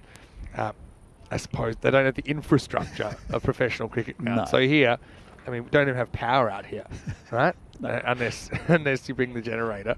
Oh, there was a problem with the generator this morning. That was another story. We almost had a delay this morning because someone put diesel in the generator, and I assume it's broken, but someone found a replacement just in time. So, going back to the actual question, do you think a test match commentator could commentate 5 days of ECS? How would they go? Oh, it depends on the commentator. I think some of them could, I'd say. Yeah? Yeah, like if a lot of them were ex-test cricketers, and they'd be That's out. true. They'd be out in the middle for all day. I mean, that's so I a reckon good they point. could talk about That's it. a good point. But a lot of standing out there is not doing a lot in a test match, to be fair. Yeah. You get the downtime, right? Well, now they go on the hit, and they get a run here as we have the start of a new over. To be honest, I'm sitting here leaning back on a chair, watching good cricket with a friend and chatting about cricket. I'm not saying it's not fun. I'm not suggesting it's hard labour. Anyway, this is up. It's in the air, and it's going to be 4 as Balakrishnan gets his innings going. And as you can see, that ball is going and going and going. This field is so fast at the moment. I do think it looks a bit greener today. Maybe it was just because I was watching on TV, but even looking on the monitor, I think it's the angle. I think I just think you've had a little bit of rain. It's got to help. Yeah, maybe. Just a small thing.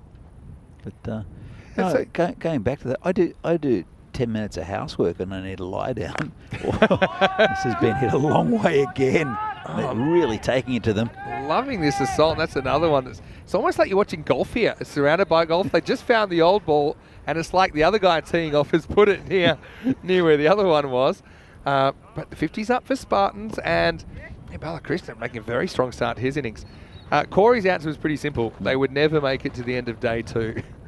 You think? I think it's different. I'm not saying they could or they wouldn't. I mean, they would if you held a gun to their head. But, and also it's not a knock on doing this job that we both love doing a lot. But it is different. I mean, I suppose what I'm trying to say is not everyone's cut out for it. Because, there's certain people that, sometimes we think they might be a good fit for it. Maybe it doesn't,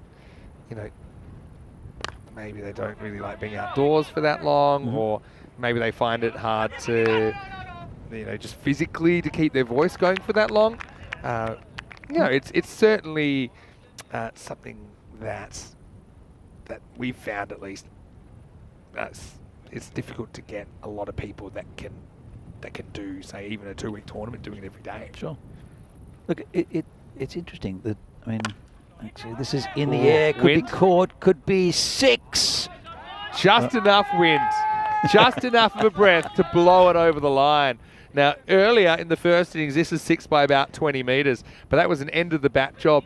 But Balakrishnan gets away with it, and, well, hey presto, they're up with the rate now, 63 for 3 after 4. Yeah, they need to continue with the rate, though. That's the hard part. And good effort there from the fielder. He's never going to get it. Flip the script on that question, though. Do you think you can commentate a test match?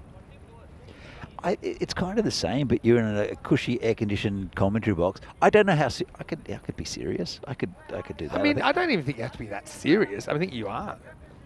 Not serious, not boring, but in a way. But, I mean, you're serious about the game. You take the game seriously. I tend to read the game pretty well, I think, in some ways. And I think it's also about, it's about a variety of things. But I tell you what I could have done was 70s radio cricket commentary. Oh, yeah. That's what I could have done. Hey, I thought you could go all the way back to the 1933 radio commentary where they're like, I'm into Bradman, short ball, pulled back, and they hit the pen. Anyway, this one's going to be... Hello, Tiger. No, I don't normally do impressions. Like, that was too good to refuse. They hit the pen on the... Yeah, what was that? Don't want to take the gloss off the shot here. But, Paddle smashes away. Yeah, in the old days, they'd create their own sound effects after they'd get the information on the wire. That's right. Oh, okay, this is another one that I think carries gone. Maximo Paddle was his time to shine. And the Spartans up into the 70s, and they're on target in this chase now. Where's this come from? Panelet has not had the best tournament with the bat at all. Well, he's got a new child, so we can assume he's not getting a lot of sleep at the moment. So he's finally woken up. It's about 6:30 p.m. But, he's looking on. Yeah, they used to... I'm thinking that was the 1928 or the 1932... I thought it went even further than that. I thought 1930. I thought it went further than that. I thought that was doing that in the 70s still. I don't know if they were still making their own sound effects then. But the one Alan McGilvray going right back. Yeah. I just think test matches, yes, they're long, but you get breaks. They've got more commentators. They've got like 6 or 9. Oh, yeah. So you go... Corey did one day international. He did Netherlands, Pakistan. And I suppose similar kind of remuneration. By himself, or? No, he's just one of a group of commentators out having snacks half the time. Yeah. All right, goes after this. A lot of work for the field to do. He won't get there. So in addition to being wind assisted, this ground is still lightning fast, and Panela gets 4 more. I'd do it. I'm not sure how. I mean, I could concentrate for... How long are they there? They're in for about an hour stint? They're about an hour. That's not bad. Sometimes less. Sometimes like 40 minutes. And they go and drink tea?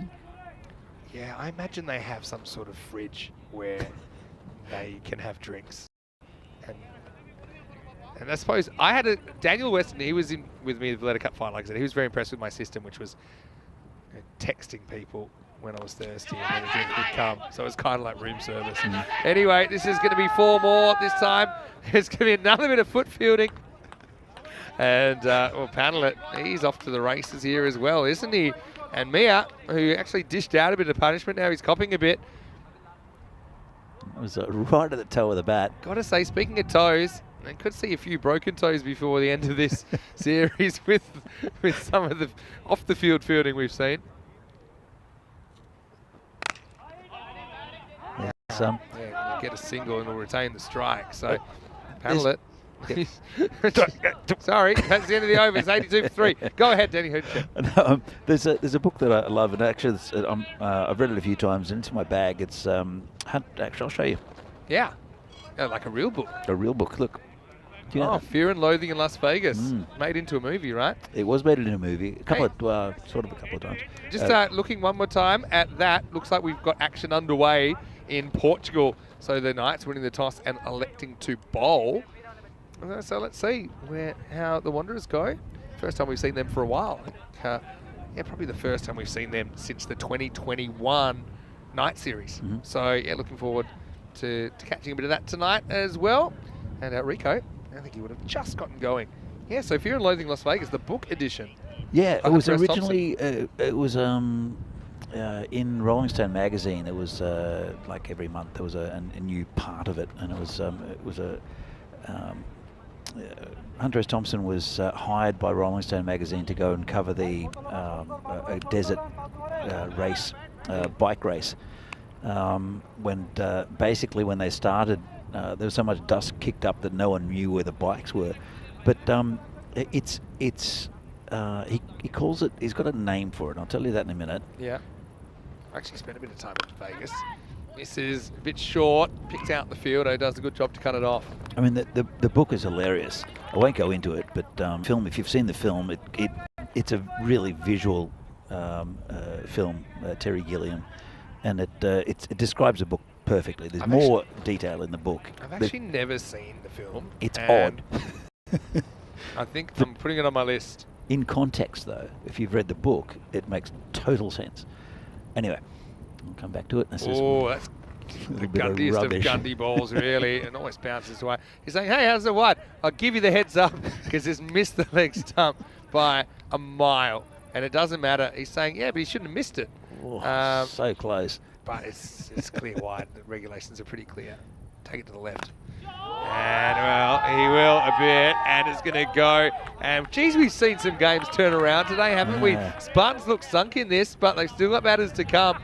And at the moment, the ball's flying out of the ground with increasing frequency. The general manager has been brought on, GM Hazenut, and he can't stop the bleeding either. So, basically, Hunter S. Thompson is Raoul Duke. He's got his character, and he's got his lawyer there, who's not really his lawyer, but anyway. And he reports back to Rolling Stone magazine, and watch out, another boundary will be attempted and miss. And it's a bit garbled because he's under the influence of lots of different things within this framework. But it's what he's reporting is fact-ish, and he calls it gonzo journalism.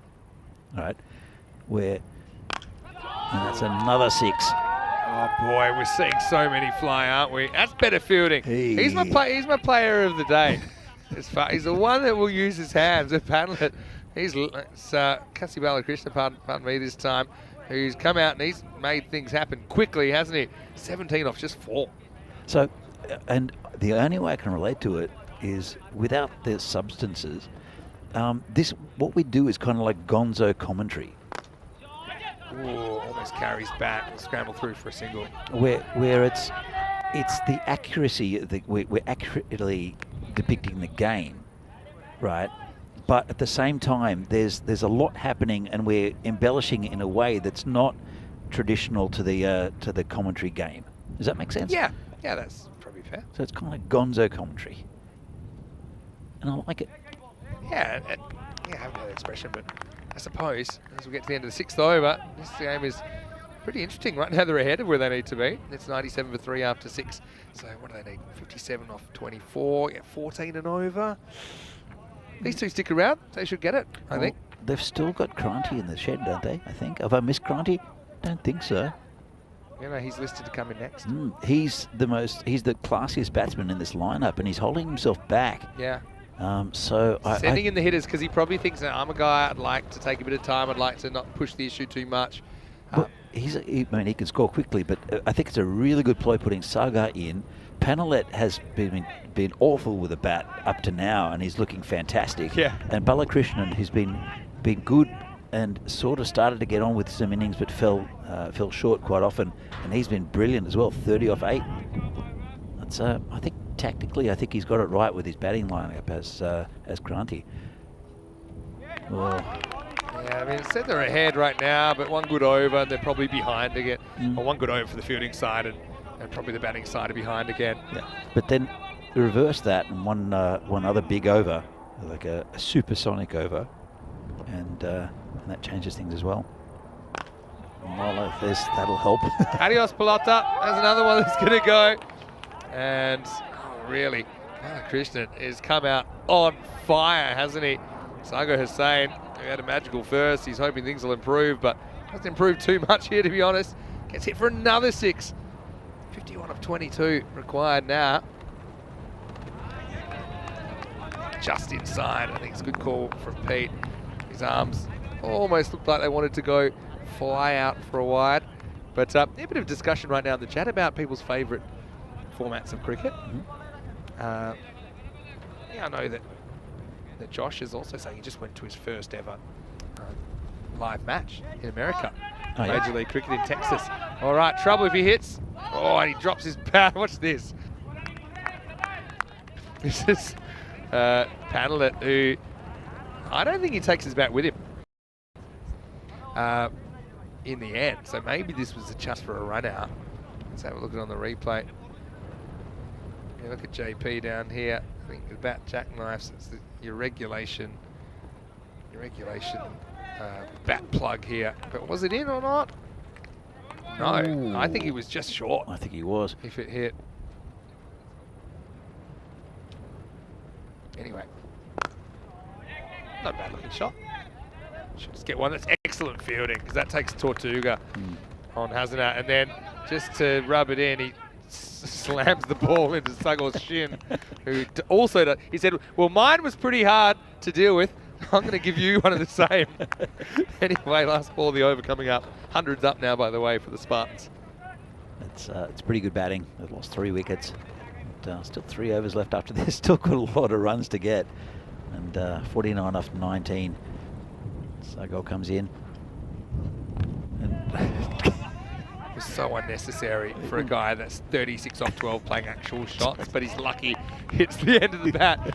So gets a bit of luck there, to be honest. End of the over, and the score is 106 for 3 after 7. This is what's coming up tomorrow. Well, Danny has earned his day off, but I'll be watching Vinarati play 3 games. United also have a couple. Burno with 3 have a big day, because we know they didn't have a very good start at all, to say the least, in their tournament. And also we'll see the Spartans. So join us for day 5. It's also Peacock Friday, and well, I'll be back at least 7:15 a.m. GMT, which is 9:15 in Central Europe, and 12:45 p.m. in India for day 5 of this European Cricket Series checkout. talking about Vinarati, Venki just walked behind us as well. He's been doing the coordination here at the ground today, and organising any issues. Bowled really well for the national team in the ECI in Austria as well, Venki. Yeah, I saw that.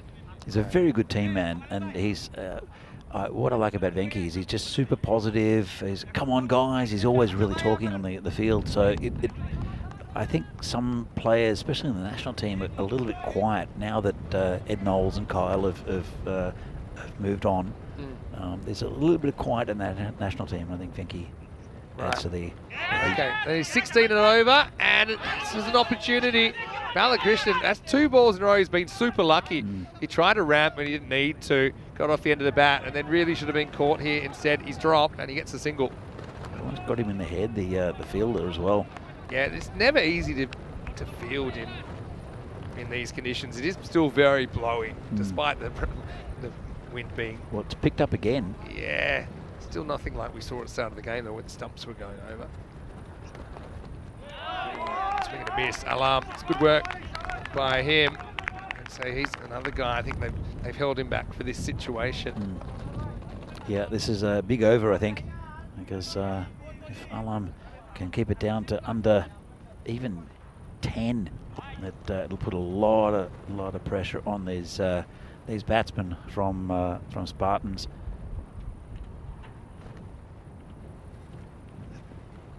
Yeah, it's just what we said. You know, they were ahead in the game, but just 1.5 overs.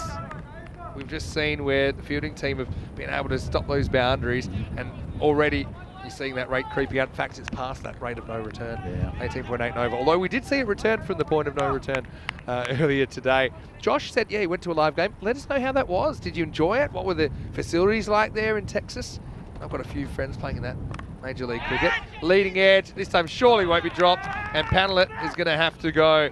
So, Alarm, to be honest, I don't think he gets it quite right, but Panelet was just through the shot a little bit too early, presented an easy catch in the covers, and the Spartans lose the 4th wicket, 107 for 4. I think it's the right time. I mean, Panelet is a good little contribution, don't get me wrong, but Cranty's coming out now, and Panelet, against better bowling like Alarm, I think he's struggled, and when he's opened the batting, and I think he struggled.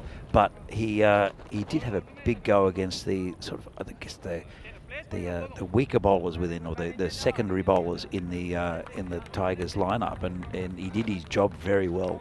But I think Kranti is the right person to be coming in right now. Yeah, and he's a very good insurance policy to have in a chase like this. And I suppose the problem is it probably would have been better if he'd come out an over or two ago when when they only needed 12 and over. You know, already now he's coming out in a situation where they basically need 20 and over.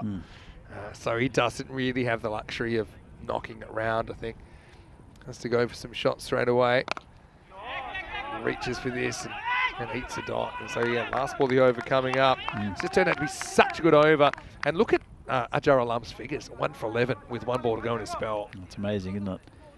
He's a quality bowler, and he's the mainstay and the spearhead, I guess, of the Tigers' bowling attack.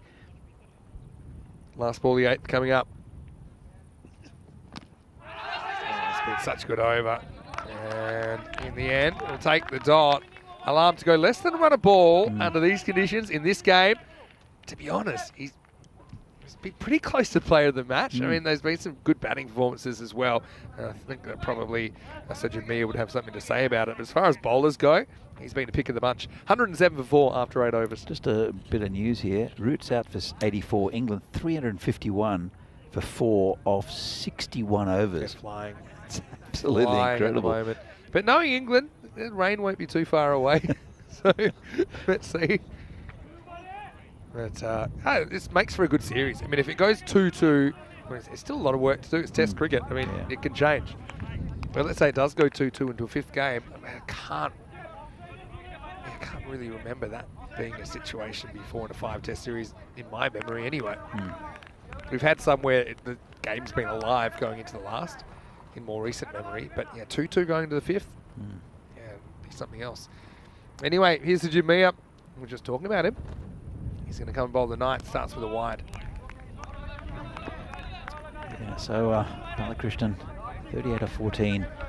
He'll have to continue. This wind has picked up a little bit more, but as you can see, the bails are still on, so you can see the difference that between the 2 innings. This one's turned around the corner. That's 4. Yeah, good shot. It was kind of into the wheelhouse. Balakrishnan is probably the one guy that could go on a heater. I mean, Kranthi is a very competent batter, don't get me wrong, but Balakrishnan, he's probably a bit more power first, isn't he?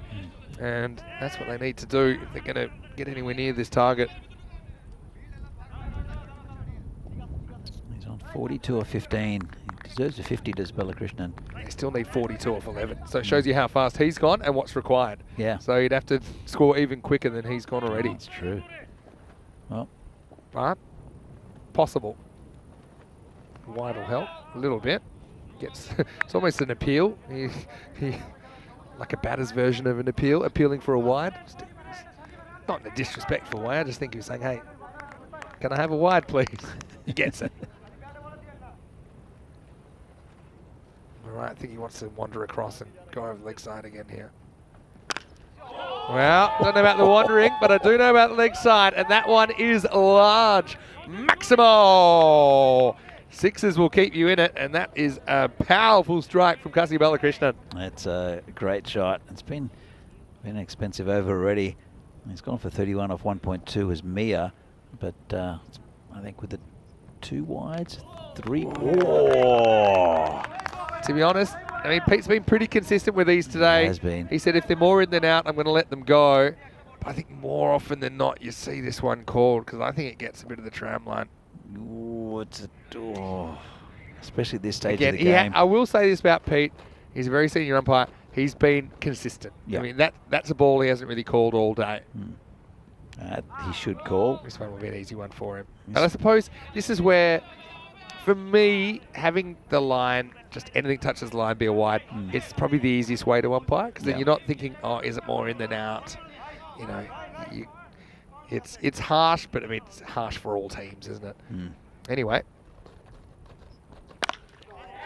Oh, now he goes straight pull, and it's going to be 6. It's tapped over the line. It was hit with power. Balakrishnan reaches his 50, and he reaches it in 19 balls. Maximo, as he's attempting a minor miracle here late on day 4 to steal the points from the Tigers, who whacked 153 in their first innings. They were well ahead in this game just a few moments ago. 8 balls, 28. That's another wide. 8 balls, 27. Yeah, sent out. Yeah, he's thinking, big shot. 1 or big shot, big shot. I suppose you've got a genuine batter at the other end in Crumpy, so you're not too worried about the strike. You know that you'll get it back. Now slower ball. I like what he's thinking, but doesn't have a great result. So Balakrishnan, again, trying to resuscitate the innings, doing a great job at the moment. You know, you've got to respect Mia's thought process there. Tries to slow a ball, but again, for me, it's just a bit too short on this pitch, which does hold up a bit. And another boundary, great placement that time. He had plenty of time to get into position then, didn't he, Balakrishnan? And as soon as he did it, you know where it was going. Another wide. I know, it's down under 20 and over, isn't it? I mean, Mia, he scored 62. He's conceded 44 now, I think. He's made for runs. Last ball of the over. Does he get enough? He does. Oh, what an over that is for the Spartans. It come from nowhere. It's yet another supersonic ninth. It goes for 31. It's the second 31-run ninth over we've seen today. And it's game on. 138 for 4 after 9. 16 required off the last over. Hasn't it been a great game, Vinny? Fantastic. 16 off the last over. And I can't pick it. It'd have to be a fantastic over. That's only you know what would be a great way to finish the day? Golden ball. As I said, don't have to get up till Saturday. Yeah, I mean, we've been waiting to break the tie. It's a long time since the last one. 26th of May, golden ball 47. Still haven't had a wide or a no ball on a golden ball. Really? Just saying, never happened in. Well, we've had 47 golden balls, so pretty much we've had 8 overs of golden balls. Well, the next one will be 8 full overs. All right, so it's going to be Amin Hussain, the captain, to bowl the last over. I'll tell you something though, we have had a tie, but we haven't had a golden ball. And yes, that'll blow your mind. Yeah, I know. I think I know. Do you know what? Do you know where I'm going with this? Yeah, wasn't it the one where it was in Romania? Oh, really? I always thought it was the. No, okay. It wasn't in T20. It was in it was in one of our ECS games. Yeah. In Romania. I'll tell you how that can happen in a minute. But it's the first time it ever happened. Wide. It would have been great if they could have scrambled a single there, but they weren't going to get one. What happened was the rain set in and they were tied on the Duckworth-Lewis. Yeah. Because it was raining, they couldn't play a golden ball. So it genuinely finished in a tie. They had 1 point each. So yeah, you obviously can't play a golden ball if you can't get out there in the middle. Yeah, Kranthi does his job. So now, I've got a question for you. Do you even take singles anymore, or do you think that Balakrishnan is good enough to just get these all in boundaries, considering how well he's hitting them? It's a tricky one. Kranthi is a good batsman, and he's capable of hitting 4s and 6s. But you know what I mean? Yeah, I would. Kranthi's job is to kind of get the one. Oh, just wait for the wides to go past. But I'm not saying that's what he's limited to doing. I'm just thinking, 13 off 5. Even here, 2 6s now ties the game. So if he was to get 2 away out of 5, because look at the strike rate he's going. Yeah. Cassie, he's going at 3 a ball, 64 off 20. Well, so it'd be one school of thought. The other thing you could do is push really hard for the second, but then you don't want to run him out either. Can you see a dot ball though? End of the bat, could be gone. Fingertip, you've got to run hard here. He'll get 2 now because he just lost his footing. And so that's a big moment in the game because that's Sahadat Sagor who gets fingertips to it, but Balakrishnan survives. And what's more, he gets the strike back. Yeah, it's a positive result. I think Alan, I think he might have twisted an ankle or something. Yeah. Landed on his knee, maybe. Landed awkwardly, didn't he? And that certainly allowed it to. I think they would have got it anyway, to be honest. So 10 for a golden ball, 11 for the win. I brought the good finishes with me. You have. You've had a few one-sided games. Anyway, here we go. Yeah, run hard again here. We should get 2. Oh, yeah, Tortuga helps him out as well. And so they will get a couple. And once again, like I say, Kranthi is no bunny with the bat. I mean, we know how good he is, but sometimes it's just in a situation, you've got one guy, he's just red hot. Oh, of course. So you just want him to face every single ball, if possible. It was the same with Sobjit Mia for, definitely. For Tigers. 9 off 3 now. So 2 2s and a 4. That's your golden ball. 8 off 3 for a golden ball. 6 and 2 singles. Hussein needs a couple of dot balls. Three balls left. We're right down to the wire here at the end of day 4 in Czechia. Hawks misses, a rare miss. To be honest, it's something we haven't seen him do too much. Cussie in this innings. He makes an early step, tries to disrupt the length. 9 off 2. And really, in that one ball, you feel the momentum shift in the game because I think the Tigers, they're on top now, 9 off 2, I think.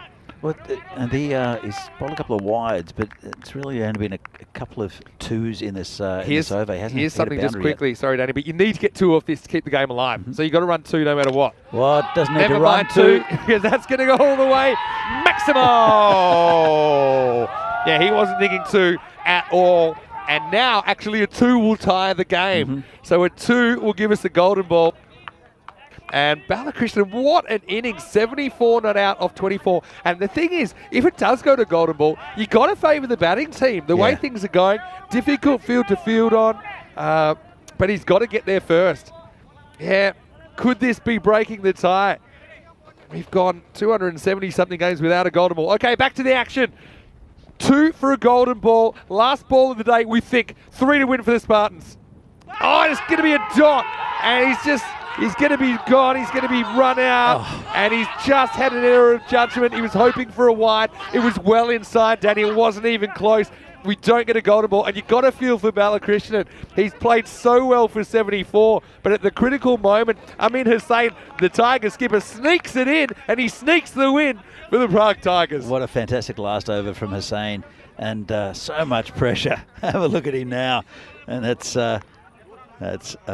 emotions. Well, he probably can't believe his luck because, I mean, it's a well-executed ball. He's cramping up here. But look, Balakrishnan, you got to be certain it's a wide if you're going to leave that because he might have even nicked it for 4. If he gets bat on it, then he has a chance of tying it if he comes back for 2. But yeah, you'd wonder why does he leave it. The short answer is because he thinks it's a wide, but we can see it wasn't. And as the players exchange pleasantries at the end of the day, let's have a look at this highlights package. And I got to say, it was made exciting by the Spartans who came out swinging themselves. And you got to realise they didn't have quite the same wind advantage that the Tigers had in the first half of this game. Despite that, they ended up going down by just 2 runs. Yeah, absolutely. Look, everything was going against the Spartans in this game. First the weather, and then just the run rate that the Tigers put on. 153 is a big score, and they almost got there. There was a bit of loose bowling from the Tigers, but some fantastic batting from Balakrishnan. 74 from 24, and really, as see. Arya there, the left-hander, losing his wicket. It's a good couple of overs from Yadav. We'll see the figures in a minute.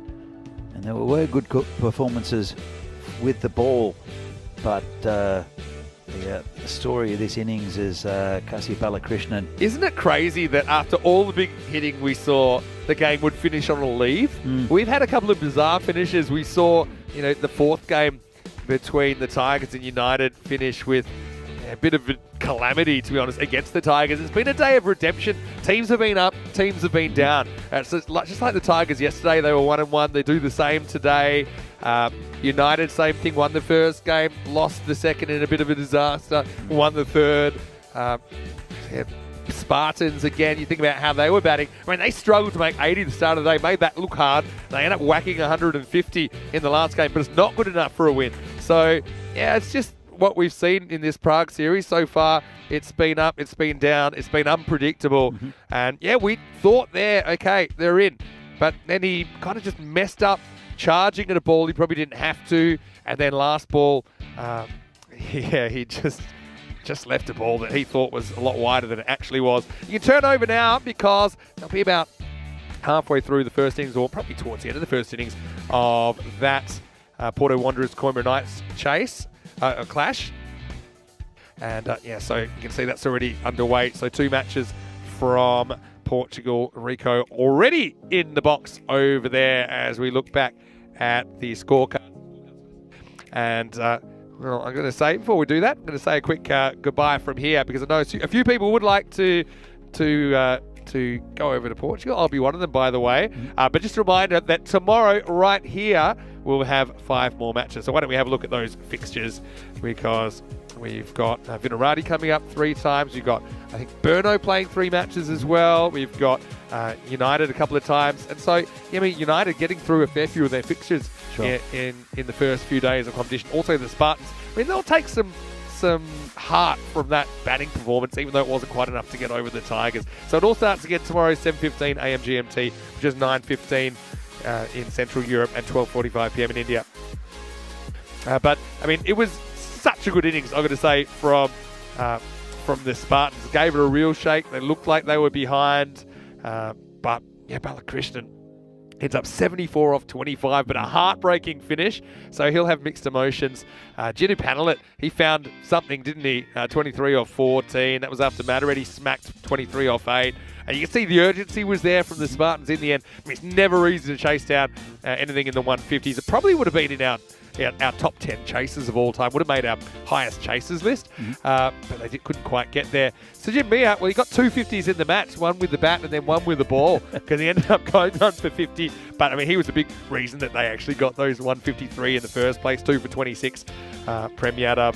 And the other wicket went to Alam. But for me, he was the pick of the bowlers. Look at his economy rate compared to all the others. He went for under a run a ball. So, well, Danny, it's been wonderful to spend a full day with you here in the box. Again, big thank you to Phil G for filling in for me earlier in the week. And I just want to remind everyone to go to the website, europeancricket.com. You can check out all the information on this tournament, and of course the night series, the ECSN in Portugal, which is underway right now. If you haven't already, please like the video and subscribe to the channel. If you haven't, tell your family, tell your friends about ECN. Our quick shout out for our social media at European Cricket, and also for our website, like we said. You know, you can follow along there. Great day. I really enjoyed it. Some close finishes. Some great batting, just some great cricket all up, some massive hitting, and a couple of really close, high-scoring games. Really good, really fun. Friendly batting conditions, friendly batting wind. I remember when I was playing back in Australia, when you had the Fremantle doctor behind you and you were able to just kind of feel those shots off the bat fly. Very different to when you're hitting into the teeth of the breeze. I think it would have been a very different game if we were playing from the other end. But we weren't. And it meant the bowlers had to be good. It meant the really good bowlers stood out. Yeah. I was going to say, I think Alam was brilliant. And you think that without his 1 for 11 off 2, I don't think that they're defending that 150 plus score. Anyway, Danny, enjoy your day off tomorrow. It's been wonderful to be with you. Likewise. I'm going to turn over to Rico, and you can do the same thing. Thanks to all of our chatters as well, to all the Blue crew, to everyone else that's made this happen today, the officials and the players and everyone else. Back tomorrow. We're going to leave you with some highlights today, though. I'll see you in Portugal, and then I'll see you right here tomorrow. We're going to transport ourselves back to this wonderful ground at Vinage. But we'll see you tomorrow for more European Cricket Series. Hasta mañana. See ya.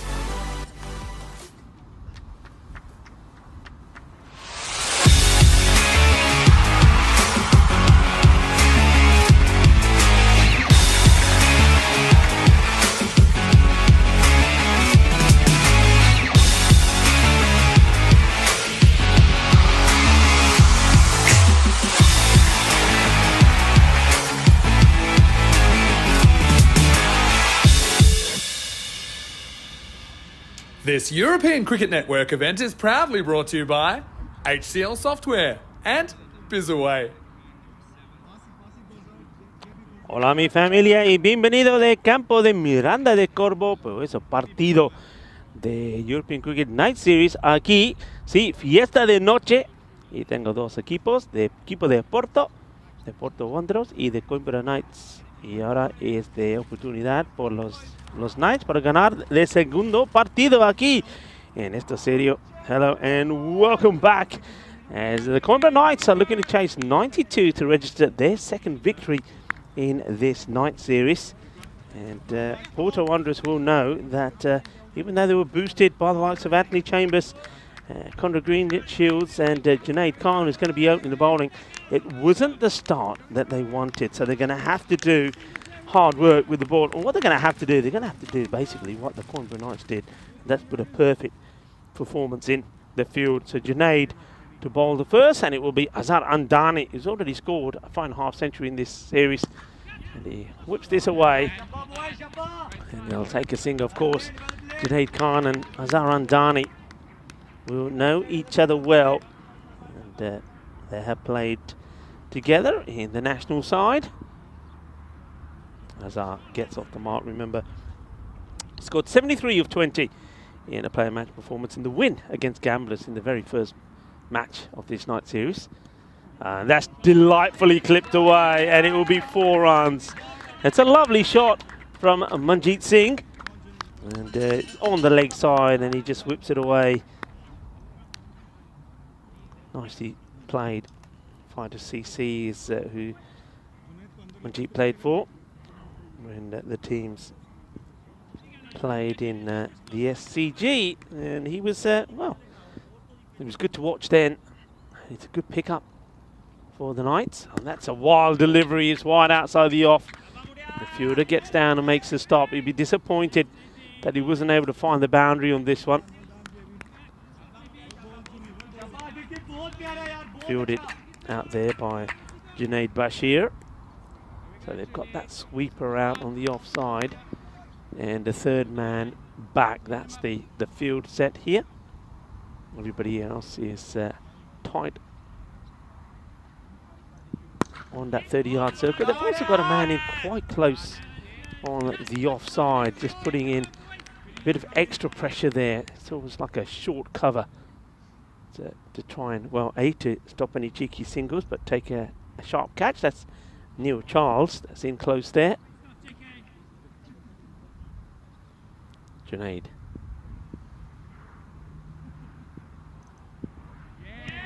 Outside the off, we're going to miss from Manjeet Singh. Junaid, of course, we saw him in action in the European Cricket International Series in Hungary. He bowled well once again, and he put in 1 or 2 good batting performances as well. He's a very good all-rounder to have, and his batting does suit this format of the game. Well, they're appealing here. It sounds to me like that was a fair bit of bat on that. Let's see what the umpire signals. No signal at all. Yeah. So, yeah, off the bat, that will be the end of the over, and it will be 8 without loss. And that's the key, I think. Try and keep wickets in hand. You can see, understand the appeal, but clearly off the bat. But wickets are what Porto Wanderers want. That's what they want first up. Looking to stay with the pace.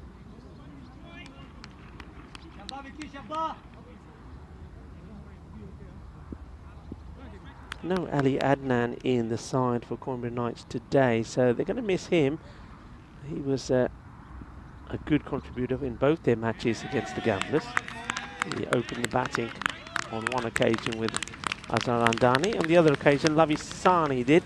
The captain, who didn't perform badly in the first knock, he provided good support for Azhar in that victory. So, but he's opted for other options here.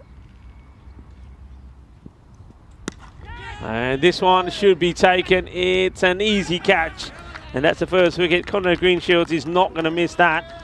And well, Singh will go early And it's one of those, it's very similar to some other wickets that we've seen fall. Probably the same of the one of Junaid Bashir, if I'm honest. It's that delivery where the batters is trying to hit down the ground, but the ball's coming up on you. They're just not getting any power in the shot, not getting underneath it. And Manjeet Singh will have to depart. So 8 for 1. And as I said, this is what Porter Wanderers have to do, is pick up wickets early. And Manjeet will go for a run of ball 6, 1 for Conrad. Making no mistakes, taking the catch. And, well, it's, well, not Junaid Khan, but Junaid Bashir who gets the wicket. Batted well as well, Bashir, before he departed. Made a good contribution early on, made 18 of 8. But yeah, similar. He was out to similar fashion, similar shot. So new batter will come in, and it's Mandeep Mal, who had a very good time out there in the field. He bowled well, fielded well, caught well. And, well, he makes a blistering start. Well, this go all the way? No, just short. It's short and wide. It gets cut away. And that's an explosive start for Mal. Lovely hit. On the up, cutting it away. Too much width first up from Bashir. Well, Bashir gets bashed. Oh, this one doesn't come up at all. And that's sometimes the inconsistency that we get. Yeah, just watch the bounce on this one. It just doesn't come up. It stays low. And the batter has to deal with it. So continue with the live action here. And, oh, well, there's the... Well, if you're a batter, you're probably thinking, all right, now what? I had one which hardly came up. This one takes up and actually has been signalled as 1 for the over for Bashir. And it's probably a very similar length to the one before, so it can misbehave sometimes, the pitch. But one thing I say about it, it's like playing on a turf wicket. Turf wickets can do that. Just going to be wide of Conrad, who goes across. Well, keep it to 1. Throw back to the keeper, so Sabapathy Kanaka tidies it up behind the stumps. We've just seen Vinny Sandhu in the chat. Hello, Vinny. And he's saying hello to everyone. Yeah, and it's giving me a special hi. Well, a special hi to you as well. Well, talking about high, I think this might be high. Let's see if this is going to be called. Well, it goes for 6. Is it going to be a 7 up? I get the feeling this might be, you know. And the umpires are looking at each other. I think they've been on the walkie-talkies. So this is one that for Bucks and Tyrone Peters to have a look at. It's an awkward one, isn't it, for the umpires on the screen? Because let's just say the white stands don't really help. And it gets called, though, and I suspected it. So there you go. It's a 7 up.